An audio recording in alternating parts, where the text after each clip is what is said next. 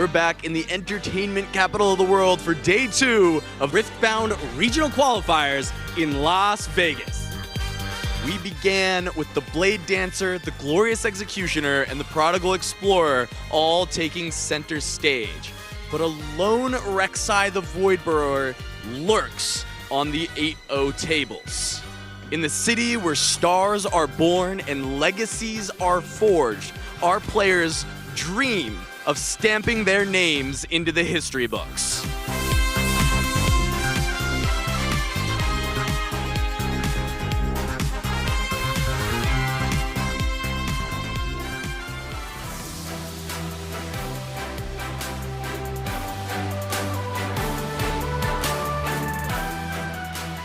Welcome back to the booth here at Regional Qualifier Vegas. I'm Jim Davis, Casanova. We got day 2. Day 1 was incredible. We had fantastic matches up and down the board, really, really awesome events and great happenings. And now we get to do it all over again at a higher stakes with big prizes on the line. Oh yeah, and we've got 6 undefeateds remaining, trying to continue this run, guarantee that spot in the top 8, hold on as long as possible before taking that first loss. A lot of familiar names, of course, but some new. We heard to mention there, Rek'Sai even sneaking in on those top tables. Very cool to hear. So let's check out our schedule and see what's going on today. So we are, of course, on Championship Sunday. 5 rounds of Swiss. We have players playing 5 rounds of Swiss today, going into our untimed single elimination top 8, where our players will battle it out for a champion, for a trophy, for prize money, and glory here on the stage in Las Vegas. And let's see what they're playing for. So we got, oh man, that's really, really cool. The Blade of the Ruined King champion promo and playmat. Of course, just, $6,000 to first place. Pretty good. Not too shabby. Our top 8 players will also get a Blade of the Ruined King top 8 promo. Second place, $3,000. Third and fourth, $2,000. Top 8 gets $1,000. And there's also prizes going down to top 32. We got $500 for 9th through 12th, and then 17th through 32nd, $250. And the Bone Shiver participation promo is pretty nice as well. That's a nice prize spread. All right, that's really, really cool. We love seeing the dollar amounts. We love seeing cash money. Really, really cool promos as well. But trophy, not mentioned on there, is of course a major factor too, and the glory that comes along with it. But they were all deceived, for another prize was made for one of each of these legends. Really, really cool stuff. There's not only the trophy, the playmat, the title of champion on the line at this event, but also for all 28 legends, a best of metallic card for the player who places the highest on each one. And if you haven't had a chance to see these in person, they are, in this case, right next to the merch wall, and they are gorgeous. Individual metallic detailing on every single one, completely unique backgrounds for each of these legends, and they are very limited in quantity as they will rotate out over time. So if this is your opportunity to play your favorite legend, this is your chance to actually win a medal.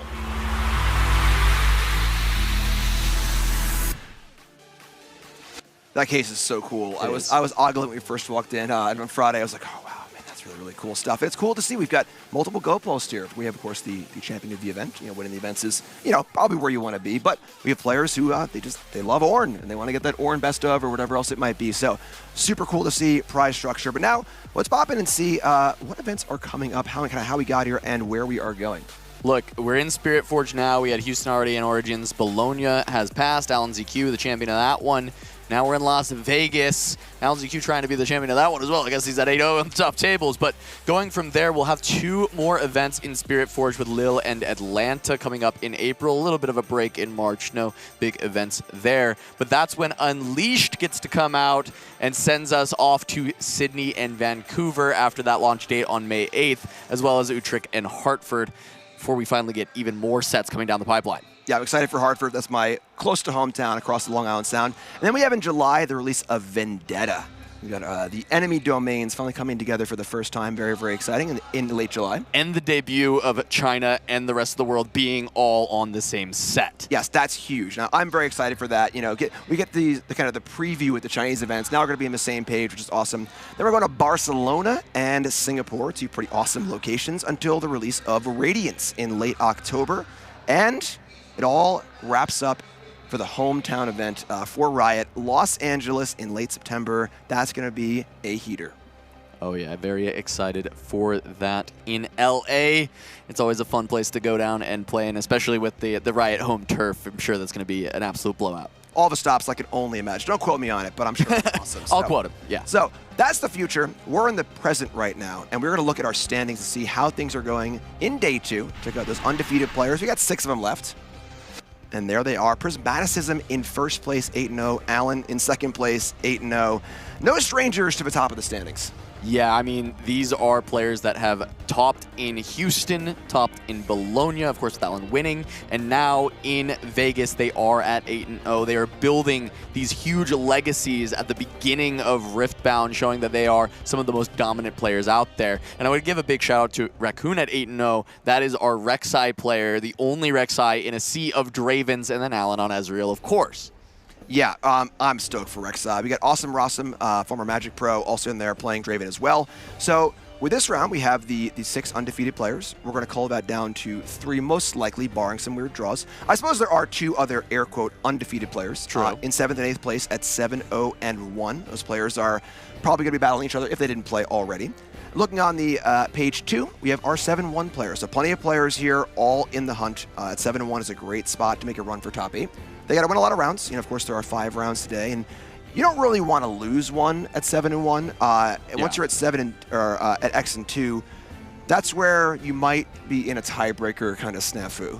Yeah, and I want to give a quick call out to No Veggies on that screen. That's another one of our top 8 competitors from Houston, you know, being back in U.S. soil here in Vegas, giving it another run, another attempt at that top 8. So cool seeing these familiar faces so early in the game, too, you know, showing the skill ceiling of the game and players just dominating. It's so cool to see. I love watching excellence. That's what we have for you today. So we got a great match coming up for you. We got our deck list for our players, and Rek'Sai, any feelings on that? Look, I'm very happy that we've got a Rek'Sai undefeated, and is a little bit more towards that spell-leaning deck. Of course, the 3 Immortal Phoenixes going alongside this. You've got your Falling Stars, your Piercing Lights, Call the Weeks, and it is on the Seal of Rage instead of, you know, the Order Seal that you'd see for maybe a Swarm build. But 2 copies of Sundisk, so really looking to make sure that these Immortal Phoenixes get to come into the field ready. A couple of the main deck Brynhears as well. It looks fairly standard when it comes to the more spell-heavy Rek'Sais, but I think slightly more units than we've seen previously, because sometimes we've seen things like Vengeance or we've seen Drag Under in the main board, and instead this is kind of leaning on, you know, the Faithful Manufacturers, the Dravens, a little bit more unit focused than we've seen on previous spell builds.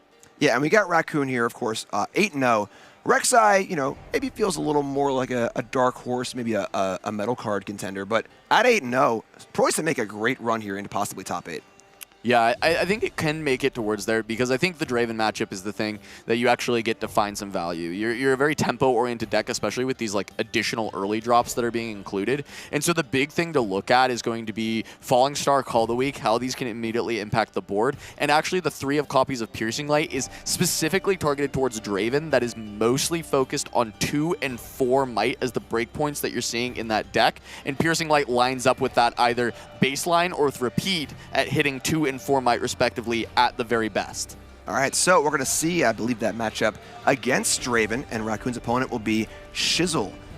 Playing some Draven, looks to be, we got a little mid-range Draven, nothing too crazy, just a kind of a baseline mid-range list. Yeah, very much so, and you know, I'm talking about the 2 and 4 might breakpoints.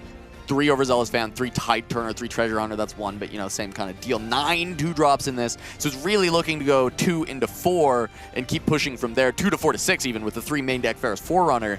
So those removal spells are going to line up quite well, right? Falling Star being able to deal with the 2 mechs that get popped out from Ferris Forerunner. You've got this Piercing Light that's going to be able to deal with things like Noxus Hopeful, Kaisa, Draven, right? So that's what we're looking at in this matchup, is how can the Draven player play around the removal from the Rek'Sai best and set up a good board to not get steamrolled early on and be able to start winning combats and drawing cards. Yeah, the 3 Ferris Forerunners in the main deck is not often seen with Draven. Usually you see kind of mix in the main deck of a sideboard because they're kind of weak against the purple spells we see often in Rebuke and Fight or Flight. But the full 3 main deck copies here are going to be kind of annoying. Yeah, they are, because, you know, the Rek'Sai is going to have 2 pieces of removal to actually deal with it, right? You need something to do with the main body, Call the Weak, Falling Star, but then you need Falling Star kind of specifically to deal with the secondary bodies that come out as 2/3s. All right, so on the left, we've got Raccoon, our undefeated Rek'Sai player at 8-0, starting out on Zon Warrens, and Shizzle, our Draven player on the right, starting out on Reaver's Row, one of 4 Draven players, and it's 6 undefeated players. Players are getting ready to go. Let's jump into game 1.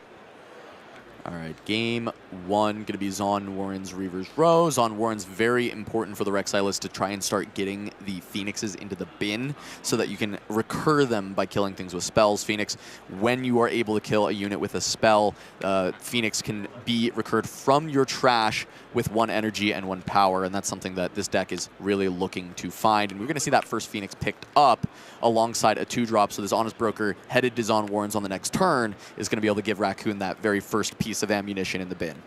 All right, so Raccoon's on the board, Honest Broker.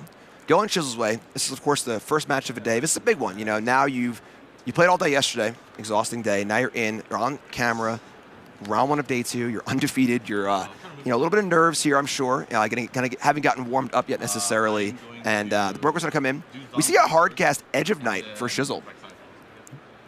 Yeah, Hardcast Edge of Night missing the 2-drop for the turn. As we see, Raccoon has ordered the triggers here. Going to go for Zon Warren's first into Void Burrower. Going to find a Void Rush. That is often something I really like to see when you're playing the Under Titan version, but notably, there were no Under Titans in this version that we saw. So instead, just going to take the free 2-drop off the top from that Poro and go for Honest Broker because he does not want to deramp. He knows that his deck is going to have a lot of high power costs later on in the removal suite of that Falling Star, of that Piercing Light, and you can't really afford to get rid of your runes yet, especially because you're going to want to save some of those to start bringing this Phoenix back over and over again.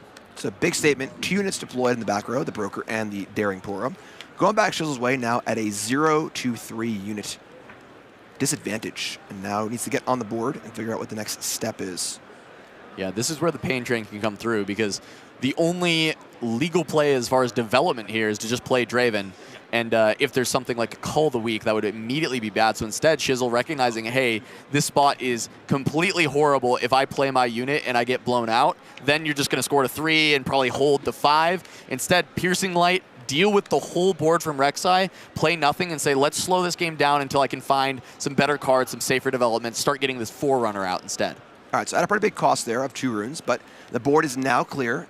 Back on Raccoon to kind of fill things back up and get on. Raccoon's the aggressor here, I would think, right?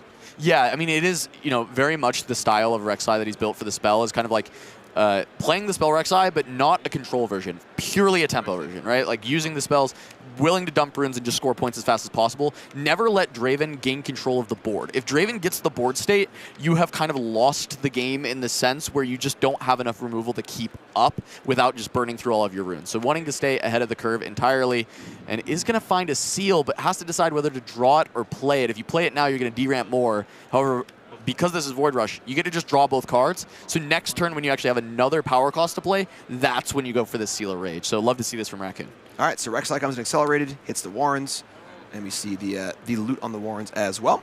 And both cards go to hand. And just going to say go. So, well set up on the board. Now it's Shizzle's turn to make some moves and see if Shizzle can get the first unit in play. Yeah, you know what's crazy? We kind of have the question that was asked last turn has just been delayed because he had to deramp 2 runes. He doesn't get to 6 to play Forerunner. So once again, it's like, okay, play Draven. And then if there's just a Falling Star here, we're back to square one. Yep. We're back to having nothing on board, Raccoon continuing to score. At least with this board not having a full suite of units, Raccoon might be gated to just scoring the hold and having to run back and not actually being able to conquer onto the Reaver's Row. And I think that's just kind of where Shizzle is you're forced to just make this play, hope that there isn't a massive punish, and really, we're going to see. There's a lot of cards that are in Raccoon's hand, but is there a perfect punish? Call the Weak doesn't quite get there because it's just Breacher on the board now. Yeah, there's a Phoenix in the yard as well, so now killing a unit isn't just killing a unit, it's deploying a unit as well. All right, float 1 for that Seal of Rage that we saw earlier, going to be deployed. Right. Seals in a whole bunch of cards in hand. And floating How about some more cards? Yeah, I'm down to look a little bit deeper. Sundisk found. That's going to allow for the ability to score to 4. Really big pickup to get the Sundisk. You get to cast it for free. You still have to pay the power cost, as Void Rush did reduce it, and going to be able to draw the additional seal that was found for the next turn to keep these power costs going. So when you find the seals with this spell deck, it is very explosive, and Raccoon has been able to get there. And now, being able to play the Soaring Scout ready due to the Sundisk, going to be able to score on Reaver's Row, and potentially just allow this Soaring Scout to die going forward. Oh, wow. My gosh, what a hit off of Void Burrower, finding the Call of the Week. So now not only do you get to avoid combat with the Soaring Scout and give Draven a draw, you clear the board and re-ramp with that Scout, and even more 2-drops to hit the board for Raccoon to set up to go to 6 on the next turn. Wow, awesome, awesome hit. Now, there was a Phoenix that could have been deployed, right, over the Daring Poro? No runes. Well, oh yes, over the Daring Poro, yes, but Phoenix costs 1 energy, 1 power. Not wanting to expend that power yet, especially going into the next turn, you're going to be able to get another Seal of Rage on the board and continue to set yourself up to have these big turns. With Rek'Sai, you have access to a lot of cards, and your issue ends up being rune-gated more than card-gated in the future. And so being able to not deramp too much is a very important skill, knowing when you're not actually supposed to take that Phoenix from the yard and save it for those better turns. All right, so looking great here for Raccoon. 4 points to 0, has the board. We see a Forerunner come down. Forerunner is a very, very potent card, kind of hard for Raccoon to deal with at parity, but it is just hanging out in back row, and with Raccoon already on 4 points and the way kind of clear, things are looking very, very nice. Now, I know there was... I'm pretty sure there was a Call of the Week in the hand for Raccoon, and the big question is, can he find a Falling Star? I think getting a Conquer with the Daring Poro and then pushing with the Call of the Week, clearing this, and then conquering on his own Warrens and looking for even more with the Falling Star to clear up the rest of the board would be massive in this spot. And the question just kind of remains, does he actually have it? Bring here Thundersong off the top and Draven, very expensive cards, but Draven can still be a lot of might on the back row. No big reason to Bryn on this turn, as there's no runes available for Shizzle. Yeah, so currently in the driver's seat is Raccoon. Needs to be careful. Want to stay in that driver's seat. Draven, of course, is a very powerful deck. And the Forerunner is huge. You know, that is a major, major problem. They could also be multiple bodies. So, kind of think we're going to see the Draven being cast at that cost reduction for 2, thanks to Void Rush. There's an activated Sundisk, so it does come in ready.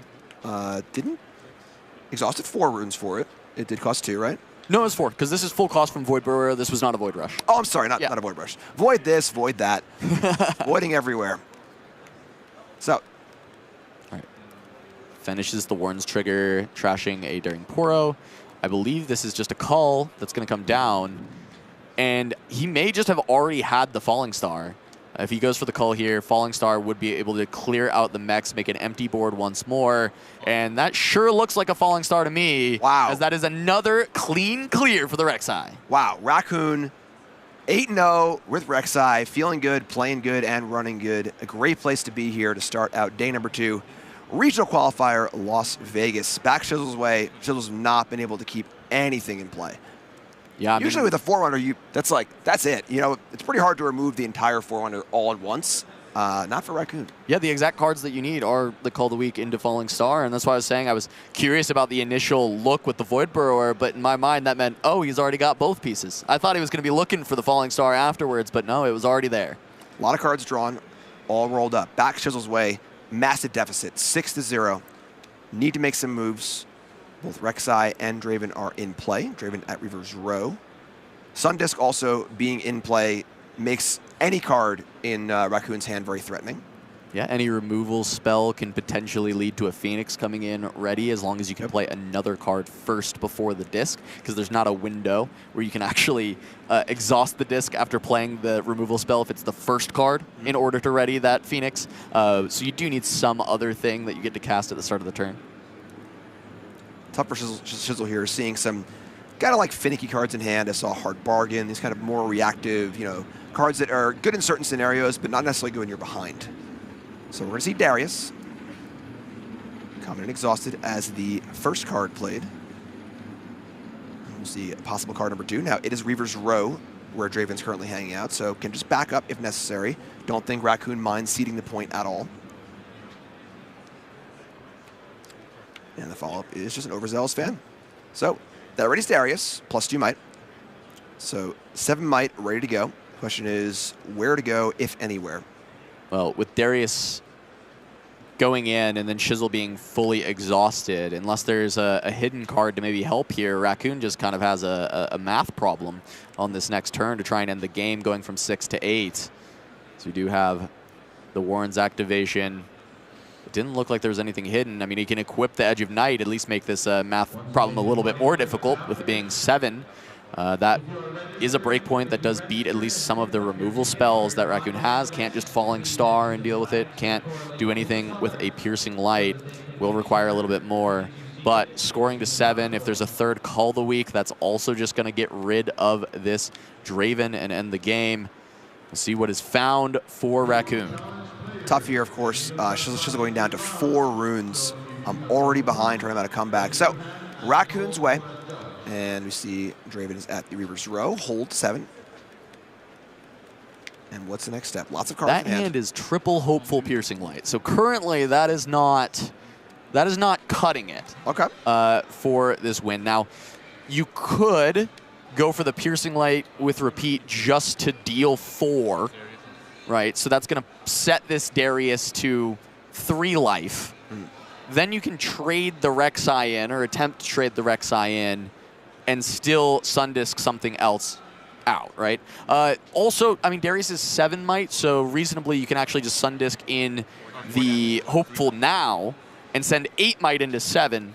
Darius can't actually kill that off, and if something gets pushed back, you still kill Darius. Yeah, Fear being a fight or flight as a hidden card. So, just like you said, Nox, Soful, and Rek'Sai coming in. And Darius is, we're going to see the hidden card is a Tide Turner, which doesn't really do a ton here. Yep. Still just going to be a full trade. At least you kill off everything as the Draven side. You live another day, but for how much longer, really? Can you stop the Draven from holding? We see the hand. Thank you, Shizzle, for fanning it out for us. The current answer is no. It cannot be stopped. Yep. So Raccoon deciding now, do I want to try and hold with Darius, or just pull back and try and go for the double conquer next turn?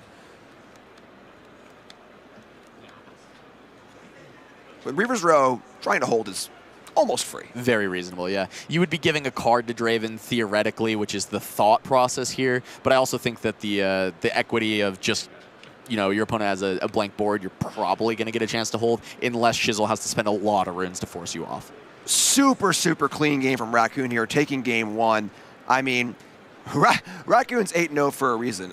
Playing the game very, very cleanly, drawing well, and showing us the power of Rek'Sai. You know, maybe not a deck we expected to see 8-0, which is super cool to see.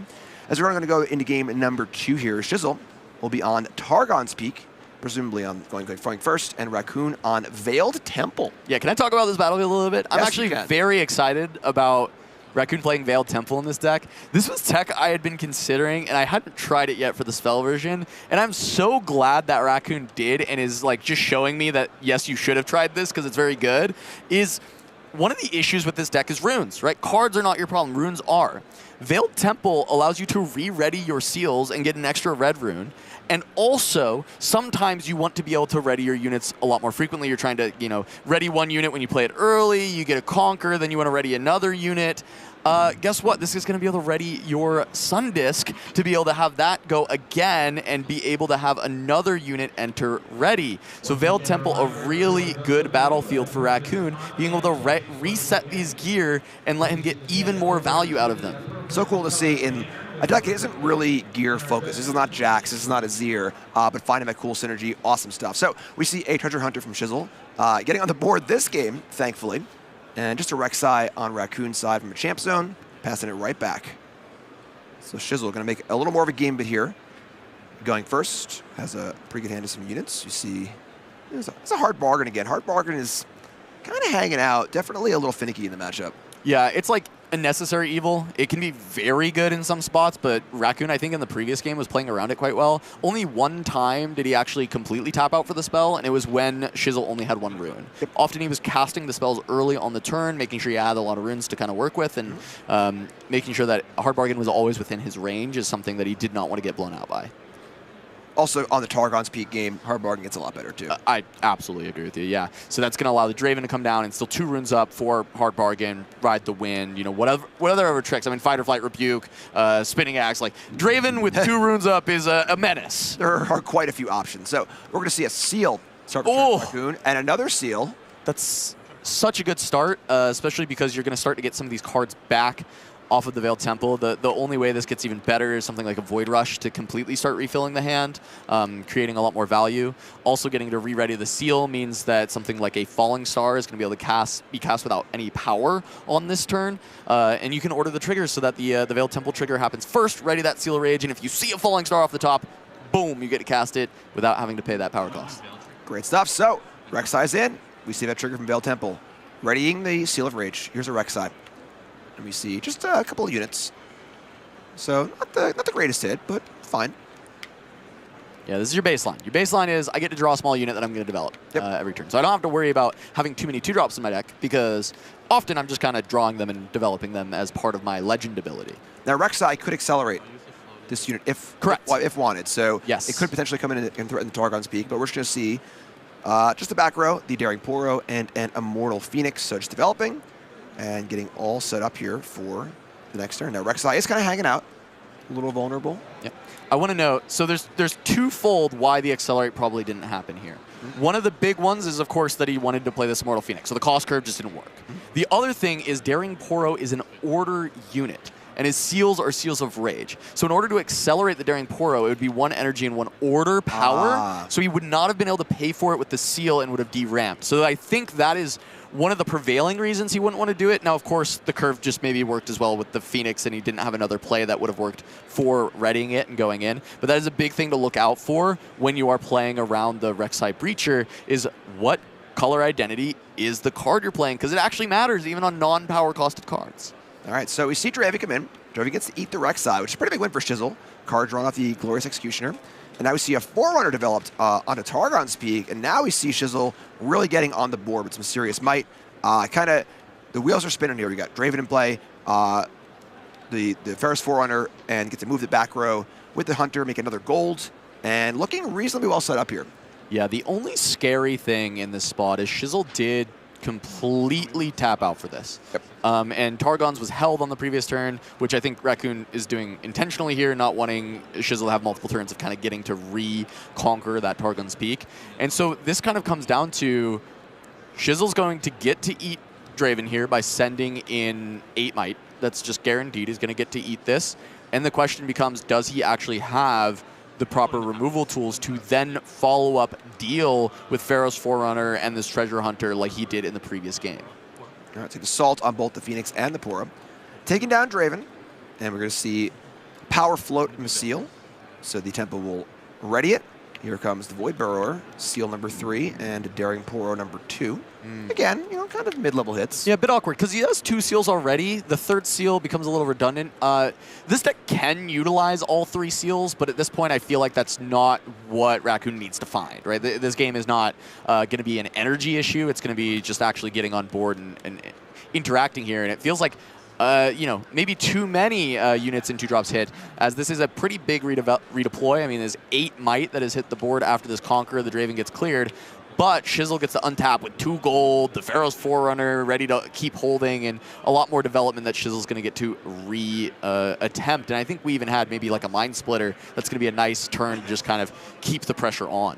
Yeah, Shizzle currently up 4-2, so has that point lead on the even points as well. Hand flush full of cards. You see Kaisa in the window. Splitter must have been last game. It looks like it was not in this hand. Okay. We got the hard bargain from earlier. Is that 2 ride the wins, perhaps? So a lot of potential options.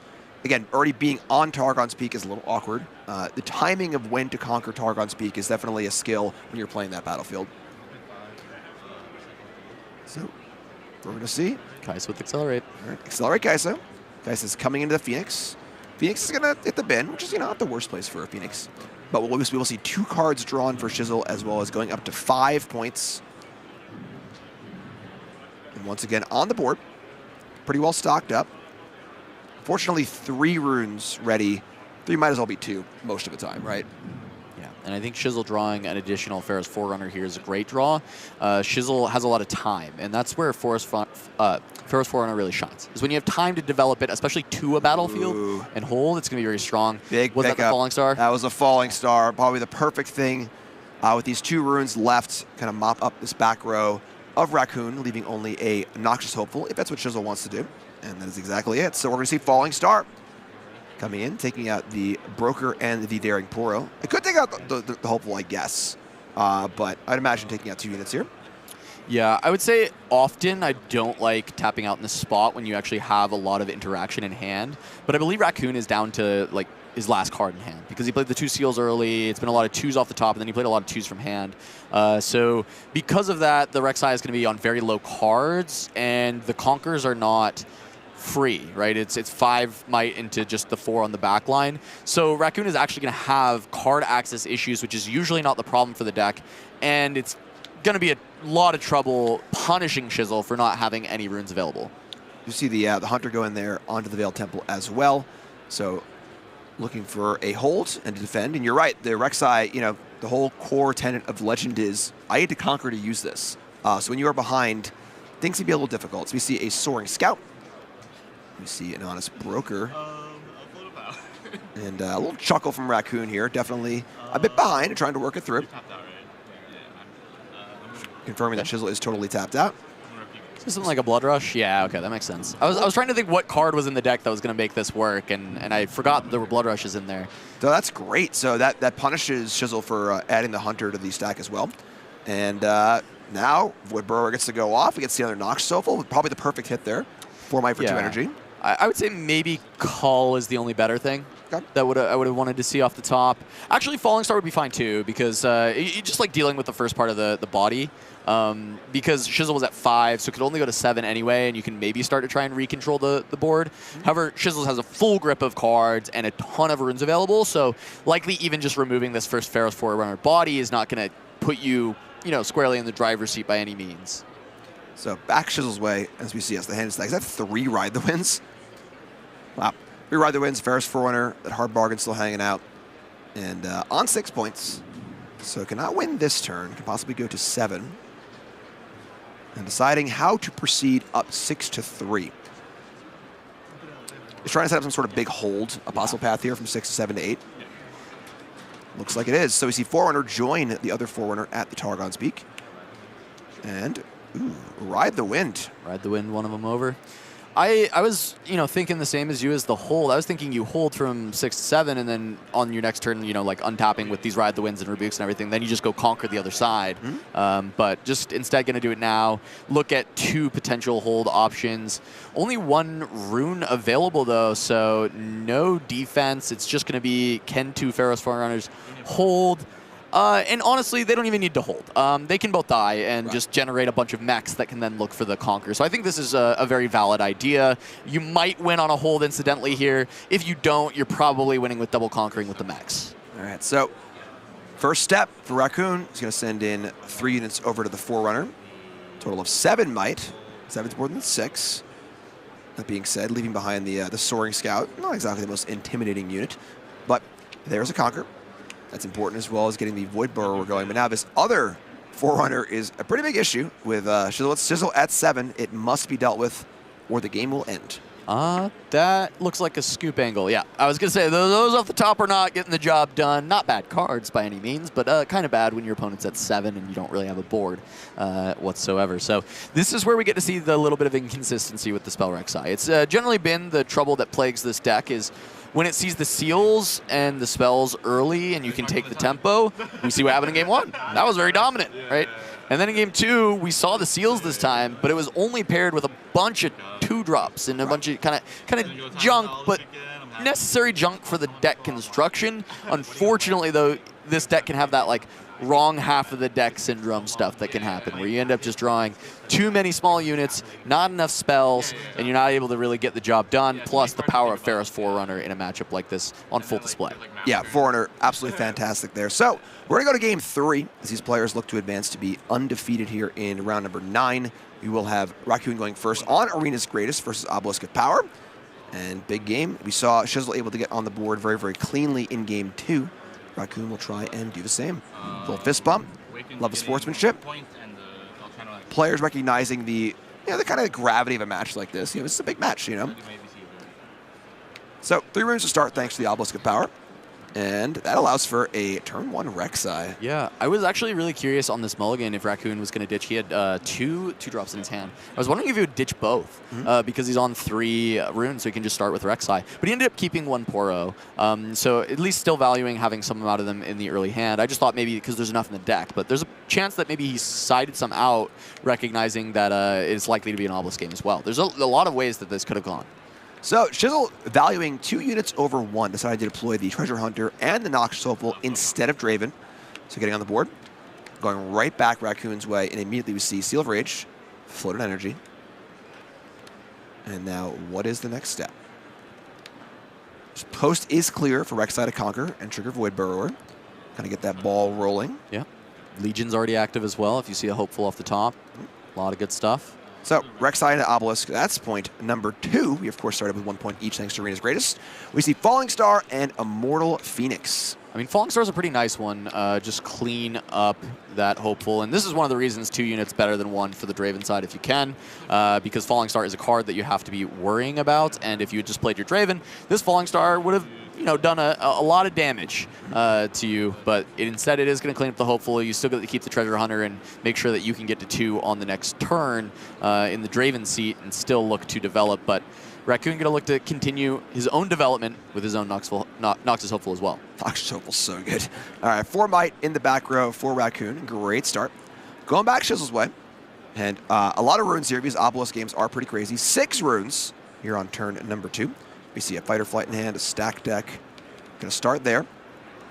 Yeah, it needs a little bit more power in this hand. Yep. And the Ferris Forerunner, I think, is kind of exactly what I would be looking for. I feel like those spells are great, but when I'm seeing 2-drop, 2-drop, I feel like I kind of want the big thing that is really good against spell decks. Yep. And in game 1, the Foreigners came too late. Yeah. At that point, Raccoon was already at 5 or 6 points, able to kind of push through.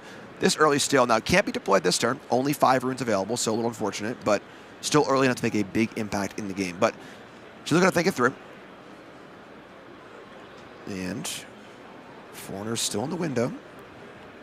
Yeah, I'd like to see Forerunner deploy Draven and pass the turn, or Forerunner deploy 2 2s, but because you just saw Falling Star, but you might still be scared of another Falling Star or Piercing Light for 2 2s. It feels a little bit soft, so maybe holding the Tide Turner as a trick instead or a hidden card, and just grabbing Ferris Forerunner, play Draven, and then go from there. I think that's kind of what I'm looking at here is how am I beating the spell deck, and I think Ferris Forerunner is the best card in this grip at beating a deck that is built around removing your board. You want a sticky unit. You want one that's sticking around. Could also conquer High the Tide Turner on 5 runes, now going to 7 next turn with the Treasure as well from the Hunter. And you don't really need to be on odd runes in this deck. Almost everything is even costed. So, gonna take the Forerunner, and we'll see what the setup is for next turn. So definitely a bit of a future planning here. 5 runes left. What's the next step for Shizzle? Here comes the Treasure Hunter. So make that gold. Get a point up to 2. Currently tied 2-2. And now there are options. There are hidden options, there are chosen champion options, and a number of other options as well. It's going to be an overzealous fan on the Arena's Greatest. Okay. And going to hide the Tide Turner, so not even just going 2-2. Well, actually, it could be hidden Fight or Flight. The other card was Fight or Flight, to be fair. So we'll see if we get a glimpse of the hand, whether that is Tide Turner or Fight or Flight. But looking to hold with some small units. This is incredibly soft to Piercing Light or Falling Star. It is risky. But we'll see if any of those are found. Second seal for Raccoon. Now, the saving grace is Raccoon can't get a Conquer before casting one of those spells because of this hold and the fact that there is a hold on Obelisk from the Rek'Sai Breacher. So if these spells are not already in hand from Raccoon, which from a quick glimpse here, it doesn't look like they are, that does mean that Shizzle has kind of faded the really rough situation that could have existed by any of those 6 copies of the spells. Wait, I may have spoken too soon. I think that looks like a Piercing Light. It's a Piercing Light? Okay. Well, I thought it was a I think one of the two. Is probably, I'm sure one of us is right, and we have a very bad punish that Shizzle has potentially walked into. We're going to look bad if it's not. We sure are. Yeah. All right, so Raccoon thinking about it. And let us set up here with this Rek'Sai deck, too, where you're you're trying to make a lot of plays with incomplete information. You don't know what you're going to hit off of your Void Burrow or Trigger, off of your Void Rushes. So, but what's it going to be? It's going to be Piercing Light. You got it. Piercing Light with Repeat to play around the potential of Edge of Night or Spinning Axe, I imagine, as the options, though. Spinning Axe would save the fan regardless. It just wouldn't be able to save Treasure Hunter, so it doesn't really get around Spinning Axe. Depending on the targeting, this can save something, but not necessarily. So it looks like maybe Raccoon said 2 on Treasure Hunter at the battlefield, then 2 on the Overzealous fan. Because if you went 1 battlefield, Treasure Hunter, 1 battlefield, Overzealous fan, and then 1, the other way, they both still would have just died to that Piercing Light. Right, so the Fight or Flight be able to play around one of the restrictions, but not both. Yeah. So Hunter returns, makes a gold. Nox Hopeful comes in. And we're going to pass. So Hunter making more gold here, going over to the Obelisk, putting the score to Raccoon at 4. Chisel going to 3. And now it's Ferris Forerunner time. Looks like it. So Forerunner coming down. Again, 1 rune up, kind of on these odd runes. Should be so awkward. Got to reinforce at the Obelisk of Power. So down a point, going for the hold. Yeah, and I think the I will say slight mistargeting, I think, of Raccoon on that last turn to not play around the Fight or Flight as a potential option may be a much larger punish than we'd think if a Call of the Week is drawn, because now this Treasure Hunter is hanging around and can actually prevent the Call of the Week from being able to get the Pharaoh's Forerunner down immediately. So we'll see what can be found out of this Void Rush. That's a pretty good hit. Second Void Rush, not a bad hit either. It is power costly, but you have the seals for a reason. Though it is sometimes hard to turn down, just let me just cast that Hopeful for free at this point. Yeah, both looking nice. So Raccoon, of course, held to 5. So you have 5 to 3. And Void Rush at number 2. Call the Week. There you go. So that number 3. That Treasure Hunter certainly earning its keep. Kind of snuck out of that Piercing Light. And now Raccoon's got some serious choices to make. Again, the kind of the unknown of the Void Rush. What is it going to be? It's hard to exactly know. Hard We're to still decide to play digging. it. But going for it, Piercing Light and Falling Star. Okay. Now there are options aplenty. Yeah. I mean, yeah, there was a perfect clear for the Pharaoh's Forerunner with the Cull and the Falling Star that would have been in this hand if their Treasure Hunter was gone. And I think Raccoon is sitting there like, yeah, I should have just pointed at them in a slightly different order, and I'd be in such a good spot here where I get to play through this hidden card, not worrying about it, clear the Forerunner, clear both things, and be in the same spot as the previous game where you're at 6 with your opponent with an empty board. I wonder if there's still a way to get there. I don't know if you can score to 6 with the empty board is the issue, because in order to get rid of this Treasure Hunter, you'd have to kind of run in with the Rek'Sai Breacher, which is a heavy cost. So here comes Falling Star. I guess you could pick off the Forerunner first and then move in. So correct. So that's what's going to happen here. So Falling Star on the Forerunner, 2 mechs to base. Still a hidden card hanging out at the Obelisk of Power alongside the Treasure Hunter. And now Raccoon, what is the next step? Paid some heavy power costs this turn. Here comes Rek'Sai. Assault is on. Yeah, I believe this was the Tide Turner was the only hidden card, so that can swap and at least trade, keep Raccoon off of 4 points. Unless, I mean, Blood Rush would have been absurd in this spot if it had been in hand. Just going to be a Hopeful, so Raccoon does not get to go to 6. Has the 2 floating from earlier on. Yep. Recycled the runes. No more red power, but 2 red seals for the future turns. Now leaving the Hopeful at Arena's Greatest. So could have retreated. Decided to leave it there. It seems a little risky. Yeah, I think retreating probably is correct. I'm wondering if Raccoon got a little flustered going through all these motions and forgot. But it could have been conscious as well, right? It does stop Shizzle from just sending 1 unit each side, conquering, and then like redeploying. There's some merit to the idea of this 4 does individually beat either of these units. But with a Draven fully untapping, you have to expect things like Spinning Axe. You have to expect there's a lot of ways that Shizzle's going to get to just deal with this 4-might Hopeful for free. Yeah, scary to lose the Hopeful for essentially nothing in such a tight game. So here is Piercing Light. Oh, it was a target as well. That was not what I expected as the punish, but that's a brutal one. Ouch, yeah. So because the Hopeful was at the battlefield, able to put that light up perfectly, repeating it to do 4 and 4, 4 to the battlefield, 4 to any other spot being the back row. Hopeful's down, mech's coming in. That's a point. We are now tied 5-5. And things are looking to go Shizzle's way here. Also, that massive rune advantage. Last turn was a hefty, hefty power turn for Raccoon. See a little bit of a look to the sky there. Wondering if this thing's falling apart. Got to keep battling.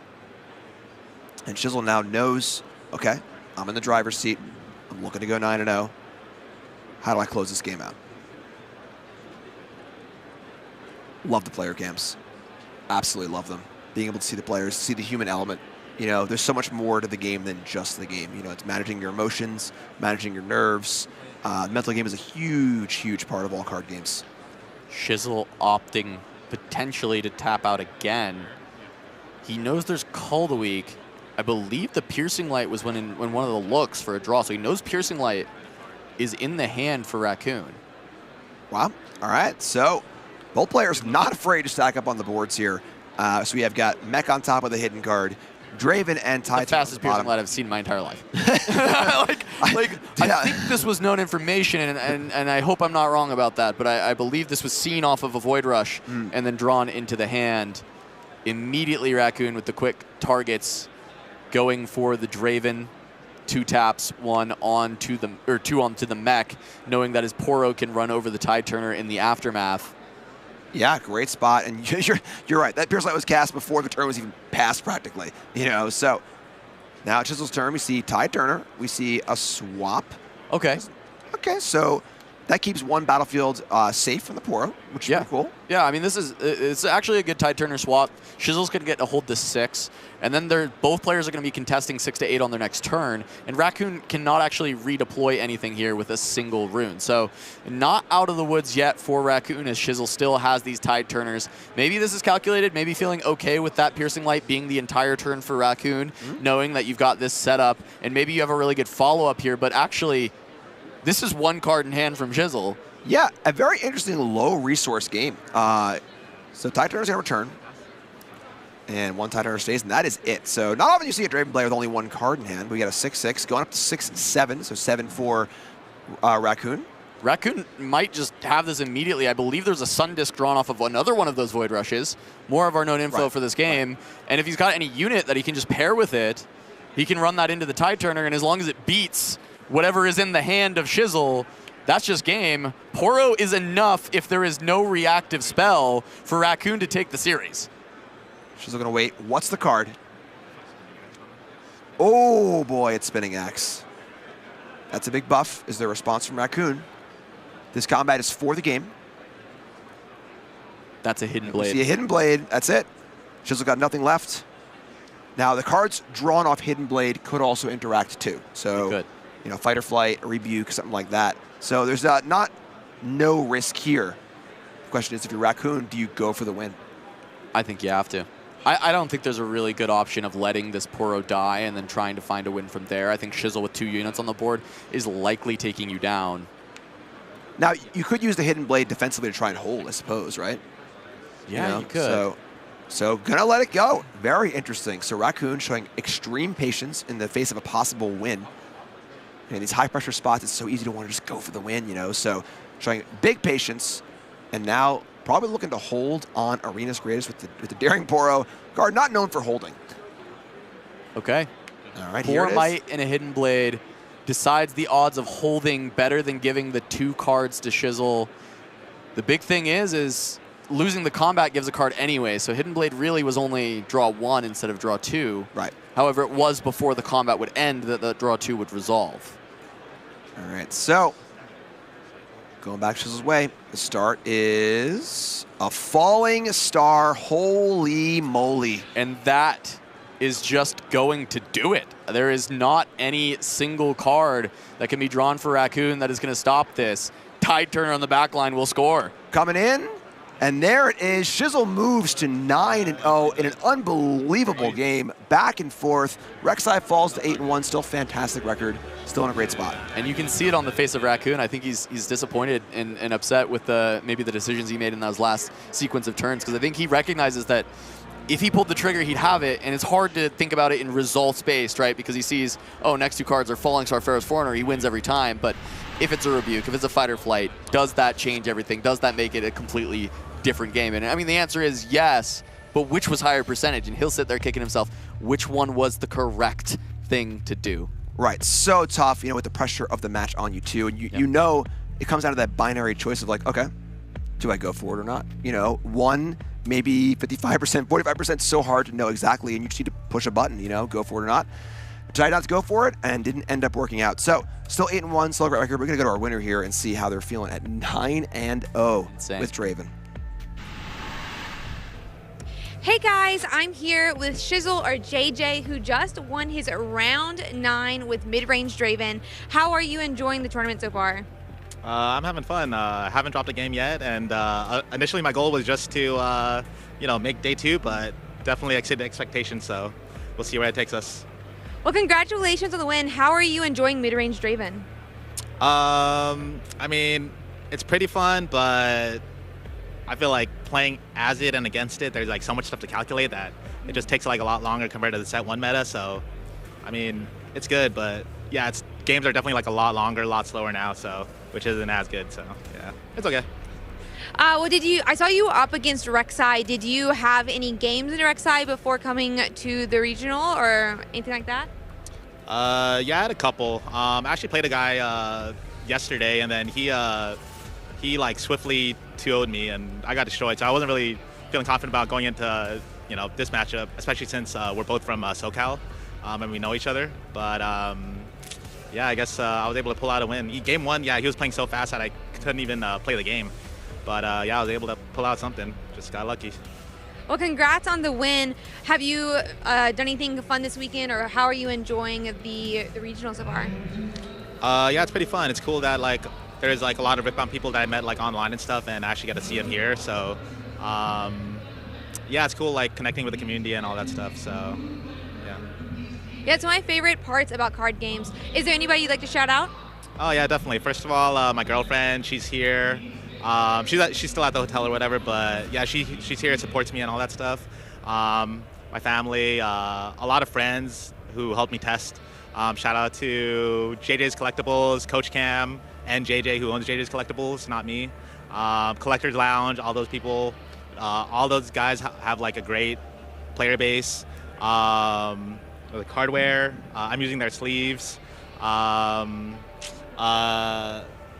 Big shout out to Coach Mo from Mo Emotional. I'm in his boot camp or whatever, and then that helped a lot. Helped me prep a lot.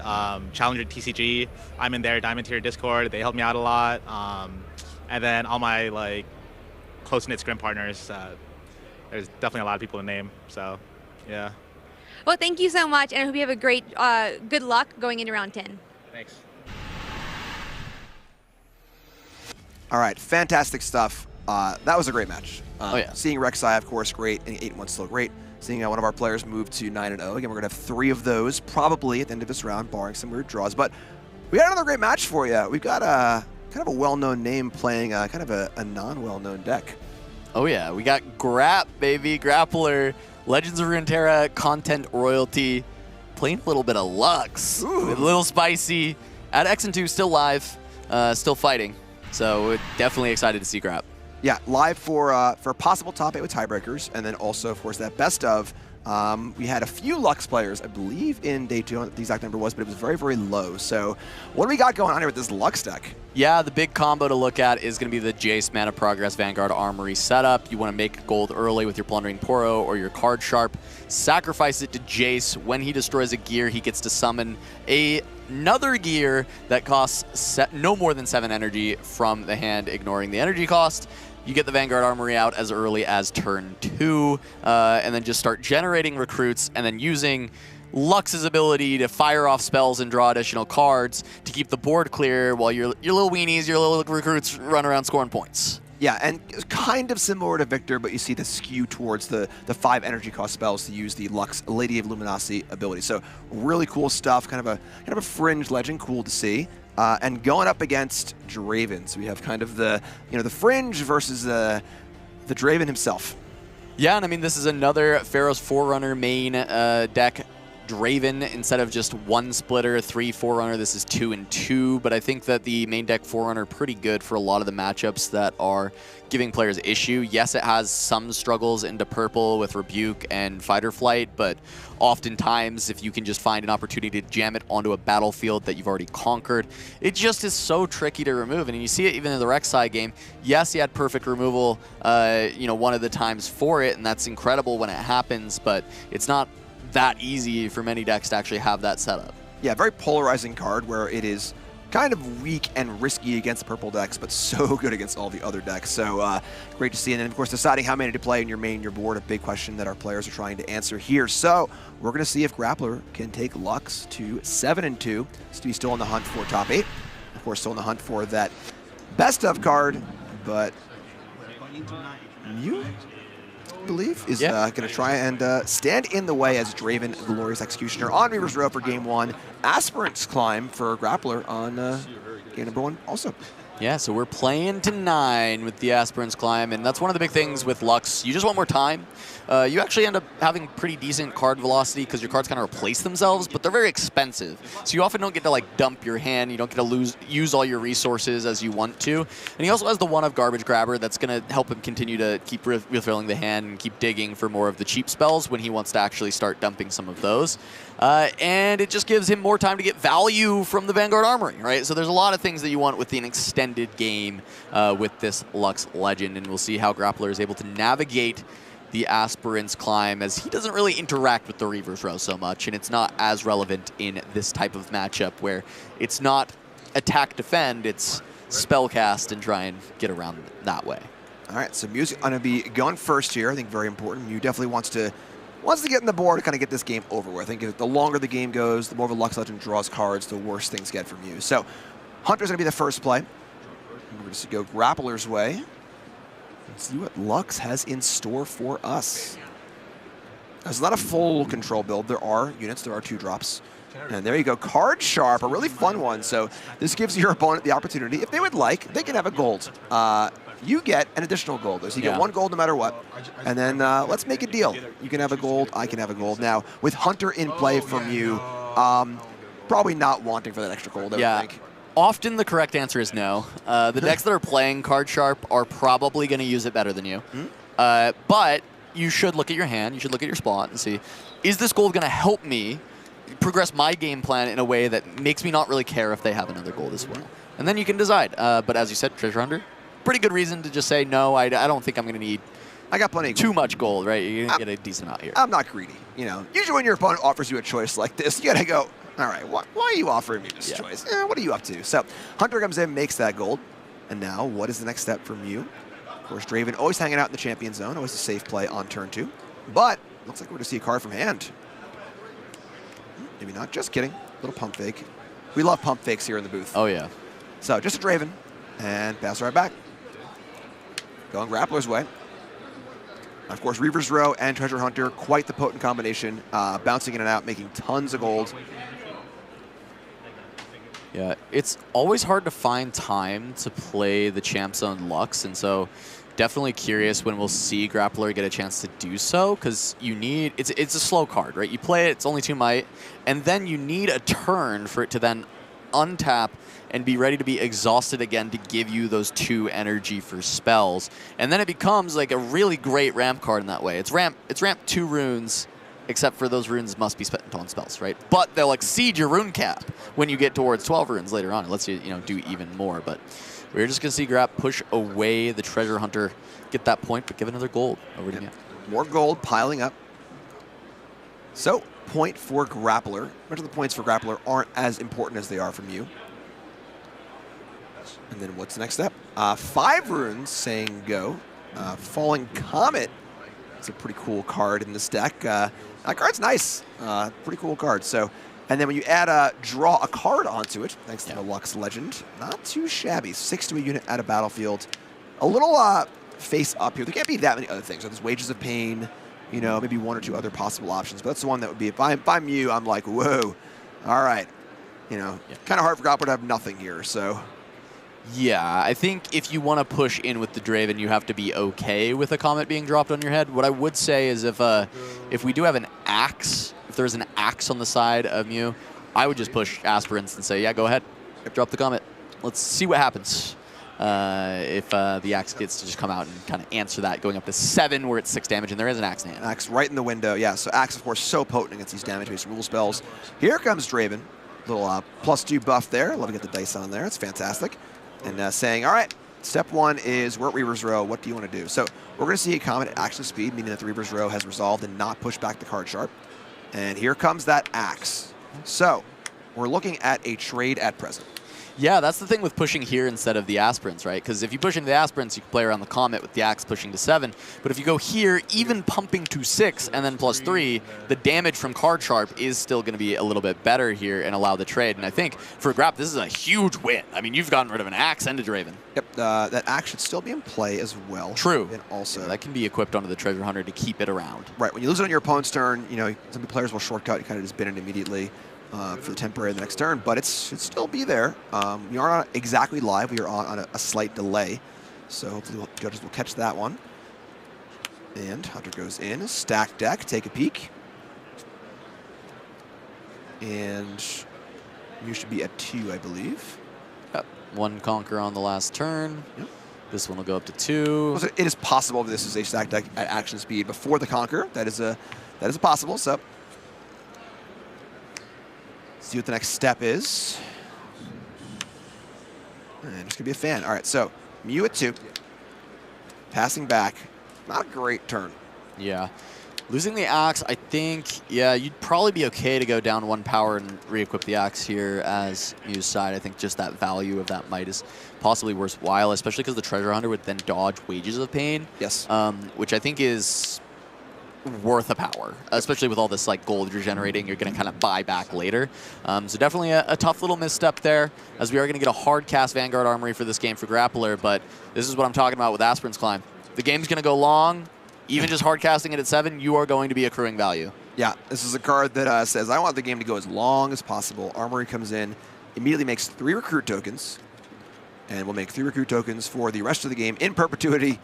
Assuming there's some gear removal in Mew's deck, which I don't believe there was in the main deck. So, all right, so we're going back Mew's way. Now, in essence, putting the Axe in the graveyard is not like an extreme game rule violation where it would have just temporary to this turn anyway, so it was not attached. So that's, you know, it's fine. Yeah. We can live with that. Completely okay for him just deciding to not equip it that turn and have it die, yeah. So if Mew thinks that, hey, the rune's more important, I would just leave it here and let it die anyway, that's fine.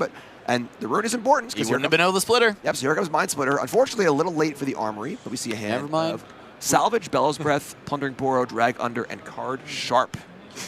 Never mind, we lied. He could have still splittered. He had 8 runes. Okay. but yes. A bit of misstep, you know. One of the things I like to tell folks, you know, is until you've been under the bright lights in a high-pressure match like this, you know, it's so easy to armchair quarterback from home and be like, oh, well, how could you miss that? But yeah, it's a lot of pressure, you know. There's a lot going on in these games and a lot of weight with the lights on. And folks are watching. We're talking about the game, so. What do you like here? I kind of like taking the Drag Under because you just played this Mind Splitter and nothing else from this hand deals with it. Yeah, the hand's kind of finicky. You got a few small units, Bell's Breath, you know, can take the Hunter, but I agree with you. The 7-mite unit here, yeah, got to go over the top of these recruits. Yeah. So, makes sense to me. The Drag Under also draws a card, so it's like, it replaces itself. Yep. Everything else doesn't. I will say, like, Bell's Breath is a very potent card in general. Like, if we end up finding, if there's ends up being like an Imperial Decree or a Watcher, the Spell's Breath can actually just clear up a lot of Draven's board. So it is like a later problem to deal with, though the Drag Under is just saying, like, if your Mind Splitter ever enters a battlefield, it is going to die to this. So yeah, it's a little interesting thought back and forth on which one potentially is maybe the choice. Yeah, I think Mew's kind of behind here. I think that taking the Drag Under feels less safer to me. I think that if you're saying, all right, if you find an Imperial Decree and you're able to pull off your combo, wipe my board, fine. But right now, Drag Under is just a great exchange. It's a 2-for-1 on a high might unit and a board where Mew doesn't have many high might units. So I think I kind of agree. Going back Grappler's way, tons of runes to work with now that Armory is pumping out recruits at record rate. But we're going to see a salvage on the gold. So taking out that gold, to draw a card. So at the cost of a rune to draw a card, it's fine. Not exactly the most high impact gear of all time, but No, I mean, his hand just must not be at all what he's looking for, because it's not that Draven doesn't have targets for the salvage, right? Right. There are going to be probably two more axes in the deck that you're worried about later on. But Grap deciding he wants a card now, and that is more important than having this kind of toolbox answer.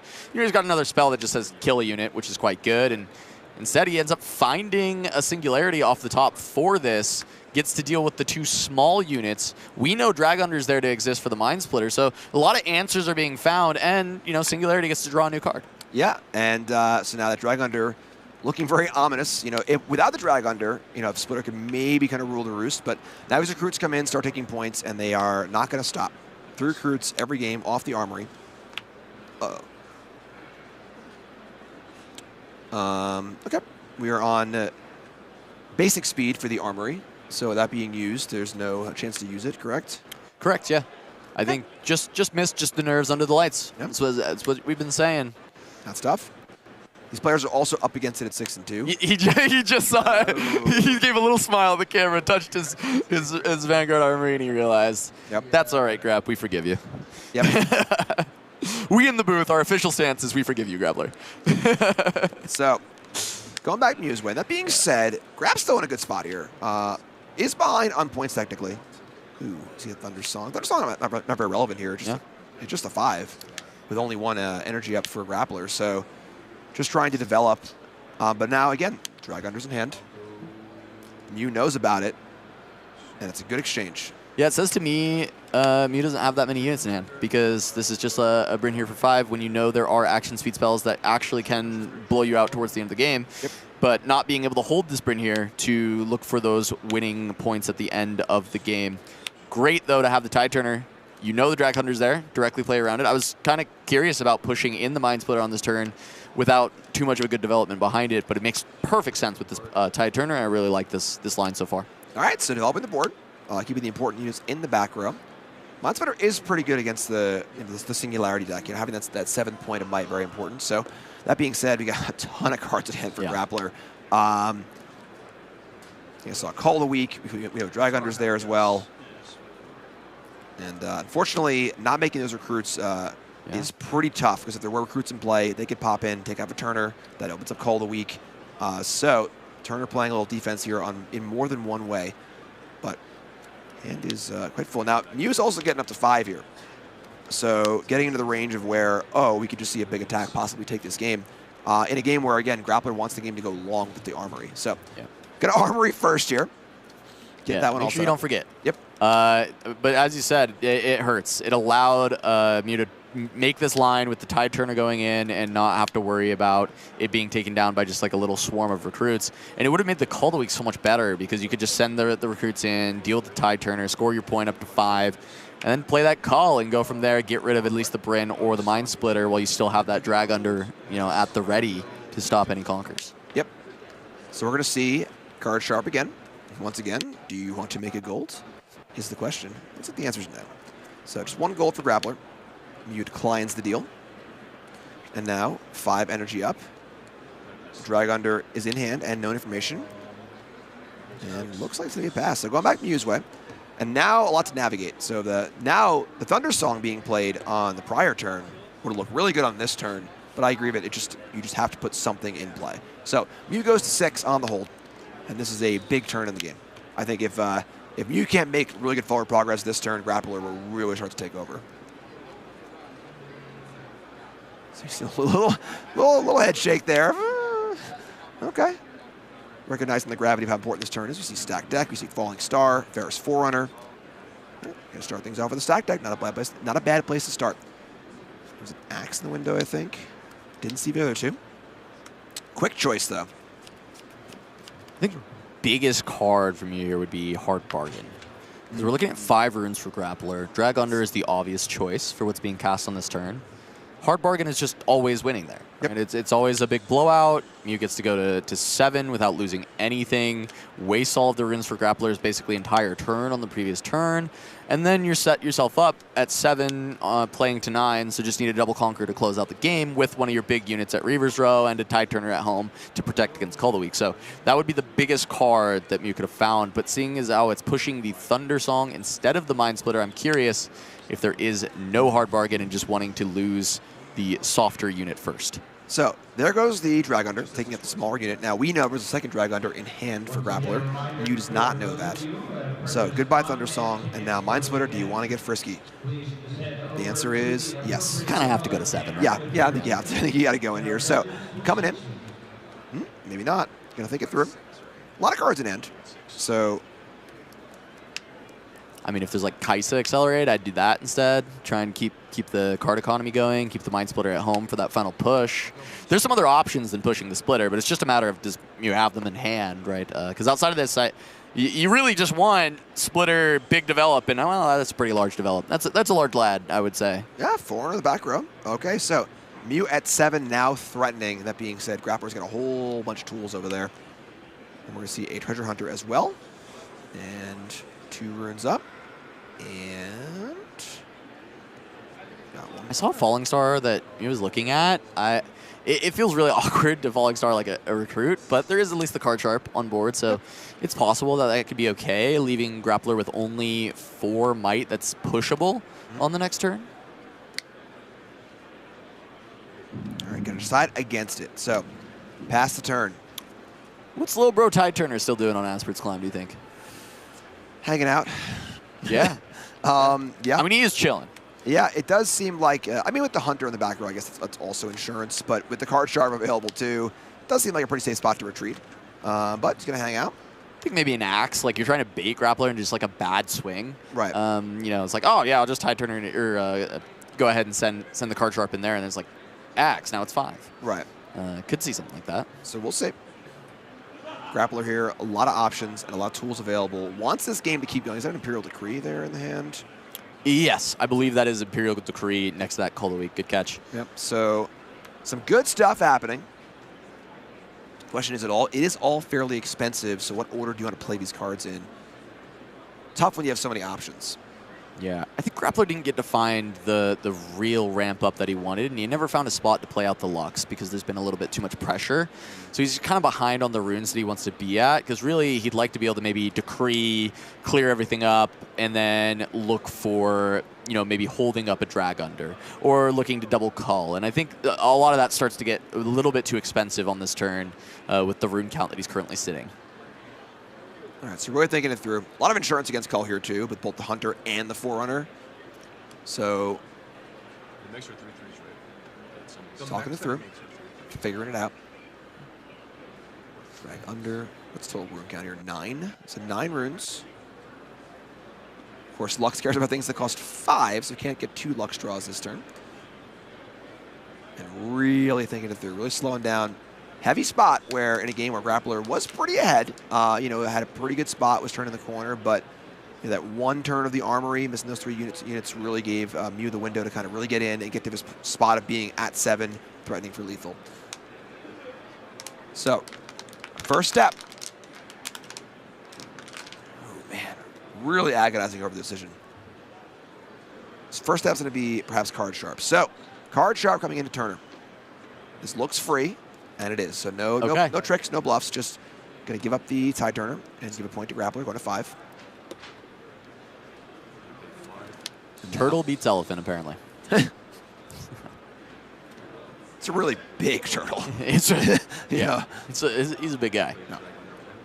All right, then we're going to see Drag Under on the Mind Splitter. So that will draw a card.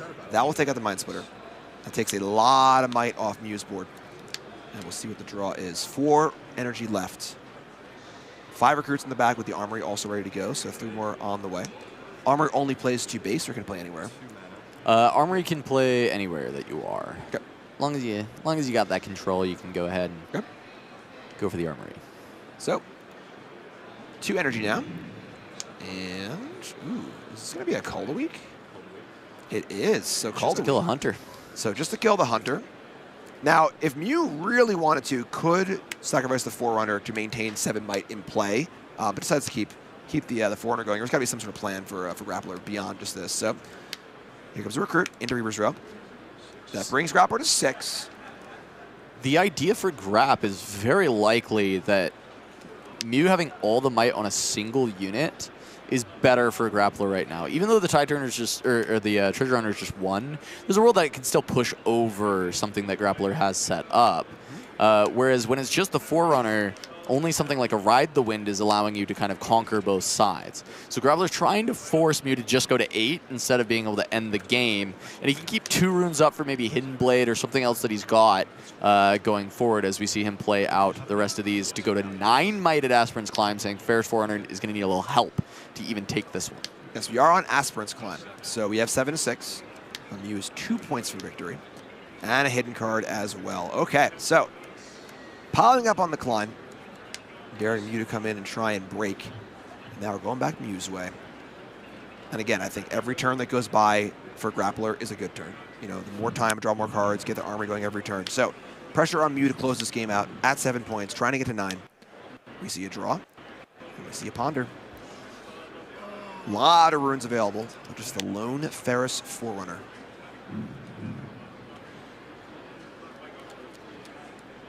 Two energy up for Grappler. Hidden card is just probably a Hidden Blade. Yeah, we saw a Hidden Blade in the hand, and you know, Wages of Pain is another one that can be hidden in this deck. I think those are the main 2 that we end up seeing as far as the hidden options. I had spotted a Hidden Blade. I had not seen a Wages, so I'm just going to assume it's the Hidden Blade that I saw earlier, and if we get surprised by Wages of Pain, then so be it. Yeah, sure. So Mew thinking through, lots of work out. 9 might on Aspirant's Climb and the hidden card. The 2 energy available for Grappler as well. So close, but still a long way to go. Now note that Lux is a slower controlling deck. The clock is not too bad right now. I love the 60-minute round timer, being able to compartmentalize each game in 20 minutes. So you get a look over, you see we're just a little over the time for game 1 at 39 minutes, but not too bad. But it's the Aspirant's game, right? It's the Aspirant's game. This one's got to take a little bit longer on the Aspirant's game, right? We'll give 42 minutes to this game and shave some off the other one. Yeah, you know? exactly. So stack deck to start. Of course, if you're unaware that there was a change in the tournament rules, moving the rounds to 60 minutes, and the extra turn rules to being 3 turns rather than 5, and you must win by 2, which we saw yesterday in dramatic fashion. You missed the last round of a day yesterday. Holy moly, go back and watch that one. So your stack deck. Didn't catch the pickup. Did you see what it was? No, didn't see any of the options here, so just okay. See, we got something. I'm trying to think, like, what are your really optimal cards, and I'm still thinking that the hard bargain is something that you're really wanting. I don't remember if we saw any in the main or if they were all on the board from you, but that tends to be the card you'd be digging for. Outside of that, you just want to continue developing. I mean, Ferris Forerunner is just your best unit, right? So you just want to keep finding maybe more Ferris. I think even we're seeing this Mind Splitter now as he's leaning forward. That's a decent card you can jam down, getting the new hand information. Since the last one has played, Grappler has basically cycled most of the hand at this point, so getting new stuff is good. Remember, we saw the Falling Star earlier. It's still in hand. That can break up the 9 might on this Aspirant's Climb, taking out the Sharp and 1 token, putting it down to 5 might, giving Forerunner a pretty clear shot. Yeah, I think that's really nice and a good call out. And there's also, we did just see a Piercing Light, so you could even just kind of take that further and just burn, you know, 4 runes, but deal with a lot of the board. So also there's one other recruit hanging out on Reaver's Row. Of course, getting to 7 in an Aspirant's Climb game is like getting to 6 in a regular game, and 6 is a great number to be at. So dealing with that's a possibility, and there is Piercing Light. All right, so here's Piercing Light. Going to take out, so we got Battlefield and any others. So we've got the 2 battlefields are going to be the Aspirant's Climb and the Reaver's Row, and then the 2 others will be 2 more recruits there. So Climb down to 2 recruits. This plays are on Wages of Pain too. Yeah. Yeah, 3 there and 1 at Reavers. Wages does no longer beat the Forerunner. Has to be exactly Hidden Blade. Gonna send that in. I think for Grapp, you consider just Hidden. Oh, it is Wages. Wow. I said we'd get surprised by it. What a play. So playing around exactly Wages here by putting it down to 2 might on the battlefield so Forerunner can win it. Fantastic stuff. Really, really well played from you. So going to go up to 8. Of course, you're playing an Aspirant's Climb, so we're going to 9. Game not over just yet. We're going to 9. We're going to 9. Yeah. Okay. Players confirming that, you know. And we got to draw off the Draven. And here's Darius. Uh-oh. Miscounted his runes. Did you see that earlier? Wait. So 2 spells are already cast, so Darius can't be... Oh, no, okay. They were stacked. It looked like 4 runes. Yep. 2 spells cast is not ready. Yep, so unfortunately, that would have been the game. Yeah, that would have been it. Barring, you know, a card in hand, but... He just had to play the Darius between the 2 spells, and it would have gotten there. Wow, yeah, ooh, wow. So great play into the Wages Correct. of Pain, followed by immediately forgetting how Darius works, and it is what happens, and you can see it on his face. He knows. I mean, he knows. You don't have to tell him that was a blunder. That's so tough, too, because, you know, when there is a mistake in the game, there are 2 types of mistakes. There are blunders, which is oopsies, and there are strategic errors. Got the strategy part totally right. Yeah, 100%. You know, perfectly read the card, executed perfectly on that part, and then just a little blunder as far as like when to play the cards. So that's a tough one. You got to shake that one off. Both players, you know, we're seeing a bit of the nerves, the feature match area. But here comes Imperial Decree. He must have found a Bellows. Yeah, with no units in play. Wow, that's a weird play, right? Yeah, I wonder what this could be. Why would he do that? So. Well, and if you're wondering why the Bellows Breath was taken away earlier, this is generally the reason. Oh, he doesn't have a Bellows in hand. He said, I want to play Decree and find Bellows, I think is what Graf is going for here. That's a really exciting play when you're at the spot where you have to just Decree and draw Bellows. Now he's trying to count runes because he has the garbage grabber in hand, so he can play that and draw 1 more card. So the problem is, though, even if you wipe out the Forerunner, the 2 mechs just go to Correct. base and they can just double conquer. Yep. So, tough spot. Yep. Wow. All right, got to go next game. So the blunder does not matter here for Mew, but they're going to go into the next game. Valmaz Obelisk. And that's tough. And honestly, that's a lot of, you know, playing in these late stages of tournaments where players are not going to play perfectly. Under the lights with the fatigue or whatever, it just can you manage to you know, to play a little better than your opponent. And great game there from Mew. We're going to go into game number 2. Mew's going to be on Obelisk of Power with Grappler on Vile Maw's Lair. Yeah. And, you know, I just wanted to quickly correct myself. There was never a Hidden Blade in that hand. I saw it at the end. Somehow I thought there was a Hidden Blade. So it had to be that way. Just is what it is. Just what happens. It was really hidden. Yeah, it was very hidden. So it's not like, you know, Grappler put the wrong card hiding there where Hidden Blade would have been better. He just didn't even have one. Yep. So went with what he could with that Wages, and it was played around beautifully by Mew as we're going into the Obelisk Vile Maws game. This will be Grapplers go first battlefield with the Vile Maws. It's nice to be able to trap things there. We can't see, you know, we won't see those like Tide Turner retreat the big unit to escape something like a Drag Under that we saw Mew be able to play beautifully around if it ever has to run into Vile Maws. And really what we'll end up seeing is Mew avoiding any big units going into Vile Maws like the plague, trying to send anything big towards the Obelisk of Power so he can have some more counterplay. Yeah, and Obelisk, of course, is Mew's battlefield, but it's pretty good for Grappler, too, right? With Lux, with all these high-cost cards. So, Plundering Burrow is the first play for Grappler. And we see a turn 1 Kaisa over the Champion Zone Draven. Yep. Going back Grappler's way. Going to be up to 5 runes. And now we're at a point where the clock is a little more of a concern. Starting game 2 at 29 minutes. So they have 15 minutes for each upcoming game.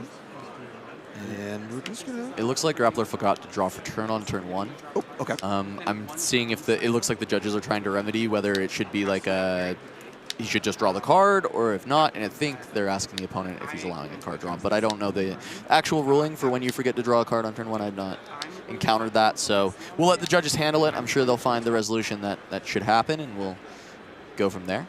All right, so all set. And pass turn to Mew. Here comes Kaisa coming in into the 5 untapped runes. Now, this is a spot where, again, the Axe would be devastating against the Comet.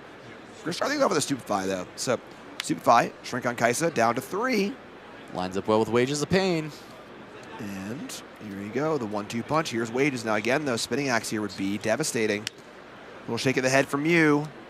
Feels like he doesn't have a Spinning Axe, or else why am I shaking my head? That's my poker read, too. We are in Vegas. You know, get your reads right. Bluffing? Oh, no, that sucks. Oh, wait, here's the Spinning Axe. Yeah. Oh, 7. Oh, right, yeah, okay, sure. Or 6, I suppose, whatever. Big enough. And... I mean... does look really good to play Spinning Axe here. There's not many other reaction speed things coming through for this deck. All right, there's Spinning Axe. Yeah, it's... Just checking the some of the judge, and there's the Axe. So the perfect counterplay. Kaisa's now huge. Gets to win the combat, draw a card, get a point, And of course, stick around, very, very large. And at 7, that's a great break point for Singularity. Yeah, it is. And that is where Grappler really wants to have a drag under here for this next turn. He's going to get the hold, just kind of kill off the Kai'Sa. It's a pretty like solid way to be going. And for Mew, you'd want something like maybe a Tide Turner to go alongside this Hopeful and get her out of there, as we saw in the previous game. But seems like that's not the case. Keeping 2 runes up, getting the Hopeful down. And, you know, 7 being amazing in this spot because of the Singularity breakpoint. You'd want a Singularity this board really badly, and not going to be able to actually go for that unless there's another Stupefy, because it is 7 runes. That would be incredible, yes. So the downside here also is that now Spinning Axe is at risk, right? So if there is a drag under and the Kai'Sa is removed, the axe goes away too. But it's kind of hard to have that. There's a drag under. All right, drag under in the window. There you go. You get salvage there also. It was 1 off salvage last turn, I believe. So yeah. All right. Starting up. Lux likes to tap 5. What can we say? So we're going to see the drag under on the Kai'Sa. This is effectively a 3-for-1, taking out both the Kai'Sa, drawing a card off Lux, and then the axe will go away as well. So barring any trickiness, 2 runes up for hard bargain if that's a possible response. But nope. There goes Kai'Sa, been dragged under. Again, the axe being preemptively put in the graveyard. It is not technically there yet, still in play with temporary, but will be on its way there soon. I want to note, this Poro should be readied. However, that is a Vilemaw's lair that it is sitting on. Sure. That Poro's not coming home anyway, as he's going to play a new Plundering Poro at base, ready to generate some more gold, as this Lux deck wants to keep scaling those runes, and the early Plundering Poro, the early wages, is really helping towards that end. All right, back Mew's way. Hopeful, 7 runes. And the next step is, you're going to the Bilemaw. Here comes Nox Sofel. Poro down, point up. This is not an Aspirant's Climb game, so we are playing to 8. It is 2-2, so on those even numbers. Classic card game fundamentals. Draw first. Go ahead and get your Draven draw. Yep. Then see what you can do with your turn. Yep. That's when I have to repeat over and over and over and over again in my content. Oh, yeah. If you're going to draw first. If you're planning on drawing a card in your turn or like library manipulating in any way, just do that first to see what you get. So here's Kai'Sa Accelerated. Coming into Obelisk of Power, and great start from you. Cards being drawn, points being won. You know, being able to take a point and take a card. So if you do lose this Kai'Sa, you're still getting some value off of it. Now, though, Singularity is looking pretty nice. So what's the next step for our Lux player? I mean, I think for the most part, he's snapping it off if he sees it. And I think that is a count of 6 runes if I've ever... there we go. It's me. I hate getting Singularity. All right, so your Singularity, 6 to each of 2 units. Doesn't matter where they are. They are at Battlefield right now, but wouldn't matter either way. And they are gone. So there were 2 runes up. So another axe there would have been pretty nice. Hard Bargain does not play here. Draw for Lux. I think Grappler deciding if he wants to try and trap something that Mew plays in Vilemaw's, or if he can go for the Obelisk. Basically, the reason I say trap with the Poro is if he goes and conquers Vilemaw's, Mew's going to want to put a unit into Vilemaw's to actually win that combat and conquer it, and so Grappler would get to kind of keep something there.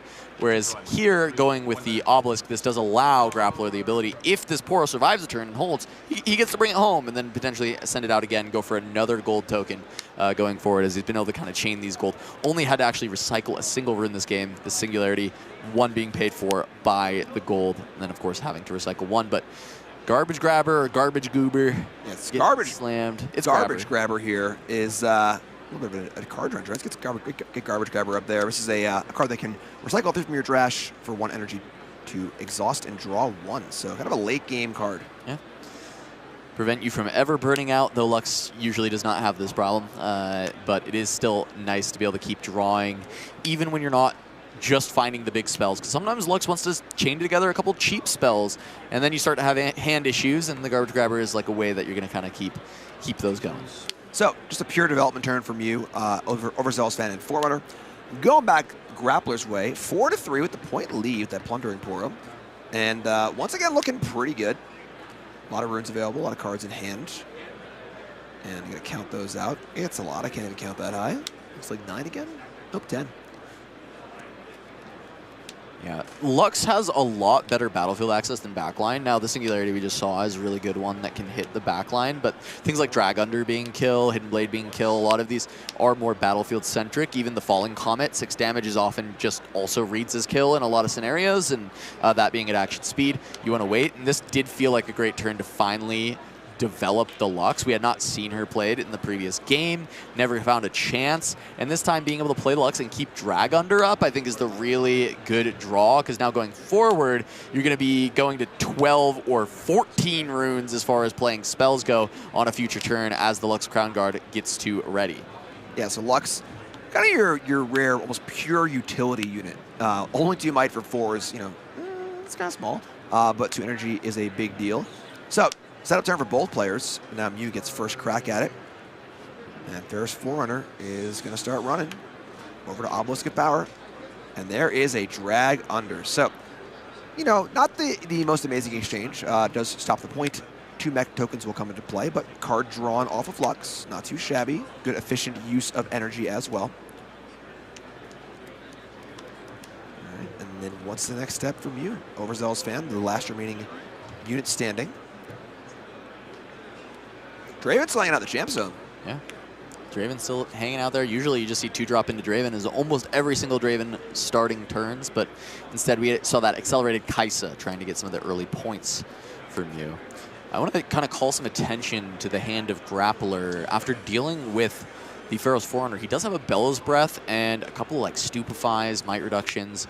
I didn't see a Imperial Decree yet, but the Stupefies with repeated Bellows Breath can actually still make quick work of these mechs on the back line. So if Mew stacks too many things at a single location, whether it's battlefield or base, the Bellows Breath is going to be really dangerous. The best kind of place to be is on all 3 locations when playing around Bellows Breath. And we'll see if it's within the range of cards that Mew wants to actually be playing around on this turn. All right, so Big Darius move in, Fan moves in, up to 5. And we see a little Tide Turner swap. So protect that Darius, very nice. So honestly, the 2 might unit on each battlefield is pretty good against only a Plundering Poro. And we're going back Grappler's way. Again, things looking good for Grappler. Well set up here. Every single rune is in play alongside Lux. So 14 energy available. That's a lot. Yeah, as 2 of it has to be used on spells, but this deck is like 90% spells. Yep. So basically just 14 energy flat out, ready to go, ready to be used. Can even start the turn with a Garbage Grabber draw if needed, but it feels like there is a spell. Grappler is very excited to cast, and it's not a spell, it is in fact a Thousand-Tailed Watcher, but we did mention those Bellows Breath, and that is one of the best combos that you can do for this setup. Now reducing the might everywhere by 3, and then the Bellows Breath just has to clean up, dealing 1 or 2 damage when everything is at 1 or 2 might. Yeah, so we have the mechs in the background now. 1's, Darius is currently 2. So you mentioned Stupefy in hand as well. So Bellows Breath would be a pretty big cleanup here. Yeah, don't even have to repeat it. Yep, so here comes the Poro. We got a Conquer. Here comes the Watcher. We got another Conquer. That puts Grappler up to, is it 6 or 7? It should be 6. I believe it was at 4 on last turn. It was 4, you're right, okay. So up to 6, and it's time to make some things happen. Stupefy targeting Darius, and if you're Mew right now, oh boy, you know what's coming.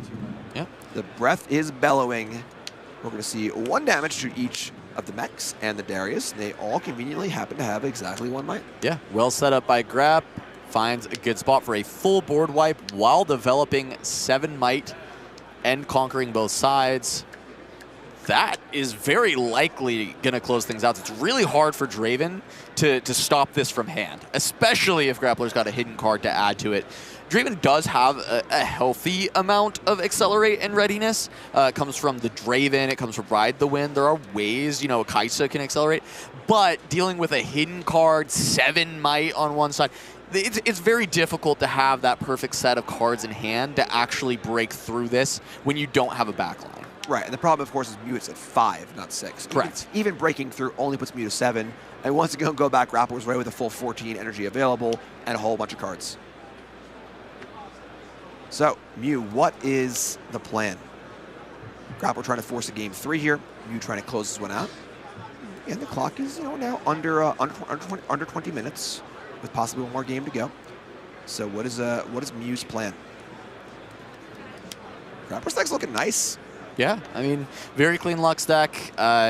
You know, these decks are usually quite reliant on Vanguard Armory, and I've seen a lot of versions that don't play the 2-drops or they don't play the Watchers. And I like that Grappler is ensuring that he has a healthy amount of units to still play if he misses Armory, and make sure that he can still conquer things and actually score points even when missing that gear. When I've seen some Luxes really lean into the Jace Armory combo and the spells, and they can struggle when they miss it.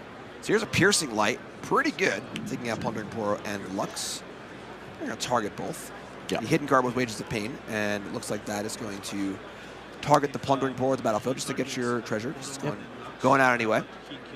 And now a bit of a judge question here. There's no way that removing the Poro would stop the... Correct. You still do as much as you can on the Piercing Light. I think it's a very common question with Piercing Light that players have is, oh, if I stop the battlefield target, that should save my other unit, right? And the answer should be no. In fact, it still just does the rest of the target, the card. But if you move the unit from the battlefield, away from a battlefield, that will protect it from that initial damage, but the second part of it is still always going through, no matter what you do to the unit that is at that battlefield. Right, so that wasn't bad, but that has to be a start. That can't be the end-all, be-all here. So wiping up a few small units, that 1,000 Watcher standing strong, but here's Darius. Hey, that is a good addition to this. All you need is a Spinning Axe, and now you're really cooking as you get to remove everything from Grappler. Yep, so Darius at 7, Watcher also at 7.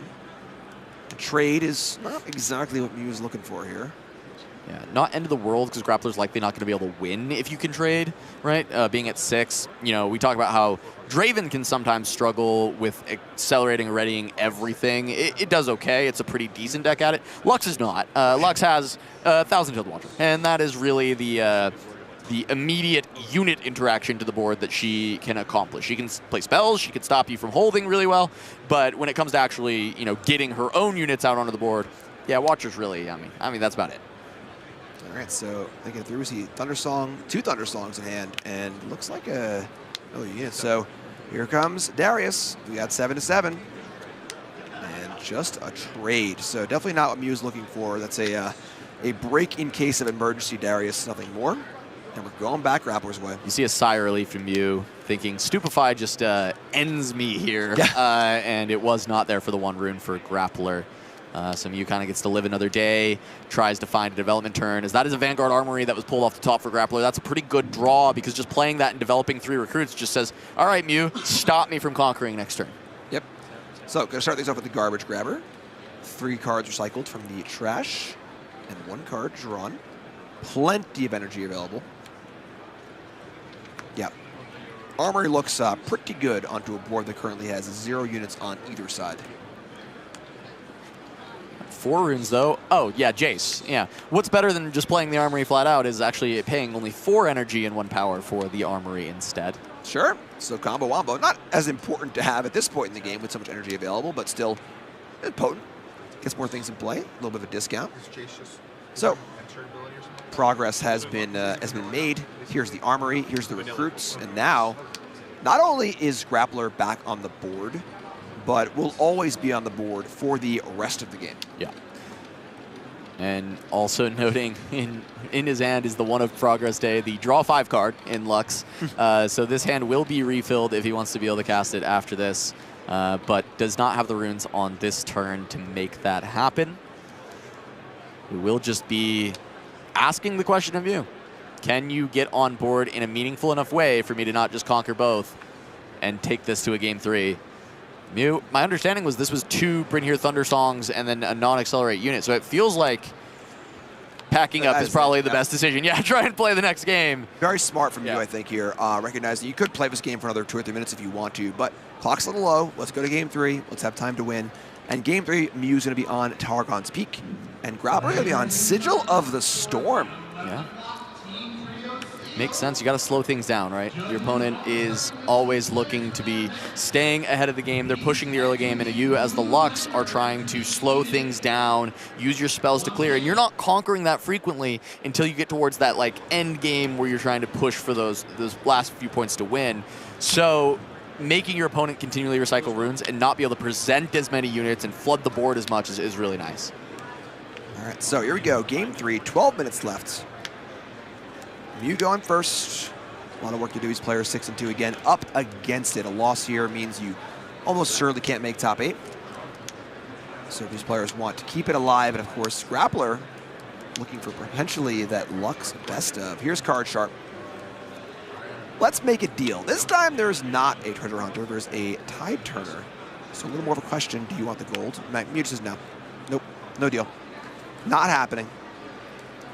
Yeah, Vanguard Armory in hand, Card Sharp played for turn 1. Jace off the top means that Grap finds the combo, gets to have the Vanguard Armory turn 2, and really start pumping out the pressure. It's exactly what we're looking for off the top of the deck if you're a Grappler fan.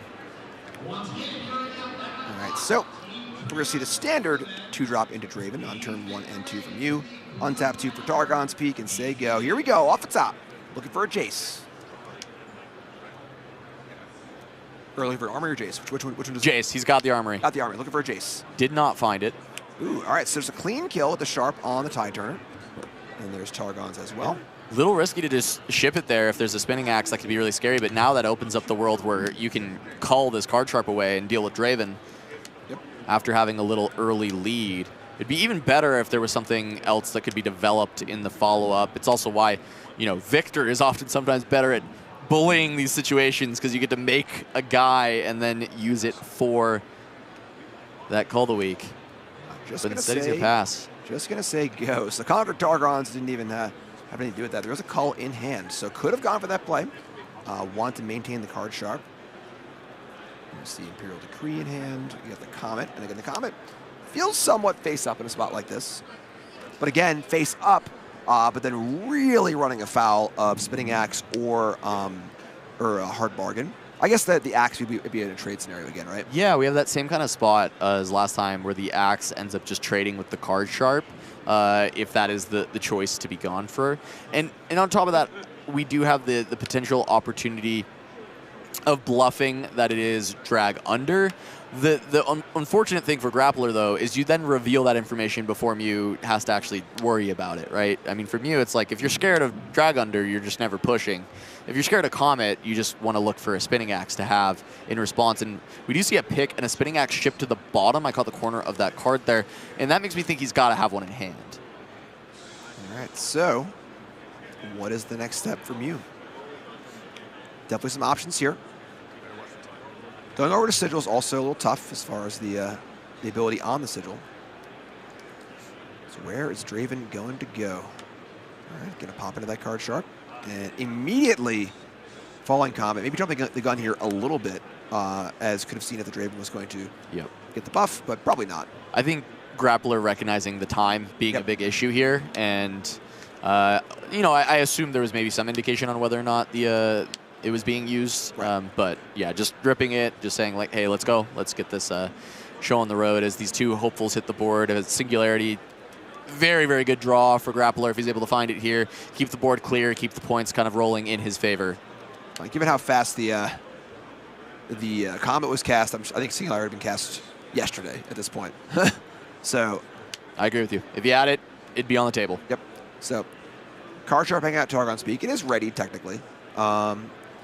This player's playing fast. The clock is also one of the many pressures of the feature match area. And the Sharp's coming home. And Armory. Just gonna play the Armory. Sure. Okay, so Armory's in. Mew's only at 1. So Armory will really start to add up as this game goes on. So the Imperial Decree in hand also. So these recruits can be very threatening. And we're going back Mew's way. Completely exhausted. So what's Mew got for us? 2 hopefuls. That's 7 runes. 8 runes. Yeah, I mean, something like just Gem Splitter, score one side of it. You said 8 runes, so it could be stack deck into Mind Splitter. Information really, really good in this spot. You want to know what Lux has, so you don't play around Ghosts, and you can start playing, you know, more quickly. We know that he's got 2 copies in the main. I imagine they stay in. I don't really see a huge reason to get rid of them in this matchup. It feels like a very useful card. As we are going to see, we'll start pushing forward. All right, so step 1, Conquer Sigil. That, of course, requires you to recycle the rune, get a float, and it also go on Targon's Peak. So Chose to recycle the, it doesn't matter, I guess. So Fury Rune, there we go. Here's Mind Splitter, more runes going down, and the hand is Imperial Decree, Plundering Portal, Progress Day, Call of the Week, Bellows Breath. Has the Bellows Breath plus Imperial Decree. Right now, all the units are spread amongst all 3 locations. Yeah, the Bellows Breath can be less effective. With that, you can't actually target everything, but breaking up the combo feels necessary. I feel like the Decree is the more important one. Oftentimes, you'd want to actually just take this Progress Day because that's 5 cards that's represented, but the combo that you'd be digging for with the 5 cards is already in hand. So you have to deal with the Decree, let the Bellows roll for now. So we are going to get Grappler back over untapping, looking at that hand. I mean, Progress Day is going to be a bit slow. It would find every answer that he needs, but really just looking for something to maybe pair with this Bellows Breath to try and push through, as he has a total of 6 might going up against this. Yeah, so I think we might have missed the Targon's Peak, me being totally tapped out. There was a Conquer here. Again, both players are playing fast. So going Grappler's way, 9 runes available. The card sharp, 3 recruits, and a lot to work through. How much might available now? 6 minutes remaining. Score's only 2-3. These players have a lot more work to do. And what's the first step? First step is offer a trade with the Noxious Opener. So send in the Sharp and the Recruit. There goes the Hopeful, so no combat is 1. Just an even trade. And then we're going to see some recycling for. Bellows Breath, deal 2 there. Okay, so Bellows Breath, deal 2. 2 more recruits in. Now you can see Call of the Week to take out the Mind Splitter. Pretty good setup. Yeah, absolutely love it. Really good sequence from Grappler to find. When you have the armory, you're afforded to treat your units like dirt. For, you know, really that's what it is, right? Because I mean, don't sugarcoat it. yeah, I mean, they just don't matter, right? Like you are going to just keep generating them over and over again. So your units have very little value compared to your opponents, and anytime you can find a trade, it is just going to be beneficial for you. And Grappler doing a really great sequence there to deal with both hopefuls, get the Call of the Week to deal with the 7-drop that was put in the back for just 2 energy. Very efficient clears, and then redevelop a board of the might value not mattering, but the just substance of 4 units ready to go and start getting Conquers coming through. As on the other side, Mew going to be able to go Darius Hopeful and push to 4, which is, you know, the break point in this game. We're on evens. Going to be trying to see if he can find a way to keep climbing towards those 8 points. So once again, we kind of have Mew trying to end the game with Grappler with this kind of inevitable engine of the armory, making recruits, drawing cards. Grappler hold on and turn the corner, looking pretty close to doing it. Fast action here. Oh boy. 5 runes and 2. Is that a Decree off the top? It is. I was wondering what we'd want, what Grappler would want to be casting for 5 and 2 on this turn, and it must be that there's just no other answer to the Darius. Okay. So Decree, and there actually is a hard bargain hand for Mew. Unable to counter that, but Recruit comes in. Just a little Recruit. Sorry, Darius, going down. And Recruit number 2, that's a Conquer. Go to 3. So Decree there mostly just killed Darius so far. It's an expensive drag under. Yeah, so far. Portal comes in, get a point, get a gold. I think likely there was no other removal for Darius on this turn, and Grappler just recognizing he needs to keep the tempo up, keep the pressure going. If he does have a way to hit the back line, that would be massive, and he does with a Cull. Cool. So yeah, it is just an expensive drag under being spent for that Imperial Decree, but it is worthwhile when you keep the board completely clear, keep units on board with the Vanguard Armory, and you are even 4-4. The corner has been turned for this Lux deck, and now it's just about collecting the remaining points. Yeah, great stuff. 2 great turns. Just total wipes and great progress. Progress Day not needed just yet. So back Mew's way, we're tied 4-4. Scores, let's tell the full story though, as Grappler is pretty ahead on board. And Grappler is saying, you know, the longer this goes, the worse it gets for you. You need to dig out now, Mew, if you want to try and get back into this game. Being said, we are getting close to time. We're under 3 minutes. Yep. Score is 4-4. So if we go into turns, winning by 2 is the win condition. Accelerate Kaisa available, but that looks like a splitter being lined up. And so here's Mind Splitter. Well, take the poggers. Yeah, so 1 card draws 5, 1 card draws 1, and then 1, and then 1. That being said, Progress Day is most of a turn, so... Yeah. It's one whole turn. Grappler's going back up to 6 runes.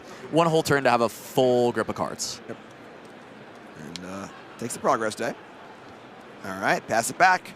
So, Poro will hold, go to 5. Can freely go to 6 here, which is a magic number. 2 runes and a draw. What's off the top? 2 minutes left. Third call of the week likely ends the game on the spot.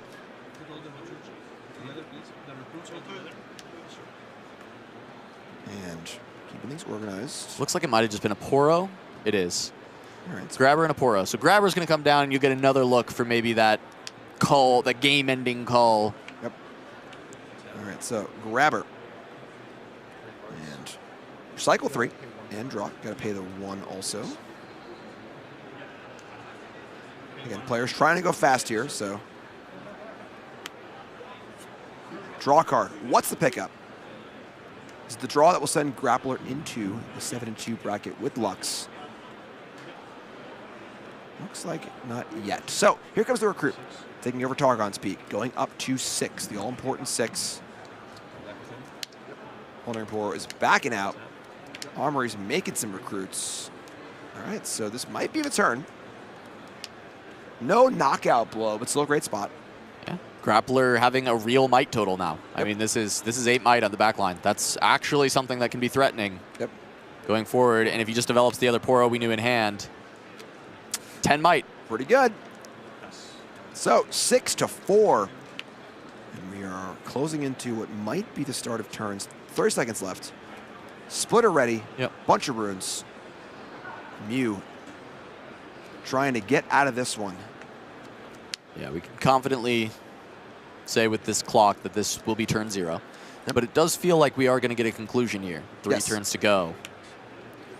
Right. Mind Splitter goes in. All right, so goes up to 5. You know, which is all well and good, but 6 is the number the Mew is really looking for. Gonna draw off the Draven. Point out the Targons. And now just to be totally clear, our on-screen round clock is not always exactly aligned with the judges' table round clock, so it's possible to have a little bit longer. So I got this turn and next. See if we can get our judges to maybe put the turn counter up. It looks like they're talking it through now. So either way, I think at this, with still a lot of turn to go, you're correct. This is going to be turn 0. So we've got 3 remaining turns. At the conclusion of those 3 turns, if a player is winning by 2, they win the game. Otherwise, it's a draw. With Grappler on 6, it'd be hard to not have a natural conclusion. So 7-5 is the only possible outcome of a non-conclusion of the game. Yeah, we knew his hand was kind of worthless, but Grappler does have 10 might, which is quite good, and there's a lot of spells that are out that could come off the top. Yep. And they could turn into another spell, right, if it's a 5 cost, like a Drag Under, turning into a Call of the Week. And that's a very easy conclusion to the game, but 2 calls already played. It's going to be tough to find the 3rd. All right, so Kaisa accelerates, and now we got Mew to 6. So this game will either end in a draw or end in a natural conclusion. Going back Grappler's way, huge turn. That being said, there are 5 runes available for Mew. So this is the turn of the game, 100%. 6 recruits, 2 plundering Poros, the Armory, a gold, a garbage grabber, and then an all-important card off the top. 8 runes available. Still has 7 after the garbage grabber draw. That still leaves Drag Under Call, Drag Under Hidden Blade, a 5 and a 2. Singularity looking pretty good here also. Singularity can be quite good. Deals with the Kaisa, allows a recruit to potentially trade Mind Splitter. Yep. You guys just push more too if you feel like you want to kill it. So, and then Grappler is on 6, so possibly going for lethal here. And there's a Singularity. Oh boy. Hard bargain. Going to be repeated. So, no thank you. Got to pay 4 more for that one if you want. So, huge play from Mew. And now, with only 1 rune left, Mew is effectively exhausted. There isn't really much you can have for 1. So, now you get down to that math problem like you've been talking about. So, we got recruits, plundering Poros, 2 runes left. It's going to be a start of recycle some cards, go to the garbage grabber. Only 1 is really Stupefy, right? It looks like Grabber to maybe find a hidden card, and then you push on a Kaisa and just hide. Yep. And then put everything onto the sigil and just say, I will hold against whatever you do. Yep. And with with all the units in play and the armory as well, it'll be a lot to push through. So, Grappler going to work it through. So we knew it was 10 might going in, so if you just trade efficiently and keep 6 might there, add 3 more from the armory. That's only 9 might. You know, ride the wind on this Mind Splitter or some kind of a Tide Turner shenanigans, fight or flight. I mean, that's already most of the might. So a hidden card would be very impactful to look for the hold plan. All right, Grappler working it through. This is the turn of the game in more ways than one. Officially, it is turn 1 of extra turns. Thinking it through. Not a lot of cards in hand for Draven, but enough to be threatening. Okay, so gonna start out looking like offering the trade. You gotta look at that card we just flashed, or? No, I didn't. I missed it. Okay. So, thinking about just sending in the 4 recruits to start off with the trade.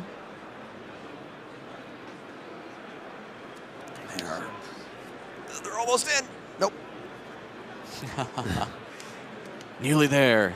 I like doing the Poros. I think keeping even more resilience into like Rebuke or Fight or Flight being just kind of actively bad cards. Yep. Not even letting them be worth 2 value. I agree with sending the Poros here and then just utilize the recruits. Yep. So you're saying on the following turn if Mew wants to push through. So correct. Yeah. There's that trade. Recruit in. Recycle a rune. Go to 7. And the remaining, we have 5 recruits left. And here we go. So going for the whole play. 5 recruits joined the Sigil. Here are 3 more thanks to the armory. So we have 9 total recruits on Sigil, on 7, trying to hold. Mew also going to hold the 7. We're going to have quite the photo finish here. Didn't find a hidden card. Yep. Looked for it with the garbage grabber, doesn't find it. So this is all in 9 might. Can Mew beat 9? Mew going to ready. Going to go to 7 on the hold. We have 7 to 7, about as tight as the game can possibly be. And so, slight judge clarification here. I'm exactly sure what's being asked. So, there's the draw. We see switcheroo, not so good here. Darius. Darius is quite good. I mean, Darius, not quite there. Darius Axe would do it. That is 10 to go over the 9. Yeah, need Darius. You need Darius plus Fight or Flight, Darius plus Tide Turner, or Darius plus Axe. All do this from 7. Yep, so because they can bring the splitter back with the Fight or Flight or the Tide Turner and go in with Darius to make 14, or the Axe makes 10. Yep. This is going into 9. But I didn't see any of those cards alongside the Darius in the hand. And there's no way to dig. All right, got to work it through. It's got to be this turn. There's an army of recruits. Holding down and there's fort. the fist. Wow, not enough. Holy moly. Grappler takes it down. Lux goes up to 7-2 in an unbelievable match. Really, really cool stuff. Seeing this Lux like in action. Seeing this kind of control role with the recruit tokens. Fantastic stuff. And cool to see too, very human side of that match too. There were a little bit, it was a mistake or two on both sides of the pressure of the match, but it's not about making a mistake. It's about who can make less mistakes, who can power through. Really, really good match. Great stuff. Lux moves to 7-2. Grappler moves to 7-2. That was awesome. Yeah, still, deep in that race for the Lux best of is Grappler at that 7-2 score. It is a fight. I know some Lux players have had some really great success. The deck really, coming into its own in Spirit Forge. I think Vanguard Armory being a really important addition that it needed. And on top of that, what we've kind of found with this set is one of the most potent removal combinations is that Bellows Breath with a Watcher. And because you're adding Order, you get to add Decree as another out for the Bellows Breath, where we see things like Ezreal utilizing that Bellows Breath to also make full board wipes. Bellows Breath, a card that I think a lot of people were looking at wow, that seems really expensive to do something that isn't quite going to kill things because damage isn't permanent. And then people started finding the combos. It's like, oh, wait, this card is a little cracked. Yeah, a lot of combos with that one, of course, yeah. Void Gate as well. But we're going to hop down and talk to Grappler about that win and see how he's feeling.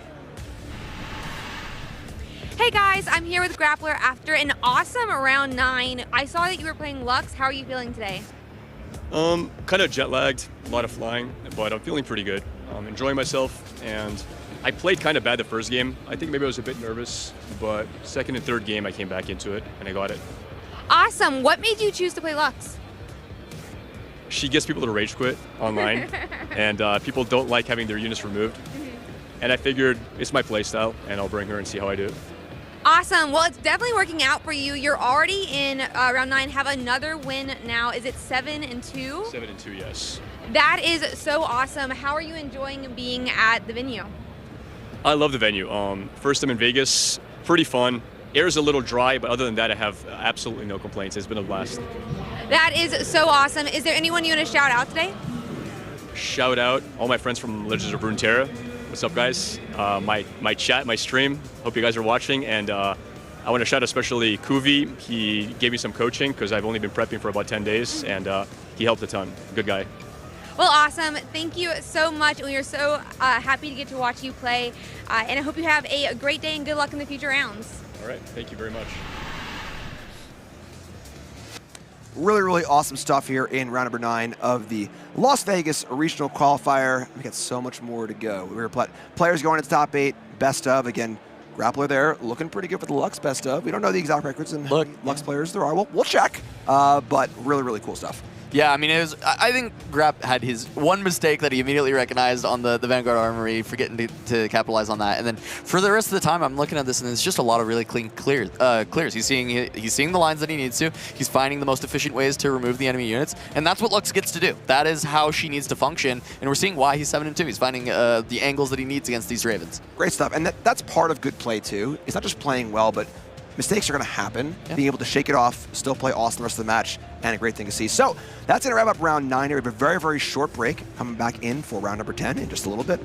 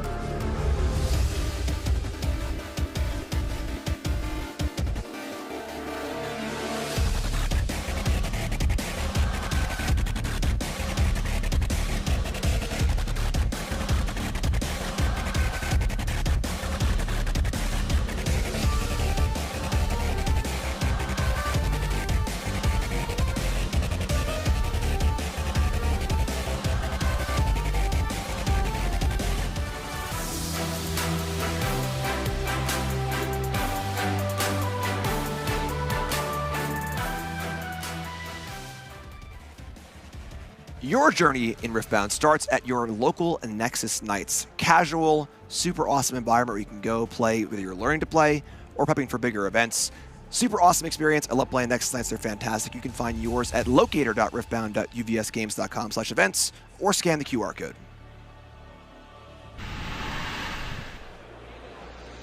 All right, welcome back to the booth here for round number 10 of the Riftbound Qualifier in Las Vegas. I'm Jim Davis. That's Casanova. That last round was a heater. Oh yeah. I mean, we got to see Rek'Sai on camera.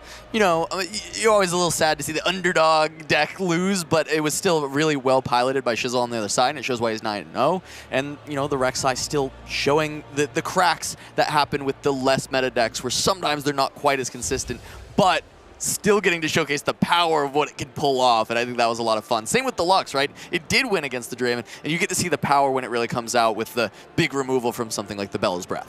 Yeah, awesome stuff. Really, really cool seeing Rek'Sai, Lux, and many, many more. But you want to see some more spicy brews, you're able to go check them out and give us this little skinny. Is there any spicy brew or deck that you've been trying to make work but haven't quite been able to get it there? I do a lot of thinking about Garen, of course. I've been playing Aurora Garen, I've been playing Hook Garen, I've been playing mid-range Garen, but Aurora is really what calls to me because I love just putting big dumb idiots into play every turn. I cannot stop casting Promising Future. I love that card. It's really stupid. I've tried it in Lux. I'm currently playing it in Renata. I've been brewing with Rumble and Promising Future. Like, I'm desperate to make this card good. So, I don't know. I love playing with the card. I think it's super fun. I don't think it's good. Do not try this at home. But, yeah, Promising Future, I'm committed to trying to make work for a long time, I think. Maybe never it'll be good, but oh well. At one point, I was working on a Dragon Volibear deck that was playing, like, Minotaur and, like, Fervent Forerunner and, like, the Herald of the is it Herald of the Dragon or something like that like cost the dragons less, and trying to play a mid-range game as Volibear. And then I got cooked by Draven like 3 times in a row at locals, and I was like, all right, never mind. I'm playing Miracles. So yeah, I hope that deck gets better in the future. The problem is, so like I got Orin to get pretty far. I convinced Prismaticism for a little while to be playing it, and then Bryn here, Thunderslong became like a new tech. And that card destroys Orin, and I can't figure out how to beat that card, so that's where I'm at. I think Rek'Sai is so cool. Like, I got my Void Rushes. I haven't got to play with it much yet. But I think, like, conceptually, the deck is just so much fun. I know it's not doing super great right now, but, like, just the idea of just drawing cards, making mana and double spelling and stuff, and then just having this engine on your Legend that can always provide more cards is, like, super fun. I'm just going to play it when it feels like a chance to. Whenever we were testing Project K, back in the very beginning, I was on Aurora. I was trying Aurora stuff. I would really like to make Aurora work in any orange deck that people don't suspect it. You're going to see a very spicy list from No Veggies this weekend, who's on an Aurora list that we've been doing a little cook on. Azir's my favorite. I've been playing a lot of Azir, especially with the shears now in the deck. Absolutely in love with that deck, and I want to see it do super, super, super well. I actually do have a brew of Renata. After looking at all the best does, both in China and Bologna, I do think people have been pigeonholed on the Ornn. I think playing Ornn is a good approach, but you don't want to go all in on the Ornn. So I have a brew. I hope it works. I'm going after the best of. We'll see what happens. I think that I have tried to make a Miracle Teemo deck work for a while now, and it's not good. It turns out hiding a secret to draw 2 cards when every other deck says draw 2 cards is not good. Fair enough. All right, well, thank you so much for the interview. It was great, and good luck in the event.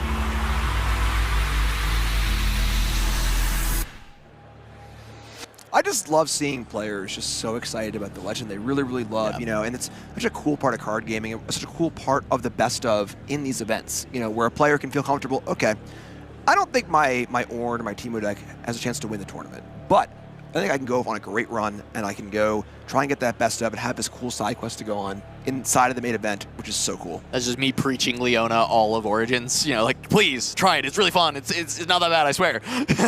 I was Jinx here in Houston. I tied for the best of. Ouch.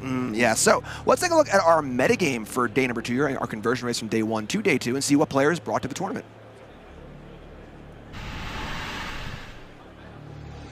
Look at that. Okay, so right up top, Draven, that has to be expected. Yeah.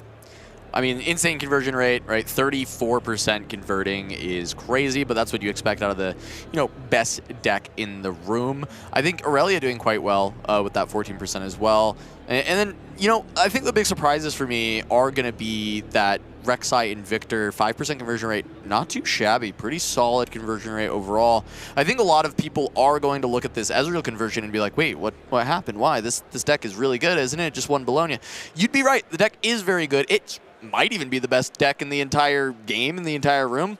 It is incredibly tough to pilot, and I think if people were pivoting to it last minute after seeing the Bologna win, unfortunately, I didn't think they were going to have a very good time, and we're seeing that in the numbers. Yeah, absolutely. And it's also the issue of draws. Ezreal is a slow deck, so you need to not only play the deck well, but proficiently and quickly. And that's a very challenging thing to do unless you have a ton of time to invest and the talent to play it.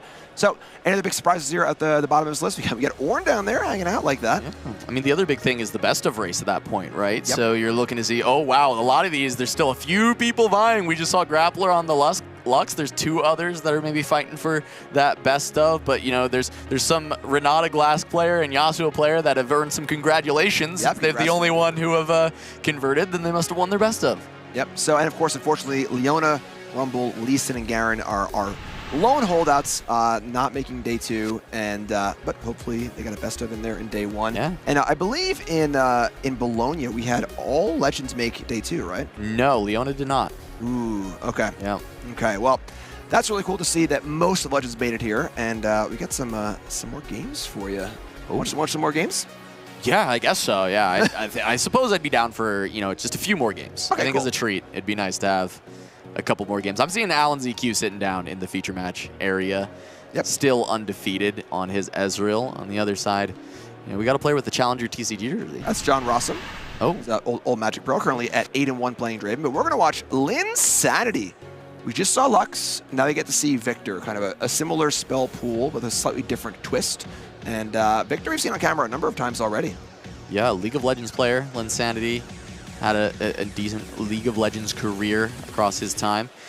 Going to be on more of the Ghoster Driver version, playing a little bit more low to the ground, main deck pickpockets, has the Sinjaos in the main as a 3 of a lot of these lower cost units ready to go. A bit more tempo style than the full spell, but still leaning on, the singularities and, some of the late game threats, the Bellows Breath Imperial with the Kree combo, right, as well. Just a few more units. Interesting to see here, so there's definitely less big spells, but there is a Time Warp, a card we've not seen a lot here in the set 2 metagame. Yeah, it's scary into purple, right? This is hard bargain fodder if I've ever seen it. But you can still create game states where your opponent is not allowed to hold up those 2 runes and the Time Warp can still find you the win. I think you have to be less greedy with it. I think Time Warp not to go from 6 to 8, but instead to take the tempo of the game at some point earlier is often better suited because your opponent won't be playing around it when you're on lower runes, and it can still create very strong board states for you and score you a lot of points. Also a cool way to use all of these gold tokens, for that hefty power cost. So that's player number 1, Linsanity, and Victor will be going up against Awesome Rossum playing Draven. Yeah, we've seen quite a few players on this Detonate version of Draven. Now, it was Will Pulliam on the previous day that we saw playing this. I know there is a team that worked together to build this with the treasure troves, the scrap heaps, and the detonates to destroy them to continue to draw faster. What I've been told by these players that are on this version is they think it is like a turn or 2 faster than the other version of Miracle Draven when it comes to kind of getting all of the tools that you need to build the huge board. Yeah, and we see the one of Vi here, of course, big player in set 1 metagame. Vi here being used almost less as a threat and more as an engine, a utility piece, being able to recycle cards at will. Normally when you recycle a bunch of cards, they're randomized. You can't exactly stack them. With Vi, because it's a single ability, you can go one at a time, put the cards exactly as you want them, and get back through your deck. Yep, really nice once you have maybe the Rosses or the Battering Rams in the bin in some of your long matches against decks with a lot of removal tools. Victor's sometimes like that. This version of Victor, not so much. It's going to be a bit faster of a Victor build. I don't expect us to be going second, third cycle of going through the deck and putting them back to the bottom for this Miracle deck. Is likely to be more of a first cycle game, one chance at all these Rosses, one chance at all these Battering Rams, and using all the might to win because Victor tends to be a little too fast when it is that tempo style. All right, so let's get down to our feature match area. Victor versus Draven, round 10, regional qualifier, Las Vegas. You got Jim and Cass in the booth for you. ready to bring it to you. Awesome Rossum on the right. Awesome Rossum is an accomplished Magic the Gathering player. A lot of great results in Magic, and I think, like you said, working with a lot of those players, Will Pulliam, Daryl Ayers, working on this kind of Vive version of Draven, starting on Zon Warrens, and then Linsanity on Victor, starting on Voidgate. Voidgate and Zon Warrens to kick things off. Zon Warrens, the easy start when you are playing that Miracle Draven. You want to be able to bin those scrap heaps with the Warrens, draw the extra cards.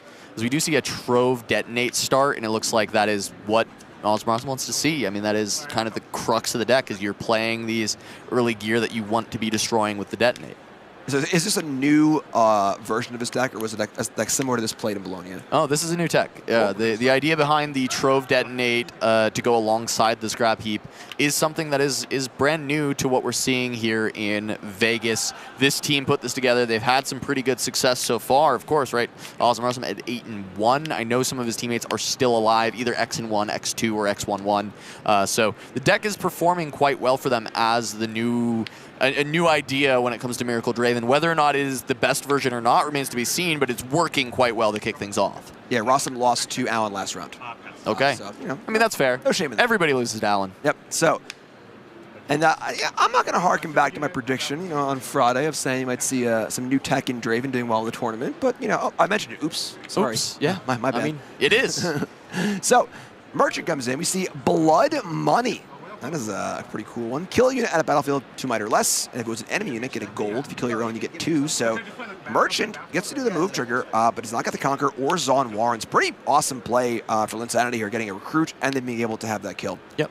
And just as normal with this kind of Draven build, turn 2, you're just going to go Draven go. I mean, it's 2-drop go, Draven go, and then we start to look to combo off. That is no different from the other versions of Miracle Draven. It's just the way that you start to combo off is a little different. You've added additional ways to draw more with the Treasure Trove Detonate combo that can still work with Scrap Heap if you've played out a Scrap Heap instead of discarded it. So it's just taking out more might from the deck by removing things like the Nocturnes. Yeah, or you're taking out some more of the combat tricks and playing more one of the combat tricks. And instead you cycle the deck faster and you find the battering rams. You're more consistent at just battering ramming early on. So you're just doing the might thing more consistently, but you're losing sealing with Nocturnes and you're losing interactability with some amount of tricks versus some of the other versions. You're just consistent and fast and always playing a lot of might. As if these decks didn't have enough card draw. Here's Call of the Week. Call of the Week has looked pretty awesome on camera in the last few matches we have watched out of both Lux and Victor. Call takes down Draven. The bite of the recruit. 1 point for Linsanity here, taking Zon Warrens. And now we have a 1-0 lead going into Rossum's turn. 6 runes available, and now we're going to see if we can find that big, huge, explosive fireworks turn. Here's a Trove. Yeah, looks like he says it's go time because the Detonate is going to come down. So this is 2 cards played on the count so far. You get a rune back, you get to draw 3 cards, 2 for the Detonate, 1 for the Trove. 3 runes left. I did see a called shot found, so that can start to get you towards the cast of these battering rams, but seal called shot would put you at 4, and then you could still play all 3 rams. Instead, it's just going to be a ram for 3. That's a pretty rough initial start, but the nice thing about this is the Trove refunds the power cost of the Detonate. So the turn 3 go off with a called shot, maybe a seal, maybe an Ezreal, or turn 4 go off is still on the table. And so I kind of like the mini attempt here and then look to, while you still have all your runes, and then look to spend your runes when you go to 8 runes instead of 6. Don't need to up the tempo too fast just yet. Yeah, so kind of a fizzle, but not a fizzle where the resources were all burned. They're still in hand. Right. So we see Victor, leader play from a champ zone, another recruit, and just a pass back. So Rossum once again gets a chance to go now. It's going to go for Zon Warrens first to filter it and try and make that hand absolutely perfect. Yeah, he had drawn a Scrap Heap on the last turn, so I think this might have been the indication for this go. Maybe not having an Ezreal yet, and then potentially just finds it here. I saw another Scrap Heap just grabbed off the top, so this is going to be Scrap Heap discard off of Warren, Scrap Heap discard off of Ezreal, draw a billion cards. There's another Scrap Heap in hand if there's another discard or something that needs to go down, as we are going to get the stacked deck. He needs a seal. I think he's missing a seal, or else we would have seen it before the Ezreal, and he does have the called shot. So I really think he wants to find this first seal, play it before he goes called shot, and then we're looking for the rest of the battering rams. We're getting towards Rasa. There's already 8 cards in the bin. The combo is here, and I like comboing not just on turn 3 always. Sometimes you can take that slow setup, and then go for a bigger combo, and we'll see how much might he can actually get on the board. Like the crispness here of Rossum's play too. Clearly very well practiced this deck, and important to be playing fast with this deck because there are so many game actions. So here's the seal. Found that too. So looks like it might have everything going here. Here's Called Shot with that cost reduction from Ezreal.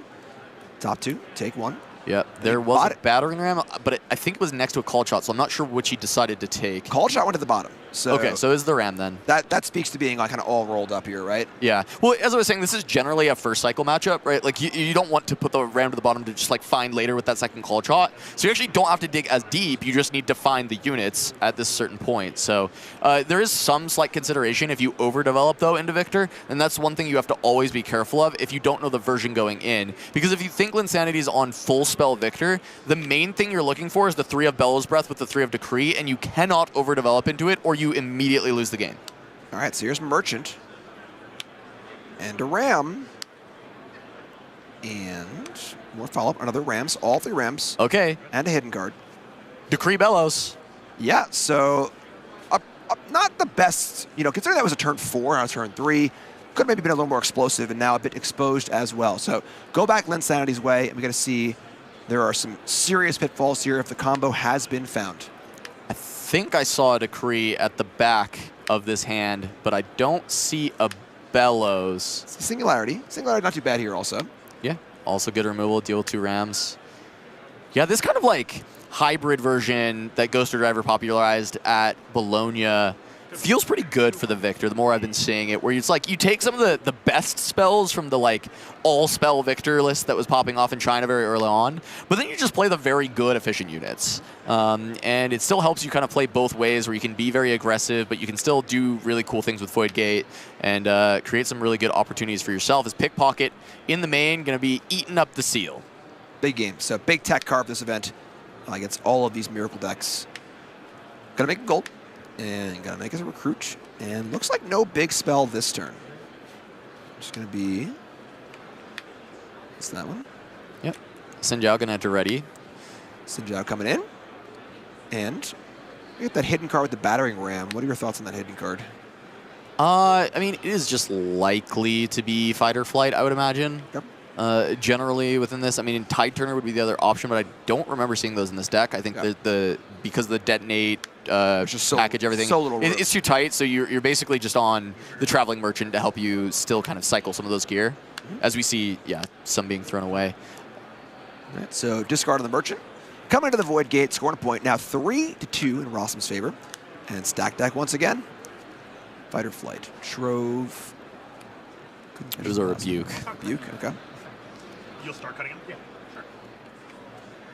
So, Ling going to start cutting the cards you want at the bottom. Now, whenever you recycle cards, more than one, they must be randomized. And, this is a deck where most of the time it's not relevant, but this is a deck where it will be relevant. We will see possibly going through the deck again, so I'm going to give it a shuffle. Yeah, I think Lin recognizing that his strategy is going to be a little bit slower in this game, and because he was not racing points, it's very likely that we actually do get that second cycle that I was saying maybe we don't get in this matchup where Victor likes to be a little bit more aggressively removing your board and then just pushing for the points and putting a time pressure on you. But instead, Lin likes to play this matchup, it seems, in a more controlling style, and I actually think the setup is looking good based on what we were seeing from the hand, right? The singularities, a lot of ways to keep kind of culling away at this board while still having, I mean, look at all this might that Lin has been able to compile as well on his base. So definitely something to look out for, as Rossum may need to actually utilize that Vi later on to restack battering rams and go off again. We might even see this happen in this game. So here's a Trove. The churn keeps on churning. 2 rams in the back row. Both bases already up the home. All right, well, there's that combo again. So detonate on the Trove. Draw 3, get a rune. 1, 2, 3, so many cards in hand. Yeah, another detonate found as well if there is another Trove, but I think one got ditched earlier, so we'll see if that rots for a little bit in hand. Gold can also help, seals can help, anything if you're afraid of the pickpockets. You can always cast a heap if you have to also. Yeah, can always cast a heap, but he does have another Ezreal in hand, so odds are heap doesn't get cast, instead you just kind of go for the Ezreal on it. Sure.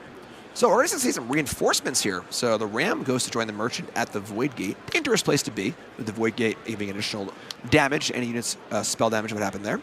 And Ram number 3 is going to stay home. So we have a bit of a split here. Ram Merchant of Void Gate, Hidden Guard and Ram on Zon Warrens, and then Ram and Ezreal in the back row. Going Linsanity's way. Pick up a draw. Lots of runes. Lots of stuff in play. Smart but rude. Players having fun. A little laugh. It's good to see players be able to, you know, recognize the importance of a match like this. But we're still playing a game, so having fun. And not having fun with Singularity's cast, though. Singularity's in. 6 damage, 2 targets. It's going to be Battering Ram at the... ooh, okay. Battering Ram at the Zon Warrens. Battering Ram at the Void Gate. The Axe will come in and defend the Ram, bringing Ram up to 8 points. They're playing at a fervent pace. Yeah, they both know. I feel like I'm calling a hockey game right now. It's kind of cool. They're both knowers, for sure, that this is going to be a long one, as there is 6 damage dealt to this Battering Ram. Still some might on the back line for Linsanity that can push into this to try and still clean up the Ram and to deal with the Spinning Axe. Just has to find the right amount to send in, though, because of this hidden card. And if you send in, and this is just a fight or flight, which is kind of what we were expecting, it's just going to be used to send the Battering Ram back home, and then it'll heal from the combat. Yep. Yeah, saving that axe is pretty huge. That might buff against these damage-based removal spells is pretty hefty. So we're going to see. Looks like the 2 recruits coming in. Just going to try and finish off. Nope, hold on. Yeah, if you send the 2 recruits as the minimum amount of damage that you need to deal, then there's an issue of this fight or flight pushing one of them and the Battering Ram still being able to heal. The same problem happens here. Yeah, so fight or flight on Pickpocket would push this back. Here's fight or flight on Pickpocket. He's going to choose Pickpocket. I wonder if Linsanity has the punish. Oh, maybe. And I assume so, which is why he goes for the swing in this way. The punish is going to be that Stupefy, and I think maybe a little bit of greed from Awesome Rossum here to try and like hold that, because I think you maybe at this point on the 8-1 table need to assume that your opponent is doing this for a reason, but it could be a bluff, right? Great setup. Yeah, that was a really high-level exchange. Yeah. Awesome stuff. So, works out for Linsanity. You see the crew coming to Zon Warrens. Void Gate taken as well. And now, I mean, the might on Rossum's board has been declining. And, of course, the Axe going to fade away at the beginning of turn. Ezreal and Ram. Now, of course, this deck is very good at rebuilding, repopulating, getting things back in play. But Linsanity in the driver's seat. Yeah, I mean, this has been just impeccable Victor play so far. I really like he's now looking at the point tempo up to 4 to the 3, so he's gained that lead as well. Generally, the Victor deck, you know, wants to play pretty aggressively with points and put the clock on, but I think Linsanity recognized a hand that was very controlling and instead just looked to develop a lot of might, keep a safe amount of point tempo, not trying to force anything too quickly and feed a bunch of draws. And now he recognizes that, okay, I can go 4 into 6 very easily over these next 2 turns while limiting the amount of board pressure that Awesome Rossum has. And I think this has been very effective, and we'll see how the rest of the hand works out. I think there's still that decree there that we thought we saw one earlier, and that's going to be very effective if we start to see those Rosses be deployed. All right, so Ram is in.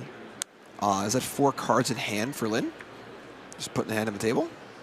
Yeah, I believe so. Okay, cool. So, called shot, energy floating. Taking out that seal is pretty big too. Putting Rossum in a bit more of a squeeze. And there's a replacement seal. Okay, so right on time. And once again, trying to go through that big turn. Now the Rams are all gone, right? So we have the 2 Rams that are in the trash. No cycling them back in just yet. You need like shovel. So what is the next step? Rossum here, I think, feeling the pressure a bit of being behind and slowing down a little bit. Trying to find the right way out. And there you go. There's the shovel. And on that Ezreal, and with Linsanity effectively exhausted, 1 rune left. Ezreal's free to play. What's the effect of a shovel here? So the call shots get to go back in. I actually don't have the count on this turn for how many cards he played, but you can still just bring back the Battering Rams once you go in and conquer. Should still have that cost reduction. So last rights is the air quotes, the shovel. This is when I conquer or hold, you may play a unit from your trash. Gives a +2 bonus as well. Great late game tool for this deck. Here's Rasa Asunder. Yep, free Rasa. I think that was probably needed for his count to be able to get the Battering Ram, so he plays it pre-combat. Yep. So coming in, Ezreal takes down his recruit, takes Zon Warrens. Rossum up to 5. Zon Warrens trigger. Missed the discard, a little off screen here. And now we have the last rights trigger. And it's play from trash. You must play it immediately. This is not going into your hand. It's got to be played immediately, hence like you were saying with the cost reduction for the battering ram. So there's the ram. 1 floating energy spent. And pretty good rebuild so far. Yeah. Draw for Draven first, then he had the discard and draw from the Zon Warrens. Then we get the last rights trigger, play the battering ram. And now it's about trying to keep recurring these rams with the shovel, and that's where you really want to find some gear destruction from the side of Linsanity for dealing with this. This is a lot of the potency on this Miracle deck. It's you get all of this value on the board early. As it trades down, you then recur that value while your opponent runs out of resources. All right, so I see Imperial Decree in hand. These recruits are lining up.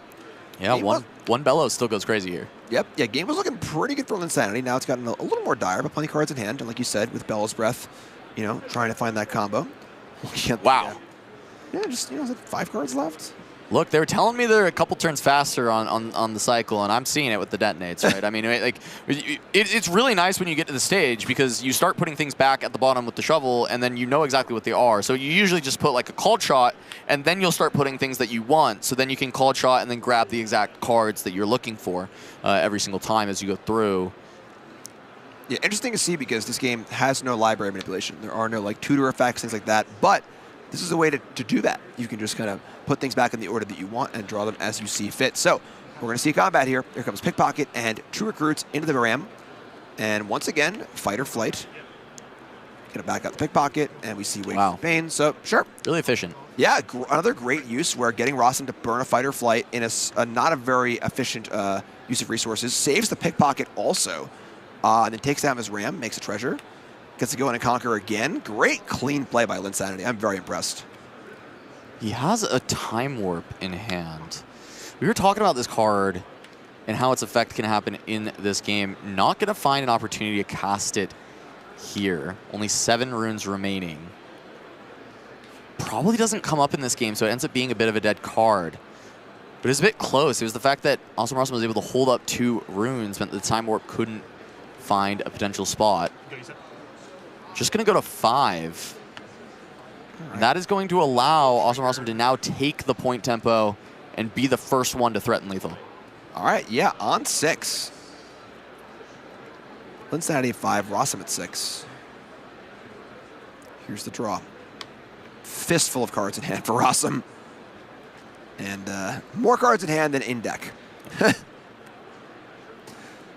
deck me? And Rossum says, "Are you trying to deck me?" Now, what happens if Rossum runs out of cards? Well, that would be a burnout, and he would have to assign a point to another player. And there is only one other player at the table currently. Can I get a point? If we were at the table, we could have a point. We can't have a point. We'll give you a point later, you know, for fun. We'll give you a point, you know. Cool. You can have a point some other time. All right, I'm on the board. I got a point. Yeah. Here comes Ross at Void Gate, taking down the recruit. Rossum up to 7. And seal off a seal. And keep things rolling. Is that Bushwhack?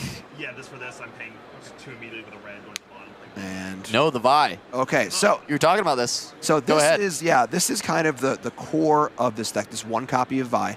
Now Rossum has the ability to recycle any card in any order that Rossum wants. So usually we see Vi, you know, with Ride the Wind in set 1 doing this big, you know, crazy attack, but this is a combo piece. This is the ability to stack so few cards now, no burnout possible because Vi can keep putting things in. This is kind of awesome. Yeah, yeah. Put the exact cards that you want to find. He's going to put a battering ram back, keep one in the bin for shovel. Yeah, it looks like it's ram, then stack deck, then seal. Yep, and again, these are not randomized. They are 1 at a time. Shortcut can do all 4 at once. But put them in, stack them up, and now we're exactly where Rossum wants to be with this kind of late game Vi setup. Effectively, Rossum is going to draw the card that he wants to draw for the rest of the game. So, seal.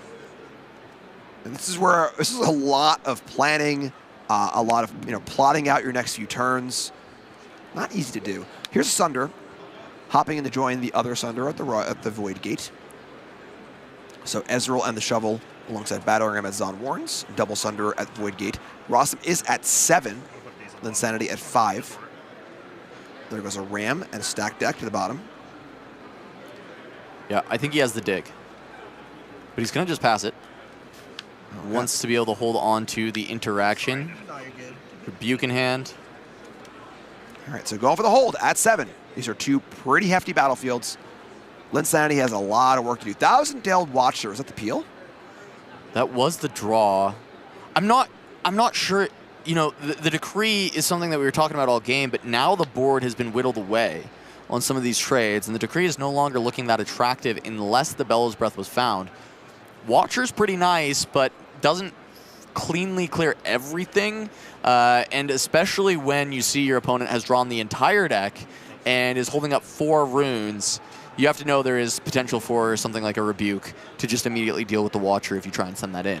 Now, Warp was in hand as 2, right? Yeah, there is Warp. So you can just Warp, make a Recruit, and try again next turn. Yeah, that is a possibility. It's not pretty, but if in a desperation move, so Linsanity going to work it through. Yeah, Imperial Decree, Time Warp, and there it is. All right, so not the way you usually want to cast a Time Warp. This is just going to be probably effectively, you know, I guess go down 2 runes, draw a card. I guess down 1 rune because of the gold. Yeah, I'm wondering what else he wants to do with the turn, though, because he can still play the rest of the turn before passing.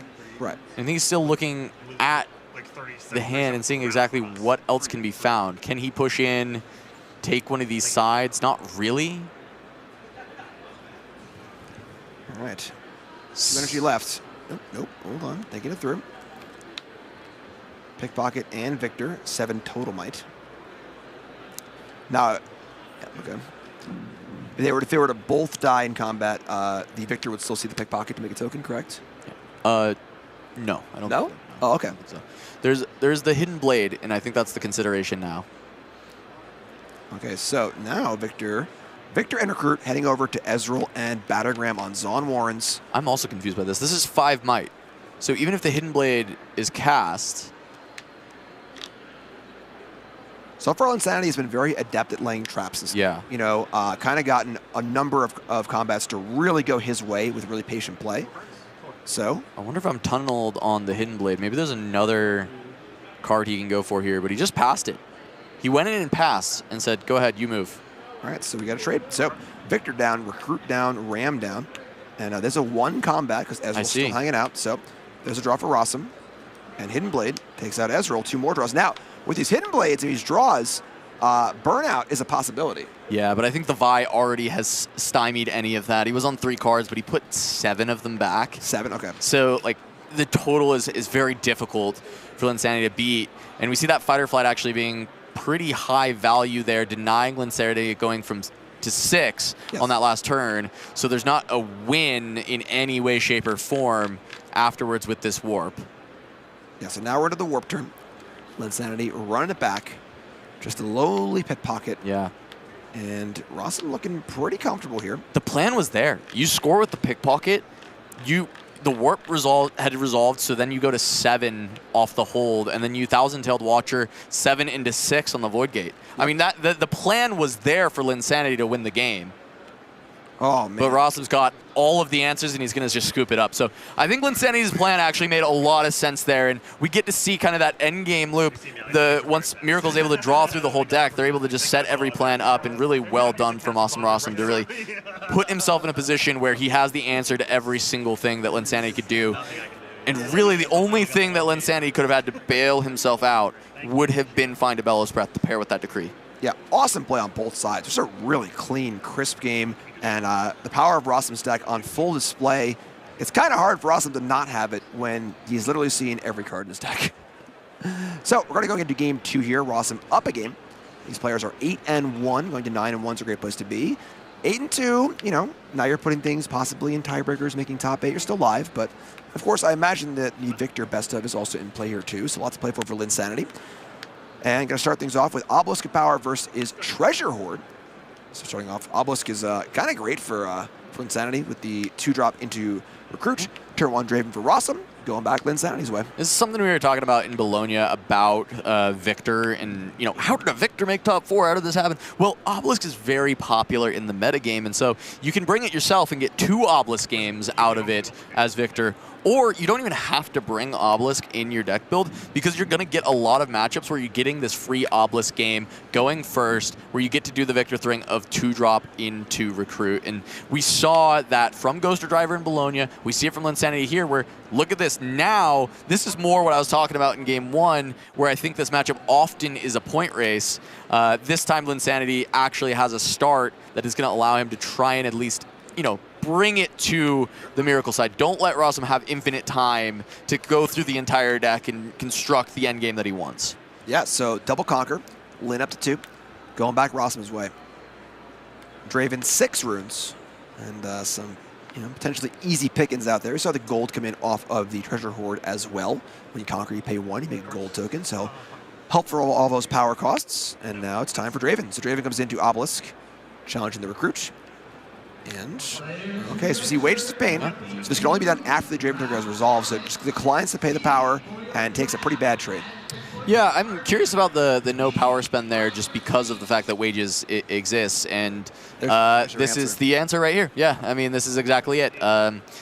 Because it felt like an easy pay there, right? It's obviously Wages, right? At least that's what you're kind of thinking when it's 3 up. Yep. But Pharaoh's Forerunner wanting to be played down, very important in this matchup. A sticky unit that Victor can't just remove immediately and deal with everything. And so Rossum recognizing, you know what, there's a world that I'm just going to lose my Draven here. But if you don't have Wages, you get very punished, and I'm just going to be able to play a Forerunner afterwards. Yep. So Forerunner's in, and we're going to see Hidden Blade. This is going to be targeting the Recruit. Draw 2 cards. Versatility of Hidden Blade is pretty sweet. Yeah. Lin not liking the hand, not liking what cards he has available to him, so instead just going to go ahead and Hidden Blade the Recruit after the Conquer. Not give a combat. It's twofold, right? You don't give a combat to Draven, so they don't get to draw an extra card, but also you're getting to refill. The Hidden Blade can still be really valuable. Targeting your opponent's units in this matchup, especially towards the end game when you are going for the style where you race and try and not let Miracle get off the ground. And so, Lin having to recognize, like, okay, this is worth denying the draw, and I think I can win with the rest of the cards that I'm going to be pulling from this. All right, so Rossum's turn. Here's the Forerunner, here's the Ezreal. Perhaps the big fireworks turn. Kind of taking that 1 turn by the Forerunner, and then maybe we'll see an explosion here. Ooh, that is an old school deck box. Rossum's been playing card games for a very, very long time, and so has that deck box. So here's Called Shot. Top 2, stack deck, and didn't see it. It's too quick. It's amazing how these players are playing very fast as well, and we're still in Game 2 at 30 minutes left. Just going to show how many game actions these decks really take. It is quite a bit.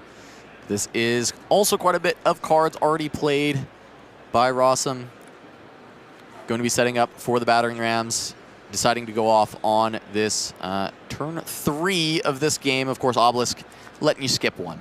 So this would be kind of like a turn 4 go off instead, which is often what we're seeing out of this deck. They get to kind of pop off a little bit harder, dig even deeper, but it seems like they've been liking to wait an additional turn to do so, which I think a lot of experienced Miracle Draven players will do. A lot of inexperienced players will always go off on turn 3 every single time that they even see kind of part of it, where a lot of the experienced players will sometimes, if they have the nuts, but if not, they'll wait a little bit longer for some of these plays and even go for smaller, little medium ones as you go before going for the full thing. All right, so we see Forerunner here, hold strong at the Treasure Hoard. Linsanity at 4, Rossum at 1, a Broker, a Victor, a Recruit, and a lot of runes. Start off with the Recruit. So Recruit goes over to the Obelisk to 5, and I imagine Lin really wants that 6 point. Yeah, Lin pretty much needs it, right? The time is going to run out against Miracle. They're going to get everything that they need assembled. They're going to be able to draw through the deck, curate the hand for what they need to beat you.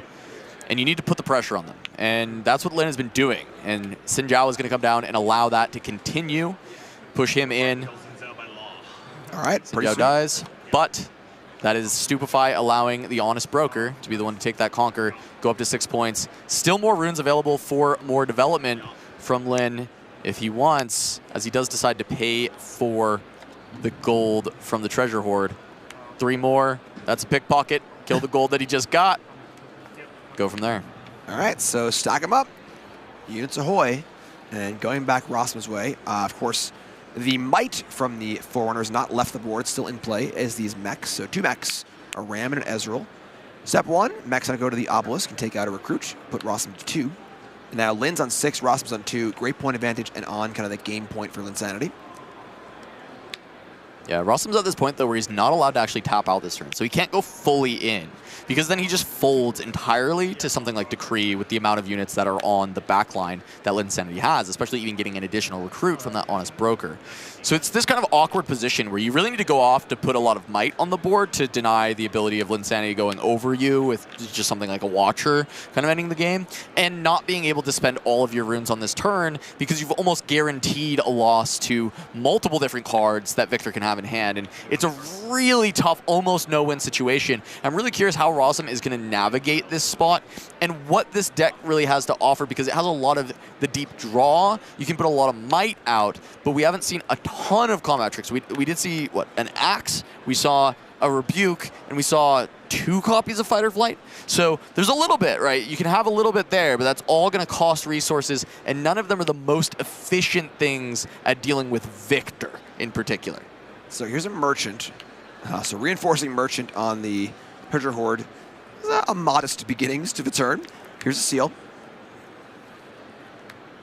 Yeah, double Seal. 3 cards played already. Ram going to be easy to play pretty heavily, but that is just going to be a Rasa for 6. Oh my god. Which is not exactly what you want to be doing. Fight or Flight going to get hidden. I think there are a lot of cards that Linsanity can have here to just close this out. But double hidden, look, that could be Fight or Flight, buy a little bit of space. I mean, try and fade the Imperial Decree, and maybe we're in business. Yeah, absolutely desperation play from Rossum here. Yeah. Trying to steal this game number 2. Up a game. Lin looking to force game 3. And yeah, Imperial Decree here looks pretty good. You know, as I was saying, you're not allowed to tap out, but sometimes that's the only option, right? Like, while this means that Linsanity just gets to play some Solitaire here, dealing with, of course, the 2 hidden cards, it's not completely just free, has to figure that out, but there's not going to be any interaction from hand from Rossum at this point. He's just like, all right, Lin, if you can beat this and go to 8, we're just going to take a game 3 here. So Singularity is a pretty good start. Taking out the 2 largest units. Goodbye Rasa, goodbye Rams, and now Merchant Mech holding with a hidden card, and Mech holding with a hidden card. I see a Wages to just deal with the mech on the bottom side. And then from there, it would be just, can you push onto Treasure Hoard and win in that way? Looks like that might be what Linsanity is lining up, is like, okay, maybe I send everything to Treasure Hoard, see if that is winning, and if I need to interact there. If it is, then I can just finish up with the Wages and push in a Recruit on the other side. Lin doing the math, thinking it through. On game point, looking to force a game 3. With this game, I guess, looking close to conclusion. Not quite there yet. The clock is definitely looking good. You know, when you have a game that does not get down to, you know, a player stacking the bottom of their deck, goes a little faster. And like you're saying, this is definitely, you know, Victor tempo, you know, kind of coming in, being aggressive. Yeah, and it's this style that has like kind of a mix of the tempo, aggressive Victor, and the spell Victor, with just playing kind of the best spells. And we're just seeing that kind of pay dividends in this spot. All right, so we see Fight or Flight, pushing back Pickpocket, Wages of Pain on the other mech on the other battlefield. Fight or Flight there pushes that one back. Merchant trades. Here's Victor. Here's Recruit. Yep, beautiful. And there's the game. A super clean game from Linsanity, forcing a game 3. Here, round number 10 of our regional qualifier in Las Vegas. These players. Now, that was a good fast game. Yeah. Plenty of time for game 3. Both players have played crisp, tight Riftbound. Going into game 3, Rossum's got Veiled Temple, while Linsanity has Vile Maw's Lair. Yeah, these players are good, man. They are sharp. You've seen the speed and accuracy of these plays from both sides. Rossum recognizing, okay, this is the most I can do as a defense, puts all that up. And then Lin just picks it apart, recognizing exactly the puzzle that he found, figuring against this type of deck, it's double Fight or Flight, always, pretty much. So just how do you beat double Fight or Flight? He has an Exacties that does beat it, and just finds it and goes for it. 20 minutes to play last game. Like Rossum's play too, where like, that's going to not work 95% of the time. Yeah, but 5 it does. 5% of the time, Yeah. if it works out, that's a chance to win a game you might not win otherwise. So, Rossum on the play. Traveling Merchant is the first play. Again, Vile Mauslayer and Veiled Temple. Pretty cool battlefield for Rossum. And turn 1. Ooh, that is not a great start. Yeah. Missing a 2 here on the going second. Just going to have the Xin Zhao. Now, it does allow you to run over a Traveling Merchant if he's hanging out alone, but you have to be wary of Spinning Axe if Rossum doesn't tap out. There is also the potential that Rossum just goes for the Draven defending that Merchant, but I think it's a bit risky. Usually I like to see, just play at the back and potentially allow the Merchant to just go down. So at least in that way, it's a little bit better than 2-drop and a 1 is the Xin Zhao actually gets to push over the Merchant, but losing the rune is not something that Linsanity wants. And you see a little head shake here, but feels like may even be forced into pickpocket recruit with these 4 runes, even though the pickpocket really wants to kill a seal. Yeah, the turn 1 Xin Zhao feels kind of like turn 1 Vi from Annie. Yeah, Where, it does. You don't really want to do it, but it does some like good things, right? Like randomly, like the Vi pushes over any other 2, right? And sometimes you even have a card or 2 in the bin after you maybe stack deck or cleave or something to even push over bigger numbers. And Xin Zhao kind of does the same thing. Yep. But yeah, the D ramp is rough. It is a steep cost, and we do see pickpocket recruit because not another good development option. That Warp in hand, though, it's been lurking in the past 2 games. Hasn't been able to get it done. The big question will be, does that come into play for this match? Because the clock is something you want to accelerate against Draven. You don't want to give them a lot of time, and Time Warp does let you speed things up. So we saw a couple scrap heaps here from Rossum, both on the Merchant in and out, which is a big deal. Lots of cards in hand for Rossum. Starting off with a stack deck. This could be turn 3, get things set up. So here's Sealed Discord. That's 2 cards played. And you got an Ezreal here as well. Bunch of cards in hand. Fireworks time. Discard. Draw. Must have been a scrap heap. Let's draw 3. Oh boy. So Linsanity got a hand on the table. All right, do your thing. It's going to be a while. Grab a Snickers. So here's a Ram. And I guess Exhausted, that's probably just it. Okay, so not like the full send. Oh, just develop a good, healthy base of might. Went to 2. Going to 3 is not really going to do anything. And so now the question is, for Linsanity, can you go to 2 and present a lot of pressure? We are, I mean, I feel like a broken record talking about Decree Bellows, but it is just such an important thing for this matchup to be able to deal with the amount of units that Miracle just plops out onto the board. And so we're still looking for that. This is 6 runes. Technically, you can play Decree Bellows and clear 3 of these things, but it is very costly to do so. You would leave behind the Traveling Merchant. So Linga to start out with some combat. Nope, yep, nope. All right, so Pickpocket going into a Vile Mauslayer, excuse me. Up to 1. Xin Zhao over up to 2. So we got a 2-2 score tie. Recruit in the back, 6 runes available. We're going to see a Recruit. And hopefully a little more than that. 5 runes left. Pass. What can be used on defense for Linsanity with the 5 runes? I see a Bellows in hand this time. There was a Decree. Is there a Decree? It's like a Progress Day. He's very fast on these hand shuffles. I'm trying to catch it. He's quick, I'll yeah. get there. Impressive. Yeah, Progress Day and Time Warp definitely kind of cards you want to have a little bit later, not necessarily this early in the game. Time Warp, Progress, Wages, Bellows Breath, Salvage. Okay. I think that's the 5. So here comes the. Nope, hold on. I'll work this one through. Draven, Traveling Merchant, Battering Ram, all coming in to the Veiled Temple. Merchant move trigger, going to discard and draw. Think about the kind of card game term velocity and the ability of a deck to see, kind of go through its deck and see so many cards. And the velocity of these, especially this version of this Draven deck is just unbelievable. So, now passing on the Draven as well, so allowing that to potentially just trade. Okay, so the Xin Zhao. Draven's only a 4, no power played. Now we're seeing Wages of Pain on the Draven, so Maybe a Stupefy to follow. Yeah, this also does just allow Xin Zhao to trade with Draven and the Traveling Merchant, so maybe that's just the consideration. Okay. Could have just cast on the Merchant. I mean, it doesn't really, you know, same thing both ways. All right, so leaving behind the Ram. Draw for Draven. And again, just a ridiculous amount of cards in hand for Rossum here. Yeah, small optimization we saw from Rosen there. Floated a power from the seal before going into the Veiled Temple, which is his battlefield, so that he can re-ready the seal. Yep. So he can have 2 of this purple power for the turn to fuel the big pop-off that he's going to have here as we have another draw 3 coming through. Detonate. So many cards. Still 4 runes left. Yeah, I saw another Ezreal. I mean, this is not done if he wants to draw more, but if he does do the Ezreal, we won't have multiple battering rams coming out. All right. Wow, Bushwhack. Uh-oh. So Bushwhack will make the units enter ready. Here's a gold. Yeah, so maybe trying to get a Rasa on this turn. About 2 Rasas? Yeah, potentially 2 Rasas. It is going to be 2 Rasas.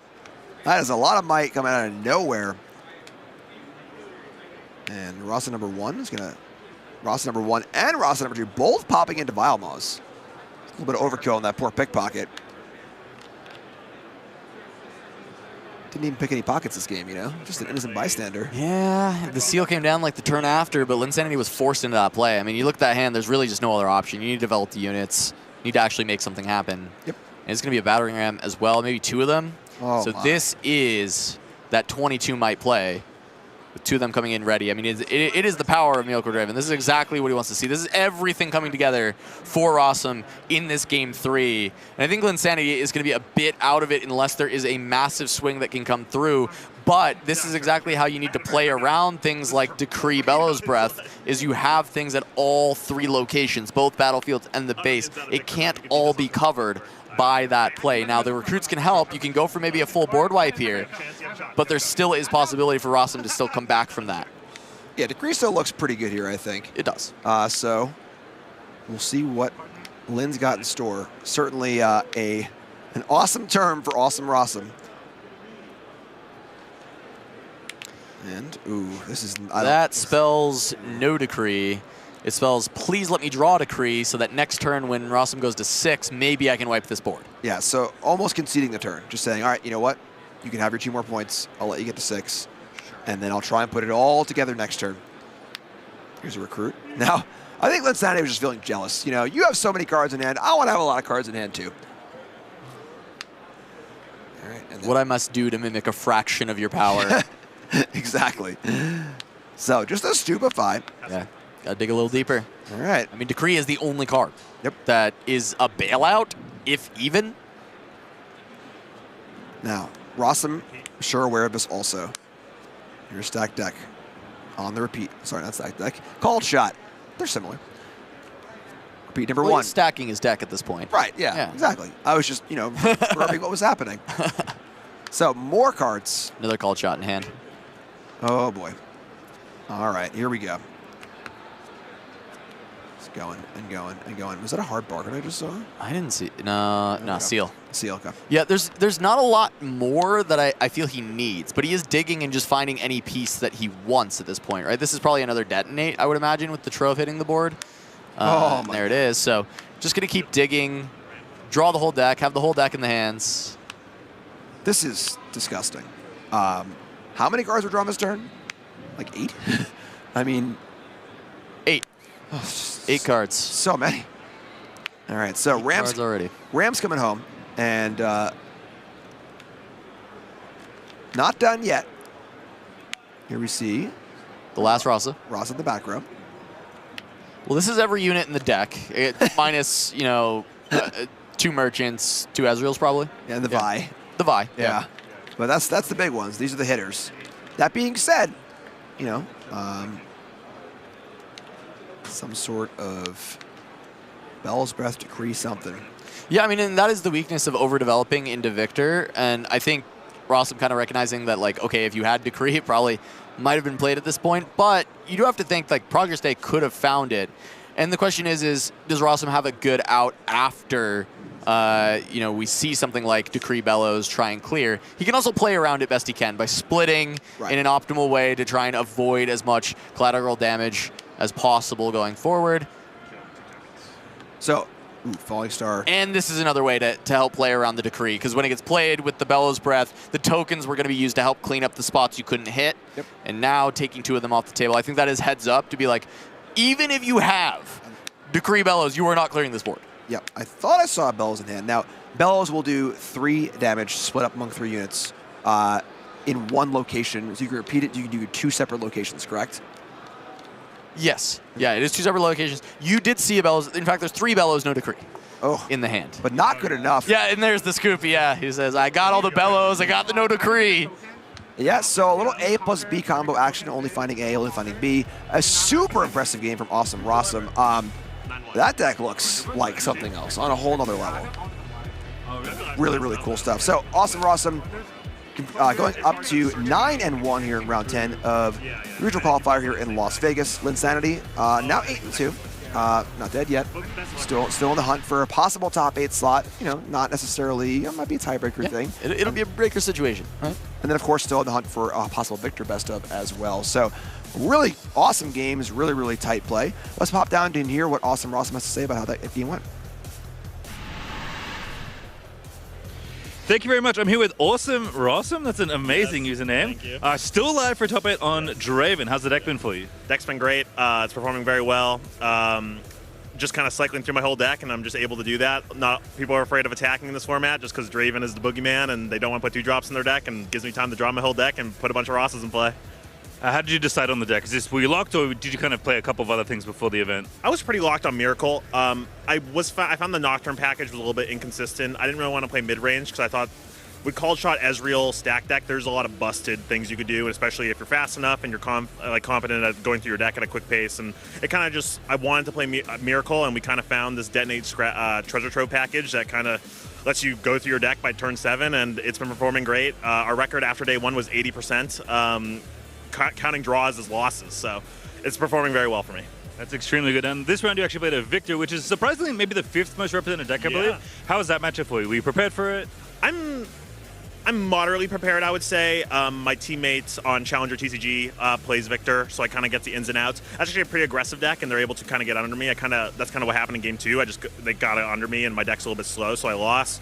But I was able to, Game 3, just had a pretty good draw. Triple Scrappy with Traveling Merchant uncontested, and then I kind of just had a really insane Bushwhack, double Rasa, double Ram turn, and fight or flight game's over, Yeah. That's why we play the deck, right? Yeah, exactly, yeah. How do you find the mirror then? Because that's obviously something you play probably quite a lot this event. I've played 4 Miracle Draven mirrors that are all on Nocturne, and I'm 4-0.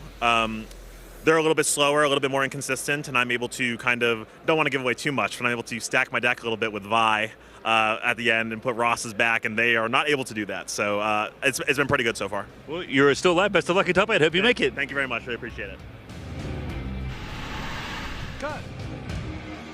Appreciate, Rossum's crispness in play, quality of play, even carried over to the interview. Yeah, just very sounds crisp. so clear and confident and knowledgeable with his deck, his preparation.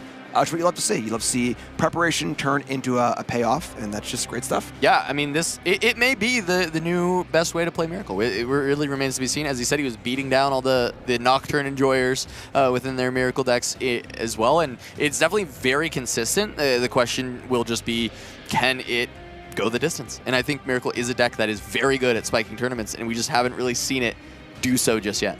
Well, today might be the day, but we are not done with round 10, folks. We've got a unbelievable match coming up for you. Draven versus Ezreal, 2 of our undefeated players. First up is Colin playing Draven, and kind of similar idea, minus a Vi or 2. So Colin Kaiser, member of Challenger TCG as well. This is the player who won that Atlanta tournament a while back. That was one of the first 10Ks on Set, and kind of brought Set to the forefront where everyone thought Set was really good in Origins. And now Colin has made it all the way to the undefeated tables playing Miracle Draven. He is on Nocturnes, even though on the same team, not going for that full Detonate version. However, still having plenty of success being undefeated. Yeah, and it's fun to see that on teams where, you think that a team would work together or come to a consensus. That doesn't always happen. You know, there's a lot of good players, and I'm not sure that the Detonate version looks riskier, you know, higher ceiling. Maybe if you get it wrong, you could be in a bad spot, but great to see success on both sides. And Colin's opponent needs no introduction. No, so we won't. Okay. Yeah. It's Alan ZQ. Yeah, it's Alan ZQ. He is very familiar with this matchup going up against Miracle Draven. Prismaticism, one of his teammates, made top 8 playing Miracle Draven in Bologna. So that is a deck he is very well versed at playing against. He knows how to punish if players play poorly into the Ezreal. They don't know this matchup. But I think Colin Kaiser is somebody who I would expect to know how to play against this, especially after seeing in Bologna test a bunch against it, with the thought that I'm good enough, I'm going to face Alan at some point during this event, and I need to know how to deal with it. So I think this is going to be a heater of a game because Miracle can get around Ezreal. It is a deck that can make it happen. It just produces way too much value that Ezreal sometimes can't quite keep up. It's so crazy to think of a player in a 600-person tournament saying, oh, I'm going to win this tournament, I need to beat Alan. I need to beat one person. But that's the run that Alan has been on recently, just seemingly unbeatable. And it's a common sentiment among top players right now, is they do have to take Alan into account for wanting to spike. It is just a fact. Any top player coming to this tournament thought about Alan once. They dreamed about Alan once, knowing that, hey, one day I may have to sit across from him in my run to try and make that top 8. And, you know, Colin is an absolute powerhouse when it comes to Riftbound already in his own right. So this is a clash of absolute titans. Awesome to see. And for you folks who maybe saw Alan's list from last weekend in Bologna, saw the Ezreal list, maybe you didn't get to see a lot of the games, you know, picked it up and was like, I just can't win this deck, it's just too hard. Watch and learn, my friends, because the master is going to be at work here. Yeah, one of the big things that we are going to look at, I talked about overdevelopment in that last game from Rossum, how Victor can punish it. Ezreal is the same vein. Bellows Breath can wipe your entire board. If Colin decides to commit everything out there, Alan will try and hunt down the pieces to remove it all in one swift swoop. And from there, it becomes very hard for Miracle to redevelop with Alan continuing to ping things off in the aftermath. So, Colin starting off here, gone first, and unfortunately not the best start, just a turn 1 stack deck, kind of like a consolation prize when you missed your first drop. But a little more of a setup here too. This is a deck that's not as important to have that early play as long as you're setting up for your big Miracle turn, correct? Yeah, it is. And, you know, for this game, Alan, also the Vex being one of the cards that was talked about quite a bit. But this matchup, there's not a lot of spells that Vex gets to hit. So we're going to see him bin this Vex early. They may even come out in the board in game 2 and 3 because against Miracle Draven, yeah, they have spells, but you're not really getting opportunities for the Vex to cause problems. What it can do still is reduce the cost of your own spells and when you can force a combat to go for a big removal. So she's not a complete waste, she's not completely useless, but it's not the matchup you're looking for that Vex, and we see her dumped away very quickly early on for Alan to build up more of the spell base that he needs to get the big removals. Because I think at this point you see the Zonwarns, you know it's Miracle, you're just looking for ways to deal with the pop-off, and that is going to be finding Bellows Breath, that's finding Watchers to go along with it, or you're going to want Bellows Breath, Fizz, combined with something like a Frigid Touch. These are some of the cards that Alan is going to look to make sure he has for that endgame, and he still wants to be able to score points early because this is a deck that continues to pop off, so we may even see him try and pick up like a Raven Bloom that he can at least develop and try and find some early points.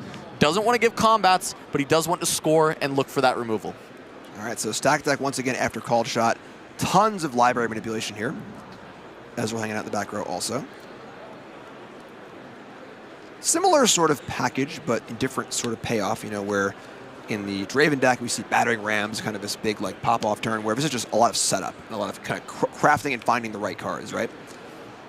Yeah, and there's the student that he finds just wanting to have this setup so that he can start going to maybe 2 points on the next turn. I think a really good result for Alan is that Colin actually goes for a big development here, and then Alan has a good answer and punish to remove a lot of it, and is able to still push in and score. I think that's exactly what Alan would want to see. 6 runes is a little bit hard pressed, but Ezreal can do a lot with 6 runes, right? You've got Bellows Breath with Repeat, you can reduce it with the Ezreal, then you can still go Frigid Touch Repeat, and you can reduce a bunch of units all over the place trying to get a bunch of clears. And instead, Colin, going to take it slow from the start. This hand, not finding a ton, but he does find a Nocturne off of the search on the stacked deck. So we'll see how much he can put together on this single turn. Yep, so Nocturne is seen and then played. Card off it as well, but there were 2 seals in hand for Colin too, so there's some explosive potential here. Here's a seal. And another seal. All right, so starting to stack these cards up. That is now 4 cards played. Yep. And that's a magic number for the Rams. But we're going to see what looks to be an Ezreal with that floating energy. Ezreal time, scrap heap time. All right, both players doing the thing. Yeah, gets to draw 3. I mean, this is a lot of played cards. I think he wants to set up some Rams on this turn. The 6 runes, as I said, it's not quite enough to really go for full clears. It's not super easy for Alan to find the clear just on 6 runes. I think there are particular outs he can find that all kind of crux around the Bellows Breath Frigid Touch combo when you're at the 6 runes. And as we see, Colin had to slow down because he didn't even see any Rams on that draw 3. Yeah, kind of tough here. Colin's hand is a lot of interaction. Rebuke, double fight or flight. Not what we're looking for here. Looking for a little more forward progress. So, Draven will come in. We'll see a loot on the Warrens. Kind of a desperation, let's try and find something else to do here. Discarding a Rebuke. And that is it. And that is not exactly a firework turn. Maybe one of those little bottle rockets, something like that. A sparkler. Okay. It's fun to look at, but not what Colin was looking for. So going back Alan's way. Seal Discord. Those are some nice seals. Those are really cool looking. And here is Vex. Yeah, just going to jam the Vex. Still time for Alan to just set up, right? Talking about wanting to find a big removal and then look for the score. That's if it's a bigger development from Colin. This was slow. This was just a small start. 7 might on the board. Alan can wait for a bigger commitment to then pop off. And Vex does allow the lower rune counts to still do larger ceilings. Because if Colin leaves any unit out of battlefield, Alan just has to push the Vex in and then pop off. Because he's going to have the reduced cost on every single spell that he plays. Vex is now more about the first part of her text, friendly spells costing less, than it is about the second part of the text, whereas enemy spells costing more, where in most of the matchups she's wanting to be used a little of both, but mostly that second line is where the real importance is. All right, so the patience from Alan here, just multiple chances to move in, not doing it. Going back Colin's way, double called shot. Once again, trying to get that full setup. And the patience from Alan, you watch Alan play, she's so patient. She never moves in, never does anything. He just is always so patient to find the actual right spot to do everything. So, a lot of cards in hand. Colin's got 2 called shots played already. And Draven's coming back, like you said, trying to avoid the combat scenario with Vex if possible. And stack deck again. Yeah, he's gone to 2, so I'd like to see Colin not push Void Gate at all, just stay at 2. Yep. And you can still look for some good develops because as long as you're not overcommitting, this version has the Nocturne, so you actually have more total might in your deck. So even playing, we saw 2 Hopefuls in that search. It was like with a Fight or Flight, so I think you're probably grabbing a Hopeful, develop that. And you can still go a little bit wide. As long as you got the Rams, the Rosses, you've got the ability to still go for another redeploy. If Alan is able to completely wipe you out, that's still good. But he can still just take it slow over time, score efficiently. Alan doesn't have points yet. You don't have to flinch too early. Oh, like this. So Nocturne moves in, just the Fight or Flight to back it up. So I love this. Extremely, a weird looking play if you're just jumping into the game looking right at it, but being extremely cognizant of this Vex ability and the cost reduction. So just saying, I'm out of combat, even just going to 3 and the retreat. So using that kind of like interactive spell but isn't fantastic in this kind of matchup in a cool way, and then a bunch of might in the back row. Now we're going back Alan's way. Yeah, I mean, it's Colin showing that he understands this matchup. He understands that he needs to score points, but he can't give away material for free, and he can't overdevelop. And I don't think he's overdeveloped. I think this is fine. You got 2 more Battering Rams in deck. You have 3 Rosses, 1 more Nocturne. You have cards in deck. There's not a concern there. And he's going to force Alan to have to start moving a little bit. Alan is not going to be able to just sit back forever. And he may even want to get a Warren's Trigger himself, because I'm looking at the hand, and it's not perfect for Alan, right? There is going to be this Arcane Shift, which is going to allow potentially a draw 2 from Ezreal in combat, deal some damage. Morbid Return just going to bring back a Vex, because think Alan recognizing, hey, I actually don't have a lot to do right now with this hand. I need to wait for a more perfect combat to come a bit later. And he is just going to play one at base. So very, very slow and methodical for Alan. The hand not allowing him to affect the backline just yet. So Student moved into Void Gate, not Zon Warrens, putting Alan up with just a single point. Why Gate over Warrens? Yeah, I mean, this is a bit interesting because usually you would just go Warrens, but he must not have had something in hand that he actually wanted to bin. He probably, I haven't seen this whole hand. It's really tough to catch a good glimpse, but I'm imagining he actually has part of the combo pieces needed for full removal. And so he actually wants these cards, but he's not in the game state yet where he can start spending them. I am a little interested about the Student going at all, because being only at the one rune, there's not a lot of interaction that he's going to have access to be able to protect the Student. It's very likely just going to go down for free, especially with no hidden card. There's not a lot of interaction that went here. So I'm actually a little bit curious about the Student. I want to see what the plan is, or if it is just Alan being willing to drop a Student here just for the 1 point, which is a bit surprising. I think this is bait to try and get the Vex into combat. Yeah. I mean, this works too, so sure. Stupefy. Yeah, Stupefy's going to let it trade. That's fine as well. You know, trying to get Colin to commit to one of the battlefields to get Vex in, because the 1 point doesn't seem that impactful. But there you go. That's a trade. Yeah. Pretty good exchange. Well, it's great for Alan because Draven doesn't get a draw here now. So that's it's like exactly what Alan wanted, but there could have just been a push of the battering ram to play around Stupefy with one rune up against Ezreal. So that's where my question mark is on this specific turn, where I don't think I'm fully grasping it. Because the bait is fine for the Nocturne, and it works great for Alan.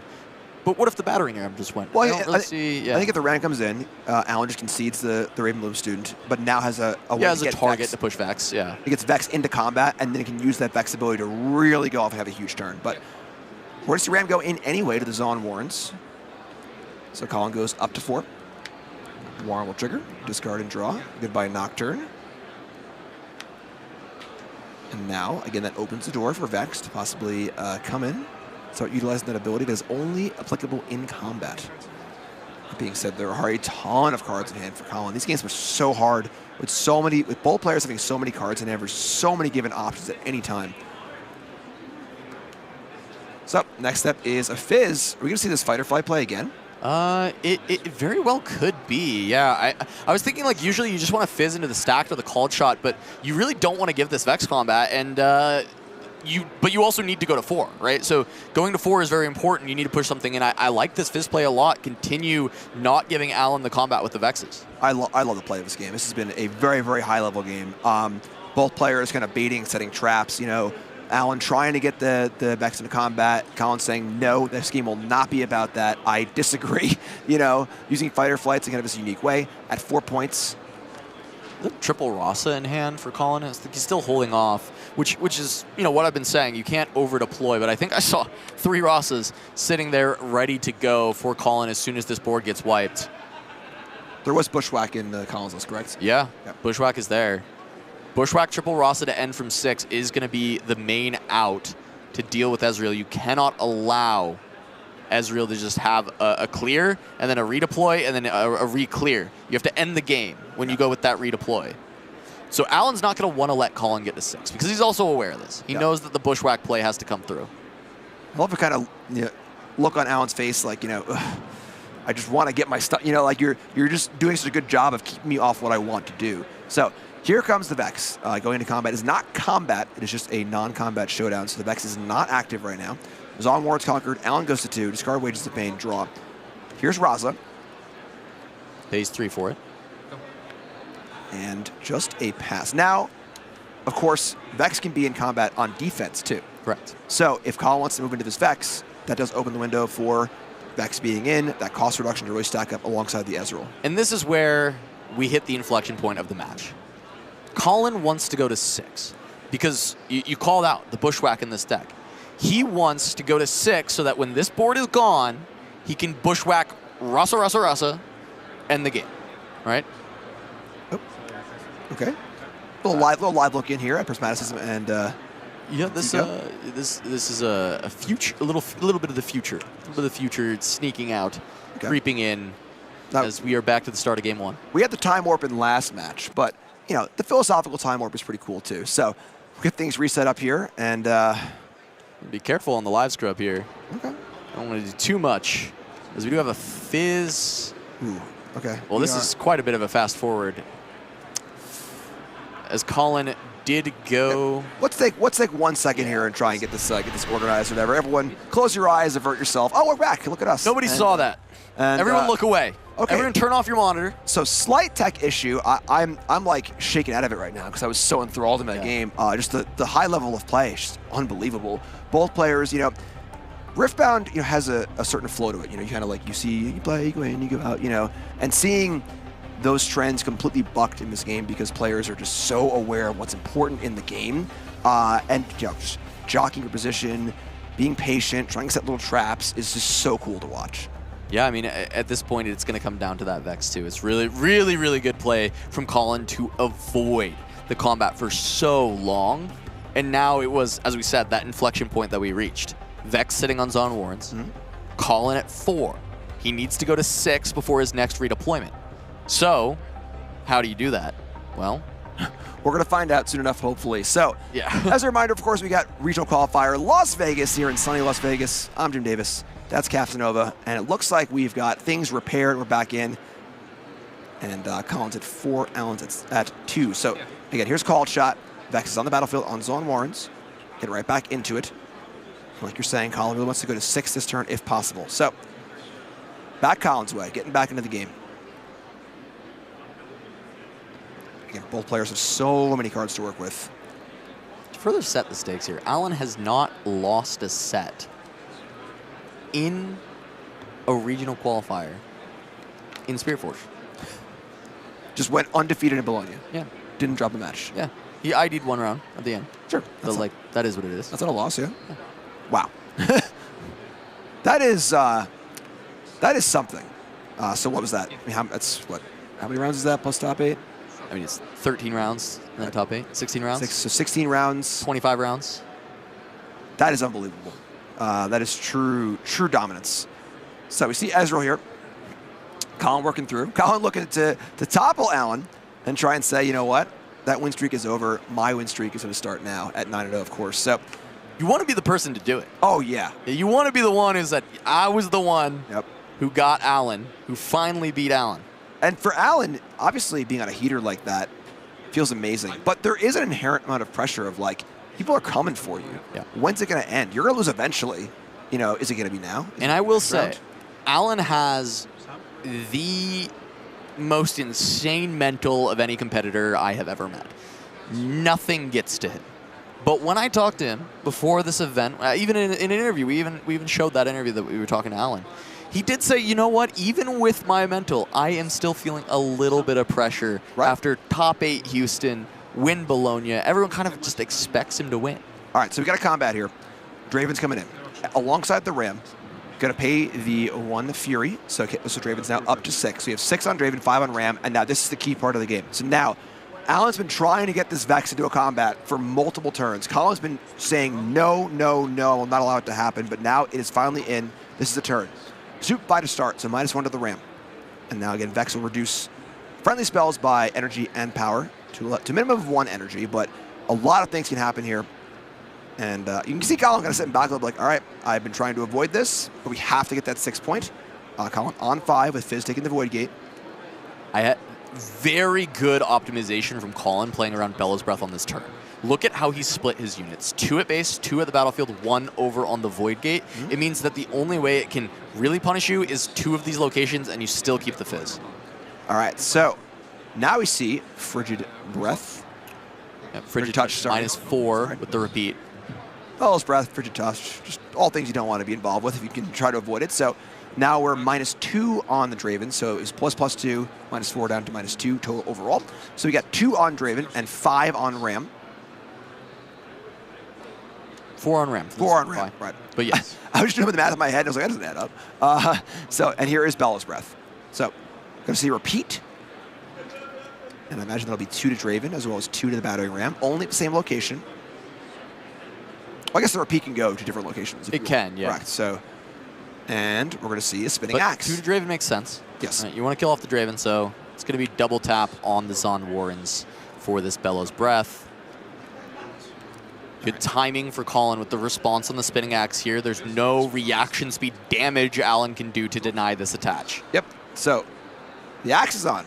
And now Draven is back to 5. 5 on Draven, 4 on Ram. Vex, of course, 5. Ain't done yet, though, of course. Arcane shift time. So 3 damage, and then a banish and replay. Yep. Banishing Ezreal, dealing 3 to the Draven. Yeah, and that will kill off Draven here with 2 damage marked from the Bellows Breath. The +3 from the Spinning Axe means that this will hit, as it is going to be Ezreal just drawing 2, as he is the one kind of getting flickered here by the Arcane Shift. So, that noting that the axe falling off on your turn is not nearly as bad. You're able to re-equip it and not lose it. But this combat has gone kind of sour. Now we have a 4-power Ram into the 5-power Vex. But of course, Colin not done yet. These players have been building up to this turn for almost the entire game. Here's a Fighter Flight. Fighter Flood on the Vex, that's going to cost 3 and the 1 power, but Colin had ramped runes the entire game before ever taking a fight with Vex, so he has the resources to deal with it. Looks like it may be a hard bargain that can be played with repeat here with the Vex and the Ezreal on board. Wow. All right, so point goes to Alan. When the dust is settled, Vex is still there. Colin has not won the combat, so now stuck at 5. Really wants to get to 6, but coming right back in for round number 2. Ezreal picks up the axe and Bellows Breath number 2. Free. So why is this free? So the reason this is free, Bellows Breath costs 1 and a power, and its repeat cost is 1 as a power. The way repeat works is it's going to create a total cost. 2 energy, 2 power. Then you have 2 different reduction effects in play. Vex is going to reduce by 1 energy, 1 power to a minimum of 1, and Ezreal is going to reduce any repeat cost by 1 energy. You decide which order reductions happen in Riftbound. So because the total cost is 2 energy, 2 power, you apply Vex's cost down to 1 energy and 1 power, and then Ezreal is able to either reduce the energy or the power from there, so you can reduce the Bellows Breath down to 0 energy, 1 power if you have Vex and Ezreal on board. Okay, so that makes a trade. So again, Alan trying to keep Colin off this 6 point, but the last card available is a Bushwhack, and of course, tapped out? No, not exactly. 1 power for Raza, 10 or more cards in the trash, and there is point number 6. So, crazy turn. Colin has accomplished the task at pretty serious cost. That was a lot of resources lost, but up to 6 with the Raza. Now, did burn the Bushwhack. There are 2 Bushwhacks, right? Yeah, I think this was one of the versions, one of the players that was playing 2 Bushwhacks, but maybe not if we're seeing the redeploy of the full Rasas, especially because we've seen some Fizzes played already. This might be 1 Bushwhack, 2 Fizz, which often means you won't play any Bushwhack if you play the Fizz, right? Because you're going to be able to recur them. And I believe that's Colin's version. We've seen some of the 2 Bushwhacks, but generally those are the ones who are not on Fizz. So I think we're on 1 Bushwhack, 2 Fizz in this spot. All right, so Colin's all in. Down to 1 rune, just shove all the chips in the middle and saying, all right, here are my Razas, here's my stuff, you do your thing. So Alan's going to play a Fizz, going to flashback a called shot. Didn't quite get a good look at those cards there. But, I mean, even though Colin's at 6 and has accomplished the task, Alan has a lot of resources available here to try and defend. And look at Colin's rune situation. Is there a situation? I only see one. So because, he had already used the seals on the turn, and he needs to develop these Rasas to try and push those last 2 points on the next turn. So he's gone down to a single rune. Now he does have the seals and the gold, so he can pay power costs that generally would be very scary with Vex on board, forcing some power costs to be paid. Those can get covered. However, 3 energy is not a lot. You're not going to get a lot done with that. So Alan here just called shot, got to go through and try and find the right answers. And he needs it because he was on 1 card basically going into this turn.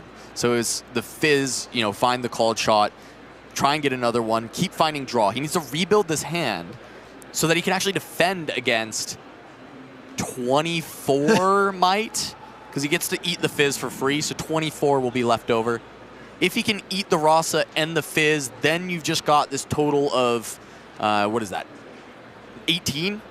18's really beatable for Ezreal. It's like, honestly, it's pretty easily beatable, I'll have to say. But it comes down to still having the right cards. And he had to spend so much on that first turn, so we'll see if he can actually find it. Fizz, is going to be another play here. So that's very helpful for Alan to keep finding more answers, and Stupefy being a nice one, not going to spend power and allow him to continue with these free clears.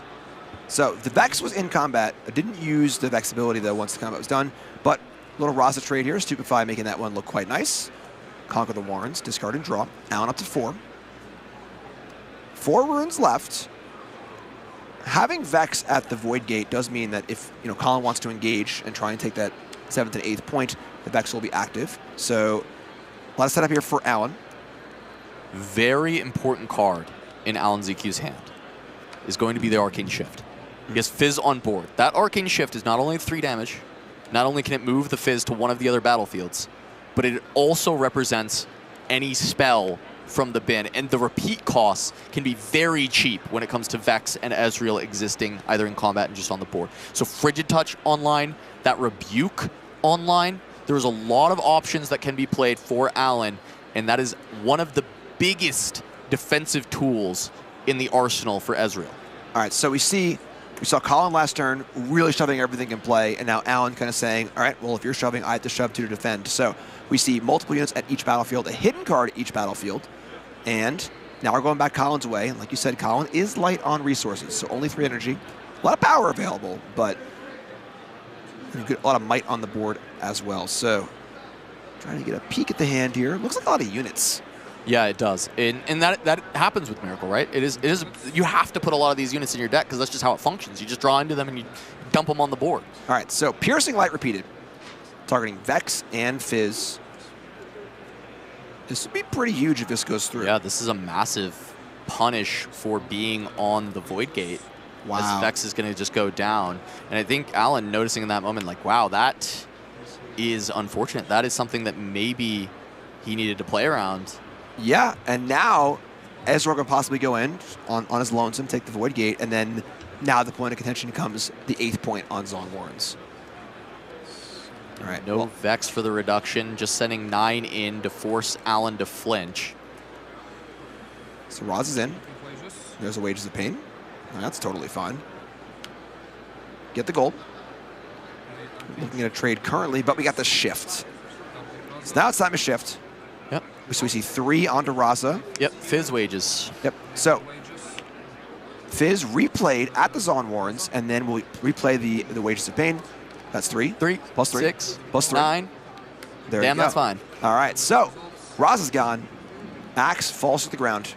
And a little reinforced there on the Warrens, too. So a lot more work for Colin to do. Colin says, I'm up to the task. I'm going right back in with another 9. Yeah, I mean, now 9 is not enough to completely clear. Alan going to allow the trade to happen. Axe gets to come through, though. Yep. Get to cascade this spinning axe using the seal, so not having to burn all the runes. Fizz gets taken out. Conquer for Colin. Okay, so now 6 power Ezreal on the Warrens. Colin at 7. Little discard action. Alan was a little low on resources. Is a hold possible here? It is, yeah. It's absolutely possible. We know it's not actually possible because he does have a Rebuke in hand. So it's never actually happening, but I would say that this kind of situation, because his cards ended up being a little bit low, a hold would be possible to happen. Singularity, though, is another option that he does have. I did see a Fizz in the hand of Colin, though. So Fizz plus the Bushwhack is going to be on the table once he has enough runes to actually do that. Yeah, I mean, there were plenty of units in hand for Colin also, but all right, just we're kind of back to square one here. It looks like it's turn 2, but just going to play 2 units and say go on an empty board. So here's a Fan, here's a Nox Sopal, yep, and here's a Mind Splitter. Ooh. Fizz gone. Yeah, so it's quick. Rough hand for Colin. These Traveling Merchants are, at this stage in the game, not very exciting. So very unit heavy, very spell light. Mind Splitter down. That being said, Colin's at 7, and there are 2 units threatening potentially. Actually, Colin's down to about 6 cards in deck. So step 1 is the Fan. The face down card, just as a note, is the other battlefields, I'm pretty sure. Yeah, I think so. Yep, so not a hidden card in a different sleeve, just making sure we're clear here. So Fan comes into the Warrens. And we're going to see. Just rebuke the Fan. Rebuke the Fan. So Fan goes back to hand. Bit of a desperation play to rebuke a 2-drop here with the Hopeful available as well. Now, what's the next step for Colin? At this point, so deep in the deck, you know, Colin can kind of figure out what these last 6 cards are and what the odds are for, you know, for drawing him a next turn or two. And again, fanning him out, kind of visualizing, okay, I know what these 6 cards are. I'm, you know, 1 and 6 to draw X or Y card next turn. Here comes the Hopeful. That's a draw off the Conquer, and then wow, scrappy, draw off the Warren. So that's a lot of new cards. 3 cards left. Did he have Shovel main or was it side? A lot of the players are Shovel side. And I think we might be in that same boat for Colin if we don't see it played almost immediately here, which means that Burnout is actually real as far as giving Alan a point, but he's not in position to win from Burnout, and really it would just be Colin gets like a refreshed deck, but he wouldn't have a bin to work with anymore. Though there's not really much to do with the bin at this stage of the game with all the Rosses in it, everything in it. All right, well, we see almost everything go to the Warrens. Hopeful, Fan, and Merchant. The other Hopeful stays home. Hidden card as well. Alan's going to scoop it up, it looks like. Doesn't have the answer in his hand, so that's going to be game 1 going over to Colin. What a masterclass between these 2 players on this matchup. Colin evading the Vex for a very long time, and Alan finding the patience, finding spots to gain some purchase back in the matchup, cleared both cycles from Colin, but just couldn't deal with the chaff remaining at the very end. Too many points that Colin gained by being able to cascade that equipment, doing everything perfectly. Really well done from Colin to take down the champ, Alan, in game 1. Yeah, truly awesome game.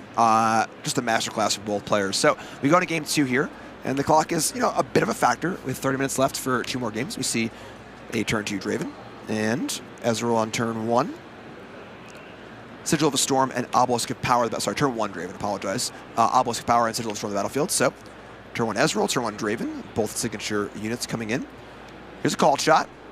And Alan has some work to do here. And Alan, of course, needs to win 2 games to win this match. So the clock is a factor for Alan. Yep. And that's a student. Speeding through, shortcutting the double student play, 4 runes. Yep, okay. We saw another called shot picked up. Alan just waiting till next turn when he's got his seal available again, so he can cast that for free. The student's going to be a lot faster for this game. He can try and get underneath Colin with this kind of start, as long as he still has good interaction in hand. These students become absolute menaces. I think the record we've seen is one at, I believe it was 12 or 14 when we were in testing, and I think he even got one up to 10 or 11 during Bologna. So these things can become monsters in the hands of Ezreal. All right, so back Colin's way. Called shot to start. Colin in the driver's seat, up a game. And this is one of our undefeated matches. At the conclusion of this round, we will have either 1 or 2 undefeated players, barring draws. And Draven's in. Here's a Ram. But nothing else, just a single Ram. So back Alan's way. Ezreal and Raven Bloom currently has the unit advantage. That's a called shot again, you know? And we'll keep account of the Raven Blooms here. That's going to be 1 on this, as that is going to be relevant, pushing in for the potential combat that will follow. Flurry of spells. Okay, so both the students coming in, they are both 3s. Yep. And now, of course, Draven is just what Draven triggers. Does Colin want to spend a Fury to make Draven into a 6 or leave it as a 4? Again, tough with these students not knowing how big they're going to be. Yeah, the thing with Alan is when he sends an attack like this, I think there's no correct answer for Colin. Because if he takes it, then Alan is going to have a punish in hand. And we actually see this with Stack Deck can either find an answer, or we also saw a Fritted Touch, which can completely blow out spending the rune. But if he doesn't spend the rune, Alan also has the option to blow out in a much easier way, where he just has to push above 4. All right, so we're going to see Stack Deck put an action speed, focus back to Colin, Fight or Flight, targeting the Draven. So before Supervise even played, both players playing fast here, but focus does pass back and forth. So Draven goes back, a little reveal there on Stupefy. And now that's the point for Alan. And on the board, Obelisk of Power. And those Raven Blooms can be pretty hard to break. Yeah, this is where Alan starts to pass with a large amount of runes open and a lot of games. So I'm curious what more he's willing to play on this turn. You've already seen it. I'll just cash it in. Yeah, does go for the Stupefy. Still 4 runes remaining after this. Ooh. All right, so Bellows Breath time. Yeah, it means he has a clear. So he's Bellows for the draw, and now it's going to be Frigid Touch with Repeat. Oh. And that's just going to get rid of everything. So Alan going to tempo this out, recognizing, you showed me a little weakness. You played out one of these battering rams and not much more. Seems like not a lot of deck velocity so far. Have the students out, and he's looking to tempo out this game. All right, so great sequence from Alan. Cleaning up the board, double student in play. Ezra's hanging out too. And now it's back to Colin. Try and rebuild. Called shot's a great place to start. Yeah, it's the best way to start, right? I mean, the only better would be like Ezreal first, and then the called shot, but just doesn't have one. Called shot going to be plenty though to start finding some units and look for a rebuild. Alan has to be very wary of the potential of a bushwhack here. Bushwhack is actually a complete blowout of the current position on the board. Right. With double student there, bushwhack into a battering ram pushing over may actually win the game for Colin. So there is something to dig towards with the called shot, with the stack. If you can find bushwhack plus one ram, you're there. But now it's a little too late. It would have to be bushwhack plus Rasa, but I don't think we have 10 in the bin yet. It's close, but I think you're right. Wow. Okay, yeah. So Alan went shields down, and Colin could not find the perfect combination of cards. So going back Alan's way, we got a hole for the students. Alan up 2-1. Interesting to see the different pacing of Game 1 and Game 2. Game 1 was paced so slowly, so patiently. This game more aggressive. Yeah, and we already see a Seal as the first play for Alan. Seal pay for Seal. He did end up keeping Vexes in. I think she ended up being pretty impressive in that last game overall. I think Alan recognizing, okay, there's enough spells for Colin that maybe this is still worthwhile, and the reductions do feel pretty important. You need some of your own might value on top of that, so Alan going to hold on to the Vexes. I'm not sure exactly how many copies that he'll still be on. He may be on 3, it may be less. Yeah, Alan likes to tune his deck each game kind of based on what he sees on the other side. It's how he sideboards. Whenever I ask him about sideboard plans when we're talking about the game, he's like, I see what I played against, and then I move him in. So it's not set plans on how he likes to swap things in and out. Yeah, and even though Vex Game 1, it didn't actually spend a lot of time doing things. The game revolved around it trying to not do things. Correct. So going back Colin's way, Hopeful and Ezreal. Stack deck is the start. And a lot of might deployed from Alan here. Just play that pickpocket.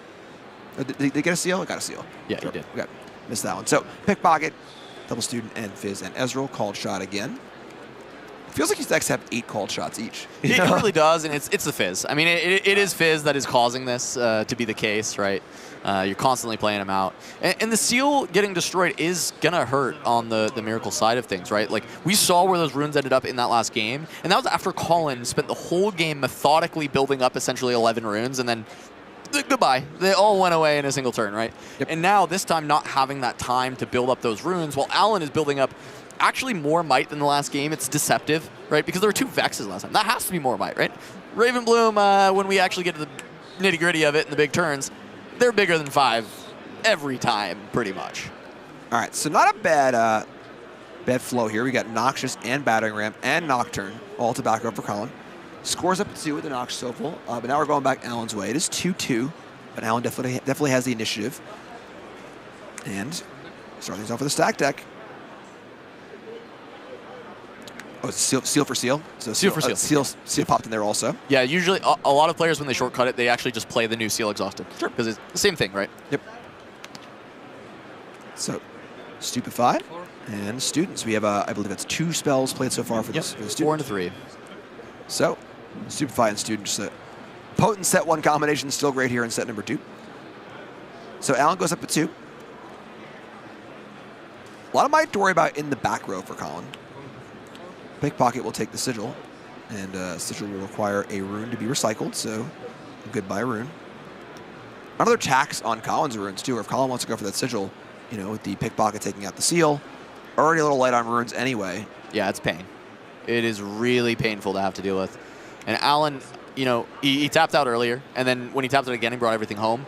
At this point, anytime he's staying on field, you'll see him keep full runes, and he'll fight. And then he'll cycle back where it's like, okay, opponent can't push in. Oh. So now I score hold, I run home. Hold on. This is very big. The walks into a Bryn here. Thunderstorm comes down, and the whole plan of always runes up is not a good one in Thunderstorm. And now, of course, there can be some reactions. Yep. Going to start with Smoke. So Smoke Screen will target. We'll see what the target is. And it's going to be the Battering Rams. Battering Ram down to -4. These Raven Blooms are up 1 each, and that is the only spell. So, shields down for Alan. Alan's got to sit and be a spectator here as Nocturne comes in, eats the pickpocket. A point is scored, a rune's recycled, and now we see Nox, Hopeful, and Ezreal come into these students. That is 7-6. Yeah. And nothing to worry about here. Usually it feels a little weird to kind of go into such a slim margin of error in a combat, but with Thundersong there, that feels great. So, Colin up to 4. We have 4-4 now. And killing those students is a very difficult thing to do. And now that they're gone, that's a huge win for Colin. Yeah, this is massive. There is no better timing for a Brynn, and Alan only having 1 response. Oftentimes, Ezreal is able to fire off, smoke, frigid touch with repeat, and then, you actually can't even break the student still after all of that happens. And all you got was you traded out 2 of those spells that he actually gets to grab 1 back by activating Ezreal as well. So often Brynn here doesn't actually get things done, and Colin finding a rare occasion where it's actually a very big punish against Ezreal. You would expect this card to be like an obvious punish into Ezreal all the time, but there are so many times where it does nearly nothing. Alan's still working it through. Here's Thousand Tail Watcher. Bellow's Breath is in the hand as well to follow along with this. So we get to see this little minor combo here of, it's not that minor. Thousand Tail Watcher and Bellow's Breath. Yeah. Well, we'll start up first. So Watcher shrinks all of Colin's units down, -3. Yeah, so this will be easy. Ezreal into Sigil, Fizz into Obelisk, Bellow's Breath with repeat on the back line, wipes out everything except for Rasa. And the look is, can you find something to actually clear the Rasa? Looks like this time, no, because off the draw, he's just going to find nothing else. No more energy. So the Rasa has to get left. It's not a perfect clear, but it is Alan to 6, and Colin with nothing but a Rasa on the board. Yeah, still pretty good. So back Colin's way. Rasa Sunderer holding the fort. And now, what's the next step? Coming right in. So Rasa for Fizz. Colin goes to 5. Draw off Draven. And what is the follow? Alan has the best follow-up for the next turn. Arcane Shift for the Thousand-Tailed Watcher, re-accelerate it. So if Colin cannot remove the Ezreal and it gets to hold, that's always winning. Oh, but Bushwhack is perfect. Okay. This is the way that Colin can at least set up the board where he doesn't just lose to Alan on the next turn, and that can buy space. That can buy a way back in. That can buy a win. And here we go. It's gonna be hopeful. Nox Sopel. But that's enough. Takes the Ezreal. Now, painful. A lot of runes being used here, but that is a big time play for Colin going up to 6. And then with Alan only on 6, there isn't really a way for Alan to push that 8th point. The only accelerate unit in deck is the 1000 Del Watcher, right? Yeah. Okay. Here we go. Back Alan's way. This has been a slugfest. Both players playing phenomenally. Alan's got a handful of cards. Here comes Thousand Tail. This is how you can conquer both, though. Push the Thousand Tail in, score to 7, Arcane Shift to base, shoot here, accelerate, score to 8, and Alan has the win. All right, so you can play your accelerate cost when you play it off the shift. Come back in, play the accelerate, Thousand Tails in. Alan takes game number 2 in what has been one of the most exciting matches of the entire weekend. Game 3, 18 minutes left. I cannot wait. I'm very, very happy they have a good amount of time. If we were going to game 3 with like 6 minutes left, I would be very disappointed to not see a natural conclusion, but these players are going to gear up and get ready to go for one of the matches of the weekend so far. Look, Jim, you're absolutely right. There's only one accelerate unit in the deck. When you get to replay it, right. It's actually 2 of them. Yeah. So really, really cool synergy there. Being able to accelerate off of the cast from the shift. Whew, boy, game 3.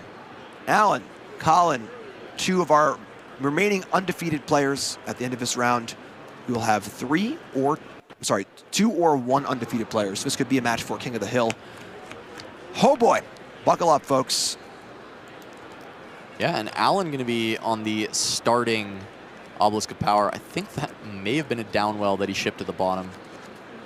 It's something you like into the Miracle deck, but only later on. You don't want to start the game with it. It can clog up your hand quite a bit, especially if you don't have the rest of what you're looking for. On the Obelisk game, the Vexes definitely come back in. Turn 2 play that you can make. We'll often see the skip on turn 1 from Ezreal if there isn't a good discard target, but usually Alan likes to get the Ezreal in and online right away. Speaking of online right away, turn 1 Ezreal from Colin. discarding a Nox Soulful, draw 2. All right. Targon's Peak for Colin. Obelisk of Power for Alan. Alan right to 4 and getting to work. Yep, going second, so it can still be Ezreal on turn 1, Vex on turn 2 if he would like, but he does have a student, even better. All right, so student pass, 2 runes up. Going Colin's way. Gets to wait for a better target for his Ezreal that he wants to discard. Student is still going to be able to actually contend with the board, play for Targon's Peak. Resetting those runes with a student is incredibly potent.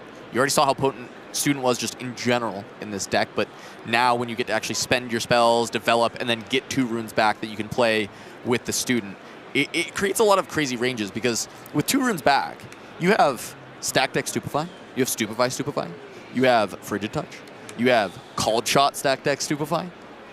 I don't need to go on. There is a lot of permutations. A lot of ways that you can increase this might to kind of ridiculous numbers, like numbers that are nearly impossible to correctly play around every time. You sort of have to put Alan on a hand and hope that you can play into it. All right, so we do see the Draven played to Targon's Peak, trying to find the might to defend against the Ravenbloom Student, trying to stop that Student move in Targon's untap.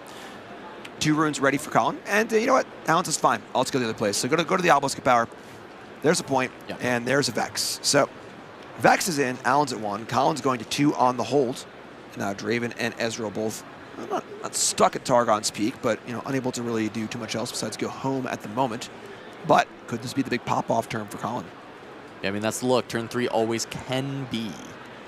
And it started with Seal Ezreal. I mean, this is exactly what Colin wants. I think this game, from the outset, is very good for the Miracle side. You start with Ezreal on turn 1 because of the Obelisk, with a Seal, then you get Draven. Now you get to go to your normal turn 3. I mean, we see a Cold Shot and a Stack Deck already, getting played, is getting to dig through this deck. There's really nothing more you can ask for as a Miracle player at this stage. All right, Seal number 2. Here is Ezreal number 2. And discard a Hopeful again. Right, yeah, I was going to say Power Cross played on Ezreal. There we go. And so many Hopefuls. Brings everything home. Hopefuls in, back out at 2, say go. So Alan goes up to 2. Players are at parity at 2. Vex hanging out in base. Students coming home. And now what's the next step for Alan? We've seen patient Vex playing from game 1. Game 2 is play a little faster. And here's just an Ezreal. So Ezreal discarding Vex number 2, draw 2. If he finds a Bellows, there's a pretty big clear on the back line with a repeat Frigid Touch. I don't think he has it. I think the Bellows is missing. Okay, so Vex goes in. This will trigger Targon's, put Alan to 3. And then, of course, now put Colin in a spot where if Colin wants to contend with the Targons, Vex gets into that combat, and the cost reduction begins to happen. With all these runes. Right, with all these runes and an Ezreal. I don't even want to try and calculate how many cards Alan can play, potentially. All of them.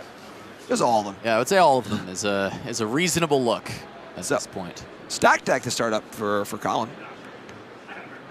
Really cool. The texture of all 3 of these games has been pretty different in a really, really cool way. So, Called Shot. Stack Deck, Called Shot. The train choo-choos on.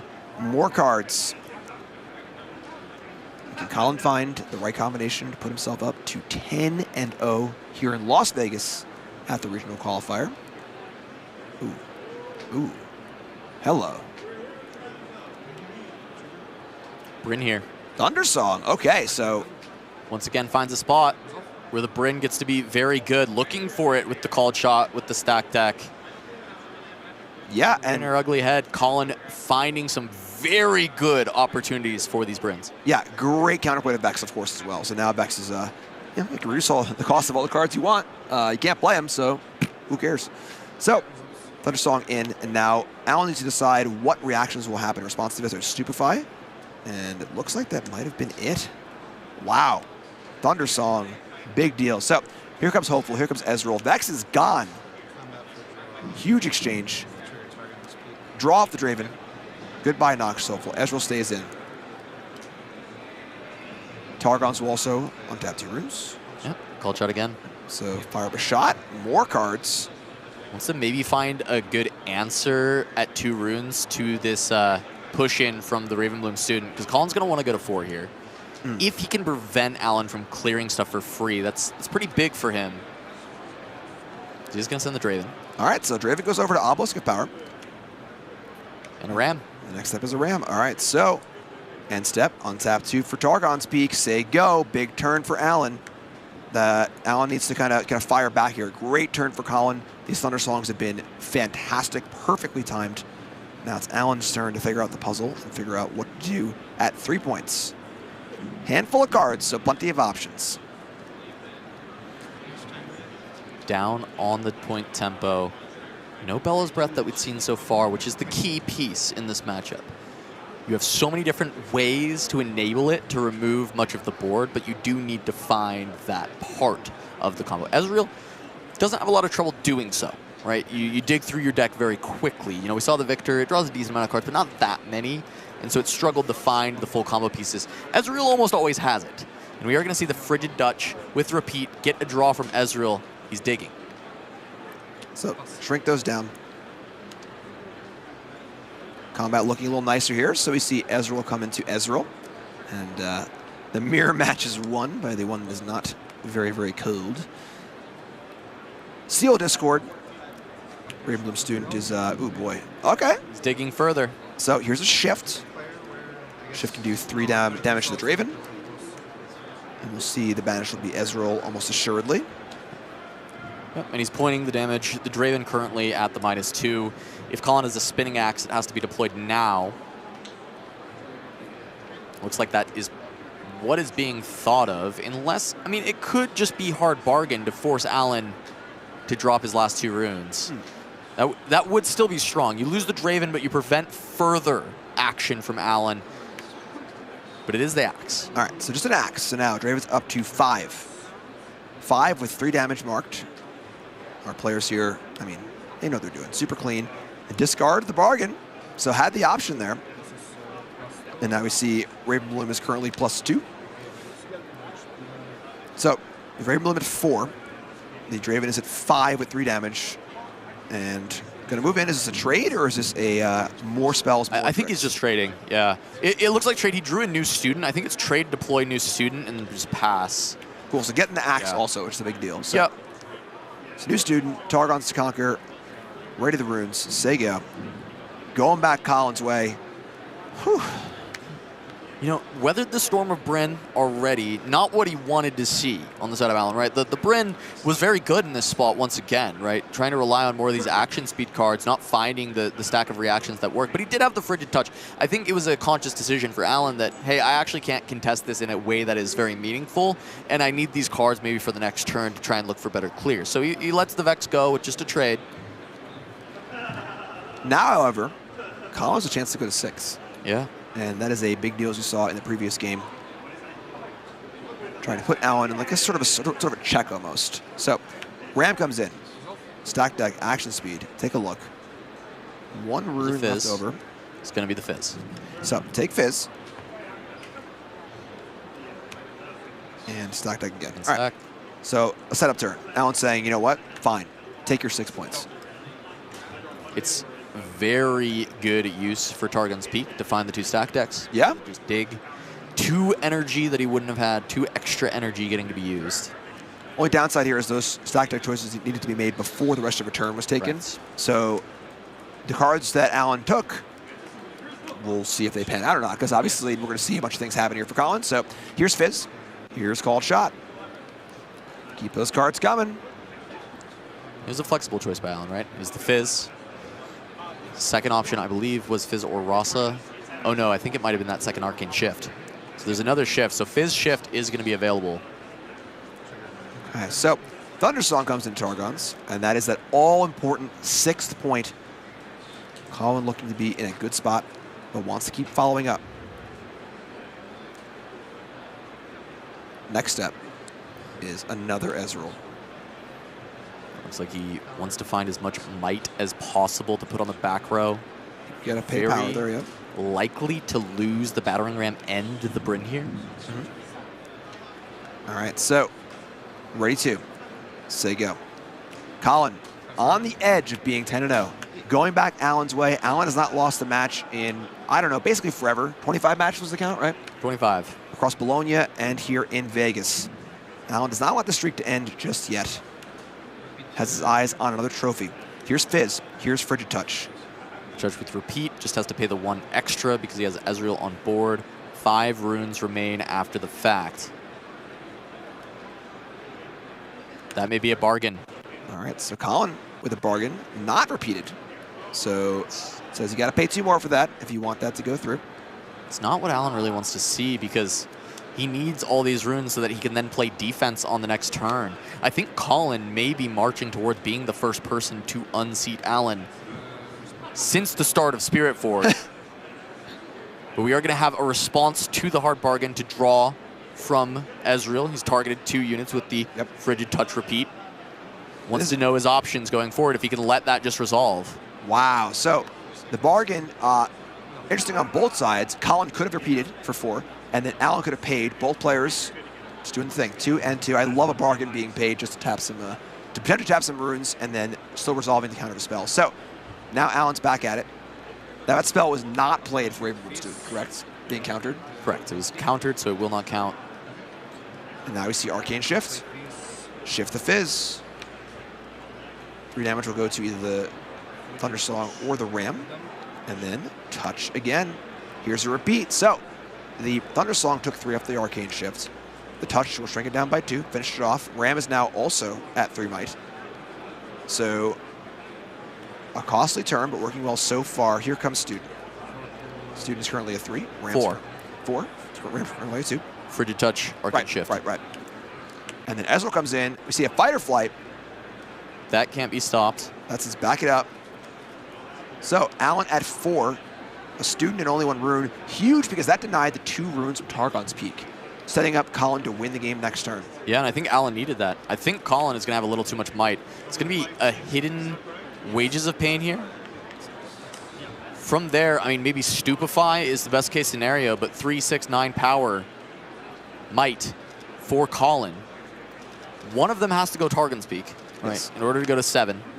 So only 6 coming in. I mean, Wages plus a 1-cost spell is going to deny just on board victory for Colin. But there's still untap of all these runes. Oh, it's coming in quick. Bushwhack time. Oh, boy. That's probably just going to do it. Triple Ross Triple, the scoop up from Allen. Wow. Colin taking down Allen. The streak is over. And Colin moves 10-0. Actually unbelievable. That match was one of the best matches I've ever seen in my entire life. Yeah, I mean, this is perfection. This is beauty in motion of Riftbound. This is what the game can be. Colin is the one to finally defeat Allen's EQ after 25 sets of Riftbound in Spirit Forged. And he might get a rematch later. We'll see if Allen can hold on deeper into this tournament. That's the first loss Allen has taken. Right, it's a real statement to Allen's dominance recently that we're playing this off like Allen's out of a tournament. Yeah, no, he's still in. Allen's just 1 loss, you know. It's so his first one. Right, still looking great for top 8. An absolutely phenomenal play on both sides. That was the most high-level match I've ever watched in my entire life. Just truly art. Look, and Allen has said multiple times that the only person he's scared of is Prismat. And one of the reasons is Prismat plays Miracle Draven to perfection, beautifully in the matchup, knowing the matchup inside and out, and he knows, hey, that is something that I can lose. Colin just proved that he can also play Miracle Draven to perfection in the matchup, knows it inside and out. And so it's another person that Allen has to add to that tally list of, I'd rather not see Colin. I'd rather see probably anybody but Prismat and Colin. Wow, unbelievable stuff. Let's pop down and see what Colin has to say, if he can even talk after that match. Thank you so much. I'm here with Colin, who is still undefeated here at the regional qualifier in Las Vegas, taking on none other than Alan ZQ. How was that match? It was very difficult. Alan is a great player, and he definitely gave me a run for my money, but I was able to kind of navigate his very, very tricky, different style of deck, I think, pretty well, especially for my first time seeing it. I think I played it well, and it certainly worked out for me. Certainly did. Now you're on Draven for this event. How has the deck been for you this weekend? It's been excellent, honestly. I love the deck. It really kind of rewards my style of play. I think a lot of it is just being able to understand the order of your deck and stacking it in such a way that I know when I'm going to get to the rest of my cards, because you draw so many cards, you see so many things that you get to go through your deck multiple times, and that style of play really rewards a good player, I think. And hopefully I've been representing that to show people at home what it's like. Well, you're undefeated, so I feel like you are doing a good job there. As far as metagame goes, especially on day 2, how's it been kind of early on? Yeah, I ended up actually playing Prismat last round on a mirror, so that was also a difficult match, but I was able to beat him, and then now I just played his teammate Alon today, so was able to 2-0 Prismat, and then Alon got me for 1 game, so at least there was that. So it's been performing extremely well, and hopefully I think I need to win 1 more in order to secure top cut, so hopefully we'll be able to do that, and you'll be able to see more of me playing. I was going to say, getting pretty close. How are we feeling about top 8 if we make it? I mean, honestly, I never really thought I'd get this far. I've done well in some of the unofficial events, but when it comes to the official events, I felt like I've been cursed up until this one. My first runs have been not too lucky, but for now we're doing okay. So I'm excited to be able to hopefully go there and represent my team and all of my friends, and I think I'm going to try and bring it home. So if you're out there, root for me. Best of luck. Thank you so much. Good. Gotta say, it's kind of hard not to. Yeah. Takes down Priz, takes down Allen, and we've heard the word. He is our king of the hill. He is our last undefeated player in the tournament, which is a phenomenal place to be in a great set to make top 8. Yeah, no, amazing job from Colin. I mean, the stars that have been emerging in Riftbound, Allen, Priz, these are the players they topped in Houston, they topped in Bologna. I mean, Allen won Bologna, and now here they started the day undefeated. So when you're looking at Riftbound as a young fledgling game, these are names that you're immediately looking at. And Colin having a tournament where he beats both of them 2 rounds in a row to stay undefeated, I mean, that is building his own star power and legacy here in Riftbound early on. Yeah, you almost want to, say, oh, we're scripted. This is too perfect. Too perfect of a way to be undefeated. So, fantastic stuff here. Every round, I think to myself, how are we going to top this last round? And we just keep doing it. So, you don't go nowhere. All right, we got round 11 coming up here in Las Vegas.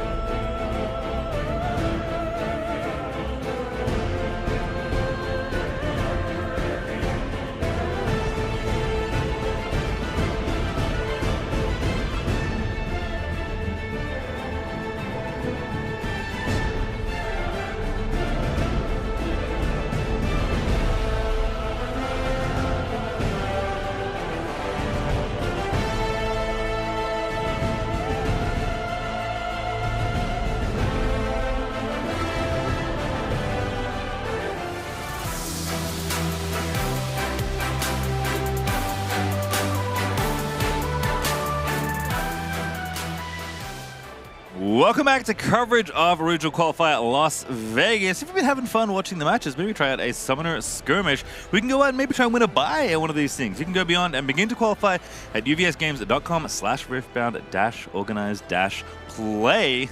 Ursaday, when's your first Summoner Skirmish coming up? Oh, I gotta find one soon. It's so much fun to go to, I'm sure. Well, I'm Pastry. That's us today. We're here to bring you coverage of round 11 and a little bit more beyond that. Already 2 rounds in to the 5 rounds of Seuss we have today. Don't forget, we also have a top 8 coming up. Feels like there's a lot of Riftbound still left to play, but where we're at so far has been pretty exciting. Yeah, there have been so many great games. We've seen some of the top players really fight it out on the screen, and some of them victorious, others still fighting their way through day 2. And I tried to ask people that are smarter than me, roughly how is the tiebreakers going to work out? Because I'm not very good at tiebreakers. And they told me, the way it's designed, X1 is definitely going to make it. Beyond that, don't ask me. It was basically what they said. So still in the hunt for X1 for a lot of these players. Still a lot of players with that record. I don't think there's an undefeated player left at this point, but I could be completely wrong. Maybe we'll check on that later when we look at the standings later. Yeah, we'll have to find out. We are only in the 3rd round of today with, oh guys, at round 11? Yep. So we have so many rounds more to go. We'll have to see how they navigate their way to it. Well, you talked about some of our top players. We have a little video showcasing 3 players that have been doing quite well internationally in Riftbound.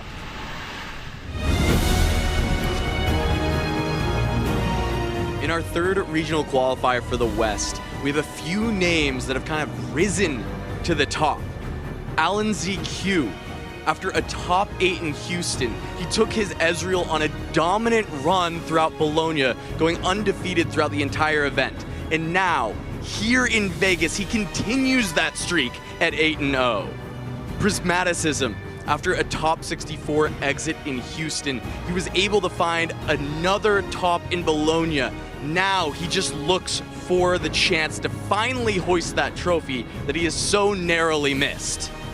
Randy, the only player to top in 3 different continents, North America, Europe, and China, yet to hoist a 1st place trophy, is here still at 7-1, fighting for yet another top 8 in Vegas.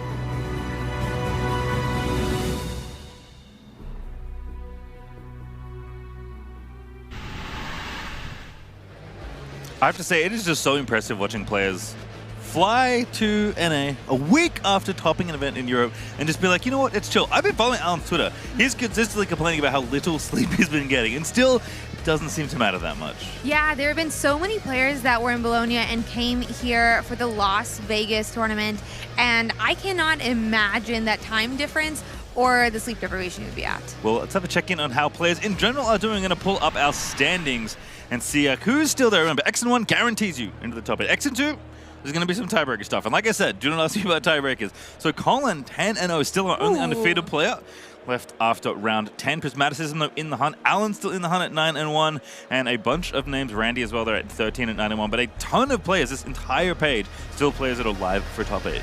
Yeah, and so many of them are ones that we already know. Randy, which was mentioned in the video as well, at 9-1. So many great ones. Yeah, No Veggies also saw on feature in Bologna, so another player that has come over here. Just a bunch of really interesting names. Manton, our victor from yesterday, falling to 8-2. But again, still in with a shot, and of course the best of medals, or best of cards, are still in the hunt as well for a lot of players. We have quite a few actually that are fighting out with only a few copies of Legends, so even if they're not in this top level of standings, there's still plenty to play for here on day 2. Yeah, there are a couple that are the only ones in day 2. That's a good feeling. It would feel so good. And then a couple that are just like 2 or 3, and I feel like I would be sweating bullets. I feel like the 2 would be horrible. Because you just every round you're checking like, where are they up to? Did they lose? Yeah, walk up to him, how did you do? I won, did you? Yeah, I feel like the best thing for you would be to get paired with them, and then you can fight for it, right? Because that would feel, at least you would feel like the best of your legend if you fought the other person. But if you just like each hit Draven round after round and whoever's better against Draven, I don't know. Imagine hitting round 9, like the first one of the day, and one loses, one wins, and then you have to continue on, yeah. Yeah, interesting. We do have some bangers coming up, of course, in the feature match. CL players just walking on by.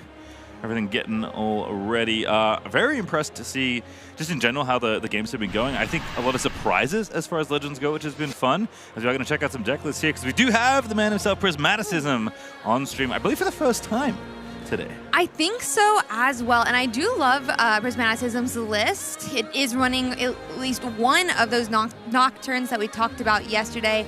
Obviously is running that Ezreal or Miracle package, trying to discount a lot of those turn cards. Yeah, some changes I think from Bologna, which is always interesting. I think both Alan and Priz have changed their lists since, less than a week ago. So it's interesting to do so well in a tournament. Prismaticism, I might remind you, was the best finishing Draven at Bologna, so just barely eked out his teammate Randy to win the best of Draven, which I think is a pretty prized medal card, given the how powerful and how represented this deck has been. But we've seen a lot of it before. Very complicated, very powerful, and kind of at every stage of the game. Once things start going well, you can basically take over any board state. You just make so much might for so little energy. Yeah, it's kind of crazy and just such a strong way to take these wins. I wonder if they'll be fighting for the best of again today, but I do think Colin, who is currently undefeated, is running Draven as well, so they're going to be fighting it out here. I'm really excited to see how they decide to play this deck and try to make sure they get it to the top 8 today. We'll take a look at the matchup, because what's on the other side here for Prismaticism? We can take a look at his opponent's deck list. It is a Draven Mirror Dantalus with a very similar looking build. See, all the rest is the seals, but a couple of differences between the two, as you might expect. Yeah, one is 2 Nocturnes instead of 1, but the sideboard is very different. Yeah, I think always interesting to see what choices people make. Thermobeam is an interesting one. Factory Recall, not a piece of gear destruction I've seen a lot of. Maybe you respect the fact that it is action speed and you can maybe save your own gear as well, because it only goes to hand, which in some cases is good for your opponent. They just get to replay it. In some cases, it's something like an Aurora that can be tough to replay. But I mean, this is also the color with access to accelerated losses, so a lot of interesting choices. I mean, again, with how prominent gear has been, it's funny to see that these domains are the ones rising to the top, because they actually also have the best gear destruction. Yeah, I love red and purple. I mean, both do have it, as you mentioned. We see Thermobeam is another option for gear destruction in the sideboard, as well as Factory Recall, like you said. Here are our 2 players, and the battlefields are going to be a bit different here. Prismaticism on the left, Zorn Warren's going to be the game 1 battlefield. Reavers Row on the other side for Teko. Yeah, both of these leaders are really going to be, well, we should keep an eye on the Reavers Row. So as we know, Draven gets to draw cards off of winning combat, but if you, on Reavers Row, when you defend, you're allowed to choose if one of your cards goes back to your base, and if that does happen, you still win combat. Yep, that does count as winning a combat. Same reason why Rebuke, same reason why Fight or Flight gets all that done. One of the reasons you see those cards in all these lists. So it's going to be Draven on the right. Teko starting off here. Overzealous Fan, excuse me, is the first drop return. Prismaticism, I'm sure both these players, in fact, have played a lot of Draven Mirrors to get to this point at 9-1. So we'll see what Priz's first play of this game is going to be. It's just a stack deck. Set something up. Find a 2 you like.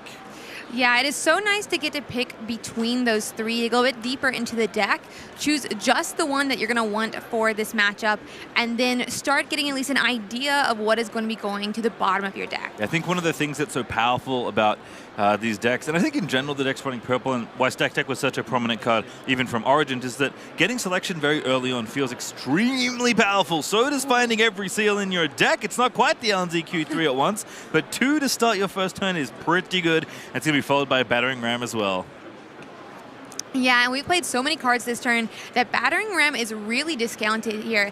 And those 2 Seals of Discords are going to be so strong of a start for Prismaticism. I mean, it's only turn 1, and he already has a 5-cost, 5 might unit on the board. Yeah, it's funny. People talk about Darius earlier in Origins, how you could play, get your Legion trigger, play your big might unit by playing a Seal. Yeah, this is just a Battering Ram alongside 2 Seals in a stack deck. Not so bad. Fade channeling 1 extra rune is Overzealous Fang going to visit the Zorn Warrens. Again, both these players pretty interested in getting the Conquer effect, cycling through their deck, drawing some cards, sculpting their hands, and we are going to put a hard bargain into the bin.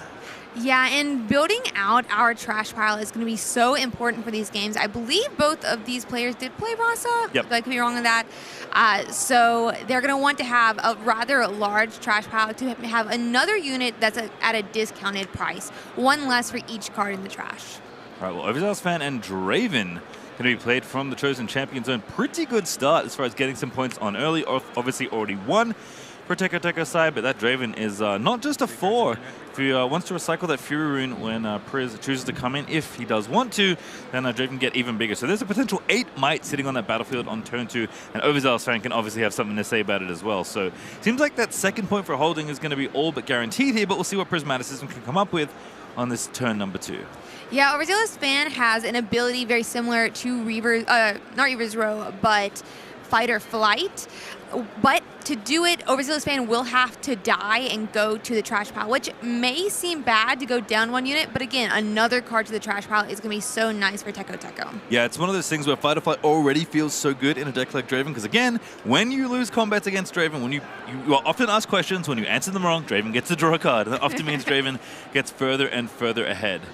So Battering Ram going to be the consideration, charging on in again, already just printed. That is 6 might versus 5. Yeah, you have to wonder what is in Prismaticism's hand to be putting 5 might already into 6, could be 8, just like you mentioned. So of note here, there are 2 defend triggers actually that Teko has to contend with. Draven's one to recycle a rune and maybe get bigger, and Overzealous Fans to maybe push this Battering Ram out of the Zone Warrens. So again, already sitting here at 6 might. What order you want to do these in and what you want to do with 2 pretty important things to figure out, and it's just going to be Overzealous Fan kind of take the free draw here basically as Battering Ram gets kicked out. Okay, Rebuke, sure. Okay. Yeah, Rebuke is going to send Draven back to Teko's hand, which will mean he won't win the combat since one of his units does not stay at Zon Warrens at the end of the showdown. But we will be able to replay it again next turn since it's only in our hand. Yeah, stack deck here, going to set it up. If there's something better than the Draven to play, maybe consider that here. But we already know, as you mentioned, Draven's sitting in hand, ready to be redeployed. And I think one of the things that's very powerful about Draven, and it's almost always red Draven in these decks. I don't think I've seen a single purple Draven in these lists. Certainly Aurelia does like that card from time to time. It doesn't cost any power either, so it doesn't even de-ramp you just a little bit when you do want to play your turn 2 Draven. So Draven instead going to be replaced by Darius. Feels a little bit better here. Bigger unit going to be readied up right away, and perhaps we'll send ourselves on over to the battlefield. So a little bit more mid-rangey here for Teko. Not going for the full Miracle, even though it does have, again, Seals and Rasas, if I recall correctly. Yeah, you called Darius earlier when we were talking about Battering Ram, but one of the nice things about Darius as well is when you play that second card, he doesn't only get ready, but he also gets larger. So Draven, you do have to pay an actual power cost to make him 2 larger, but Darius, if you play 2 cards, is suddenly 7 might. Yeah, and sitting on this battlefield here, a hidden card has been placed on the Zone Warrens. And again, the assumption is always it's Fight or Flight. There's lots of other options. There's quite a few hidden cards that these decks play because it is good to kind of mix up the potential options for your opponent. Even in a theoretical world where the deck lists were open, much easier when you look at a deck list to see, say, 6 different hidden cards, if half of them are Fight or Flight, than it is to see like, oh, it's just Fight or Flight, so I always know what it is. Yeah, almost adding those different cards also adds a sense of, almost like mysticism, you might say. You don't know, and that's less information that your opponent has, which is really, really nice in these games. Doesn't make sense to get value out of hidden if you're only hiding. If you're hiding the same thing every single time. Shout out to the Victor Trial decks where it was always Hidden Blade, hidden at the battlefield. As Prismaticism, considering whether this Battering Ram wants to go back in, if it even can right now, Darius is a 5. Again, have to think about all the different options, all the different permutations that this hidden card could be, and also falling behind on points while trying to make this happen. His Battering Ram looked pretty good early, but Teko's start has been nice, and Draven's going to get deployed. Here's a Traveling Merchant. Looks like we're taking a turn off. Going to pass it on back. Yeah, we did take a turn off, but adding 6 might to that base is going to be so nice for Prismaticism. He's just developing the base and saying, I can come back later, which is what a lot of Miracle decks can do. Yeah, you do want to, again, pick your spots carefully against Draven in combat. Maybe waiting on something like a Rebuke, or maybe a way to push the Darius off the battlefield, which would remove the hidden card. On the other side, though, Teko very politely fanning most of his hand just barely in front of our overhead view of the table. I see an Overzealous Fan, which may be joining Darius here in just a moment. And indeed it will. It does look like it. And Darius now is safe to move out of that battlefield as well. If he had moved base with that hidden there and nothing else, that hidden would have been destroyed. So by placing Overzealous Fan there, it does save it. And it looks like we're going to beef up that battlefield as well by adding our Draven Vanquisher as well. Yeah, replaying the Draven that was there, readying the Darius, hiding another card, and just saying, you know what, I want to take these 2 points. I'm already ahead. I'm kind of racing towards 8 at this point, trying to put a lot of pressure on Prismaticism, who's, again, looking to build up a force, but it just every turn doesn't seem quite big enough to contend with what Teko's got going on. Yeah, we're kind of just stalling out, trying to figure out what pieces we need here on Prismaticism's side. We have those 2 seals. We do have, what is this, 11 might already in our base, and maybe we'll finally find our way into a battlefield here with 8 runes up as well as those 2 seals. They're going to move in. Both Dravens get the opportunity to trigger. So Prismaticism, I think, has to go first on the attack trigger, but does at least move, get the Traveling Merchant trigger, and looks like passing on the attack trigger for his Draven. But we have so many cards in our hand now as an option. We were lucky enough to have Scrap Heap in hand for that discard on Traveling Merchant, which means while we discard it, we now get to draw 2, not just 1, which means those 8 runes could be so many options. Yeah, so like you said, it is 11 might there. You can kind of consider the Dravens as roughly equal, but looks like Teka is stacking it up, wanting to put the Draven trigger under the Overzealous Fan, and Overzealous Fan's going to kick out yet another unit. I'd have to assume the Battering Ram because it is currently the biggest. I believe Prismaticism has already passed on his Draven trigger, so this Draven's not going to be recycling a rune to get any bigger. It does look like he is still a 4. I did see we tapped the Draven, so I wonder if we became a 6 on Teko's side.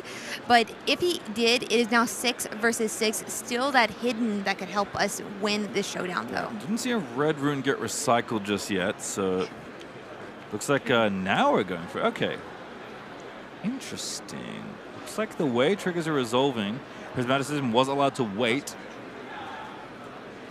Oh, that's it's defense triggers goes on first. I think that's why. Yeah, I think that's why. I hope I'm remembering how my triggers work correctly, but I believe Defender has to choose first, so it makes sense. Prismaticism now deciding. And I believe Teko has passed in that case, if that is correct. And now we're going to play our hidden card in Showdown and push that Draven away. Yeah, that is me a fight or flight, hopefully pushing away, but Hard Bargain is going to come down, which does make that fight or flight cost more if we want it to resolve. We don't have any runes up, though, so we are going to lose this showdown. Yeah, Hard Bargain being very much like a hard counterspell there in that instance. Often can be not so good later in the game when your opponent has maybe an excess of resources, but in this spot where resources are very tight and so are the might values of the units battling, Prismaticism does successfully fend off that battlefield and win the Draven Mirror. Also drawing a card, don't forget, thanks to the ability of the Legend, which is kind of a fun one in the Draven Mirror. You know, both players want to win combat, so it's very important to win them. Yeah, it is so nice to get those draws off. We get to draw from our Draven. We get to discard and draw off of Zon Warrens as well, slowly procuring a hand that is going to be perfect, hopefully, to win this game. And Ezreal is going to come down. We'll get to discard 1 off of him as well and draw 2. But more importantly is the ability where he now discounts by 1 additional costs, which is going to make things like Calling Shot only 1 power, but can discount other ones as well. Yeah, lots of good things you can get. Even if you're not playing Ezreal the deck, if you're playing Purple and Ezreal, you can still do the things with Cold Shot that we've seen all weekend long. But Battering Ram going to be the selection here. And here's a Cold Shot. Oh, it's a hidden card. I lied. There's only one of 2 things. And Prismaticism picked the second door, but does hide something under the Zone Warrens. As Teko at least going to go to 5 here off of the Darius, still chilling on the bottom battlefield. So Prismaticism pretty behind in points, but has now kind of gotten back ahead on board. Yeah, and he's presenting a lot of might in that Zon Warrens as well. If Teko wants to get him out of that battlefield, it's going to cost him a lot. All right, we'll see what's lined up here. See a Spinning Axe, a Switcheroo, a Ferris Forerunner, and a second Ferris Forerunner. I think Ferris Forerunner is one of my favorite random units in set 2. It is a 6 might unit, mech as well, though it doesn't really matter in this one, and does have a death knell that when this Ferris Forerunner, which is 6 might already, dies, it creates 2 more 3 might mech units, and that's kind of crazy. You can try to take him out, but he will regenerate 2 more of himself. Yeah, definitely a sticky unit to try and kick off a battlefield can be quite frustrating. So it looks like just Ferris Forerunner to base, not going to reinforce the bottom side of the battlefield. And pass it on back. A point now for Prismaticism, 1 for conquering, 1 for holding. So 2-5 is the score in that metric as runes get channeled, card gets drawn. And Priz starting to get through the deck a little bit more now. But again, has to kind of figure out, okay, I do need to do something about the Darius on the other side eventually. Maybe not right this turn, but for now I'm holding the north battlefield. It seems very well locked down. So what do I do about the rest of the game? We go in apparently is what we do. 5 on 5 right now. We'll have to see if this trigger comes down. I would be more guessing towards the hidden first before that type of thing. But it is an option for this Darius to move back to the battlefield. Instead, that hidden will be flipped. Fight or flight, potentially pushing that battering ram back to Prismaticism's base. Interesting little tidbit here. I believe, because as a hidden spell it's a reaction, I think you can choose your Reverse trigger and then respond to it by fight or flighting. So if for some reason, like another hard bargain say came out, I think you still have the option of retreating your Darius on the Reverse. And of course, if that happens, your opponent wins the combat, draws a card of Draven, and takes the point off the battlefield. So you don't necessarily want that to happen, but Teko just kind of had it all anyway. Priz gets his battering ram pushed off the Reverse row, and Darius maintains his position down south. Yeah, Darius is feeling nice in Reaver's row. I do believe we'll be holding up to 6 as well, which is going to be a really nice number for Teko, and a really nice lead versus Prismaticism, who is only at 2, but we are really adding more might to Zon Warrens to try to hold it looks like. And had the option for something like Rebuke here with the Fizz, but decides to filter a little bit more. Not so worried, it feels like, about the Darius at this stage of the game. Despite being a few points behind, Prismaticism navigating through all of the very big units that Teko is playing here. Yeah, Teko does seem to have a lot like these larger might units, and so I hopefully Prismaticism is able to find the card that works best for him there. Yeah, certainly more of a Miracle versus mid-range kind of matchup here, as Cold Shot going to do its thing with Ezreal in play. Costs a single purple power to look at 2 and draw one of those. And of course, when you find a Nocturne, you get a Nocturne and you get to draw a card. Yeah, that is so nice, and I think one of the really nice things about running Nocturne in this list, when you find him off of looking at cards versus drawing, you're able to play him directly, which does mean he's being able to be placed in Zon Warrens, and he's one of the few ganking cards that Prismaticism has in his deck, meaning it'll be able to move directly from Zon Warrens over to Reaver's row if it's time to knock that Darius out of Reaver's row. I don't remember if there's a Vile Knight in Prismaticism's list, but Nocturne may be the only one. There's only one Nocturne in the list, I can tell you that much. That's true. So did find it there with a Cold Shot. Must feel pretty lucky. But that top battlefield is getting sieged at this point. So it looks like both players are kind of deciding, you know what, I'm just going to stack on either side. Teko, I feel like, might not feel too bad about that decision, given that currently ahead on points by a pretty significant number, but have to suspect that when Rebuke is not getting recycled by Fizz, that there is the plan for this Darius in the future. Yeah, I'm sure Prismaticism has some type of plan at least. He's obviously a seasoned player. He knows he's going to have to deal with Darius sooner or later, but maybe he feels confident, in having some patience towards dealing with him. A Cold Shot going to give you even more selection. The hand is looking very thick for Prismaticism. Tons of options to choose from here. Just going to move a unit through. Want to retreat the Ezreal, keep that passive tech safe or in base. Which you see pretty commonly doesn't really need the might right now with how much is stacked in there, thanks to that Nocturne being found off the Cold Shot. And just gonna maybe deciding the next player has quite a few runes still left available, so probably wants to use most of them. Yeah, it looks like we still have 6, which is a lot. It looks like Fighter Flight is going to move the Draven Vanquisher back to base.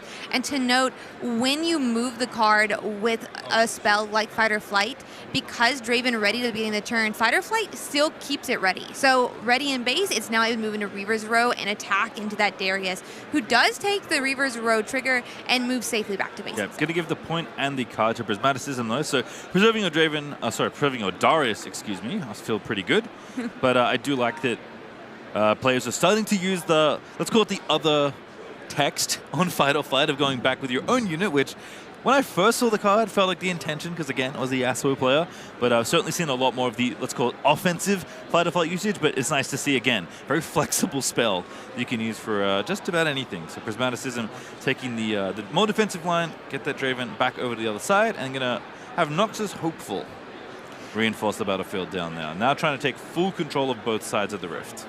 Yeah, Noxus Hopeful is so strong for his price. Obviously, Battering Ram, another one that's discounted, but Noxus Hopeful as his Legion, when another card is in play that turn, he only costs 2 for 4 might, which is absolutely gigantic.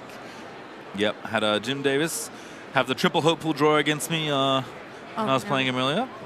That is tragic. It was tragic. Certainly tragic for me. I lost that game very easily, but that is not going to be the case here for either of these players. They're still jostling for position here in game number 1 in this pretty tense Draven mirror. Very important as far as at least results go here in round 11.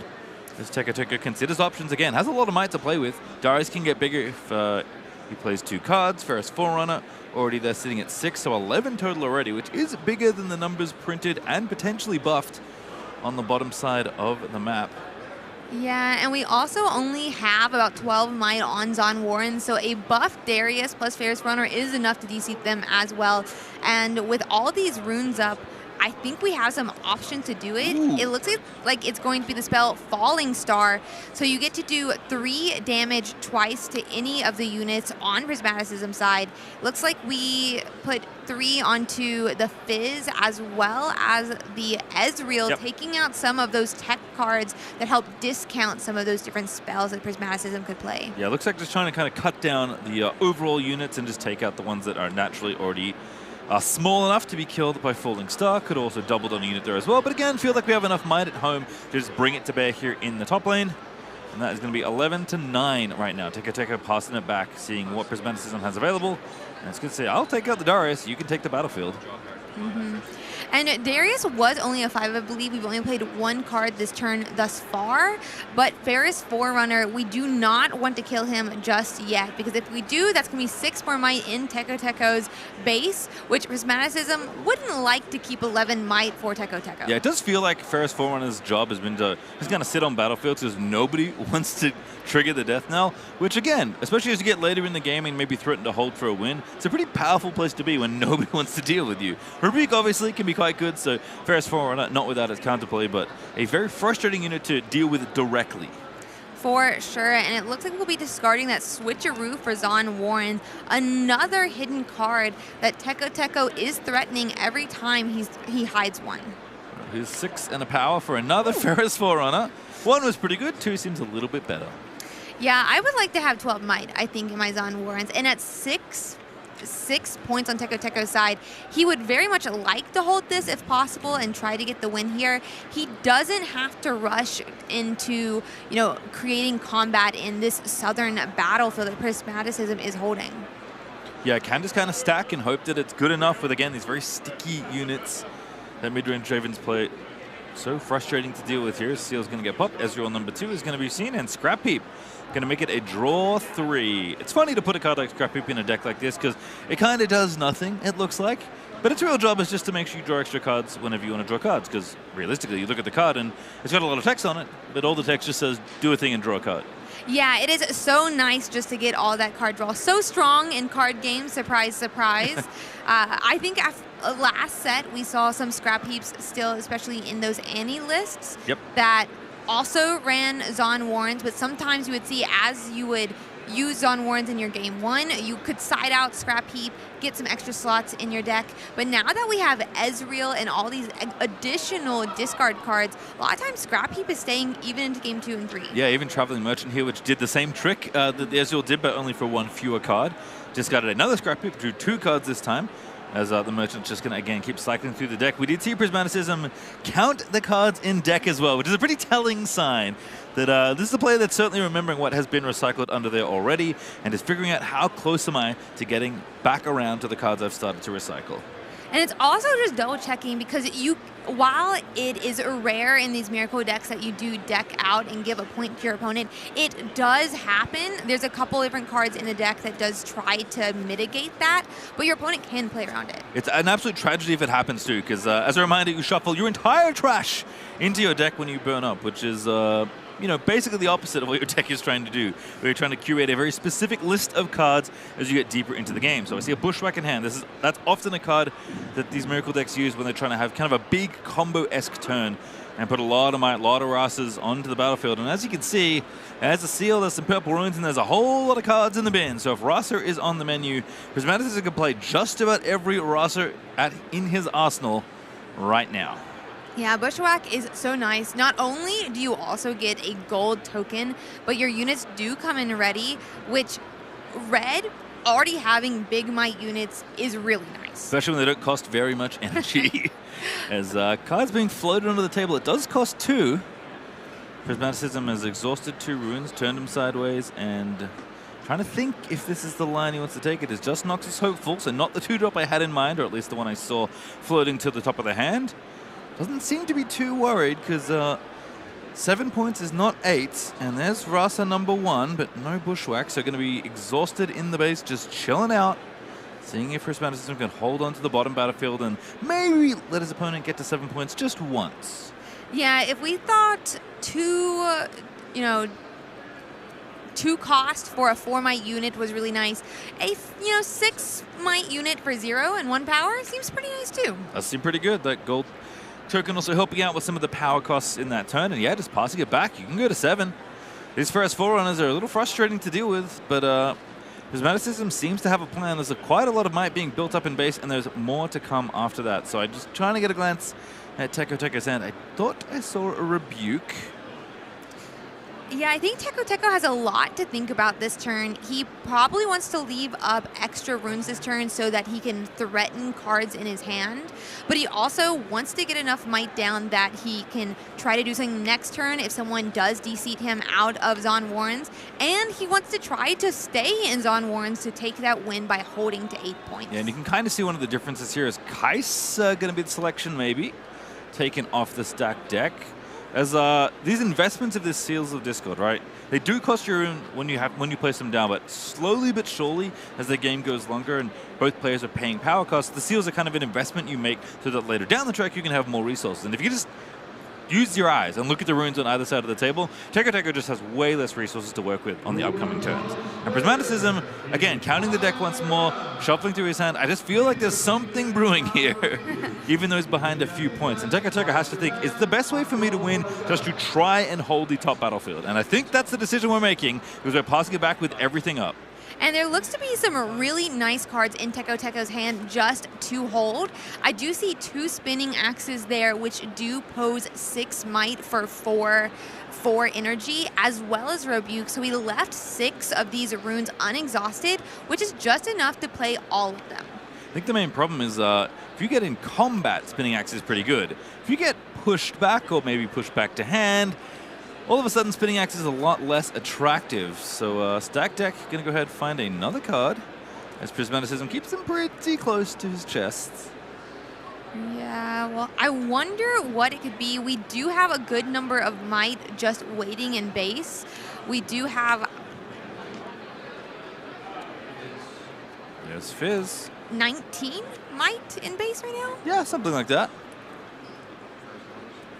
And there's a Rebuke from the trash. Again, this is the thing. Teko's cards, real good when combat is happening, but there's not a lot of combat happening there. So Prismaticism does have to put his stack deck into the trash first of all. Did find that one first, and I believe found this Fizz. Maybe knew it was there from earlier recycle, but I don't think we've seen, no, we haven't seen a Last Rite, so there's no way a Fizz would have got under there. Also, you know, at some point, you've seen most of your deck, you know what's left in there, so you can play the percentages as well. You don't have to have recycled them to find out what's on the bottom, or at least likely to be in there as you're shuffling through and filtering through so many cards. And we talked about 1 Rebuke and 1 Spinning Axe being pretty good, but there's a lot of might about to launch into the top side. Yeah, and Rebuke is just so painful for Teko. One thing that is nice with Sphere's Forerunners, even if they did get killed, we would have had 12 might in our base from those baby mechs that would have been created. And instead, Rebuke sends that Sphere's Forerunner to hand, meaning Death Note does not get triggered. At 10, 14, 19, 22. Ooh. What you got to? There's another one. Ouch. I think that's 28 might. I'm not going to count it again, but it's a lot. It's more than 1 Ferris Forerunner, I can tell you that much. And Bushwhack kind of enabling this turn. Everything sent into the Zone Warrens, and Teko says, yep, I'll think about this, and maybe I'll play an axe to kill 1 more unit. Because you're definitely not winning this combat. Yeah, we definitely are not winning here, but we could do a couple different things to try to decrease the might we have to deal with next turn. We won't win by just taking 1 battlefield next turn, but we could try to hold again, potentially. All right, Teko doing a lot of math. Perhaps we'll count alongside, because again, it is a lot of might being put in this battlefield. So the 2 Rams are 10, the 2 Rasas are 12, that's 22. And then it's 3 for Ezreal and 4 for the Hopeful, so 29? That's a lot of might. I think that's the number. It's close to that. Someone could check my math in the chat.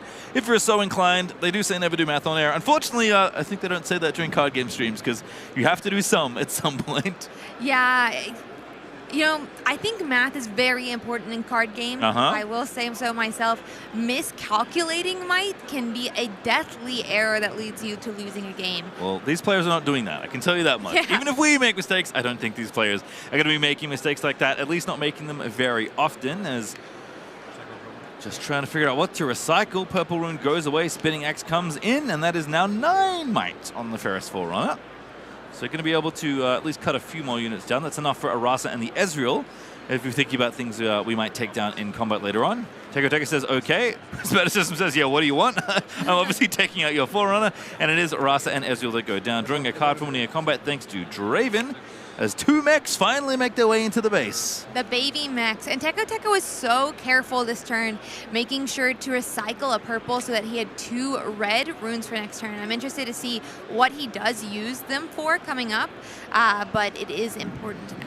Yeah, we know about the Darius, of course.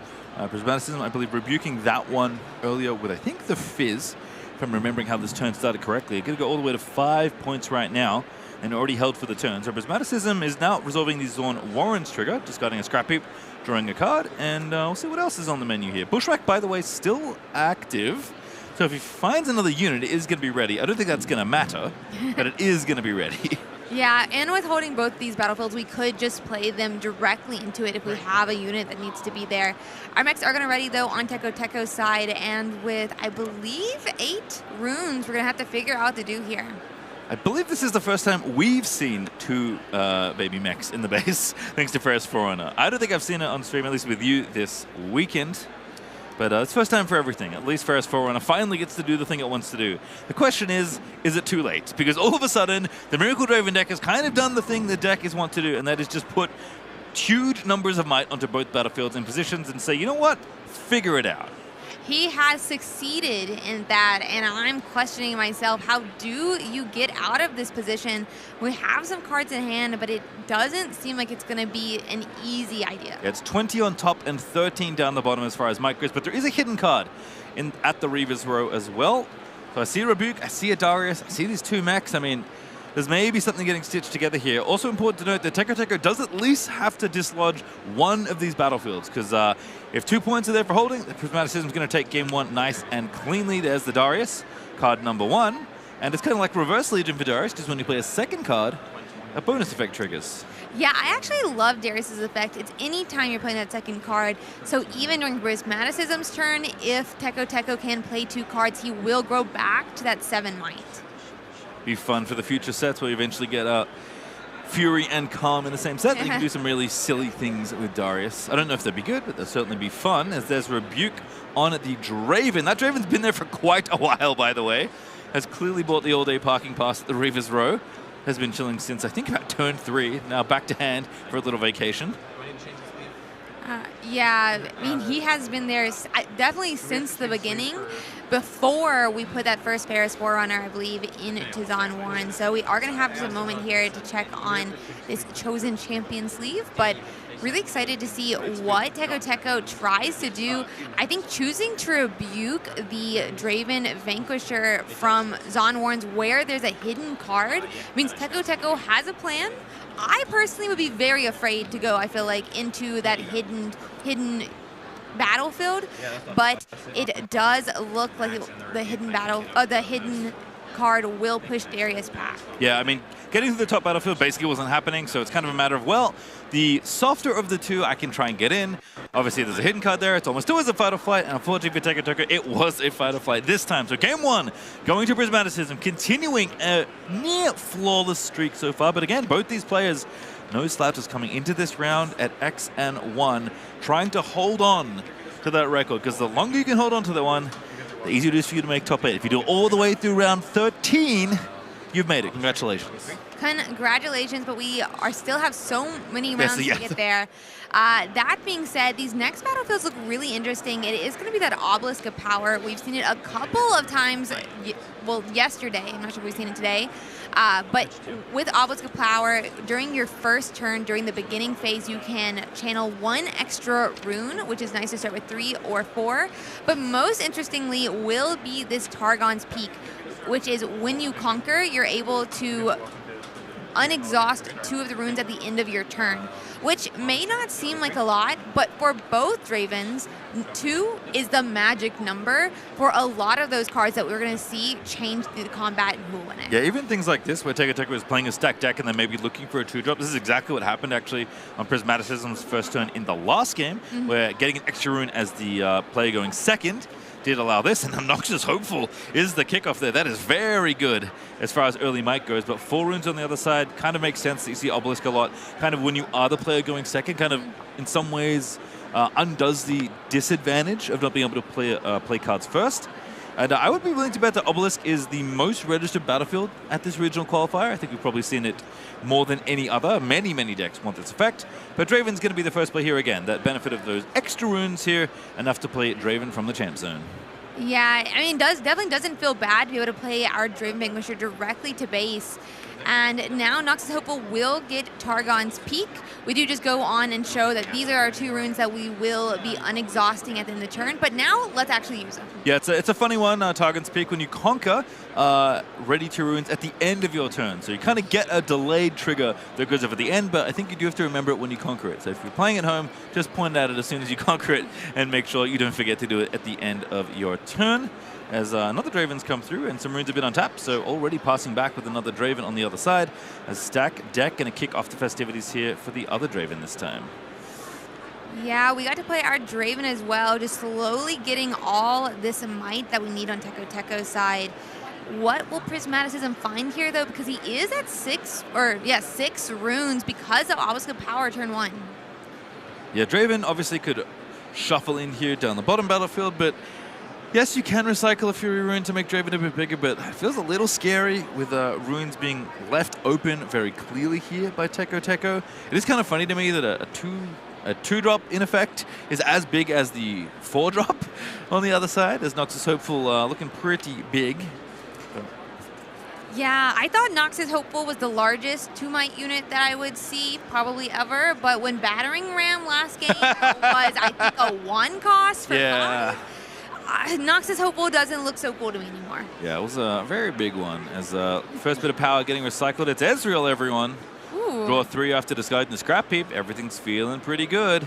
Yeah, it feels a lot nicer to play this Ezreal, our second, third turn here versus much later in the game. So we will get this Ezreal down, and the one card that we were looking to discard is exactly what we're going to hit with that Scrap Heap. I'm going to discard 1, but I'm not just going to draw 2. Now I'm going to draw 3. Yeah, Prismaticism playing another Hopeful here, so building up a pretty formidable force in the backline, but Teko is off with the early points lead once again. Hopeful been good for 2 so far in this game, and likely going to be a 3rd if Draven wants to wander up north as well. I wonder if we'll choose to do it. I will say the one thing that I think Teko also has to decide this turn is if Noxus Hopeful will stay in Targon's Peak, because Targon's Peak's ability is only when I conquer. Yep. So he won't get an extra 2 this turn, meaning it's kind of better to retreat Noxus Hopeful as well, but that leaves it open for Prismaticism. But we're going to check out his hand first here before we decide. Mind Splitter, not only 7 might, but gets to discard one of Prismaticism's cards. Yeah, this card you don't see too often in Draven lists, but certainly in the mid-range list you will, especially in matchups like this.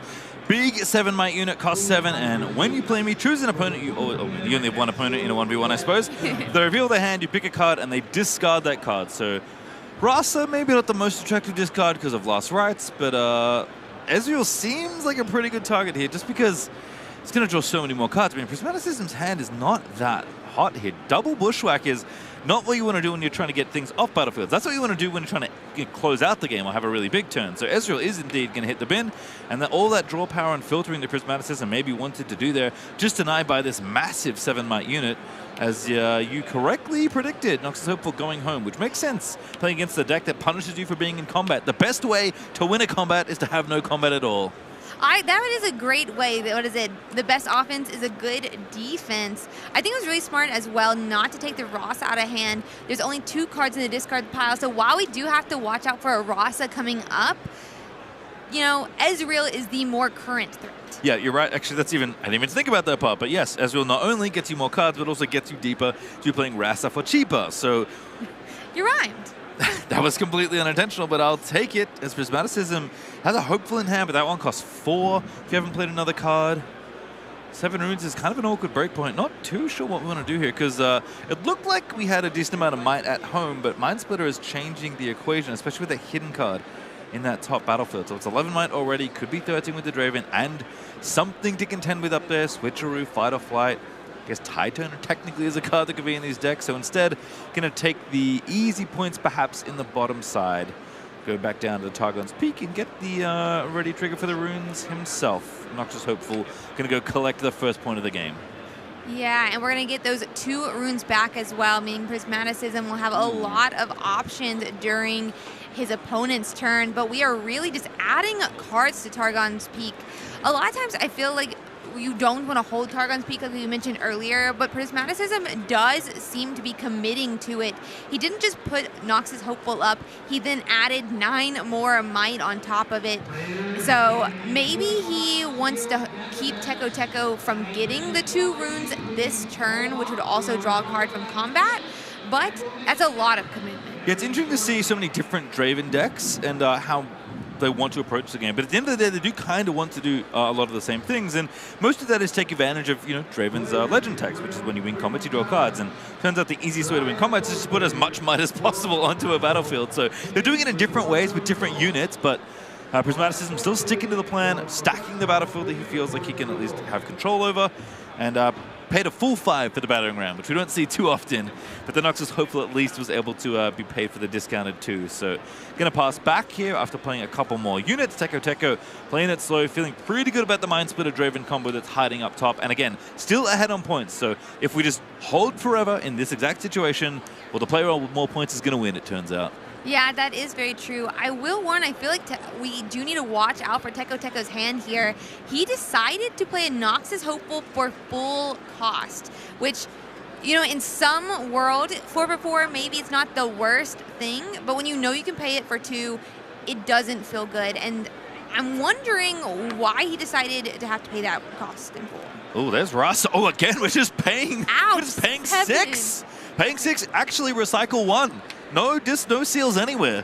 No way to pay that power, no gold tokens. Ezreal does not help with that because it is not an additional cost. That is just a cost straight up as the full price Rasa gets popped down to the bottom side, and it's double spinning axe and another Mind Splitter in Teko's hand. The first one already felt pretty good. The second one's gonna feel really bad for Prismaticism. Yeah. There it is. Another Rasa in hand as well. Still only 3 cards in the discard pile, but Prismaticism has committed to paying full price for so many cards right now. Both of these players haven't seen a lot of their draw cards. Very few called shots, very few stack decks, and we're seeing the price of that, which is full cost units. Yeah, I feel like I must have misread Teko's deck list there at the top of this because I don't think he's on the Miracle Shell just based on what we're looking at. Yeah. We do know, of course, Pris is, so not nearly as much draw available for Teko, but the thing is, you hope to get draws off your Draven. That's the thing that's really powering your deck.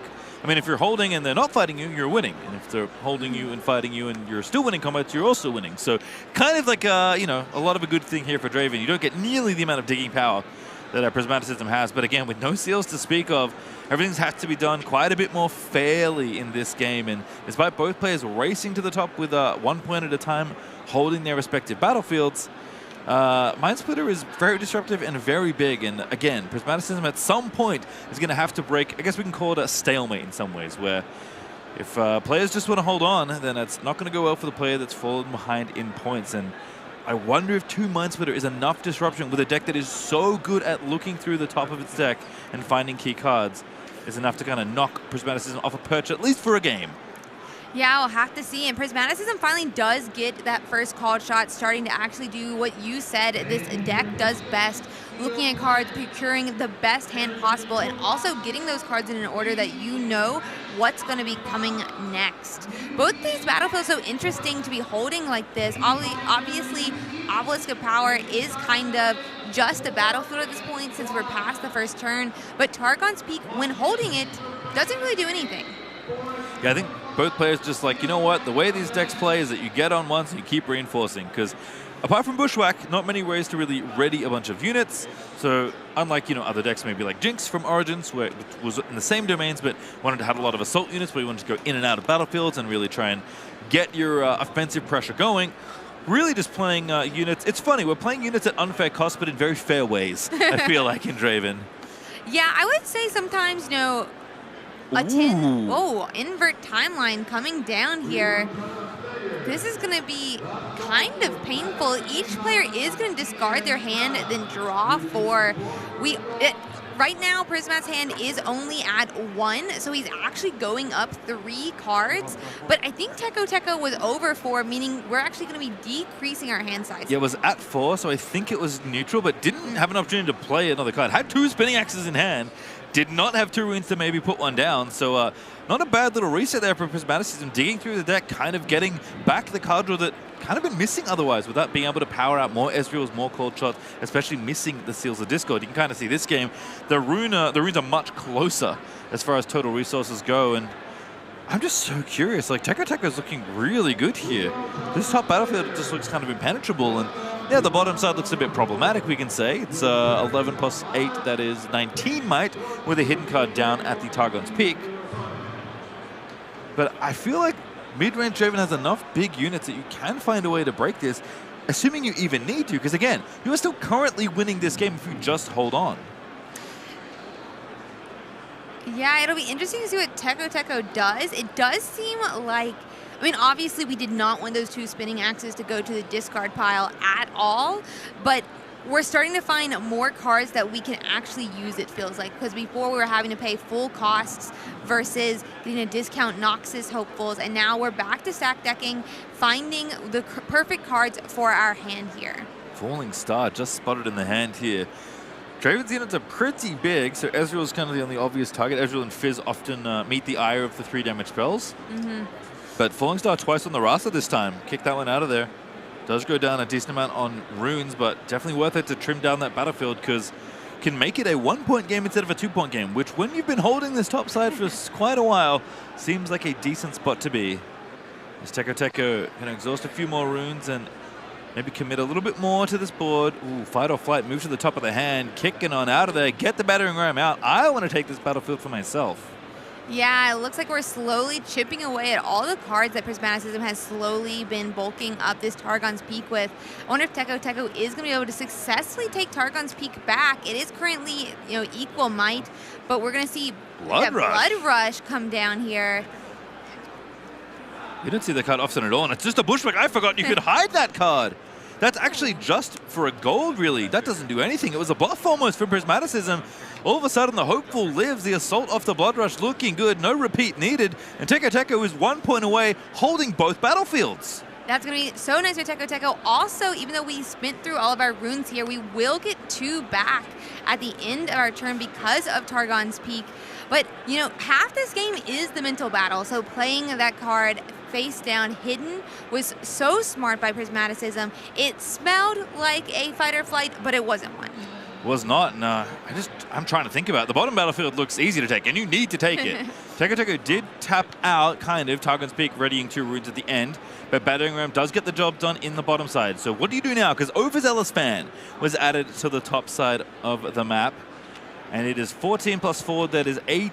18 we got there. 20 if the Draven wants to recycle a few runes. So we can pretty reasonably call it 20-22 might with Overzealous Fan chilling in there and another hidden card. Yeah, and there's a couple of worries here, obviously. We do know that Teko does play Switcheroo as well. So Switcheroo, Fight or Flight could literally push one of these big cards away that comes in. But in this case, it could actually change the might of 2 different units. You're able to switch the might of one of your opponents, I believe, with yours. And so something like this 6 might Rasa could become 2 might, and now Overzealous Fan could also be 6 might. Yeah, it's swap the might of 2 units at the same battlefield this turn. So you actually can swap both yours and your opponents as well. So certainly there could be quite a wide Overzealous Fan, which would be extremely punishing if you choose to activate your Draven on offense to make it bigger, all of a sudden getting swapsy-daisied back down to just a lowly 2 or so. So Prismaticism is digging, and I do remind everyone, he needs to find an answer for the top battlefield. It's 19 might at home or so if you include the Draven's attack trigger, but it's already 22 with the Overzealous Fan, a flat 20 with the Draven defend trigger with Overzealous Fan. Overzealous Fan basically erases the highest might you're bringing in, so it's like a -6 right now on this board, which is pretty good. Yeah, very potentially is so, and Prismaticism is digging for an answer. We saw that called shot come down, now stack deck. Hopefully Prismaticism can find something, but if he isn't able to get this Obelisk of Power, or at least clear it out, then Teko will take that 8th point to win the game. Prismaticism And clearly thinks there's something playful here. There's only 9 minutes left in the round as well. So game 3, time could be an issue. But if you're not conceding at this point, you believe there is a way out of this game. So how do you get through double Mind Splitter, single Draven, Overzealous Fan, hidden card on a battlefield that you must break this turn, or this game, or this series is going to a tie? Yes, and another stack deck, another draw here. Hopefully he's able to find something, but I think at this point he's looked at 10 different cards and gotten to pull four of them into his hand. Yeah, certainly had a lot of selection here. Prismaticism going to go ahead and put some on the bottom. Writing down, I think, what's on the bottom of the deck as well. So also getting to maybe that second cycle, but again, the issues are at hand. Recycle 2, what do we got? Piercing Light. Ooh. Deal 2 to unit out of battlefield, 2 to up to 1 other unit, not restricted by battlefield. So Overzealous Fan gonna get 1 bullet to the brain, which is good, because that was a very rough card to get through as far as might goes.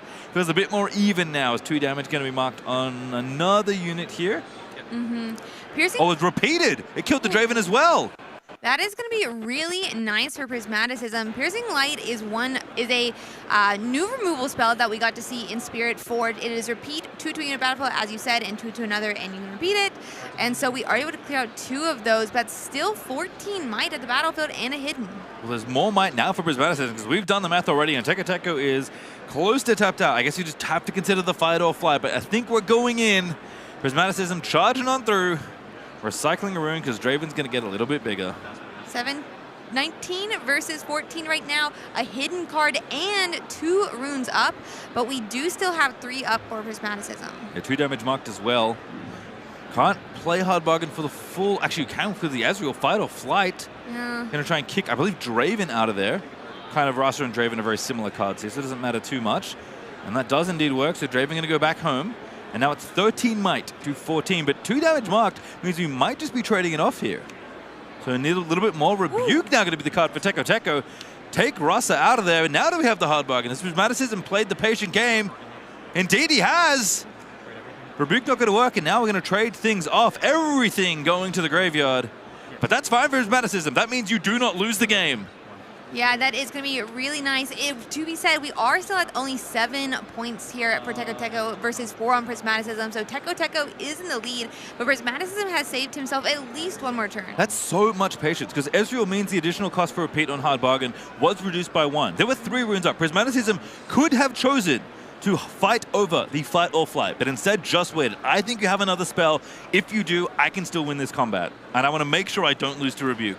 Yeah, that was so smart, so patient, and now, I mean, and Teko probably was saying, it seems like he doesn't have it in hand, it's a bluff, maybe I can play a card that has a higher price, but I'm sure will help me win, but instead, we paid 2 power to do nothing.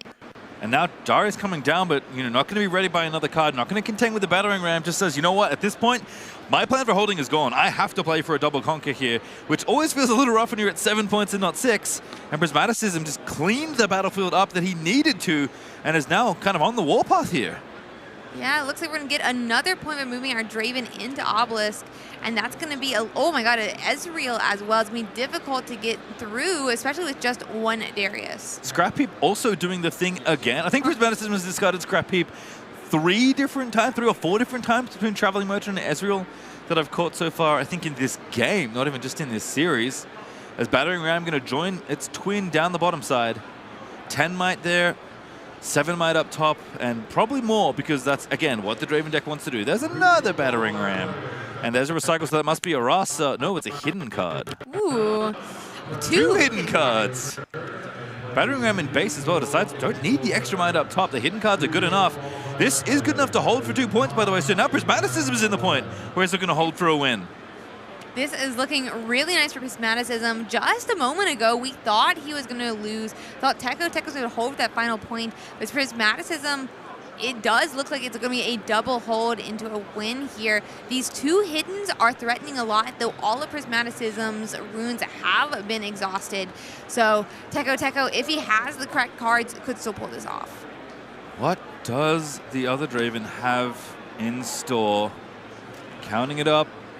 Kai'Sa, I see, not all that helpful here. But Kaisa could accelerate, is an option, and it looks like that's a potential for what's coming down. Kaisa accelerated, she is a 4, so we have 9 might right now with the Darius. If we have another card, it would be 11. Yep, could go to 11, which feels good for the bottom side. Again, it's not the same situation where Prismaticism can hold from 7 to 8. Getting one of these battlefields taken care of would make it happen, but here we go, moving on in, and Prismaticism can't snub off the hidden card fast enough. Flipping over the final fight, kick the Darius away, Prismaticism's done it! The only point in Riftbound that matters is the last one, and Prismaticism finds the winning point for the victory. That was a fantastic job by Prismaticism, being able to be patient when he needed it and knew exactly when he needed to attack and hold. That game looked so over. It did. From about the 5th point that Teko had.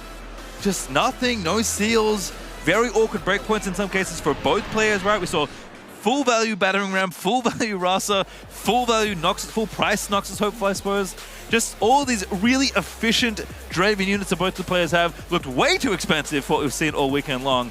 And somehow, our best of Draven from Bologna is still alive here in Las Vegas. Yeah, that was absolutely insane. There was so much might that he had to deal with in that top battlefield, and somehow he was still able to pull it out. Well, we do have a winners interview coming up, and I think I see a familiar face on the other side, so let's check it out. I'm here with Prismaticism. You just top 8'd a regional qualifier in Bologna, still in it here in Vegas. How's it feeling?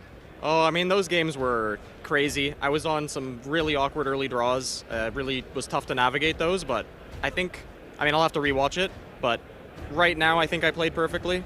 We'll see when I go back. I'm going to give myself a scathing review probably, find a lot of errors, but maybe not. We'll see. I'm feeling really good about that win. I feel like I really showed myself as a player there, showed off what the deck can do as well. Like at the end of that game 2, after I wiped his board and just had everything go through, I was like, what even just happened? I didn't even and then like the fighter flights line up, the Rams line up. It's like, oh, I can actually win this game. I knew I had a chance, but I knew I was very far behind when I'm playing Rasa for 7 mana, and like it was a very sad early game for me. But I got there in the end. And then game 1, 2, I knew like when he played the double Forerunner, where was my rebuke? I think it was in my trash already because I used it early. Because I got forced to use it turn 2 because that was already an awkward spot where I had to play the Ram turn 1. I had a triple seal opening hand, and then I had to rebuke turn 2 just to keep him off points to slow the game down. And then both of my fizzes, I saw the first one pretty early. It went to the bottom. The second one I saw when the Ram came out, but I wasn't sure if he was going to hold the Ram or the Ferris Forerunner, in base, or if he was going to put it on a battlefield. So I put the fizz on the bottom, and then I just knew that I'd be able to at least dig all the way to the fizz. But then he played the second one, which is a bit scary. But I got rid of one. He had the mechs, but he didn't have anything else in hand. I mean, I think once I get set up, a standard mid-range Draven deck isn't going to be able to push me. Yeah. But there can always be like wildcard cards, like against the odds. He had Blood Rush. There could be Switcheroo. There can be a lot of weird stuff that they can do that can be a lot more swingy than just like a Darius from hand. So still alive and getting close to that top 8. How are you feeling about your chances, assuming you make it again? Chances in top 8. I mean, we'll see how Alan's doing. He's right over there. He also had a loss. We lost to the same guy, Colin from Challenger TCG. So that guy's pretty much locked for top 8, I think. So we'll get a rematch against him, hopefully. I think he drew a lot better in the match that I lost to him, but I think I also had 1 or 2 misplays, things that were suboptimal. I learned something as well for the matchup for the future, which it's a secret. I'm not telling anyone yet. But I'll pull that out when I see him again. But yeah, I think overall I'm feeling way better than at Bologna, and I think the deck is a lot better. I think I made a lot of improvements to the list. I was on the triple Nocturne at Bologna, and that was really inconsistent, and that was part of the reason that I lost in top 8 there. And then I've also just made one other change, and changes to the sideboard, which are really big, making things a lot smoother. Well, you're up for the best of event. Best of luck getting that best of once more. Thank you. A comprehensive review of the entire match. After just playing it, that's quite impressive. Very much so. How did you get back here so fast? He talks a lot, so it had a lot of time to waddle away back to the booth. I think the thing that really strikes me, though, is hearing him go, you know what? I didn't really like my list in Bologna that won the best of Draven, by the way. So just changed it. Took a couple days, a couple flights, a long flight from Italy over here to Las Vegas. Just changed a couple cards, doing about as well. Yeah, I think it's one thing that always surprises me when I talk to like top players. They're so critical of themselves, and I always have to be like, bro, you're like the best guy in the room. But then that's why they're the best guy in the room, because they are critical of themselves. Well, round 11 is in the books, but round 12 is coming up in just a moment here at Las Vegas. It is incredible to witness the matches of Riftbound we are getting. There has been so many plays, so much thought, so much sweet stuff going on here today. So many great games we've gotten to watch today, for sure. Yeah, I'm sure there's more coming up. We are getting to kind of the pointy end of things. There are not too many rounds of Swiss left here after round 11. It is just 12 and 13 of Swiss, and then there is more to come. Riftbound is coming up. Don't go anywhere.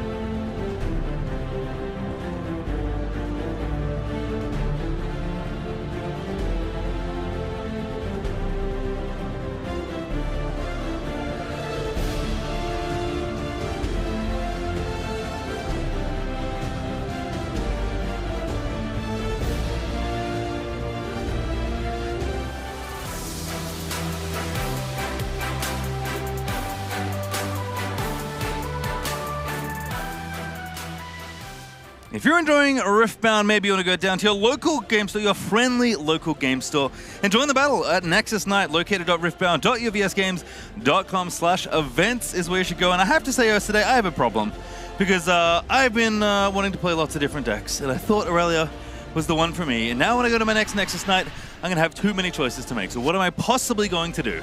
Yeah, that's a great question, but I do think we all need to go to Nexus Nights. They have the most awesome promo packs at Nexus Nights as well, and the arts this set for Spirit Forge, I mean, there's only been 2, but is my favorite. It's got little cherry blossoms on it. That is nice. I mean, the GG Easy Teemo was looking pretty good in the original packs for Origin, so definitely a great thing. Go out, compete. Doesn't really matter what deck you play. Have fun, meet some people, make some friends, make some teammates. Maybe start a little testing group. Really get more serious, start playtesting, get competitive. Come to a skirmish, get your buy, and come to a regional qualifier and I'll cost your game. That's how it works. Yeah, easy. Just a really quick step plan all the way here, where then we can cast your awesome games on screen, just like today. I certainly can, and it has been fun here with Riftbound in Las Vegas. But Las Vegas is a city known for many things. Let's hear about a few stories that people might have of their time here in the city.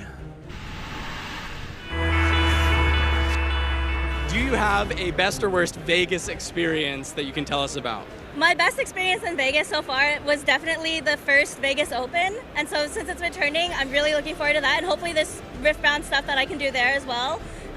But yeah, so far my best experience has been another Riot convention, basically. The last time I was in Las Vegas, I was 14, and we went on one of the roller coasters, and they stopped it in the middle of the roller coaster, and we were stuck there for like 90 minutes. I came in 5th place in the Magic World Championships like a few years ago in this building, which is pretty cool. So that's a shabby, right? That's a pretty good story, I would say, yeah. One time I came to Vegas for a card game tournament, and I started feeling like a little sick while I was on the plane flying over, and I thought that it was just going to be like travel symptoms. Turns out that I was actually sick. Played the tournament, like masked up. Don't remember the whole tournament almost. Still top to be on. We're in Las Vegas. I wanted to ask you, do you have a best or worst Vegas story experience that you want to share with everybody? I think actually card game events in Vegas have just been great. I remember like at a con all day, just jamming games, having fun, and then like randomly went to Top Golf with some mates till like I think 2 a.m. because for some reason in the middle of the strip there's a driving range that is somehow between all these buildings. It was super fun. I think like in general like it's corny, but events are just about the people you hang out with, and there's always great people at these things. Last time I was in Vegas, shout out to everybody from Green Bay. We went to the casino, and I started off with a humble $20 beginning, and then I was up $3K at the end of the trip.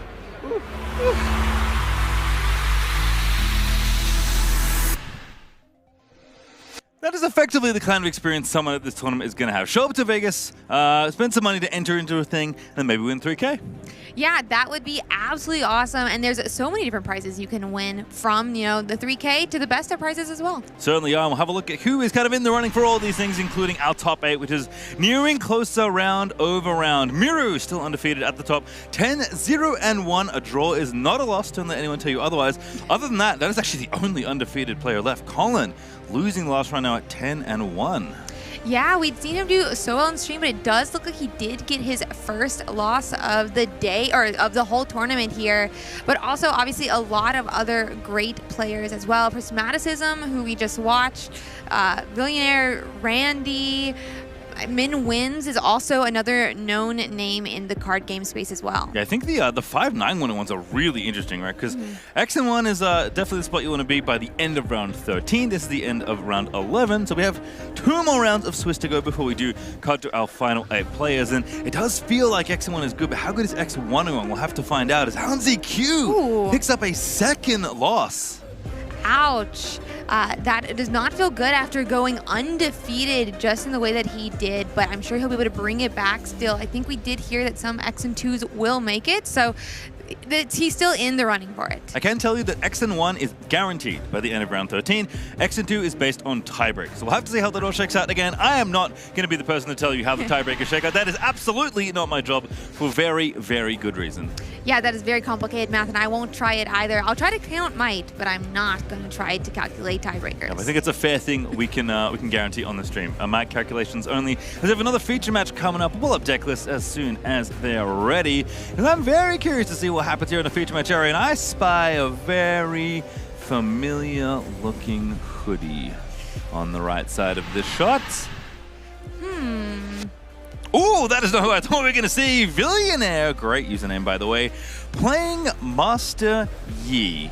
the terror of Origins back in Spirit Forged. Yeah, it was a very painful memory for many of us who played set 1. And it does seem like you guessed it correctly because we saw him against that interesting hoodie on screen a second ago. This Master Yi list, I think, is fairly interesting. We think of, obviously, Aurora Misfortune that did well last week in Bologna, but that deck can go so low on units because of the purple recycling, and that's just not the same case in this deck. No, this is a Aurora Master Yi deck, which is kind of cool to see. Has some weight, has some protection, which is especially good with how much gear hate is running around these days. You can, not so fast or defy to protect your Aurora, which is a pretty big investment you have to make when you do get there. Something actually that points out sticking out to me is actually Desert's Call as a 3-of in this deck, which is a really neat bit of technology. If you play it, only costs 2, it makes a 2-Might Sandstorm token, something I know you're very familiar with. Even has repeat. We actually saw this be cast in the feature match area by an Azir player. But the neat thing about this is it's basically a 2-drop unit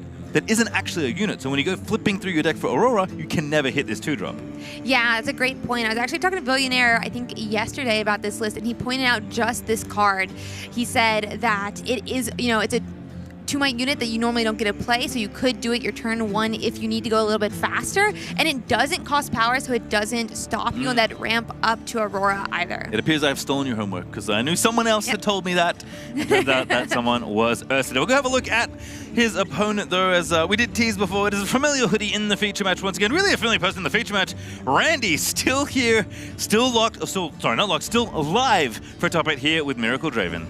Yeah, we've seen a couple of these today, but it does seem we have multiple Miracle Dravens fighting it out for best of Draven, and a lot of great cards here. We do obviously see a little bit more, might in this one than some of the others, but I absolutely love to see it. Very excited to see how this deck list plays out, including those 3 Piercing Lights. Yeah, this list is really interesting, actually, just based on kind of the general Miracle shell we've seen. Obviously, see a lot of Visuals, see a lot of Seals, but only 2 Seals main for Randy. A lot of different tech cards. Vi, 1 Fizz only, 1 Rasa only, which I think his teammate was also sticking there with Prismaticism. A lot of different things you can do with the deck that basically draws its entire deck every game. Makes a lot of sense. And Randy, the kind of player that does like his one-ups, because he's a player that really gets through the deck quickly. He was known for a Shovel Sivir when he was competing in China in the regional qualifiers there, and that is a deck that goes through its deck rapidly, where you have to remember everything you've recycled. Not so much burden of knowledge, perhaps, but we are going to kick things off as both players are still Xing 1 and getting very close to top 8. I don't know if this is exactly a win and in, but it's got to be pretty close at this point. Yeah, I think he got top 4 in China with the Sivir list, but it is very interesting. He brought it to Bologna as well, and we'll have to watch out for the Beast under in his side deck. I keep wanting to call it Beast Below. Beast Below. It's a different synonym. It is. Different synonym.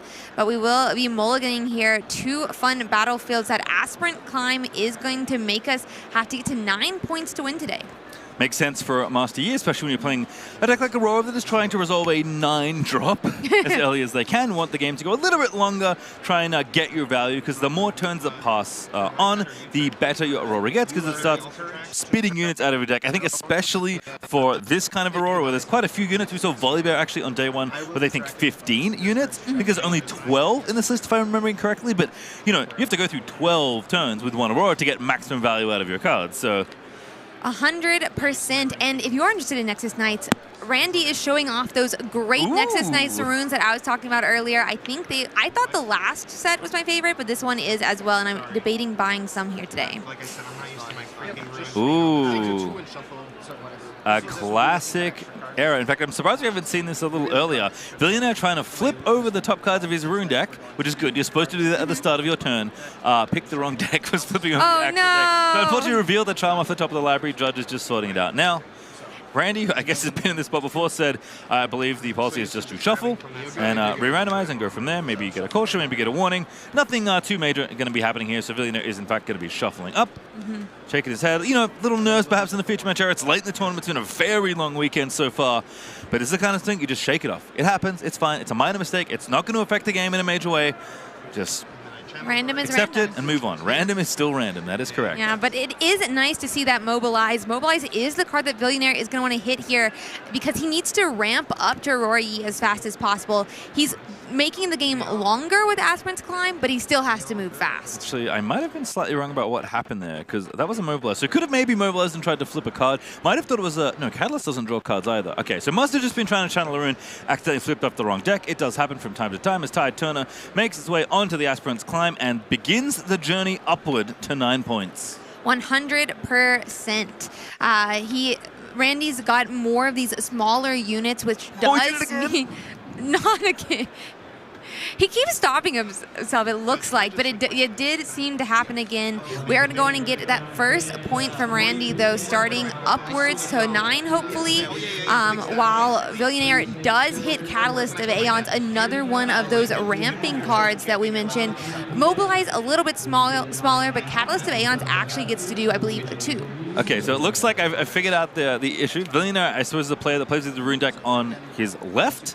And the way the feature map playmat is laid out, you know, there's zones for your deck, for your graveyard, for your champion, all that stuff. You don't have to abide by the playmat. It's not like legally binding. It is simply a recommendation to make things easier for us on coverage. So, you know, you have a spot to put your things and we clearly know where they are.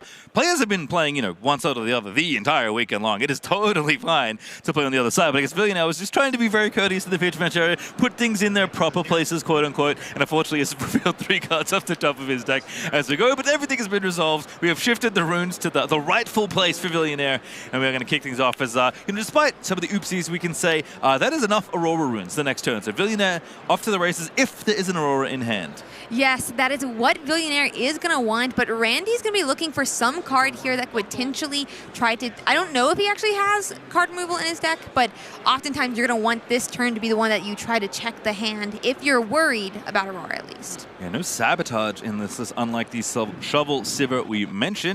Floating in energy right now, a Seal of Discord does come into play, and it's Ezreal, everyone's favorite purple 3-drop, coming down and drawing some cards.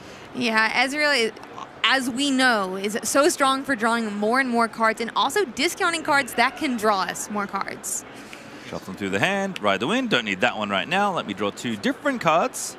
That might be a bit better in the situation I'm in. Don't think there's any main deck ways for Randy to take out the Aurora. So Aurora, if it is in hand, I don't know if it is going to stick around. Zorn Warren's, though, going to be the next visit. This will be the second point on the turn for Randy. Trigger, discard, draw a card, see you later, bye. Not going to need you this matchup either. And of course, as we know, can probably get it back later if needed.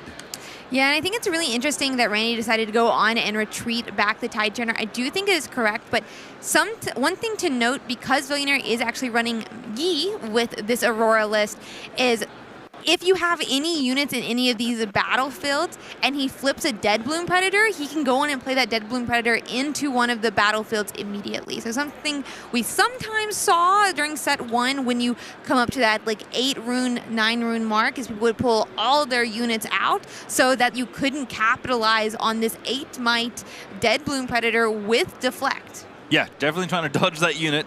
Very, very, very powerful. And of course, even with the Yi Legend ability, which we haven't seen in a while, it is +2 on defense if you're out of battlefield. So Yi's plan, obviously, is to play an Aurora, get big units, and then stick them on battlefields until the game ends one way or the other. There's Aurora right on time here for Master Yi.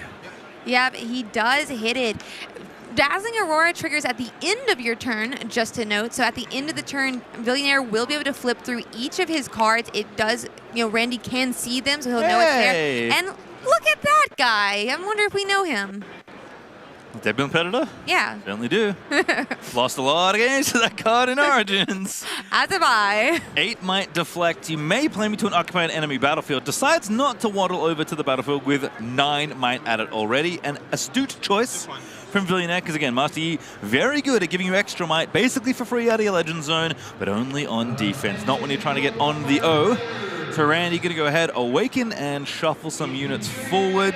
Thinking about point number 5, unlike our usual games where we are playing to 8, this time playing to 9 means you do want to get an odd point total, which is a very odd thing in Riftbound, usually not the heuristic we use for points, and Cold Shot is going to eat a Defy, something that I think has probably happened thousands of times this tournament already. Yeah, I would not be surprised. Green maybe a little bit more rare than Called Shot for sure, or than purple, but it is definitely something I would like to defy. The nice thing is, too, is when they commit to paying the repeat cost, which they have to do when they play the spell, you do get the entire spell. It doesn't make a copy of it or anything like that. The whole spell simply gets enhanced. It gets repeated. So defying it gets all of the effect. You don't get half of it or anything like that. So a lot of value for something like Defy versus something like Cold Shot. And again, these are cards that can help protect the Aurora. No need for that right now. Certainly in Game 1, I have to imagine. But the plan is still here for Randy. I want to take points early because Aurora, if it's one thing, especially with something like Aspirant's Climb, deck is pretty slow. Yeah, it is slow, but we did hit Dazzling Aurora, so we can start moving our game plan forward. It does look like we're potentially riding I'm out of here. over. Oof. That's so fun. Get the Zones 1 trigger, get a point in your opponent's turn. That's a way to break the math on Aspirant's Climb. Yeah, that's going to be painful for Billionaire. You do not like to see that happen. But we are at least going to get our first point. It looks like Randy is now in that showdown with the Tide Turner. In this game, a lot of times everything remote for the most part happens in a stack, but showdowns are actually queue.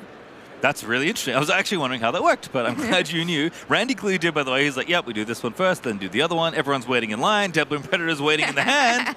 Straight to the now occupied Zone 1. Randy says, fine. You got my little Tide Turner. Took you 2 Dead Blooms to do it, but you got it. The only problem is now they're in spot, right? Because a lot of times maybe decks have trouble with defending. 8 Might was already a lot to deal with before, but now Billionaire actually has 10 Might in both of them because of that Yi ability we talked about earlier. Yeah, so I will remind everyone of an important piece of text of Yi's Legend ability that I did just remember. Yi's Legend ability specifically says, when I defend alone. Mm-hmm.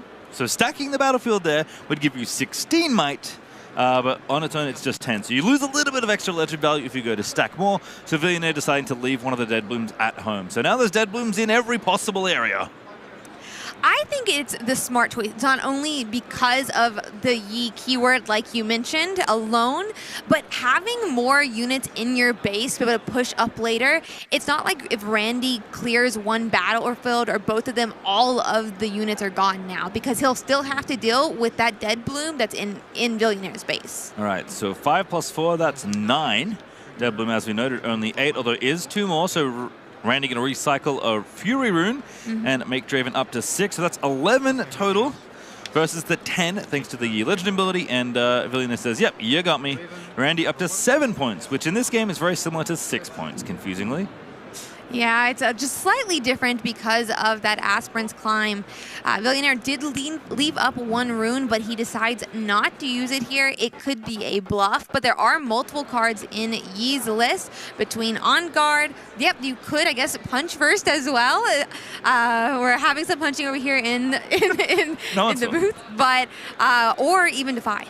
Yep, lots of options here. Again, it's kind of I think the advantage of playing Aurora in these domains is you get access to a little bit more interaction, particularly on the chain, which again, when people are trying to go get after your gears, isn't a bad thing here. Is Seal of Discord the second, and I will remind you, the only other seal in Randy's entire deck list, not running 3, which is a very curious choice. Again, Randy and Prismaticism are teammates, so it's really odd to see them have different takes on the same archetype. Yeah, it is so cool, though, I think, at the same time to see while they're on the same team, they do have their different takes, and they're hoping to still, pilot it to a win. Really excited to see how these different deck lists play out. And the versatility, though, of Draven to have so many different deck lists is so interesting. Yeah, I mean, the shell is very powerful. There's lots of different things you can do. As Randy go to point number 8, which is 1 point away from winning this Aspirant's Climb game that is going to 9. And even though the deflect had to be played on the Dead Bloom, fight or flight, more than enough there to kick that one out. In fact, Seal of Discord doing the other thing it does sometimes that doesn't happen all that often, which is pay for deflect costs, something that you are allowed to do with the power that Seals generate. So we are going to move Noxus Hopeful to the Zorn Warrens. We are going to commit some Might, Overzealous Fan, play that one there, reinforcing as much as we can, and just saying, you know what? I only need 1 of these battlefields to win at this point, so let me try and hold either of them.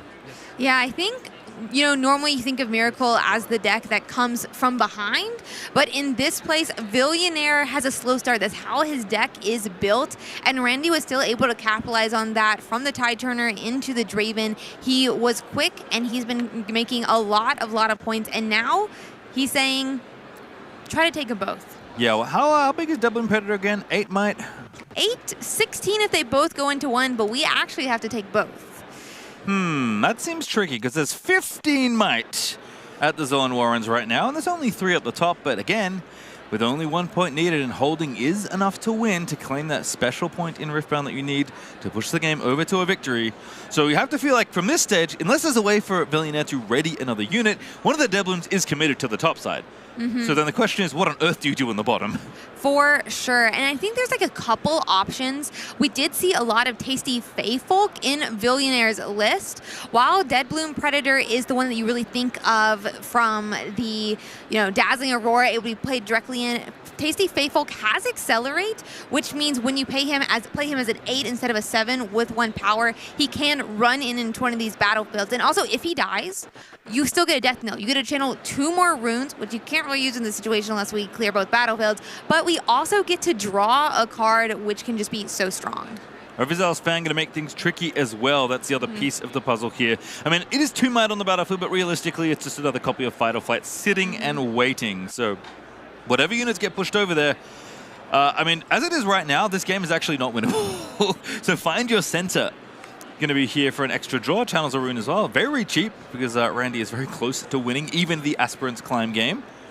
But going to need something here. Going to need probably an Accelerate unit, maybe it's something like a challenge. There are some spells here that can maybe do some work, but just a lot of units presented because there's only so many Deadbloom Predators as Randy decides, you know what, I can probably give up this point here. Looks at the hand, maybe he has nothing, maybe he has something, but going to go ahead and give up this battlefield because the bottom one's the one he's really trying to hold on to. Yeah, the one thing we could see here is a Charm Over that could pull one of these big units from Zon Warrens and decrease the might. It looks like first, though, our choice is going to be Discipline, make our Deadbloom Predator a little bit larger, but we need to figure out something for that Overzealous Fan, like you mentioned, because the problem is Overzealous Fan can't be defied or anything like that in the way that, an actual Fight or Flight could. However, it looks like we are going to scoop this game 1, and we're going to a double obelisk of power. That seems really good for the Aurora deck. I would say so, yeah. I think that could be a nice little curve. We are going to be going first, I guess, but we will have 4, which means Catalyst of Aeons will be turned on in that first turn. That's pretty much all you can ask for, I feel like, as an Aurora deck. And, I mean, again, both players happy to play Obelisk here. It does play into both of their game plans as we are going to get into game number 2. Randy up 1-0 as I will explain something fun that could have happened. So you mentioned Overzealous Fan, a little tricky to counter, and that is very true, but not so fast does work. However, the way you have to do this is that when you push into Overzealous Fan, they say, okay, I'm gonna use the trigger. But they don't have to choose until it resolves. So if you want a not so fast and Overzealous Fan trigger, you have to do it when they say, okay, I'm doing this. Which basically means that you waste a spell on the fan to stop it if you really have to stop it, or you say okay, and then they can choose to say yes or no. Interesting. So it's very Overzealous Fan favored. I think that's the only current way to really interact with an ability like that. So even in that instance, not so fast doesn't really work. But you know what does work? That Catalyst of Aeon's right on time for the Aurora player. Oof, and yeah, just as you said, we hit that Catalyst of Aeons. We're already up to 6 runes. We're going to 8, just 1 shy of that Aurora. But Randy is trying to find his unit. Obviously, we do have that Draven that's in our chosen champion spot. But up against Aurora Yi, it's going to be really, really important that we start taking these battlefields, start getting those points, and getting an early lead before Billionaire can start. Oh, Kai'Sa. The one of Kai'Sa, in fact, here for Randy. I think. No, just playing it straight up. I guess after stack deck, only had 4 runes, so not able to pay the Accelerate cost. 5 is a pretty big number of starting runes, but it is unfortunately not 6 after 1 energy was committed. And Master Yi leaving the champion zone for the first time in this match. Off we go to the Obelisk of Power. The top one, I guess. There are 2. The one written in English, if that matters to anyone else, because all of Randy's cards, of course, were in Chinese from competing in China for so long. Actually, I'm pretty sure both players... No, maybe I'm thinking someone else. I thought someone. Oh no, it's Prismaticism who also had Chinese cards. But I will say I played Master Yi a bit during set 1, and you know, something bad about myself, I guess, my toxic trait is I would forget that Master Yi was in my chosen spot. Yeah, I mean, look, you get a lot of value out of things that are your legend ability, and sometimes your quite expensive 7 energy champion just chills on in there. But Aurora's pretty good at getting that ramp and couldn't play Aurora that turn anyway, so it might as well play the Yi. And it's still 3, 4, 5, 6. Still not enough runes actually to Aurora the next turn. A Mind Splitter coming down, maybe going to take the card from her, but it's not even there. Actually was moving in towards an 8-drop, and one of them is going to get stripped away. Yeah, I will say, even if there, well, it would have been taken here, but because we have this double Obelisk of Power, Yi's power cost, which might have normally taken us out of Aurora range that next turn, still kept us going into 9 runes. Versus, you know, either this White Flame Protector, which costs 2, or that Dead Bloom Predator, who will also cost 2 if we're actually playing him. But I do think this White Flame Protector is really going to play into our later game here versus Randy. Randy has been really stacking different battlefields, but White Flame Protector's ability is when you play him, you get to give a unit plus 8 might, which is absolutely massive. And it would be definitely difficult to deal with when it's time to hold. Yeah, pretty interesting that in general there's just going to be a lot to crack through as far as might goes. That is something that Draven can impressively present, especially later on in the game. It's kind of funny to me to see Randy with the 1 of Kaiser and this Mind Splitter. I think from the board, kind of like, we've talked a lot about mid-range versus Miracle Draven this event, and Randy's kind of got a Miracle Draven deck with some random mid-range cards scattered in there, because it turns out those cards are pretty good on their own. So Randy, you know, taking a couple slots here and there, stripping away maybe small pieces of the engine just to play some really good cards that are just good on their own, as Dead Bloom Predator gets taken away, and White Flame Protector joins Master Yi in the top battlefield. There's no Aurora this game. We're just playing the cards we draw. Yeah, but Master Yi has ganking, which means that White Flame Protector does make him a 14 might unit going to the southern Obelisk of Power. Sadly, Fight or Flight is hidden in that battlefield, and Master Yi will be pushed back, but 10 might in Obelisk of Power up north is still going to be difficult for Randy to deal with. That was a really sweet play by Billionaire. Unfortunately, the Fight or Flight completely undoes it all. But I do like the attempt there again. No Aurora, but still not out of hope. In fact, they start looking quite good thanks to the double Obelisk here, as both players are tied at 2 points apiece. But Randy getting on battlefields early here and trying to rack up advantages as Billionaire is falling a little bit behind in runes. And that wouldn't really matter because, again, they're both relatively equal right now. I think the big difference is that, in general, Yi's spells are just more expensive than Draven's. For sure. And I would like us to keep an eye on this hidden card on the Obelisk of Power up north, just because with Yi, something they like to do oftentimes is they hide the Zonias. And normally you can't play a gear into a battlefield because it's hidden. You can in this situation.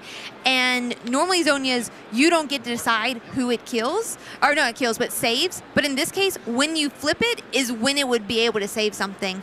So you're actually going to be able to decide, oh, if Randy kills my Yi, even though it's in the other battlefield, I could flip it, it goes to base, and now it could save that Yi as well. Yeah, I think get a lot of selection. Again, especially when you're really holding battlefields with 1 unit at a time, just kind of a general bit of value as Randy puts the Mind Splitter straight in the bin before it got charmed over to the battlefield where it was going to perish anyway. So just a little bit of shortcutting here for our players, as I did joke about Randy playing mid-range in disguise before. He played a Ferris Forerunner for the turn before that, so kind of just playing all the good Draven mid-range cards and trying to kind of out-muscle, or I guess match-muscle with the Aurora deck, which is kind of fun to see.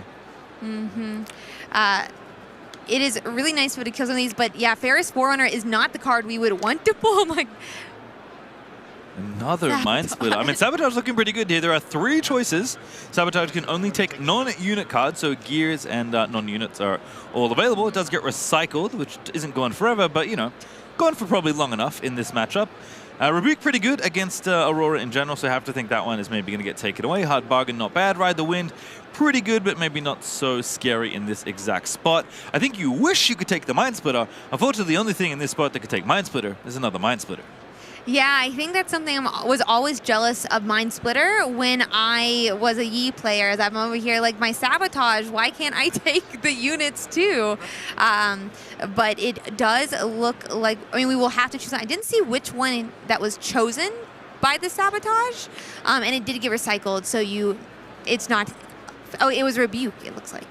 Locked away forever. Shout out production for flashing Rebuke on the screen. Makes sense that seems like the most powerful card that Randy could have here against this deck. In general, Aurora really hates that card. Yeah. Because they're trying to sit on battlefields, especially this version with Master Yi, where you get all this value, but only when you are defending. And unfortunately, you cannot defend from base, at least not yet. Maybe they'll add that in an upcoming set. Yeah, and also Aurora Yi, which where is the Aurora is a whole different question this game. Just Yi today. Yeah, it's just Yi for game 2, but normally you want your units in your deck, not in your hand. So rebuking it to hand kind of really hurts the Dazzling Aurora later. But what we mentioned earlier does look like it's going to happen. So Zhonya's was flipped up because gears get moved to base. It is not only affecting that one battlefield, and Yi does get saved. Yep, nice there to save the Yi. Unfortunately, does mean Randy still claims the battlefield, gets the point, and wins the combat. Going to draw a card off Draven there as well. Kai'Sa does go down, so no extra draw from the Conquer trigger out of Kai'Sa, which is, I think at this point, the least of Billionaire's worries. Although still at 4 points, having some pretty big units, and can maybe look to retake here versus Forerunner. But again, I'm just struck by Randy drawing all of these really good mid-range units in a deck that's trying to play a bunch of seals and chord shots, and his overzealous fan to add to the problems. At this point, it looks like Randy's sideboarded the Miracle Package out of his deck. He has absolutely not done that, but that's what it looks like just based on the cards he's drawn this game. Yeah, he's putting so much might into play, and with Ferris Forerunner, even if Billionaire is able to take out that 6 might unit, he'll still get 6 might into base again. So Billionaire is facing a lose-lose situation here if he wants to come into Obelisk. Yeah, cards feel like they're running out is the other thing here for Billionaire. Again, not that much draw power in a deck like Raw. You really get a lot of your card advantage by flipping units for free off the top of your deck, and when you don't have an Aurora, obviously that's made it a bit more challenging. There are the runes available to play the very expensive, very powerful piece of gear, but have to imagine there is no Aurora available. Yeah, it does look like we haven't hit it, and I think set 1 we were able to still win a lot of times even if you didn't actually hit your Dazzling Aurora, but at least from what I've been talking to players about, they've said that it's been really difficult to still get that win when you don't hit Dazzling. I mean, this is a deck that certainly can play its units, but just a little too slow, I feel like, sometimes, especially in this metagame. So Protector the Second is going to make this here massive once again, and Ferris Forerunner going to hit the bin. Overzealous fan was charmed over to the top side into the other White Flame Protector, and this game is looking quite good now for Billionaire. We're actually threatening to win. We are. If we can hold both of these battlefields, it'll be a win, but also, obviously, Randy could take one, stave off another turn, but Yi does definitely defends best. Certainly does defend best. Unfortunately, it's only 1 unit at a time, and that rule is not true for Randy. So those 2 little mechs and Draven could go rumbling over to either of these battlefields, and with no buffs in play and no runes awakened, it does seem tough for Billionaire to have any sort of interaction here. Yeah, I mean, we're threatening 10 up north, 8 on bottom. Sadly, no runes unexhausted for Billionaire, meaning we don't get any extra might other than that Yi ability. And here's Spinning Axe, actually. Draven matching might after recycling a rune, and now the Axe is going to make this a very unfair fight. Draven, with his signature equipment, equipping it himself, feels very flavorful, as Randy's going to get a gold for for winning combat, going to get a card for winning combat as well, and of course get a point for his troubles at the end of the day, which most importantly does prevent Billionaire from winning in his next beginning phase. Still possible to win next turn, but generally tough for Aurora to find a double conquer, a deck that really just wants to hold until the end. Yeah, it's going to be tough. I will say I feel like the one line on Draven that is most forgotten is that generates gold win-win, but we do get it. I'm sure both of these players are very much, they don't forget it like I do. But Draven's holding here 7, threatening 9. This dragon is only an 8, but with green cards, Billionaire does have might increasing cards in hand, or could have might increasing cards in hand. Yeah, it could get bigger, but not going to get bigger this turn. And I feel like that is meaning that the impetus is on Randy to try and deal with the top White Flame Protector right now, if he can. Instead, it looks like we are just deploying big units to base. Not the cheapest battering ram I've ever seen, not the cheapest Rasa we've ever seen either, but are still pretty good for 11 might for only 6 runes. For sure. We are now up to 7 points here.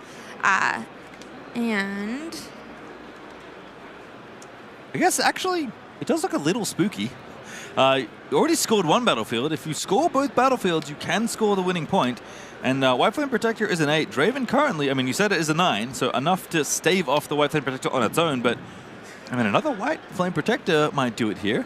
Yeah, another White Flame Protector could definitely do it, but I do think normally a lot of these battlefields, they either run 3 Dead Blooms and 2 White Flame or 3 White Flame and 2 Dead Blooms, so I'm not expecting to see it. It looks like we are just going for the hold on this Obelisk of Power, leaving up 8 runes. There's a lot of different cards it could be. I wish I could remember all of his in his deck, but Primal Might is one that threatens a lot of might, and we have the runes to do it. Yeah, Villianer clearly leaving up all the interaction here. I think it's only 2 cards in hand I can see being shuffled back and forth, but Punch First would be a card. We've seen Discipline already. Not going to be alone, so it doesn't get the bonus might from the Yi legend, but 16 might is a bigger number than 10, so I understand why Villianer just wants to play for the hold here, but a lot of tricks in this Draven deck as Cold Shot is going to resolve. No Defy this time for Villianer, and Randy's going to try and look to see if he can find a Rebuke, a Fight or Flight, or something else to get it done, because it doesn't need too much more, even though scoring both this turn wouldn't win the game for Randy. I think if these White Flame Protectors go bye-bye, it's going to be very tough for Villianer to win this game. I definitely agree. I will say I do think Villianer has a Defy in hand. So I think I spied it earlier when we were looking at when he was showing his hands a little bit more. But we're definitely being a little bit patient here, maybe making Randy think he doesn't have it in hand by not playing it on these earlier cards that might not actually get him the win. Yeah, makes sense again to try and save off Fight or Flight, which I believe Randy was at least considering among the 2 cards in that second piece of Cold Shot. Don't know what he selected at the end of the day, because we're going to start by rumbling on in. Here is 11. Here's a couple more. 11 plus 5 is, oh, that's 6, sorry. 11 plus 6 is 17, which is exactly 1 more than 16, it turns out. And that's it. Villianer just can't win. He had nothing. He had a Defy. That was a great bluff, but Randy called him on it, and that is going to be the entire round for them. That is not how I expected that game to end at all. I mean, not a lot of cards in hand left for the Master Yi player at the end of it all, but usually, especially when you leave everything on tap, you have to have something. I mean, could have played the Aurora, I think, flipped another unit onto the battlefield. I think he only had 8 might, or 8 runes. Then no, so not the Aurora. Just 1 shy. I do think that is a huge problem when you're playing those White Flame Protectors and Dead Blooms from hand, is they stall out your runes. You're at 8. Next turn, you're still at 8 because you had to pay 2 runes. And next turn, you're still at 8 because you had to pay 2 runes. And you can't really develop the board in the way you want to, especially with Dazzling Aurora, that's 9. Well, the player that made top 8 in Bologna is still live for top 8 here in Vegas. Let's hear from Jim Davis, who's down with a winner's interview. All right, I'm here with Randy. Just took down Master Yi. You are 11-1 of a tournament. Were you expecting to see Master Yi here at this stage of a tournament? I wasn't expecting to see Master Yi, but I did phase 3 in day 2, so I'm pretty happy about that. I'll take it. I've beaten all 3 of them. All 3 guys were like running for the medal. That's pretty high rolly from me, so I'm pretty happy about that. That's awesome. So you're playing Draven. Yes. How are you feeling? Of course, a lot of Draven in the field. How are you feeling in the mirror? How are you feeling about the deck overall? I'm feeling pretty good. I got top 8 with the deck last week at Bologna. Lost in top 8. But I'm feeling pretty good. I have a lot of practice on the deck. My deck is really strong. I think we probably have the best deck in the room with my friends. So mirror, not a problem. Beat 4 mirrors on the way. Lost 1. But yeah. Awesome stuff. And you're coming in all the way from France. So you're in Bologna. How are you adapting to the time change and being in a new location, being in Vegas? Are you enjoying Vegas? I am not very enjoying Vegas very much. The hair is very dry. I hate it. I'm a bit sick from Bologna as well. But I do think that's mostly because of the fatigue. I was in China just before that, so I did 3 time zones in 3 weeks. That's pretty rough. Yeah. Gamers got a game. We'd love to hear that. So what are your thoughts? You got a few rounds left. You're in striking distance of top 8. How are you feeling overall? I'm feeling pretty good, feeling pretty rested. I'm gonna get a coffee, maybe another one, and we're just gonna play it out. I'm looking for the win now. I lost in top 4, lost in top 8. Wanna log this one in. All right, so going for a win here in Vegas. Water is wet, air is dry, and Randy is still alive for top 8 at Original Qualifier. These are all things we know for sure. Yes, it is. And you can just hear how committed he is. He was in China directly over to Bologna, and now Las Vegas, where even though he's unhappy, he's happy to play the game. Certainly is, and this is round 12. This is the second to last round, the penultimate round of Swiss, if you will. We have one feature match, but once again, we have second feature match. Always a treat. And this matchup is going to be quite a fun one as we check out some of the deck lists. Bet you didn't expect to see the very best gamer on Jax this late into the tournament, but here it is. Oh my gosh, I did not expect Jax. That is for sure. Green and orange. I think my favorite color has been yellow this set personally. So orange, a little bit surprising, but I think Jax has been posed really well this tournament. I was hoping that, maybe we would have one super late into the game, and not to say the exact name, but the very best gamer may bring Jax in. Yeah, really interesting stuff. We did see a Jax yesterday. A lot of the similar tools here. Ruin Runner, Silicon, of course, is your draw engine of choice in a lot of your comp decks. Lucian, Warmog's Brutalizer, all of these other things. Triple Counter-Strike, Bone Shiver.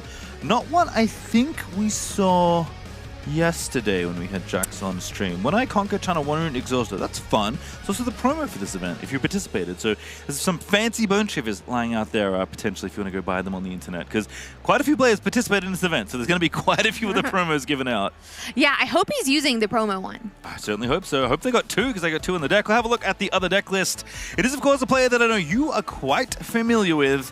On a matchup we've seen many times, it is Colin on Draven, our former only undefeated player. Yes, Colin has played in so many of the grassroots tournaments for Riftbound. I think a lot of players know Colin's name. He was known as the set player of set 1, but he is now in a little bit more of a meta deck. He's playing Draven here. So interesting to see his take on that same deck. All right, as a reminder, we are going to move into this feature, but we are starting in game number 3. So I can tell you, Jax can beat Draven. It has already happened. We didn't see it, but it can happen. So here is the final game between these two. Not sure Cold expects to be in this spot with top 8 potentially on the line, but Targon's Peak is going to be the battlefield of choice for Draven, and it is the Dreaming Tree for Jax Grandmaster Drums. That is an extremely powerful battlefield. Yeah, and I'll also say this game, I was told before we came in here that it is a win and in for top 8. Wow. Because whoever wins this game will be posed to be able to tie into top cut. Makes sense, because these two players probably have pretty good breakers for how long they would have stayed with such a unblemished record. Colin, again, for a long time, I think it was 10-0 at one point before this round, so only lost very recently, which is always good for your top 8 chances. You want to lose, if you're going to lose, you want to lose late, except in top 8. It's a little bit confusing, but 2 runes channeled here as Colin is going to be the player going first in our third and final game, and Guardian Angel Go is going to be the first here for the very best gamer on Jax Grandmaster at Arms. Not a champ, not a legend. I expected to see this deep into day 2 as Draven is going to be the play, and we're going to pass it on back. Yeah, I will say, if you're going to lose in top 8, it better be late as well, so at least you can get second place. But I am feeling kind of confident here. Targon's Peak is one of the strongest battlefields for Draven. I'm not sure if how that plays into Jax per se, since I haven't seen Jax as much, but especially a lot of times when Draven is into different matchups, Targon's Peak is the game he's sure he's going to win. So this is a unit we saw the other day when we had Jax on stream, but we didn't actually see Aphelios really do anything. When you equip Aphelios, choose one that hasn't been chosen this turn. It is ready 2 runes, channel a rune, or buff a unit, I believe, are the 3 choices available. So Jax using the legend ability to equip the equipment without using power, then Aphelios getting his power back that was paid to play the champion unit by channeling a rune off the top of the deck. So really cool, very efficient, kind of multifaceted little mid-range card for these equipment decks, and one that pretty much just Jax gets to take full advantage of. Yeah, and it's so versatile with those 3 options. I did see in the game, too, they had Sunken Temple, so using that buff could help create more mighty units to be able to draw cards off of Sunken Temple. It does look like Colin decided to play Draven, and it's going up into that Targon's Peak. That does mean that when he passes his turn, as you can see here, he will be able to write 2 of his units, and if the very best gamer wants to take that battlefield, he will have to contest with those 2 runes being up on Colin's side, which is that magic number for so many different spells in his hand. Yeah, as you said, just represents so many possible tricks here. And is there something hidden under that battlefield, or is there some sleeve action going on? I don't know what's happening. So what's happening is some of the players will stack all 3 of their battlefields. Okay. And so I do believe it's his battlefield 1 and 2 underneath it. Okay, you know what? Just wants to remember what happened before. Want to make sure you Exactly. don't select the wrong one, as Dreaming Tree going to be conquered here by Jax. And is there a spell to play just to cycle a card? Maybe you don't want to commit something like a punch first just to draw one, but you know what? It's a thing you can do. Ooh, going to re-equip and ready some runes. That is a very cute piece of tech here for Aphelios. That is so nice, and I think that's one of the great things about the Jax leader. He does have two options, like we mentioned yesterday, but you're able to either reattach a unit that's already attached, in this case it is on Aphelios to himself, or attach one that's not attached, and instead of having to pay the power that you normally have to for the equipment, you'll only have to pay an energy, which is going to be so nice for keeping those resources. And this time using the Ready to Runes to basically make extra resources, which is really sick. Challenging the Ezreal, punching it in the face, but not with punch first. It gets a little bit confusing. Getting maximum value off the Dreaming Tree by drawing a card and then playing your Jax from the Champion Zone, which is a pretty spicy one as far as champions go. This gives your equipment quick draw, which basically makes them all reaction effects. So a very strong start for both players here as Jax on match. You can see the text on your screen. Deflect, and each equipment in your hand has quick draw. So it gains reaction. When you play it, attach it to a unit you control. So now they're all combat tricks. I love it, and I mean, I think these Jax champion units have such great synergy with the different equipment. I'm really excited to see how the very best gamer is going to be able to utilize them to maybe bring a win here today. So it looks like we're retreating from the Targon's Peak, so that's 2 points now for Colin versus the 1, but going to go up to 2 after holding with the Aphelios, and it's a pretty big base being built in the back there by Colin, but I mean, if you're going to play a domain like Body, you're really just trying to play big units, and there are some pretty big units that only get bigger here with his equipment in play as well. So I can see why Jax has been a pretty threatening deck here all weekend long for the very best game, because this is certainly not the first Draven he's played this weekend, and may not be the last Draven he loses to, depending on how Game 3 goes. So off we go to Targon's Peak, take our 3rd point, reset some runes, and say, you know what, I'm pretty happy. I'm going to hold here with all my runes untapped, and that feels really scary when you have your champion in play. Oh my gosh, for sure. And I think something that Jax is really, especially with this unmatched Jack unit, we have a little bit of an extra threat here, because normally you're saying, okay, he could have extra might in hand, he could have those different spells that will give him that might for this turn. But because he's turning those equipments into combat spells, like you said, because of the Jax unmatched ability, it's not just might for this turn that Colin's going to have to deal with if it gets played. It's might that he potentially has to deal with every turn. So this Draven's going to get bigger. It's going to be a 6 and a 5 crashing into Jax, so we might have to answer a question for ourselves. I also realized that you can quick draw equip Aphelios and then buff your Jax, which is kind of a fun bit of tech if you so desire.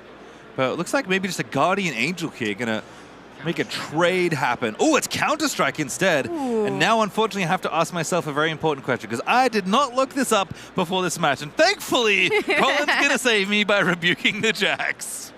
I mean, there are answers to rebuke. Not many here in Calm. Not so fast being really the one that jumps to mind. Windwall as well, although not played all that often. Counter-Strike still going to draw the card. But unfortunately, not going to prevent the problems unless the very best gamer has another reaction. It is not so fast. Oh no, now I have to answer the question I don't know the answer to. So I'm going to ask you something here. Counter-Strike, prevent the next damage that would be dealt to a unit. Obviously chose Jax. Okay. Does that work for, it does, okay. So my question was, when you go to damage, you just add up all the might and then you do the damage to the units you want to deal damage to. Mm-hmm. So because there's 2 units, my question was, does that count as 2 instances of damage? And I'm guessing based on that interaction, the answer is no. So all of the might gets counted up, and Jax is still there chilling on the battlefield. Yeah, I think it's all added up. Like, I know when you can't like split up damage. No. Unless you kill one. So I can see how it is just like a 1 instance of damage. So that Counter-Strike being pretty valuable, and unfortunately there's a few more units coming on through. Now punch first! It's just going to make the biggest Jax you've ever seen. Wow. And Spinning Axe is going to turn the tides here for Colin. Both players running low on cards, but it seems like Draven's going to win this combat, and Draven loves winning combats. Yes, Draven does, and there's so many different things he will get if he's able to do it. He'll be able to get gold from Draven Vanquisher, it looks like. I think it's in the battlefield with them. And also that draw from the leader. But, I mean, Jax has some options. We have 3 runes up. We potentially have more. Here. Yeah, just GA. Ooh, yeah, it's going to be a GA that's going to give +1 might to this Jax. So is going to eventually perish, but is at least going to trade some units away with it. So Colin had to commit a lot here, but 2 units are going to go to the bin. Jax is going to lose his Gia and go back to base, and a decent amount committed there, but the very best gamer holds on to his units, which I feel like is the important part of that exchange. I completely agree. Keeping those units and having that might is going to be so important for the very best gamer to be able to figure out how to deal with Colin's Draven. He's adding so much might here to Targon's Peak, and he's going to get 2 more runes because he was able to conquer this battlefield. Yeah, also does get the card draw as well from the Draven Legend ability. So all in all, looking pretty good here as that Battering Ram was reconsidered. Nope, going back in. Just wanted to count the cards, make sure they had enough runes. Does ready 2 more thanks to Targon's Peak, which is Colin's battlefield of choice for the final game here. And now at 3 points apiece, Jax and Aphelios are going to keep on chilling, make it 4 points as we hold up for 1 more for this Jax. And I'm just getting more and more impressed the longer this game goes on. For sure, and just for clarification, it does look like Draven is not on Targon's Peak battlefield. It is in base. I saw him move it away just to make sure it was more clear. But we are actually going to get Stella Cornherder here on the very best gamer side. I do think one problem that this Jax deck maybe does present is finding its resources, getting more cards, and I think Stella Cornherder may potentially be the answer to that. When she moves, she gets to draw a card very similar to Traveling Merchant, but no discard needed. Yeah, really powerful thing, and really the engine that powers a lot of calm decks. I mean, even Aurelia takes full advantage of this card, despite having a lot of chaotic stuff to do as well in her domains. You can see the Aphelios trick, again, reattaching that Guardian Angel to the Aphelios to give it a buff this time around. So you're going to present a little bit more might at the Northern Battlefield as Seal of Discord. Going to actually recycle one there. Looks like we already paid a power for something else. It's called Shot is the reason for Colin. Digging through a couple more cards. No Ezreal needed, and very best gamer says, hey buddy, tap that seal. Yeah, I mean, getting to use these seals instead of actually having to pay power is going to be so nice for Colin. These seals are basically like a permanent resource to use, and we saw both of them having to spend power in these last couple of turns. The very best gamer doesn't seem to have those same seals, and it could be a problem later in the game. Yeah, I think important to note, seals are a resource that you can continually use, but they get better the longer the game goes on. This game might not last very many more turns. Both players are at 4 points. There's also less than 4 minutes left in this round, because as a reminder, we did jump into this series in game number 3, so Rasa going to get deployed back to base. Kong going to have to keep recycling some runes here, just looking to build as much might as possible. And passing the turn. Overzealous fan and quite a bit of might on that bottom battlefield is looking good, but the race to 8 points is on, and each player is holding one at a time. That's, I mean, slowly getting there to 8 points. We'll have to see what the very best gamer has here. I'm so excited to see Jax. Yeah, Jax is looking real nice right now. Should also be Awakened for what it's worth, but again, players are playing, I think, a little bit more quickly with how much time is or isn't, I suppose, left in the round. And at this point, I don't know if you can realistically crack through the bottom side, so maybe we're just trying to stack and hold all the way to 8. Very best gamer technically in the race to holding point by point is ahead by 1, and that's all you need to be ahead by. Yeah, one extra is all you need to win, as long as we don't go to time. If we do go to time, we are only 2.5 minutes from it. When you go to turns, you have to be 2 points apart to be able to win the game. Otherwise, it is a draw. It looks like we're actually going to play Akshan. We've seen him a couple of times this weekend, but his ability is so interesting. Yoink, taking an equipment. You actually can take any gear, I believe. Yes, moving enemy gear to your base. So you can also take seals, which is pretty nice, but if you take equipment, you get to attach it for free, and that feels pretty nice in a deck like Jax Grandmaster at Arms. It turns out cares a lot about equipment. Stella Cornherder going to have a ride up to the top and join their buddy Aphelios and draw a card on the journey. I think my favorite Akshan so far this weekend was the one that stole a dazzling Aurora.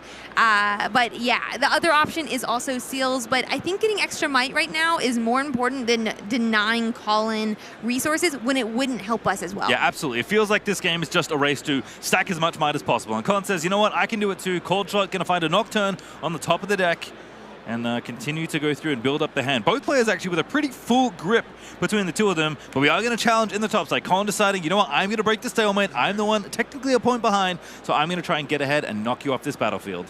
Yeah, and he's presenting so much might. We're looking at 12, I believe, here, versus what appears to be 7, and then plus Stella Cornherder being 10? I think 6 for Aphelios and 9. GA is only +1. That buff is good, and again, we do have quick draw for the equipment, and that could also buff a friendly unit. Counter-Strike also going to make things a little bit better. Which unit are we choosing? Have to think Aphelios is going to have to hold on to all those fancy weapons. Very thematic, by the way, for Aphelios to be equipped with lots of weapons. If you haven't played League of Legends, he has a lot of guns. That's his whole thing. That makes sense. That makes sense. He was a little bit after my time when I played League, but I'm so happy to hear that he matches his lore very well. Well, Fight or Flight is continuing to be problematic for these units trying to hold on battlefields. Very best gamer asking cards in hand because gonna maybe want to find a Defy, and there is one available. Get that Fight or Flight out of here. Yeah, I feel like Colin's deck is uniquely positioned to be able to deal with these huge might units of purple, and not purple, of orange. And what I mean by that is these purple cards like Fight or Flight, they don't really care about your might. They just say, get out of the battlefield. Yeah, very best gamer really wanting to hold as much as he can. So a second Fight or Flight, I believe? No, not yet. I could have sworn I saw one, but maybe just considering the other options here. Thermobeam also pretty good against the weapon decks, but not going to be so destructive right now. So it looks like it's Fight or Flight, get defied. Counter-Strike still resolved is on this Aphelios, I believe. The Stealth Hood is going to get involved, but probably going to perish in combat here in the top. And there is the second Fight or Flight that I did see. Colin just deciding, you know what, I'm kind of priced in. I'm going to return the unit, and actually Stellacon's going to be the one that goes back. And that move is a move. You do get to draw a card. That is true. All these different movements are card draw, and it's really nice to get through your deck in that way. Drawing cards, I feel like we've said it a lot of times this weekend, but if you didn't know it before, drawing cards is really strong in card games. Certainly is, and Counter-Strike was actually used on the Stellacon's Hood, a very best gamer wanting to protect the draw engine in this instance. So Aphelios does lose the GA and go back to base. Should technically be exhausted, but I don't think it's going to matter in this instance. Yeah, I don't think it matters. And both these players do know that time is running out. It looks like time did run out here. We'll be going to turns, but so they're both probably playing slightly, shortcutting to get there, but they're doing it together. All right, so again, playing quickly, but I believe turn 0 is very best gamer. So Akshan going to go in, get a point, go to 6, but it feels like this is very close. And as a reminder, 3 additional turns starting at turn 0, so call it 2 apiece per player. But you also have to either win the game or be ahead by 2 points in order to claim a win in overtime. Yeah, that's a great point. So we're going to have to figure out what to do. It does look like we're going to use our Jack's ability to be able to unattach what was on Akshan, which is that spinning axe, and reattach it to the axe. Oof. Cannon Barrage is going to do a big amount of damage here at this battlefield. Is that 2 or 3 damage to all units in combat? I think it's only 2. It is, so that's not enough to actually take out quite a bit unless there's a second one. So wonder what the plan is here. And, oh, no, we just replayed it. We just showed it again. For a moment there, I thought we actually did have a second one that would have been absolutely crazy. But we are just spreading out some damage here, trying to, remove Colin from the battlefield, even if we aren't able to take it ourselves. And we still have more units in our base that could conquer it, even if our Jax dies. Oh, I think that beats Overzealous Fan. Is that how that works? Okay, Jack's traded with everything, so I think that's the tech. I do remember players talking about Cannon Barrage into Overzealous Fan specifically, so I have to brush up on that interaction before the top 8, it seems like, especially if this Jax is there.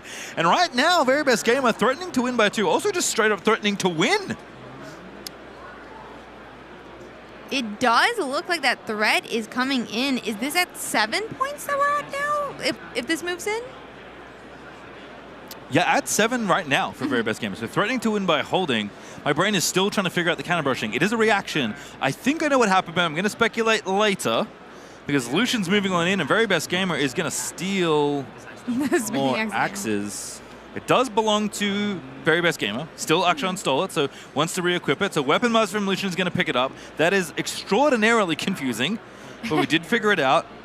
Yeah, Akshan is able to control it until Akshan dies. So if you kill Akshan, you would reclaim that same gear. And of course, if it's not equipped, you do lose it as well, thanks to the axe is temporary. But Jax is very good at re-equipping, and we are just loading up on units as Aphelios is going to move in. I don't think Colin has anything left here. This is absolutely insane of a game 3. Winning in, right? It is. Jax is in! Like the very best gamer! Gonna take it in additional turns, gets all the way to 8 points. And 11-1 with where we are in the standings in the tournament. That should be enough to see a Jax in top 8. That is absolutely insane, and I don't think it was in my bingo card for this weekend. Okay, so I am going to go ahead and do my best to puzzle out what happened with the Overzealous fan, because that was the critical moment of that game. And clearly, based on what happened, Overzealous fan did not go off. So Cannon Barrage is a reaction that deals 2 damage to all units in combat. Overzealous fan, let's remind everyone, is a 2-might unit. When you move in for combat, attack and defend triggers happen. Overzealous fan is a defend trigger.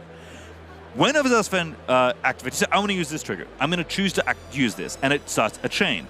Now, typically, in attack and defenders, you can't actually cast anything. You don't have a showdown window, but you can use reactions if a chain has started.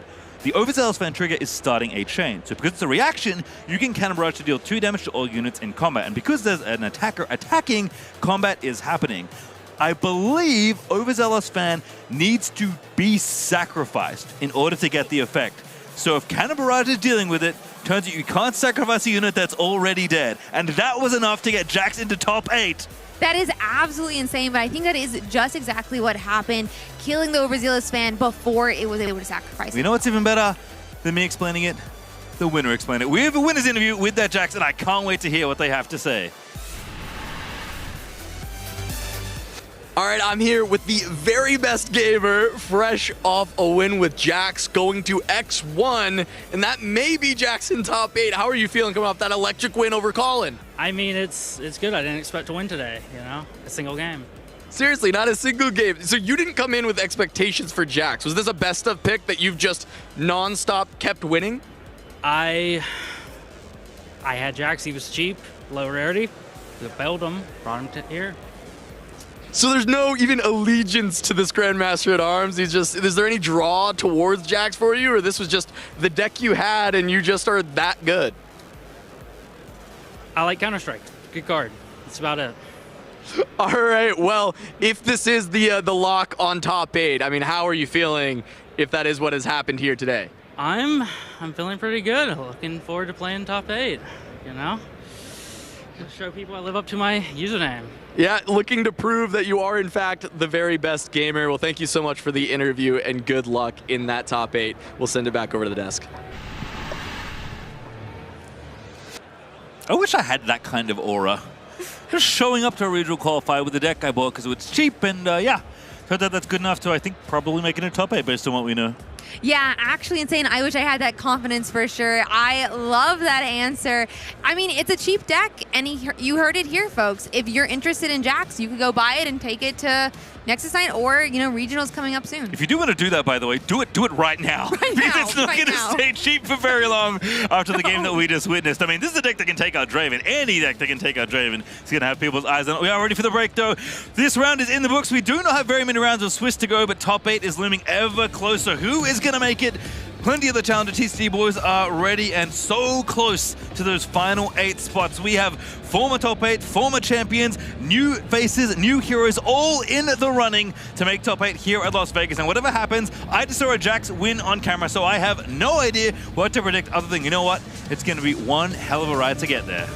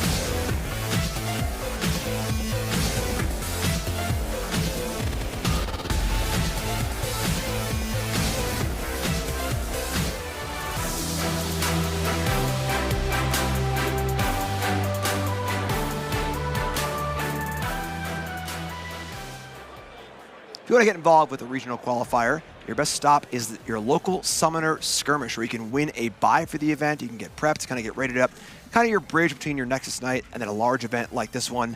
Check it out online at uvsgames.com/riftbound-organize-play or scan the QR code. All right, welcome back to Las Vegas, the regional qualifier. I'm Jim Davis, that's Casanova, and we got round 13, our final round, perhaps the most exciting round of the tournament yet, as we decide what players will be going into top 8. Stack of win-and-ins ready to go. Players down on their very last chance to make it into the top 8, to have a shot to be crowned champion of the Las Vegas regional qualifier. Nothing like a win-and-in. Nothing like it. So let's look at our standings, see what players are currently at. Some players are already in, and some players are fighting for those last few spots. And looking at that, Prismaticism at the top is going to be in. At that, can just ID. You know, a lot of these X1s can ID unless they get paired down, so you have to see where those pairings come through. So Prismat at the top, Randy in there as well. Very best gamer we just saw win as well. But there are 5 X1s, so somebody is going to have to play. Can't say they're all immediately locked in just being at X and 1. And from there, anyone at X1 and 1 is going to be on a guaranteed win in it. If they win, they are in 100%. Everyone at X2 is going to be fighting the tiebreaker boss at the end of the day. Yeah, so those X2 players, you got to win. Unfortunately, your fate is no longer in your hands. All you can do is win and pray. And then we see here, 9th on down that is in tiebreaker standings, but those can change. Tiebreakers are based on the quality of your opponents at the entire event. So you've played against a lot of players at this point. If they were all to win or all to lose, things could shift pretty dramatically. And we have our pair down.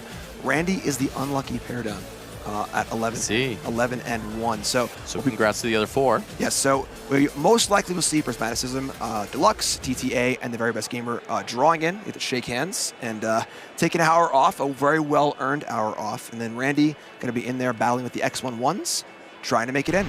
So we got our first match for you, like I said, is going to be Randy versus Sam in a Draven mirror. And this is about as high stakes as it gets. As we see here, Sam D. Sherman with Draven. Sam D. Sherman going to be on the mid-range Draven. Does have the Pharaoh's Forerunner at 3 copies. We were talking about this in our earlier set that we had, Jim, where it was how many Pharaoh's Forerunner are going to be the main, how many Mind Splitters. It looks like 3 in the main, no Mind Splitter main, but 2 in the board for Sam D. Sherman.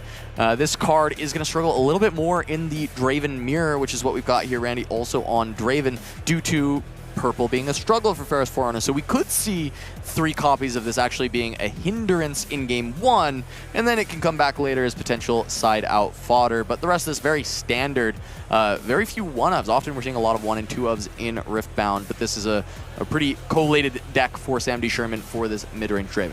Tight list doing well so far, and Randy on the other side, again, that unlucky pair down. That's tough. That's a kind of a mental, like, hey, okay, I could have drawn in. I'm watching everyone else draw in, but now I got to battle.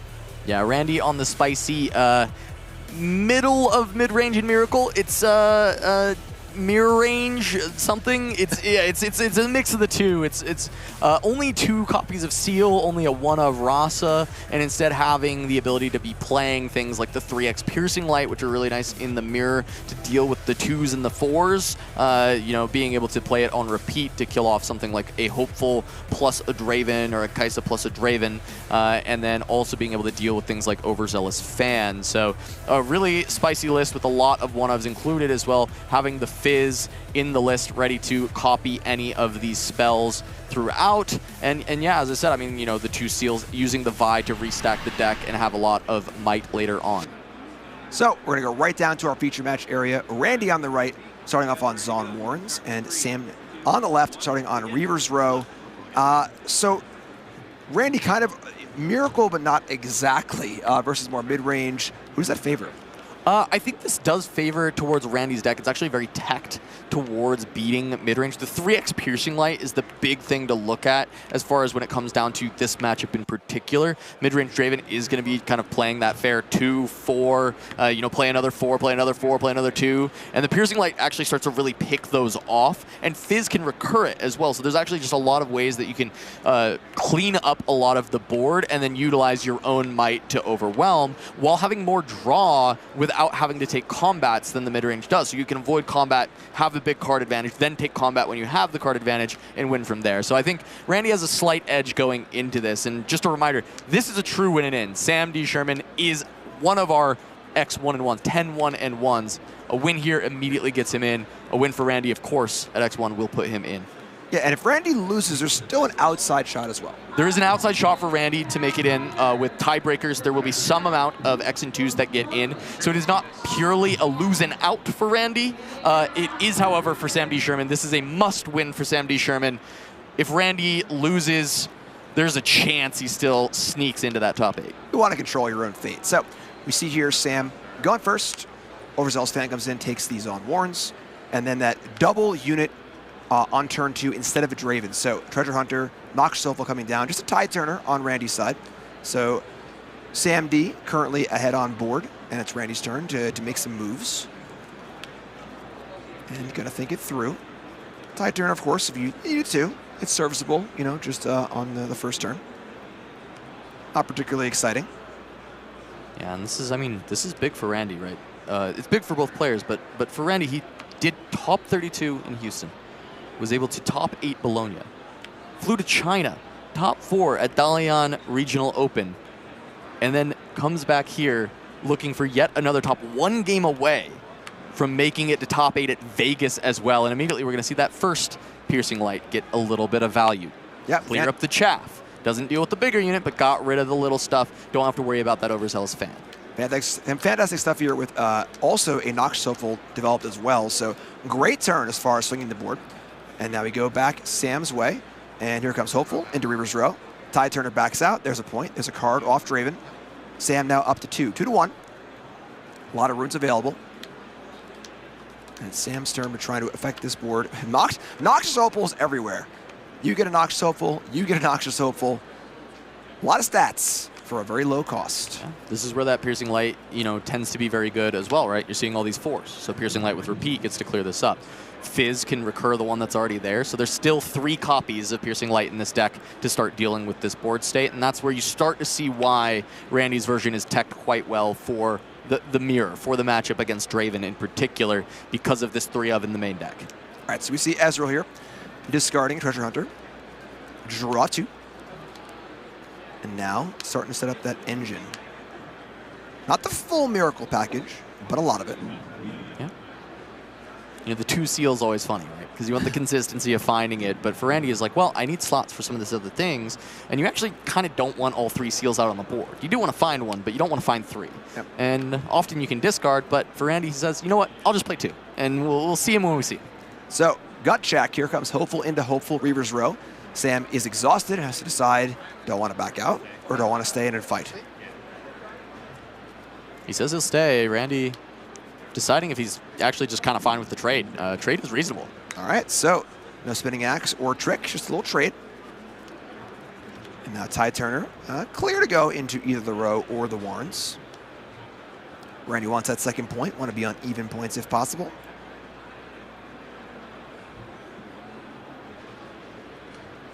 Thinking it through. Big match. As if the lights weren't light enough. When you're playing a win and in on camera, a lot of pressure. Here comes Tide Turner. It is on Warrens, discarding the 1 copy of Vi. Too early. Yep. And this is more of a fair Vi, not a stack the bottom Correct. Vi. It will still stack the bottom of the deck because it does have those miracle components, but it's not like the main purpose. It still kind of actually plays like a Vi where you actually want to give it a bunch of might and send it in. Yep. Especially with the 1 Rasa, right? Once that's played, you don't really care if the trash is that full. Yep. So here's Ezreal number 2. Discarding Overzealous Fan and just passing a turn. Going back Sam's way. Nox Soulful and Draven hanging out. Randy's Draven still hanging out in the champ zone. And we see a hand of Overzealous Fan, looks like a stack deck. First things first, though, Draven's coming in, and immediately Tide Turner hits the bin. So, another point for Sam. Gold, card drawn off Draven. Draven does love those combats, and now a chance to go to 4 and really push the issue. These Ezreals are, they're not, tiny, but they're not big either. Yeah, 3 might not very threatening when you have a bunch of 4 might on your own board. Yep. And that is 1 more the last I checked. Yep. Comes down to it. Riftbound is a numbers game. My number, bigger than your number. That's good. Yeah. So here is the Noxus into Reaver's Row. That's up to 4. Now, what's the follow-up? Ooh, boy. Okay. Star is very good. I mean, you see that nod from Randy. He's like, yeah, that sucks. Yeah, perfect. Killing 2 3-might units. So, just the perfect cleanup. And now, head on board, head on runes. Cards, it's hard to tell who's up on cards. Randy's probably up on cards, but maybe not, though. There's some combats won here as well. So it's like 4 cards. I have 5 cards in hand for Sam. So both players pretty heavy on resources. Here's a stack deck. We saw a hard bargain in there. I missed the other 2. Looks like a Bryn here, Thundersong, and Darius would be my guess on these 2. Pretty good selections. We've seen Thundersong do some serious work. Darius, of course, very powerful as well. So Sam's going to plan out this turn, plan out the next turn. Think about what is next. Didn't quite catch it. So 5 runes left. Looks like might be Darius coming to the window here. All right, so there's Darius. Recycling down. And a pass. Going back Randy's way. A lot of might on Sam's board. Randy has some work to do. Therefore, there is still the Miracle package in here to get some stuff done. Explosiveness, kind of get things outgoing. Whereas, of course, Sam is playing a more fair game. And Randy, what do you got for us? Looking to punch to get into top 8. On 3 continents. 3 continents. He's already, well, he wouldn't have top 8'd on 3 continents. He's topped on 3 continents because of the top 32 in Houston. That counts as topping because it was just a cut to 64. But as you're saying, a top 8 for the 3rd continent could happen here. That's a pretty good place to be. So here's a Raza. Here's a Draven. And we were going back Sam's way. We got hold to 6. So massive lead for Sam. Now Sam possibly just back out. Try and go for a big win next turn. See if Sam wants to try and hold. A lot of tools available. Great spot. One interesting thing I find is in these big matches, whether they're playing for top 8 or in top 8, or even playing for a championship, is players tend to slow down when they're ahead. You do not want to be in a spot where you make some key mistake and let a game that you're winning slip through your fingers. So you're going to come home. Here's Hopeful. Here's Draven. And a Tide Turner. Treasure Hunter. Just deploying those units and passing the turn. So at 6 points, ready to go try and go for the double conquer and take this game 1. And Randy's going to try and put up a defense here and see if that can be stopped. Clean game so far from Sam. Yeah, this feels like a very tough spot for Randy in the game 1. I think that Falling Star lined up beautifully. Deal with the Ezreals. Really good early stuff from Sam, finding these great developments, has a good mix of spells. He's got these spinning axes ready as insurance. So Raza's gonna come in, conquers on Warrens, discard Scrap Heap, draw 2. Not a bad place to start. Randy up to 3. Now what is the next step? A lot of pressure here for being able to just defend. There's a lot of might already on Sam's board. And then, is Randy going to have to just stack up on one battlefield and try and defend to stop a double conquer and to have to forfeit that 4th point? What is the next step? So here's stack deck.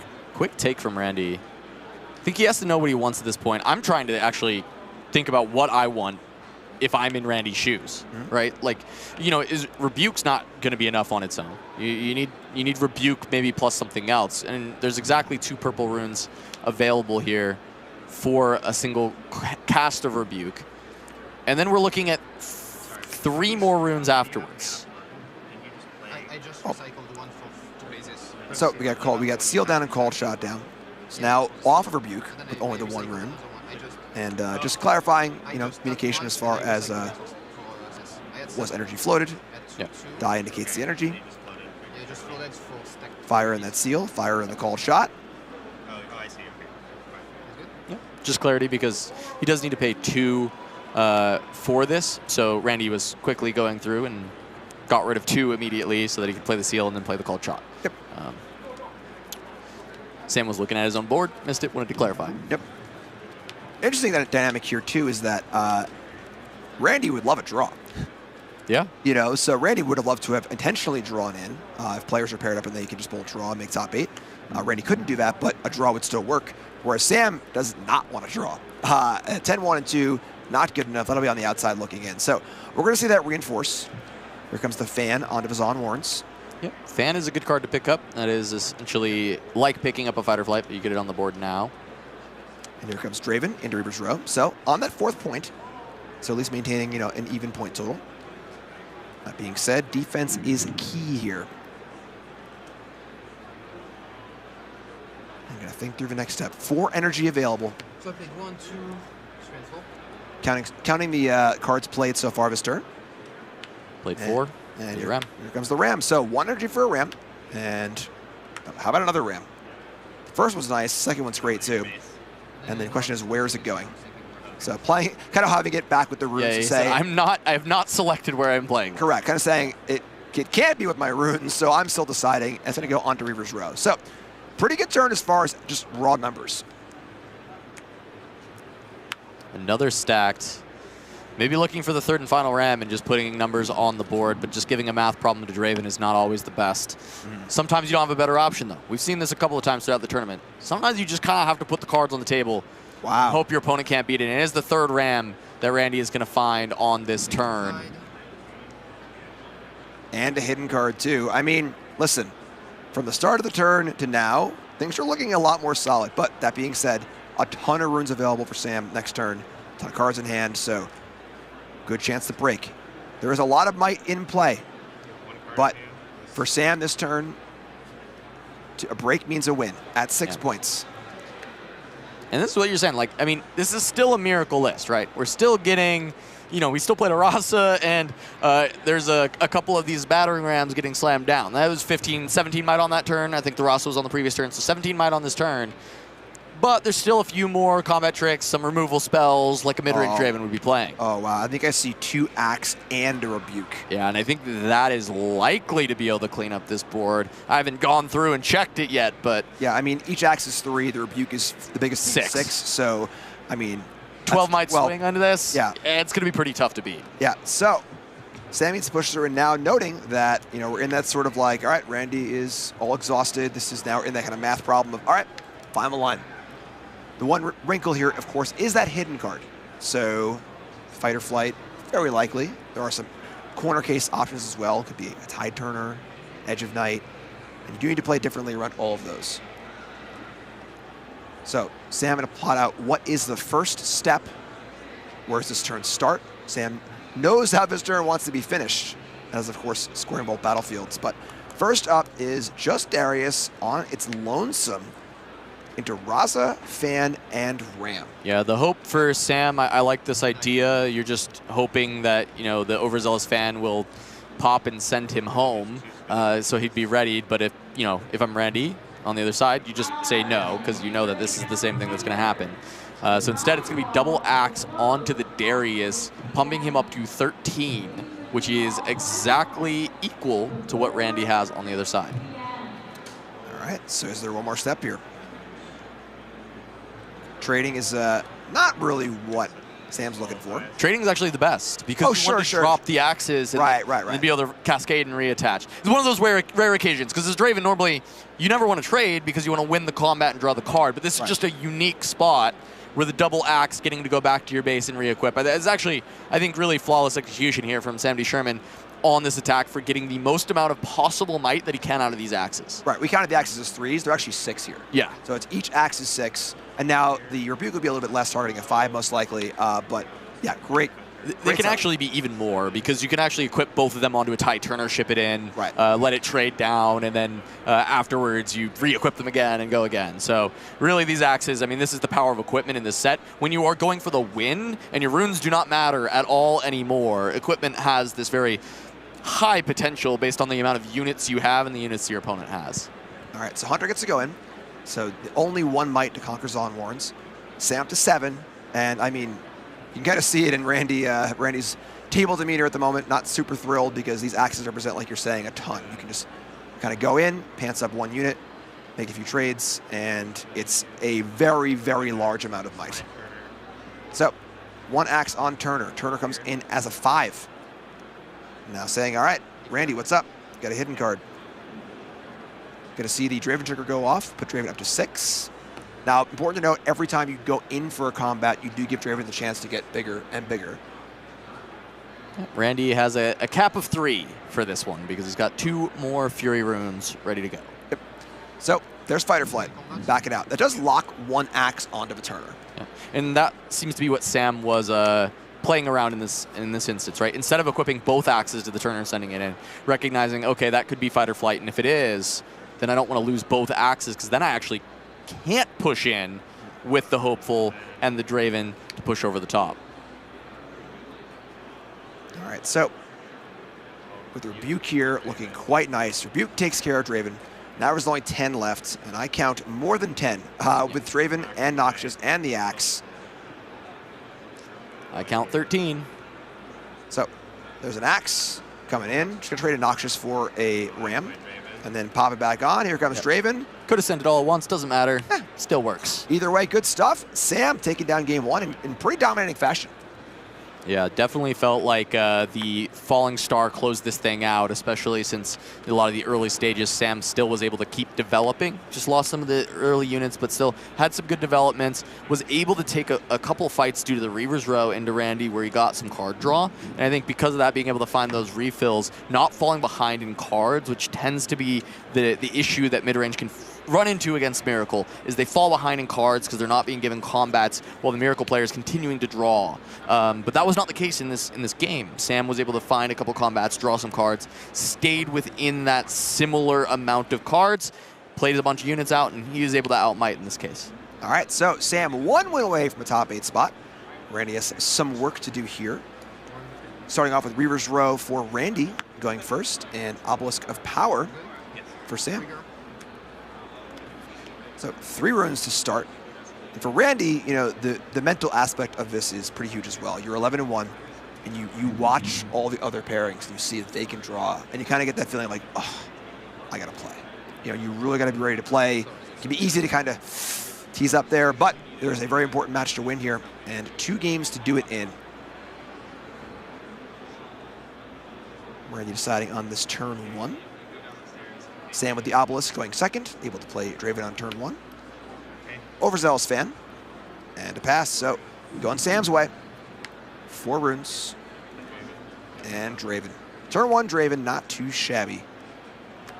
Yep, slight lead at the start for Sam. Sherman kind of making up for that going second, quote-unquote disadvantage, right? Sometimes, you know, it feels a little bit better to go first oftentimes in Riftbound, but when you get to play Draven on your first turn, doesn't feel so bad anymore. Draven hits. All right, so we're going to see Draven for Randy. Fan stays home, passing right back. So back Sam's way. The first Draven on the board. And now 6 total runes. See, an axe in hand, Ride the Wind. Put 2 cards between the Ride the Wind and the axe. Ride the Wind. Wait, see. Maybe a 4. I think it's a Forerunner. Is that or a Draven? It actually might be both. Or not, sorry, Draven. Darius. Yep. Might be both. Darius and a Forerunner. Yeah, so this is a good spot for Forerunner because you're at the point in the game where it's so early, you're not risking it, running into a Rebuke or a Fight or Flight where you can kind of take that lump, just being so big. So Draven comes into Reaver's Row. 2 Reaver's Row games in a row here. And Sam, what's the next step? Looks like he was thumbing that Ferris Forerunner, is going to just cast it into the Reaver's Row. Often wanting to play that to a battlefield. You do want it to kind of try and get that hold value immediately and then spawn those mechs. Yep. If your opponent can break it. Yeah, and again, this early, you know, if Randy has a Rebuke or a Fight or Flight, a Rebuke would be still pretty annoying. A Fight or Flight, you know, it's still there. You know, there's not enough of a tempo in this game to where pushing it back means that, well, it's still there. You know, it still do its thing. So here's a seal, and here's a Mind Splitter. Let's take a look and see what's going on. Falling Star, Stack Deck, Spinning Axe, Darius, and Ride the Wind. Pretty good hand for Sam. About to get a little bit worse. Ooh, decision is actually not so clear. Oftentimes you actually want to remove selection from your opponent. Stack Deck is often a very good take because you recognize, okay, I can play around Star and Axe and Darius and Ride the Wind, and we'll get rid of your optionality and your card draw going forward. But from there, it's also, Randy has to look at his hand and say, is there any of these that I absolutely cannot beat? If any of them you absolutely cannot beat, then that may need to be the choice that you end up making. We look at the board state now, Star doesn't seem unbeatable. Darius seems to be the biggest problem for Randy. And also, good note with the Darius, was the only unit in the hand. The rest of it was all spells or gear. Yes, Stack Deck can likely be another unit, but Darius being the only unit, you start to splitter away the units, trying to deny that hand as much as possible. Randy popularizing Shovel Sivir, the one that's digging through the deck and then sabotaging a bunch of times, and you take all the spells from them. This is the other side of it. You play the Mind Splitter, you want to take the units, leave the spells behind. So that Darius gone now, and both units locked at Reaver's Row. Hard for Sam to threaten here. The fan comes in, takes the Obelisk. Randy up to 1, Sam at 2 off the hold. Sam has a lot of spells, but again, those spells lose a bit of their luster. You know what? All's fair. I think this is the best draw for turn Sam could possibly have. Yep. Is not only is it a unit, but it is a Mind Splitter specifically. So now he gets to attack Randy's hand back. And he can either go for units or you go for one of the called shots, because called shot is actually 2 cards. You're getting 2 cards for the price of 1 when you splitter away a called shot, but I can also understand not wanting to get Mind Splittered back-to-back turns. Yeah, the 7 might, you know, and then 7 more might's a big deal. So, splitter back row, Foreigner and Draven still hanging out at Reaver's Row, and Sam's at 2 and gonna send them back home. So, a lot of might in base for Sam. Passing back to Randy, we're gonna see a hold on the Forerunner. I'm sorry, on the Overzealous fan, up to 2. And now, Splitter and Draven, both viable attackers, but kind of on that odd number now. So it can go to 3 this turn. Not super exciting to do that, but if they kind of go back and forth here, Sam can go to 4 and so on and so forth. So here's Ezreal, discarding a Noxious, draw 2.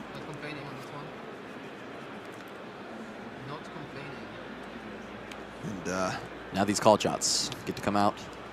The Ezreal on board. Yep, called shot time. Definitely a bit of, you know, where Randy plays a Mind Splitter and Sam's hand isn't going to change a ton turn to turn. Randy's hand, however, those called shots could be anything. It's a whole new world. Yep. Yeah. Sam, you know, doesn't even need to bother writing it down because it's not going to be the same cards. Right. So while Randy's playing with not perfect info, but like close to it, Sam does not have that luxury. So working through the called shot, we see another seal. Yeah, Randy looking to push probably for finding a couple of battering rams on this turn. A lot of spells cast already. Quick choice there on second called shot. My guess would be a ram when it's that fast. Yeah, both very fast. So, all right. Randy, what do you got here, my friend? A lot of cards. Not only cards just in mass, but cards that were wanted. You know, these are all cards that were selected off these called shots. So ideally a good one. So Fan comes home. Ezreal, Fan, Mind Splitter, and Draven in base. Nox Sopal, Okay. going to base. And is there more? Yeah, I mean, that's already the 4 prerequisite cards to start making these rams cost 1. All right. There's ram number 1. 1 rune left. At this point, I feel like if there's ram number 2, it's already in place. So just going to pass back. So pretty good development turn. But now we go back Sam's way. Both players at 2. Sam with an opportunity here to go up to 4. Some pretty large units in play. Forerunner, the Mind Splitter. And is it a Falling Star on the window? Yes, it is. Yeah, Falling Star that he had earlier. The stack deck still in that hand. Spinning Axe and Ride the Wind. Trying to catch the new card. Yep. Yeah, and then again, Randy knows about those. So correct. All right, your stack deck. See a Fighter Flight. 2 others that I missed. Fighter Flight in a spot like this looks pretty good with Sam kind of applying the pressure. I believe it was Splitter, Falling Star, Fighter Flight. Ooh, okay. The optionality here. Wow. So currently a rune short on Splitter, so I'd be surprised to see that one taken. Though it is good. It is good, for sure. Just can't be played this turn. I agree with you that, sometimes it's tough, especially if there's no other good play in hand. You kind of have to find something to do on this turn. And I guess to be fair, neither Fighter Flight nor Falling Star are actually something to do on this turn. Yeah, I mean, Fighter Flight, though, it pushes things ahead. Where the Splitter next turn, you can play, you can reinforce with it, but Fighter Flight, once you're trying to get ahead on points, that can be the kind of that one. Yeah, I don't shot mind push it. through, Especially, so. I mean, you consider the might levels on Randy's side, and it's a Mind Splitter and a Draven. These are very prime Fighter Flight targets in the amount of value you're going to accrue from that push. All right, so Sam looking to go to 4. Looks like it. Here comes the Forerunner. It's Obelisk of Power. Up to 3. And gonna go for Ride the Wind. Yeah, I'm a really big fan of this in Draven Mirrors. Using Ride the Wind when you have a unit ready to start the turn. Conquer, Ride the Wind over, conquer again, go home. You don't want to give any combats. You're ahead in points. When you are ahead in points, this is amazing. It is incredibly strong to do this with your Ride the Winds because you maintain the lead and you don't give your opponent any chance to try and come back in with 1 fights or anything of that nature. All right, so Sam up to 4 with an impressive back line. Now it's Randy's turn. Now Randy did develop a lot of might last turn. Now it's time to see how he wants to use it. So gonna think it through. We got a fan in there as well, so gonna start with Ezreal going to Reaver's Row. That's point number 3. Randy also wants to get to 4 points here as well. All right, and we see the fan go into the Obelisk of Power. So Ezreal could back up the Reaver's Row. Fan could always push back one of these large attackers. Okay. It's going to be a Pouty Poro for Randy, just continuing to further develop. Definitely had to go to 4, wants to give up the least amount of might in doing so, and while the fan is very useful at holds later on, it would be the best unit to sacrifice. Now, there is a chance that Randy can still look for a hold, but he also recognizes the value of the fan is quite low because he's aware of a Falling Star in the hand of Sam. So he can never rely on this overzealous fan doing anything, and so potentially using it as a sacrifice is very safe with the information that he was able to accrue via the Mind Splitter. Yeah, both Falling Star targets are now exposed in a way that you don't really care that much. So, good play from Randy. Looking for the next step. Pouty Poro, not so exciting here. Neither is Treasure Hunter, so a couple of those early game units, not really what Randy's looking for at this exact juncture, but gonna pass back. So, Sam at 4, and now wants to go to that all-important 6, and seems to have the tools to do so. It was the Mind Splitter taken. All right, so here comes Splitter. Rebuke, Piercing Light. What are you taking here? I think this ends up having to be Rebuke. Piercing Light isn't lining up into these 7s and 6s, right? It's very good against the 4s and the 2s, but the Rebuke is going to line up very well into the 7s and 6s when it comes to combat. Yes, you don't want to really rebuke a Mind Splitter, but you do if it's winning you the game, or it's winning you the combat in a very big way. So it is going to be the Rebuke taken away. So Sam agrees. Rebuke's gone. Now perfect information. Now Sam can really plot things out. So, gotta think this through. You know, noting here, the clock is starting, it's a little relevant, you know. So, kind of coming with the Forerunner, the fan will immediately push it back.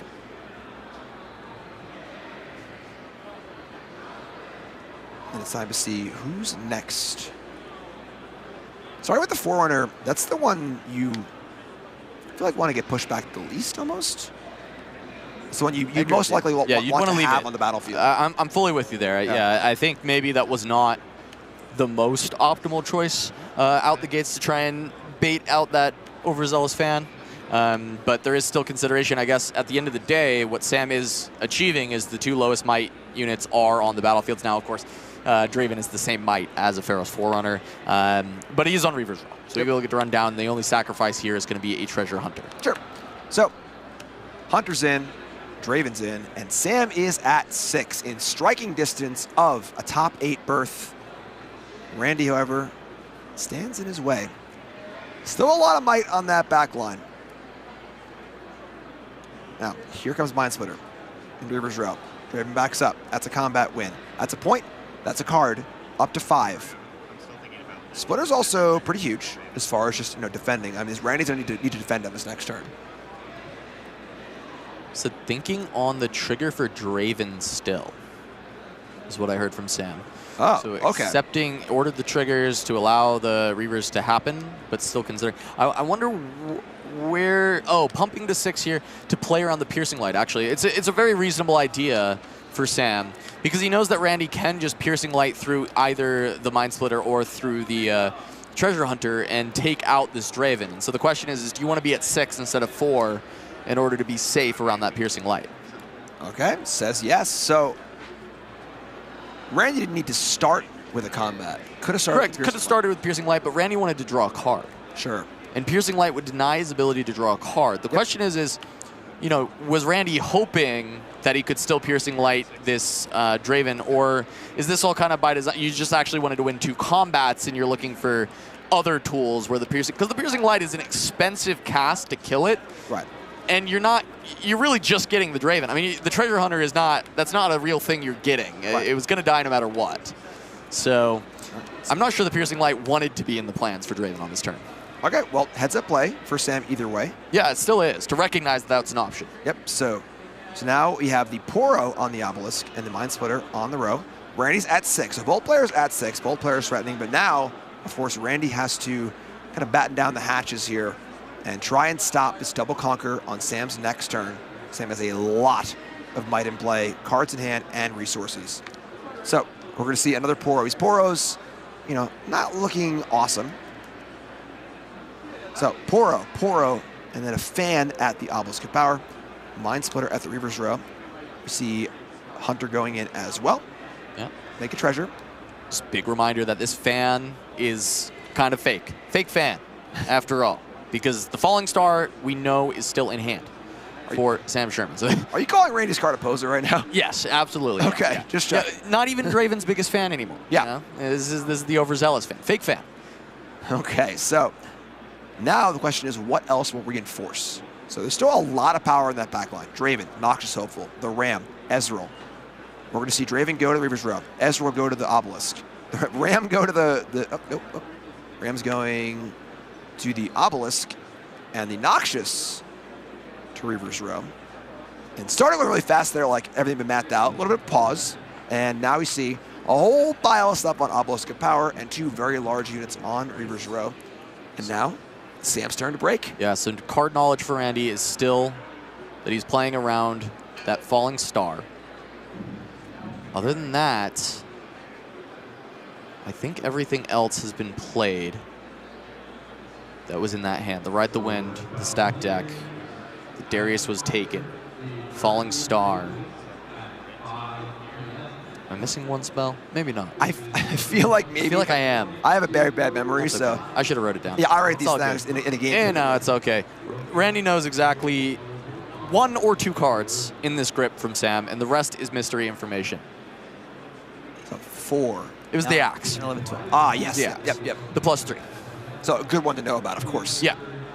So when he was doing the calculation for this, he had Falling Star and Axe in mind, and then the rest is whatever mystery cards had been drawn. You have to assume there's a very big range with mid-range Draven. A lot of different cards that can be cast for 2 energy. Rebuke, Fight or Flight. Another Falling Star, right? There's a lot of different ways that it can go. So we got 19 might up top on Obelisk for Randy. And then we have 11, could be 13 on Reaver's Row. Start things off with a splitter. Now, these individual attacks do allow Randy to possibly pump the Draven multiple times. So maybe looking for a trade here with the Mind Splitters. Also seeing Reaver's Row as far as pushing back. Pushing back here seems pretty, yeah, pretty 6 to 6. I don't think you're allowed to do that. Pretty risky thing to do. So we're going to see. a Rebuke on the Mind Splitter. So, Splitter at 7, Draven at 6. Is there a response from Randy? Hold on. Hard bargain. Okay. So trying to force runes out of Sam. Hard bargain with repeat. Ezreal on board only costs 3 for Randy, so he actually still has 2 energy up that maybe that last card can matter for. Yeah, so now Sam has to decide, okay, I can pay for this. Am I willing to spend most of my available energy to push through this Rebuke, or would I rather just do multiple other things instead? Yeah, in fact, it would leave him with just a single energy. He says, okay, you've countered that. Okay. Yeah. That's crazy. So bargain's in. Now you see Fight or Flight. Yep. Push back. Draven's gone. That's a win. That's a point. Sam to 7. And now only has this ridiculously stacked Obelisk power to push through. And Falling Star is a great start. Goodbye, Ezreal. Goodbye, Fan. And here they come. 2, 4, 5, 6, 7, 8, 9. And that's game 1. He's got it. Woo! Oh, wow. All right. Oh, that's game 2. Sam is advancing into top 8. That was 2 quick games. Wow. My bad. Sam is in. Randy. Whew. Yeah. That's tough stuff. Yeah. So Sam is locked up for top 8. Fantastic to see. Whew. Yeah. Okay. So it's tough for Randy, of course, and having to deal with the pair down, has to play it out.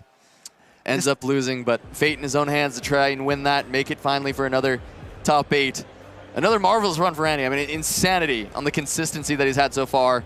Now he's just waiting on Breakers to see if he can make it, but with a couple pair downs, Breakers are going to be tough. We'll see if he gets in once we have the standings. yeah, still live at X2, but there's going to be quite the scrum fighting with those last few spots. And still a great run either way. One of these tournaments they are very, very large. It is very difficult to go X2 in a tournament like this. So still a fantastic run. Consistency a really big deal in card games. Let's pop down and see what our winner has to say.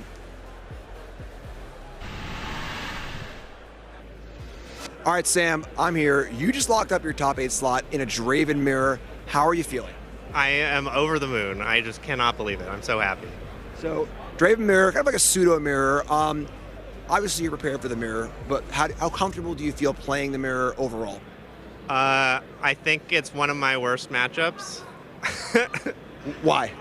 Well, I think that all of the metal card people are great matchups. Then besides that, the only decks that we were kind of taking seriously in our testing was like Draven, Kai'Sa, Aurelia, and Ezreal. Okay.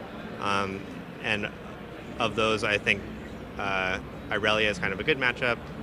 Kai'Sa is kind of a bad matchup. Ezreal, I'm not really too sure about. And the mirror is the mirror. So, I mean, every time I draw a Draven, I'm wishing it was something else. But on the other hand, I think that the Miracle Dravens are kind of a good matchup just because their cards kind of have a little less text and they're more just about vanilla numbers, and my deck is pretty good at handling vanilla numbers. So, yeah, I mean, I like my matchup against Randy a lot. I think that the way he built his deck doesn't line up great into my deck. So, awesome stuff. So obviously it worked out great. And you said this is your first major Riftbound tournament? Yeah. I sort of retired from Magic like a year ago, and I was kind of off doing these tournament traveling things. And so I didn't sign up for Houston. I wasn't really intending to play Riftbound, but my friend Tom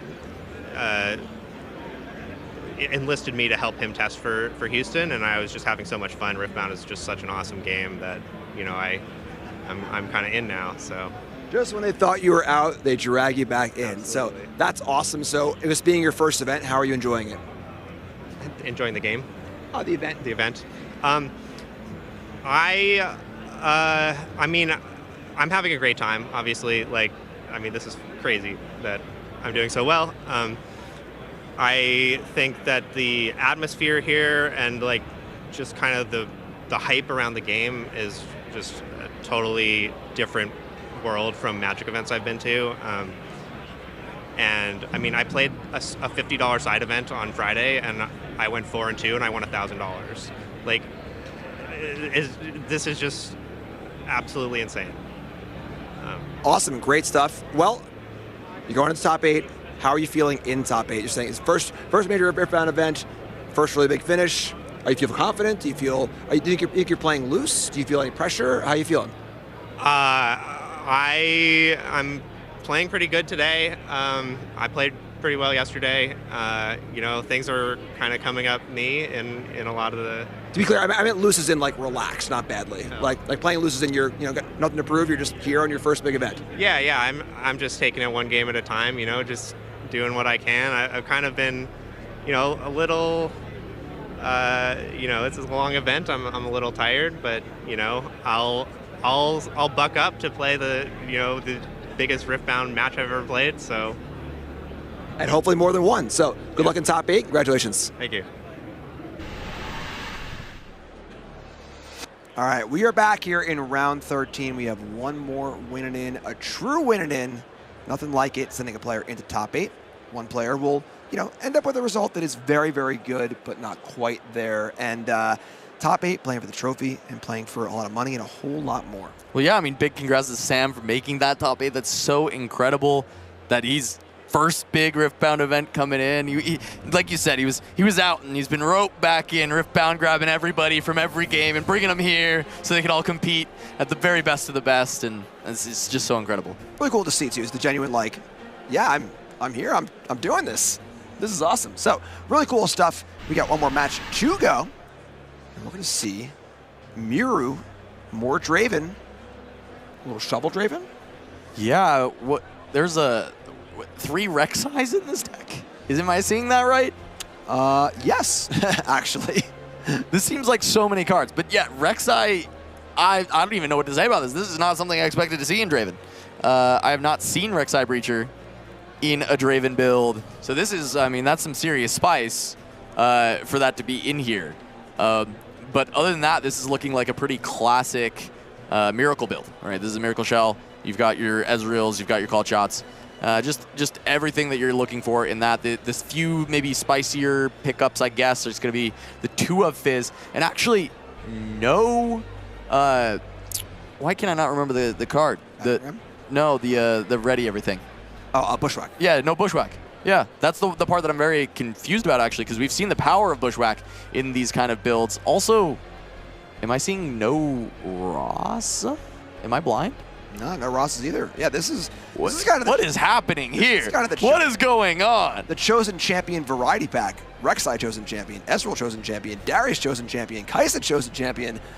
I apologize. I've never been so lost in my life. I've seen a lot of Miracle builds that have been kind of trying to break the mold, but no Rasa, no Bushwhack, and then Rek'Sai Breacher that is the tippy top of some spice that I have not seen. And 2 Minotaur Reckoner on the board. So innovation abound here in our Draven deck list. And Miru doing quite well, of course, is X1-1. And playing against Jab MTG. And this is that one of Vi list we saw Jonathan Rawson playing earlier. I've seen this deck before. Yep, and this one, has the 1 buy. And we saw Rawson on camera doing some, going through almost the entire deck in the first 6 turns, using Vi to put things in the bottom.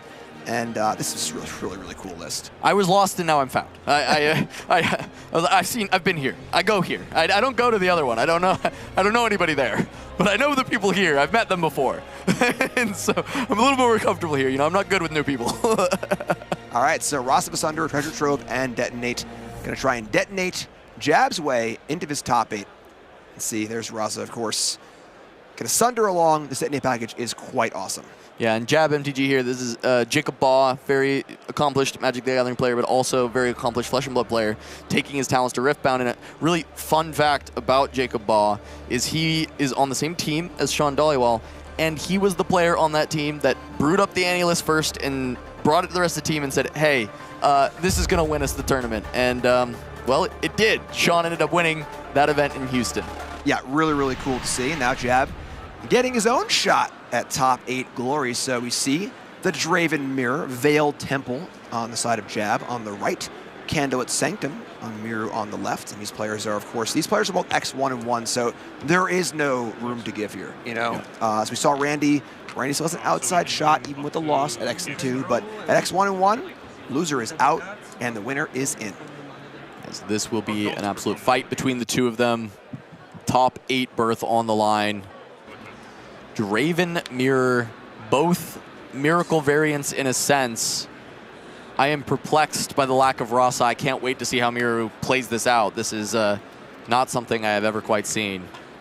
And these Rek'Sais are very interesting. Not really able to use the Rek'Sai ability. So, off of Shovel? Sure, that works. Yeah, okay. It's in the beginning phase, but I think you'd still get the Accelerate ability, and you could just still it would be readied. All right, cool. It's innovation abounds. So we see no play on turn 1 from Miru. Jab gets to do the stack deck into 2 drops. They get to use all that energy. Turn 2 Draven. Seen that a few times this weekend. Going back Jab's way. Jab to think it through. 5 runes. Draven hanging out in the champ zone. That merchant is, I believe, ready. Hasn't gone anywhere just yet. No. No travels. A very untraveled merchant. Yeah, this merchant stays at home. He's a brick and mortar. Yeah. Yeah, this merchant is solid body. He's not out vending at the Las Vegas Regional. He's staying back at his shop. Yep. All right, so no move on the merchant. Going back Miru's way, and we see a Darius. And just a pass. So both players content to develop and not score any points. Going back Jab's way. Jab, you start things off with an Ezreal. Great place to start. Discard a card, draw 2. There's a Scrappy, make it 3. So 3 cards in, and now we could see that explosive miracle turn here. Yeah, this can be the start of it, right? You get the 3 draws, no seal. Oftentimes you really want it to start with a seal. However, there could still be an opportunity to draw 1 now before the called shot does not find it. You see Jacob is keeping that count though. 2 cards played on this turn. So it does look like he wants to start going off on this one with the Ezreal into the called shot. All right, so first iteration of called shot on repeat. This is definitely a song we've had on repeat this weekend. Called shot, probably the card of a tournament. And repeat number 2. There's your the seal. first seal. There's your seal. All right, so that could be grounds for takeoff here for Jab in this game 1. Yeah, first seal, Vi to the bottom. So once he goes around that cycle, he can then find that Vi again, start putting things on the bottom of the deck to go over and over again. Great spot to put it. So seal and another called shot. That is the requisite 4 cards being played. So all those Rams cost 1 now. Yeah. Any snap take potentially would just be a ram. That's exactly what Jacob is going to want from here on out. Pretty fast choices. Shot to the trash. How much might can you produce, Jab, here in your winning in? Well, there's 1. There's 2. Not too shabby. All right, Do we have a third? Floating energy. 2 runes left. Treasure Trove. And again, just saying go. So neither player wants to get into combat just yet. Doesn't want to give up any units or any Draven cards. So it's just a solid 0-0. Treasure Trove you see here, this is kind of the core of Jab's deck, these Treasure Troves and these Detonates to really turbocharge the draws. All right, seal for Miru. And we see a move in to the temple. Yep, and as you can see floating that power out the gates so that you can re-ready it after the Conquer on the Veiled Temple. Get an additional purple power, gives a lot of value when you start going towards the called shot. This is just going to be a stack deck for now.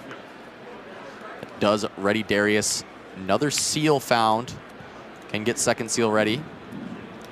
Yeah, pretty nice here. Kind of going with that flow of not wanting to be on the board in combat, losing units or giving cards, because Darius can pop right back out in a hit and run.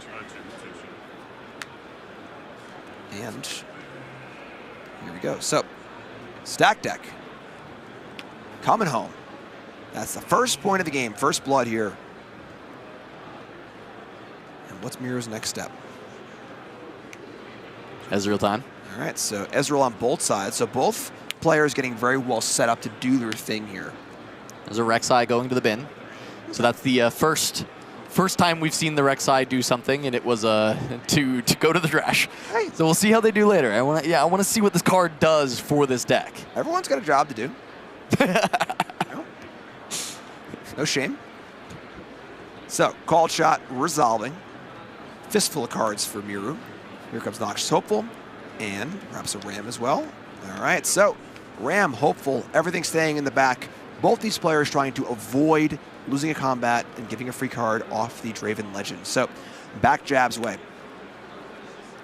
Might Abound. And there you go. So there is the Detonate on the Trove. You see 2 cards from Detonate, 1 card and a remove from the Trove. Just turbocharging the draws. Yeah, just drawing 3 more. Setting up to keep building and building. It works beautifully with the Trove because you get to re-ramp the rune that you lose to Detonate. Really, really smart combo from this team, being able to find this. And Jab trying to be one representative of this team, of this deck, to make it into the top 8. Yep, you've seen him on camera all weekend. Rossum. Rossum said they were like 80% on their win rate. Yep. I believe Daryl Ayers as well. So, merchant time. Finally leaving the shop to go do a little traveling. Then we see a discard of Scrap Heap, a draw of 2, as if Jab don't have enough cards already. Ready Vet Seal, a little extra power. Squeezing every bit of juice out of this orange. And now Miru watches on. Both players have kind of traded blows, but not in the combat sense, just in the like, oh yeah, here's how much stuff I can do. Yeah, oh, I mean, it's like this. It's just kind of this arm race of might, right? You're just kind of building up these boards as much as you can, waiting for one big showdown, one big fight. You know, it's a standoff. Both people waiting to see who is going to draw first, and it's so far. I mean, slight edge towards Jab. A little bit more has come down. A lot more cards in hand. But still not a ton more might. The big edge would be that, you know, Jab's got the Rosses, whereas on the other side, Miru did not. So that's 18 more might in the deck, whereas kind of the replacement are those 3 Rek'Sais, which is just less might. So there is potential if this just keeps going, eventually Jab ends up having just more might in deck. Yeah, and then also Jab's just building towards the Vi. Yeah. You know, so Jab can kind of just keep going and going and It's going. like Infinity Knight. Although that does, you need to make some trades first. You know, so if you're just putting everything in play, then the requisite units are not in the trash. So we see the Ram come in. That's point number 2. So we finally see some progress here in the point front. And then we're going to see a hidden card on Candlelit. Did we catch what the Candlelit tops or bottoms were? I think he missed it. I think that was a second ago he asked, he said, oh, I missed, should I do it? And opponent said no. Okay. So again, a lot of pressure under the lights in this final round. You know, for one of these players, it's going to be their final round. You know, and they'll go home happy with a great finish, some prize money, but you want that trophy. You want to keep playing. You don't want them to tell you to stop playing. Back Miru's way.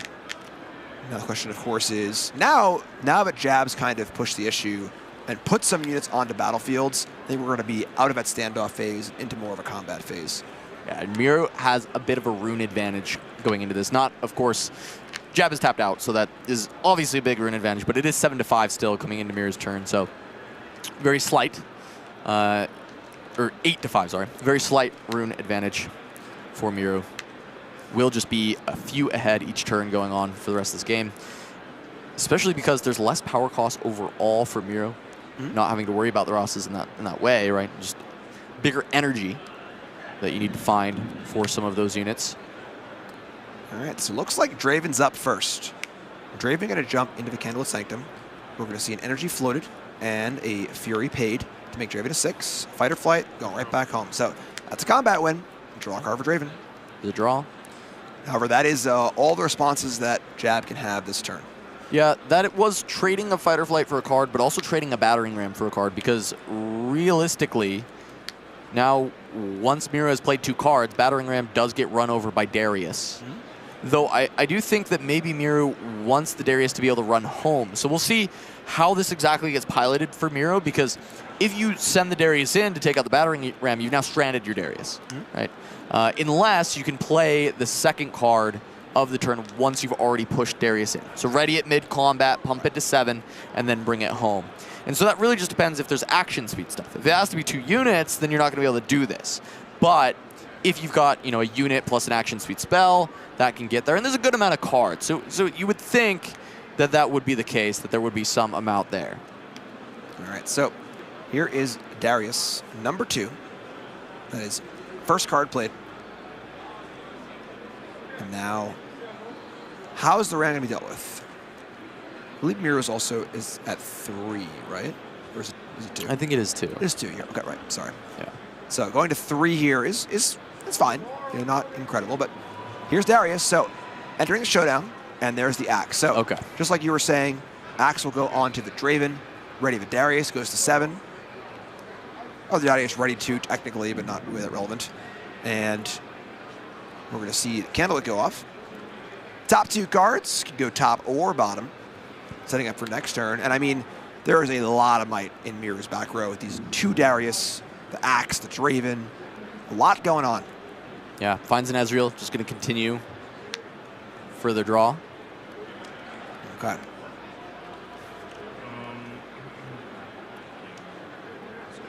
For Mirror, what's the next step? Where did the Ezreal come to hit? Did he cast another? It was another called shot, right? Okay. Yes. Yeah. So, Darius coming home. Double Darius, Draven, Ezreal. And then we're going to see some reinforcements. The Ram will join the Noxious Hopeful at the Veiled Temple. And that is a pass. So we're going back Jab's way. 2-2. 9 might defending the temple. Jab has good combats to take. There's always going to be some amount of trade unless Jab can find a push or rebuke, something of that nature to get over the top.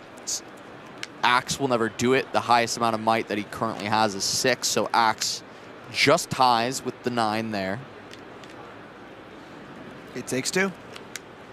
Takes 2. You're going to have a trade or going to require a spell to push something so you can get a free clear. Jab thinking it through.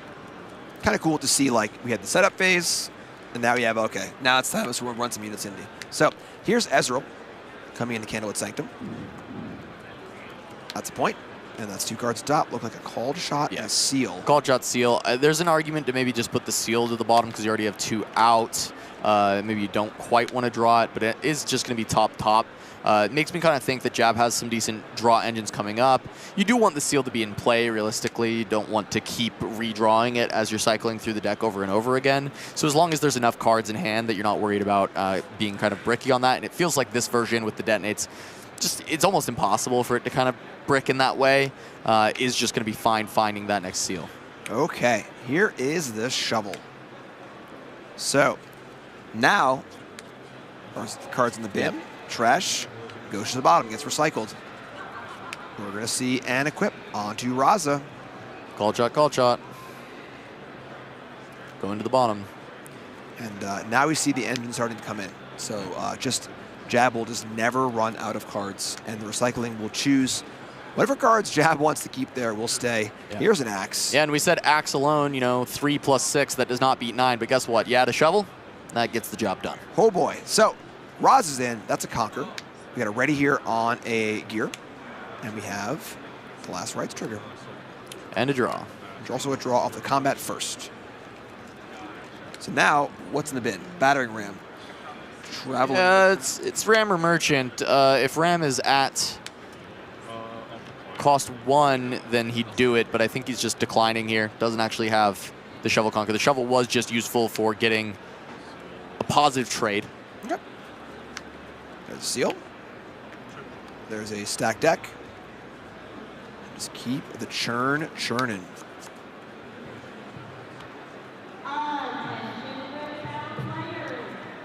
A lot of might in play, converting it to some positive. Called shot again. Just keep on going. Yeah, I think he's getting very close to the cycle, right? The Vi that was put to the bottom earlier should be arriving there shortly. So the cycle being Jab's now gone through the entire deck.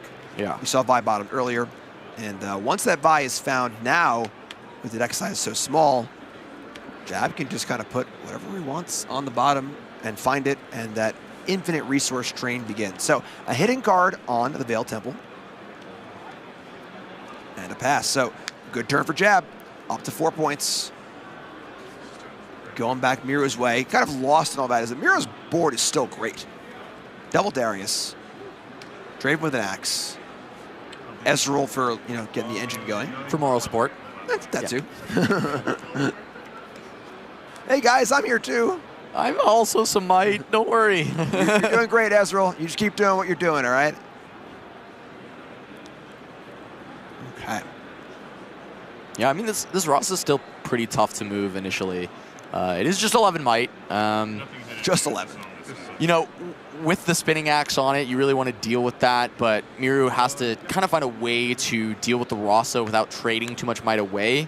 Already a bit behind on this might race, so not able to really give an inch here. Not able to actually trade units for the Rasa without falling even further behind. His Jab is ahead in points. So really for him, at this point, any kind of these trades is good because he's going to be able to retake, go up to 6, and he's got more might on the board. All right, so Darius is in. Mirror to 4, Jab to 4. Jab threatening a hold to 5. And if Mirror were to take this battlefield, Raza would also go to 5. 5 can be an awkward number. A lot of cards in hand. So many resources. This is both these decks, I guess being the same deck for the most part, really, really good at just piling up the resources, having so many things to work with. Start with an Ezreal. Here's Ezreal number 2. What to discard? Pick up 2. The called shot was put on top with the Candlelit, correct? Yeah. So keep that train a-rolling. Piercing Light hits the bin. This is where I'm here to learn, Jim, because normally what I would be thinking right now is I'm looking for my Rosses to start establishing those. Keep looking. I would not be finding them. Yep. And so that's where, Miru is 10-1-1. I'm not going to sit here and say, oh, this deck list is silly, this shouldn't work. Why has he won this many games if that was the case? But unfortunately for me, I have not seen any of this gameplay where it's like, no Rasa, these Rek'Sais. So I want to see from Miru kind of the proof in the pudding. What are these Rek'Sais doing? What are they bringing to the table? Because I'm not picking it up. And oftentimes I can infer, and this is one of those really interesting moments where I get to see a deck that is something that I have not seen before. And I love that. Yeah, I love this in coverage where it's a moment where, oftentimes I can think about these tech choices and I can tell you exactly, maybe what I get in the mind and think what my the player is thinking. Hello. Can't find that there. That's a great hard bargain. Yeah, so we see Darius move in with the Blood Rush and the Axe. Jab goes to save with the Fight or Flight, but because totally exhausted, Hard Bargain says no in a big-time blowout in a combat. Yeah, very big here. Of course, for Jab, this has to be something that's in your range when you're setting up for that hidden card, but it is the worst-case scenario. It's what you really hope doesn't happen, is that you end up getting hard bargained. You're hoping you get to save that Axe, save that Rasa, save all that might, and this is what I was talking about going into this turn for Miru, is you're not allowed to trade.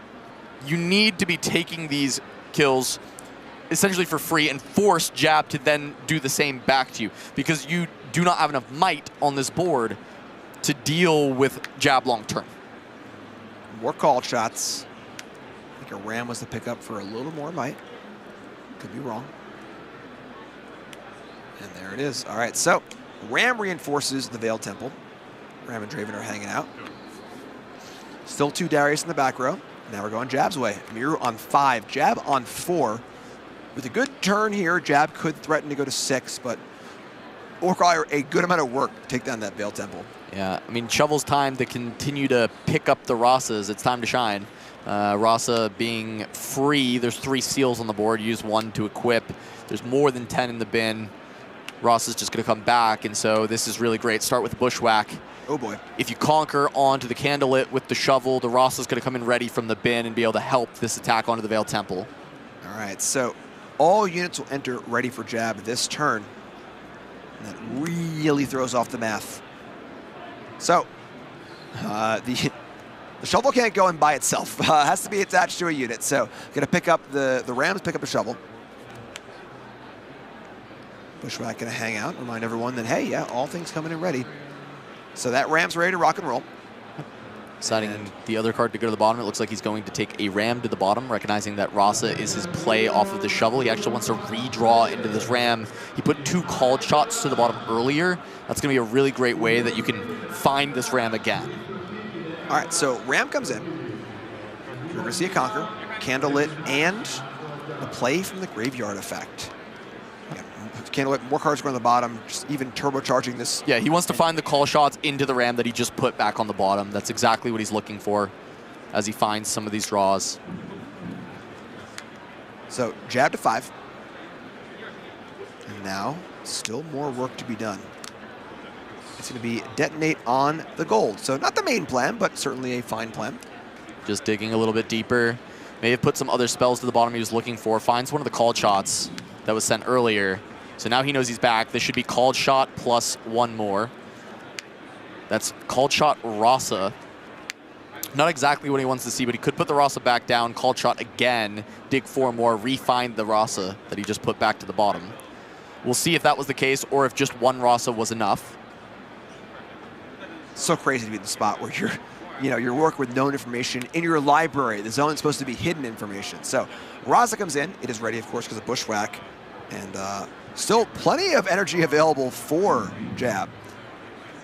So Draven with an axe and the Ram hanging out on the temple. Draven's 4, could be 6, plus the axe is 9. And we've got 14 with the Ram as well. Easy pickings here for all this might that Jab has. Talking it through, thinking it out. Again, there's still these 2 Dariuses on the back line for Miru, so potential reprisal next turn. But here comes Rasa, Ram into Draven, Ram, and Axe. Yep. So we're going to see nothing. No Draven trigger. Just trading off 2 for 2. The Ram does get in as a 1 combat. That's a card off Draven, and that is the all-important 6th point. Now Jab just has to look to reset for a double conquer. The Vi is in hand. He had already hit that signpost a little bit earlier. And that is one that can be established and used to take 1 side, especially because the second Bushwhack should also be around for Jab. I believe it's either in hand or it is well within grasp between the stack here. Jab at this point knows the full stack. Yep. It is just a matter of getting through it to the exact things he needs, knowing he has the right draw. Treasure Trove, funny enough, can just be sacrificed like this. Get a new rune when you have a seal, draw 1 deeper. I believe 5 cards in deck for Jab. See, there was even a detonate there. Didn't want to cast it though, wanted to ensure still having a red rune. Only needed to draw 1 deeper, find the battering ram. All right, so Ram's in, that's ready, thanks to Bushwhack. And that was the ram that was put on the bottom earlier when he used the shovel. Yep. So he knows that that was the next card. All right, and then get a pass back. So, some units at battlefields, some are at the back, and now it's Miru's turn. And this, for Miru, this can't go on that much longer. Jab just has everything. You know, in this point of the game where, you know, especially with Vi in hand as well, Jab kind of can just keep going through over and over and over again. Yep, Vi Bushwhack in hand. Jab just has to evade Rebuke. Fight or flight are the big things. One of the 2 sides is conquered. We don't have to worry about it, right? That is Bushwhack Vi, so long as there isn't a fight or flight or a Rebuke, or if Jab can play through it. There's another Rasa in hand as well. Plus the Shovel Conquer can get another Rasa that can be ready. The second Bushwhack is there. It's happening. So for Miru to actually hold here is going to be a feat of brilliance. And a lot of help from this hand. We saw there was a myriad of different one-ofs that were in Miru's version alongside some of the spice with the Rek'Sai. So there is a question of maybe there are the answers to be found. Rebuke, fight or flight. Well, there's Rebuke. But is enough might? Rebuke off that stack deck. So that is one of the many pieces that Miru needs here. Handful of cards. Ton of runes. Ton of mites, and a ton of pressure here in this win and in round 13 regional qualifier here in Las Vegas. This is a win and in for top 8. The winner's in, the loser is not. 25 minutes in game 1 already, 35 left. Yeah. One thing is these players do not want to draw. This is a win-win where one player is in, one player is out. But at 10-1-1, draw would not be a good place to be. Yeah, draw is a good chance to maybe fight your way into top 16, but it's certainly not getting you into that top 8. Win is big here. Players are definitely going to be looking at that, paying attention to the time, doing their best. But this is a tough matchup. The Miracle Mirror. Lots of game actions to be taken between the two players. And top 16 is great. There's some great prizes for top 16. Absolutely. But you don't when you're one step away, Jim. Right. You don't come to a tournament to, win a couple $1,000 and say, hey, top 16. You come to take the whole thing down and win that trophy, be in that photo, smiling, holding up the trophy. It's a good feeling. It's very nice. So, it's been a long turn for Miru. And, one thing about, these rounds, they are timed, of course, and gotta make a move. Darius, both Darius here, permutations as far as they can get buffed. They can ready, come back in, and come back out. Looks like it's going to be just the Darius going into the Candlelit Sanctum. And spell number 2 will be just going to rebuke. Okay. I mean, that's one rebuke down already. Yep. So we know about this Vi for Jab. Yep. This is potentially a problem for Miru. So we see rebuke. That'll win the combat. That'll also ready the Darius. +2. What's the -2 for? I couldn't tell you. Okay. Your guess is as good as mine on that one, Jim. That's good. He's hungry. Yeah. -2 hunger points. Oh, not hungry anymore. All right, so other Darius going into the Veiled Temple, and this one will not be able to ready and get out. So coming in as a 7 to the Rams 5, and that Jab says it's okay. So Miru up to 7 points. The question is, 7 is not 8, and can Miru survive the onslaught? Jab's got rolled up for next turn with his Bushwhack and access to basically everything in the deck.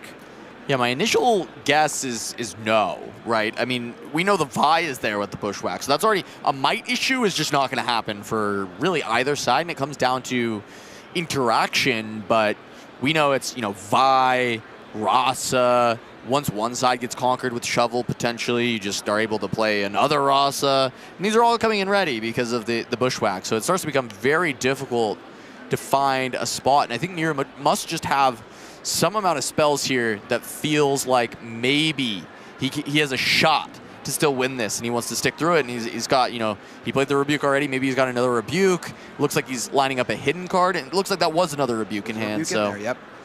Very, very important. And to be honest, Miru hasn't seen a Vi yet. That's true. If Miru, in a search. Right, if Miru has, been kind of watching it on matches, but this is a closed decklist tournament, this is not known information. So this Vi could come as a surprise. It might not. And here we go. So Bushwhack will start the turn. Hard bargain. This is awesome. Yeah. So just saying, all right, you know what? Here's a hard bargain. And 2 discounts. This is the full hard bargain. Yeah. And that eats up a lot of Jab's runes. Yeah, that was a big pickup trying to deal with the Bushwhack. Fortunately for Jab, still keeps 2. So Vi is still on the table. And most of the other units that Jab likes to play actually don't cost any energy due to them being Rasa the Sunderer and reduced by all of that beautiful pile in the trash there. You think there's 10 cards there? It's real close, but I think we're getting there. We'll call them judges, get a count. Yeah. We'll call it 10. We'll call it okay, 10. Yeah, it's about 10. Gentleman's 10. Yeah. So here's the seal. Here's that Raza. And another one. Oh, this is the equipment of the shovel. Soon enough, don't you worry. There's one in the bin. In fact, there's 2 in the bin, is my understanding. Yeah, there's 2 in the bin. So another one can't actually come down until the shovel is able to complete a conquer, and then another one. All right, so here comes Raza with the shovel. 8 against 5. Miru says thinking. Well, I mean, it's either Rebuke or the Rasa conquers. Yep. At 2 energy, is there anything? I mean, there's fight or flight, right? Could be an option. I didn't see one in hand when we quickly went through, but it's a big grip of cards. It really could be in there. But would that be better than Rebuke? Probably not. Yeah. I mean... Well, actually, somewhat. It takes the shovel off. Well, it's also, the Raza, if it's Rebuke, gets to come back in, essentially for free, ready. That's true. Fight or it's actually flight. much better than... Fight or Flight's actually much better. That's a really great point. Yeah. Fight or Flight actually is much better than Rebuke in this spot, because Jab can just say, okay, cool, let me just do that again. Looks, he shows the Vi. All right, yep. Shows the Rasa. Mira's going to scoop it up, and now they're going to go to game 2, but halfway done through the timer for that first game. You can see them blitzing through the shuffle. Neither of these players wants to draw. They want to get through this series. Yeah, and impressive for Jab, really, just seeing the power of his build of the deck, being able to just go so deep and just kind of have this really strong inevitability. Really cool stuff. End of the day, Vi still powerful. Origins MVP in the purple deck, right? With the Ride the Wind. This time around, they said, well, Bushwhack's pretty good too. And, there's the side, the main purpose of it is restacking that deck. But it does have that side purpose of just coming in with that Bushwhack and being way too much might that no one can really deal with. This. Once again, we see this combo, this pairing in the opener from Jab's deck of that Treasure Trove and the Detonate over and over again. Great stuff. Yeah, Vi looking to win another United States Regional Championship in a slightly different fashion, but hey, Eternal Rek'Sai, you wanted it. You got it. I wanted to know why. I still don't know why, but going first on Obelisk, this is a great play. I mean, this is going to be 4 might when it's attacking, 3 on defense. Has some additional text with the last rights, but I don't think that's the only time it has that additional text. All right, so here is Draven. Rek'Sai staying home. We have a slight graphical glitch here. So, of course, Jab did win game 1. So we have the marker on Miru, but Jab was winner of game 1. So try and get that fixed if we can. Here's Trove. And here is a Detonate. And here you go. Draw 3, doing the thing. That's what this deck is all about. You've been here time and time again. Draw 3, re-ramp. And if Jab has it his way, we'll be here many, many more times. Up again. Now, once you draw so many cards, like, oh, okay, what do I do with all of these? I have so many options. Right. And you start to see why so many of these Miracle Veers start going towards time, and they got to make sure they're either finding that 2-0 victory or, from there, that draw column, they each have one of those. Yep. I think we've seen how some of that has been able to happen with so many game actions being taken. Yeah, in most decks, you're able to kind of plan out your turns. You look at your hand, you think about how I want to sequence these next few turns, kind of plot things out. But there's so many unknowns because there's so much card draw in these decks, you just can't know. So we see a Scrappy played to the board as not a common play, but works well. You have Detonate in your deck, a Steel and Discord, a Battering Ram, so a mini turn. And once again, Draven staying home. So we're in that kind of early phase of neither player wants to get into combat, just want to hang back and set up. No rush 20.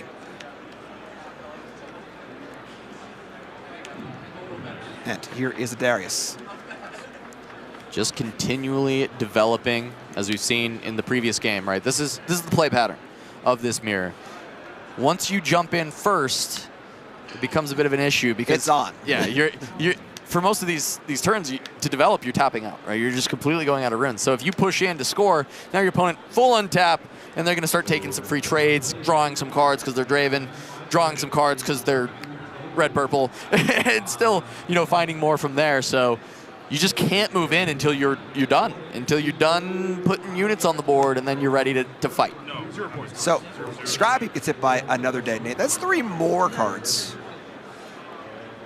So many cards in it. It's like that Uno meme, Yeah. Would you like to enter combat or draw 24? And I think draw 24 is the prevailing answer for these decks. Yeah. Jab has made his choice. Here's Ezreal. Let's draw some more cards. Detonate number 3 goes to the bin. So detonating is off the menu for the moment until we get fully cycled through. Ram and Draven hanging out. Here's a called shot. Gotta pay for this one. I think it's partially. Yeah, I mean, you got the Ezreal. Yeah. What is 1 power to draw 2? There's second seal. What we've seen from this one, because it cycles so efficiently, I've pretty much never seen one of these guys put a seal to the bottom of the deck. I think sometimes you see second or third seal go to the bottom for these miracle. Usually it's third seal. Second seal is often drawn, I will say. But third seal sometimes heads to the bottom to try and take something else and play the turn. But for this version, you need these seals out of the deck. You're putting them on the board because you are making it to that bottom of the deck. You are making it to that second cycle, to that third cycle, sometimes even to that fourth cycle of this deck list. It's like Groundhog Day. Oh, yeah. Yeah, I've been here before. You know, I've seen this. Can you petition to call this deck Groundhog Day? Look, I'm down. All right. I hate Miracle. I'm certified biggest Miracle hater as the name of this deck. So, called shot again. You see Rebuke in there. All right. So much velocity. Just burning through cards. Now we'll see what player is in a blink first. Which player will be kind of going in, entering combat. It's just funny to see, you know, considering the set 1 metagame, these decks just don't want to score. You know, you just 3 or 4 turns go by and nobody scores a point, despite there being units everywhere. But now he's in the Vi early. Is that risky? Yeah, I mean, it's not that risky. He didn't see a Falling Star the entire time. He did see a Piercing Light hit the bin. Piercing Light is a potential side out after seeing Jab's list. I think you saw it basically in full. There's not a lot of very good immediate hits. I know we talked about how against Draven, Piercing Light can be good, but I think it's better against mid-range Draven. There's more 2s and 4s, and there's a lot more 3s and 5s. Piercing Light doesn't line up nearly as well there. In fact, Falling Star actually lines up a bit better into these versions than the Piercing Light does, but I think it's relatively safe to just develop this Vi. I think he did need the count of +1 more for the battering ram, but I have to imagine there must have been some other card that could have been played instead, so must be some reason from Jab maybe wanting to start putting these called shots back in a little bit earlier. All right, well, the seal has been broken. Jab is at 2 with the battering ram conquering Obelisk Power. See Draven conquering the Veiled Temple and a hidden card as well. So now we'll see if Miru wants to fight back. I think you almost have to, right? Once the seal is broken, it's time to get some combat. So we see Miru, first seal online, and +2 on the Darius. So Darius now with the cards being played first doesn't have the ability to kind of get in and get out, just the buff.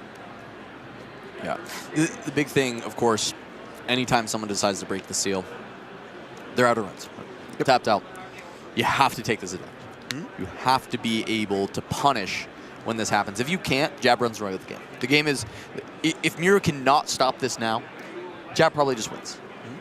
And that is, you know, a big statement to make in a card game. There's a lot of cards to be played, right? And a lot of turns to be taken. But when you end up in a position like this and you can't punish the tap out, then Jab gets to reestablish, run home, score those extra points for free, force you to then be the aggressor and then hold on to those runes. And because of that, Jab really wants for a situation where Miro can't actually attack this, or this hidden card can make a big difference. But really best case scenario for Jab is that maybe one of these cards trades. Maybe that's a fight or flight and he gets a window where he can send Draven home, or trade for a draw card, maybe a big mistake from Miro, but only 1 Fury rune remaining, so not multiple activations available for Draven either. All right, so we see stack deck again. A little more deck massaging, trying to find the right pieces and put together a quality attack this turn. Rek'Sai still hanging out. Just chilling. He still hasn't done anything. And I'm very, again, benefit of the doubt towards this. 10-1-1. What is she doing here? I don't know. Hanging out for now. And Miru thinking it through. Again, that clock is starting to be a problem. It's very easy to compartmentalize each game in 20 minutes, 60-minute round. So we're currently in game 3's clock, despite it being game 2. And again, as a reminder, Jab is currently up a game. We have our graphic incorrect. So Jab up a game. This is game 2. And here comes Darius. 7 might into Draven, currently at 4. Could go up to 6. And of course, that hidden card. And the way Jab's deck is constructed, the hidden card just can't be anything but fight or flight. Yeah, well, you know what else it could be? It could be Bushwhacked. And I don't think that's ever going to happen. Okay, you are not wrong. That is true. I am technically correct. The best kind of correct, of course, is that there's one more hidden card in this deck. All right, it is fight or flight. We've seen Hard Bargain be very effective on these tapped out, well, I'm going to play a hidden card turn. So counter that, Draven's in. Sorry, Darius is in. And now Rek'Sai going to reinforce on the top, mirror up to 2. All right. And a reinforce of a Ram to go along with Darius. Not done yet. Here's a hidden card on the temple. And now a pretty good setup. So a good amount of power on both battlefields and a hidden card. Only a Ram and an Ezreal. I'm sorry, Vi's there too. Yeah, I was going to say, an attempt to hold into Vi with no hidden card, no runes up, seems ill-fated. Yeah, Vi was kind of off to the side there a little bit. And yeah, we've seen Vi more as a late game piece, but Vi also just punches really, really hard. You punch first, ask questions later. I mean, that is really the motto for Vi.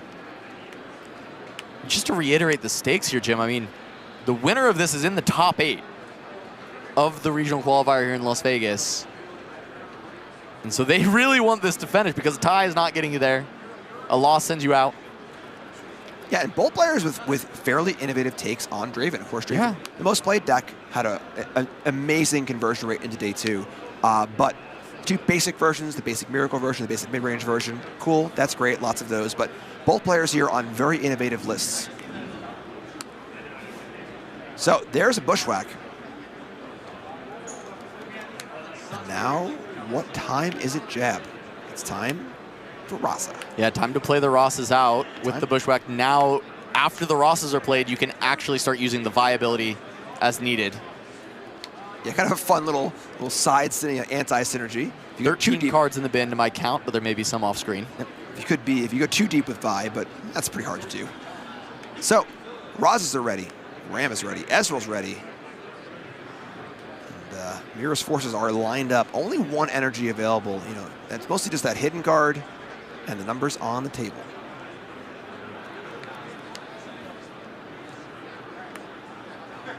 Jab really thinking it through.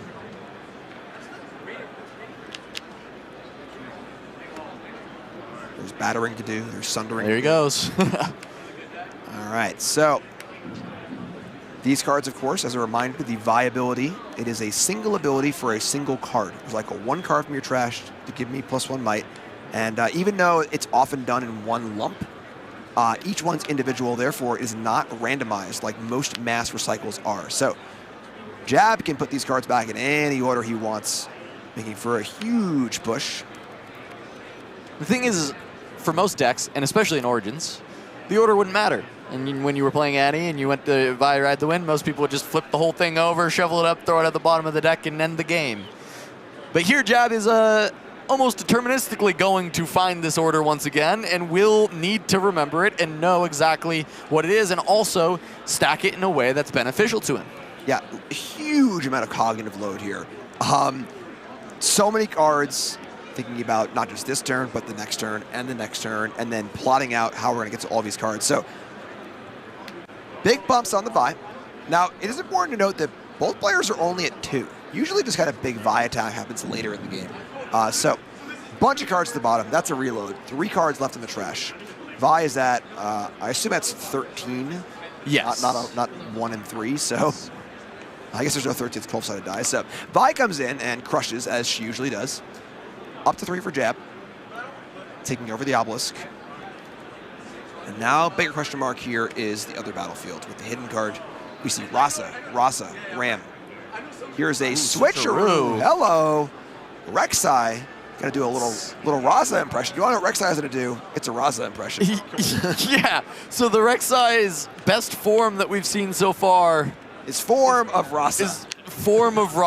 Yeah. I mean, it's slightly better than just being a Rasa there because it let the switcheroo. By being worse than Rasa, it made switcheroo a better card. Jim, I'm really not getting sold on this card yet. I want to be. I want to be on board. I love Rek'Sai. We love Rek'Sai. We talked, but... You do love Rek'Sai. So Ram takes the combat and Jab goes to 4. And now Miro is really running out of resources. An Ezreal, a Seal, and that is it. 2 Ezreals. And now not only is Jab ahead on board and points, but kind of hitting that point where we're going to see second time through the deck. That being said, you know, with the Vi vulnerable and possibly able to be lost here, I guess a shovel could bring it back. But, you know, that part of the engine could be shut down for a while. Yeah, and I mean, I think the other big thing for us to look at in this moment is 7 runes for Miro, 3 for Jab. Had to commit a lot of resources to make this happen over these last few turns. And if Miro can have a rebuild, a refill of this board, Jab may not be able to do so because of this lack of runes. The Rosses have kind of been expended. They're in the bin. There's not a lot else in the bin there. There's no shovel yet to kind of bring them back out. Even if there was a shovel, now there's only 5 cards in the trash. So it's a little bit more of a struggle. And it's possible that Miro can look for a big rebuild, and it starts here. It starts winning a trade, getting your seal back so you're continuing to stay ahead of the curve when it comes to runes. Draw for Draven. Big grip of cards. And now it's what units are going to be able to come down and continue to win off of that. Rek'Sai now, hey, look. Party time! The first time I'm happy to see this card. This comes in accelerated. Doesn't have to pay the power cost on the accelerator, just 4 runes because of Ezreal. Yep. Additional cost. And 4 is bigger than 3. Yep. We have established this. Rek'Sai Breacher is going to get that Conquer, and wow. That is something that Rossa would not have done. Yep, so Assault 1, and then a Falling Star mops it all up, and all of a sudden a big swing. Miru now taking I don't want to say stranglehold, but taking the reins in this game for sure. So Ezreal and Rek'Sai at battlefields. Jab's got the full seals. As you said, only 5 runes. Jab also has, you know, some good knowledge of what's going on in the deck, and Stack Deck will push towards that. So remember, Jab, these bottom 10 cards are stacked up in the theoretical, what Jab thought was perfect at the time, perfect order. So once we get into that, you have to assume it's got to be good for Jab. Yeah, this stacked look does find a Rossa. I think there may have been a called shot as well. And it may have also been the shovel, which that's certainly a spread of cards that you want all of them in the hand, not sending a few back to the bottom that you have to find later, especially after you had to put 10 at the bottom. There is going to be the Bushwhack. That feels necessary following the removal of the board. All right, so 2 cards played so far. And we're starting to feel that rune squeeze. So we see a Bushwhack here, only will have 1 rune left. Looking like, I think we're over 10 again in the trash. Yeah, so without a called shot, the Bushwhack cannot work with a battering ram. We need Bushwhack, called shot, or Bushwhack Rossa if we're above 10. I think we are. Yeah. So Jab does go for just a battering ram. Gonna have to fall behind on points, so just ram pass. Wow. All right, so last turn for Miro looking even better now. We got a double hold from Ezreal and Rek'Sai. Miro up to 6. This game swung hard. Yeah. All off of Rek'Sai, well, off of Falling Star, off of some of this big turnarounds.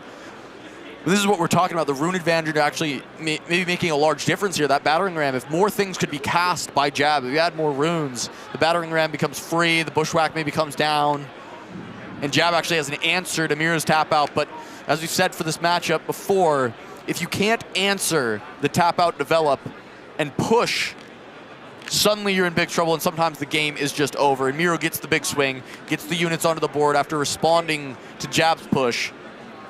And there's no answer back, going up to 6 versus 4 on the hold. Now just one last push being needed to find the win in game number 2. That being said, the clock's getting low. There are 8 minutes remaining. Again, once again, as a reminder, Jab is up a game. Miro is not won a game yet. Graphic is backwards, so sorry about that one. So this is game number 2. Jab up a game. Miro looking to be in a good spot to take game number 2 here. That would put them in a very awkward spot for game 3. With 7+ minutes left. Stack Deck. Not the card you want to see when we're talking about time, of course. You know, a little fiddling with some cards. And now, let's final push. Noxious Hopeful. Gonna pass. 6-4, going Jab's way. 2 runes and a draw. Top 8 on the line. The last round, round 13 of regional qualifier, Las Vegas. Place players vying for a top 8 slot, top of the championship slot, a shot at the championship. You got there. Slot. It's a fight. Shot. And here we go. So battering ram comes in, conquers the Veil Temple, floating 1 power off the seal. Jab to 5, but jab going to 6, and then being in a spot where Miru is going to go into the turn at 6, looking to double conquer to win. So here's Ezreal. Yep, Ezreal, 2 more looks. Most of his hand, 3 more looks even, with the scrap heap. Most of his hand felt like it was not the big developments, right? We even saw Bryn here. I feel like Bryn here struggling a little bit. It's good in theory for the matchup. You stop hidden cards from affecting you. You stop the ability to have maybe a rebuke blow you out, but not often are you able to actually find the ability to have that many runes and the board and everything to go send. All right, so that is it. So Jab's saying, if I got something, it's interaction, because there's so many cards in hand, there's not a lot of might in play. So we're going back Miru's way. Called shot to start.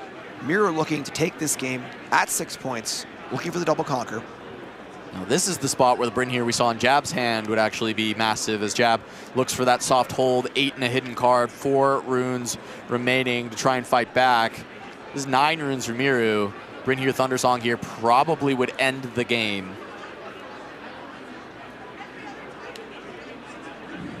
I think if the song was available, it would already be sung. So Miru needs to find the best way to proceed, get this double conquer down and win this game. All right, Ezreal into Obelisk.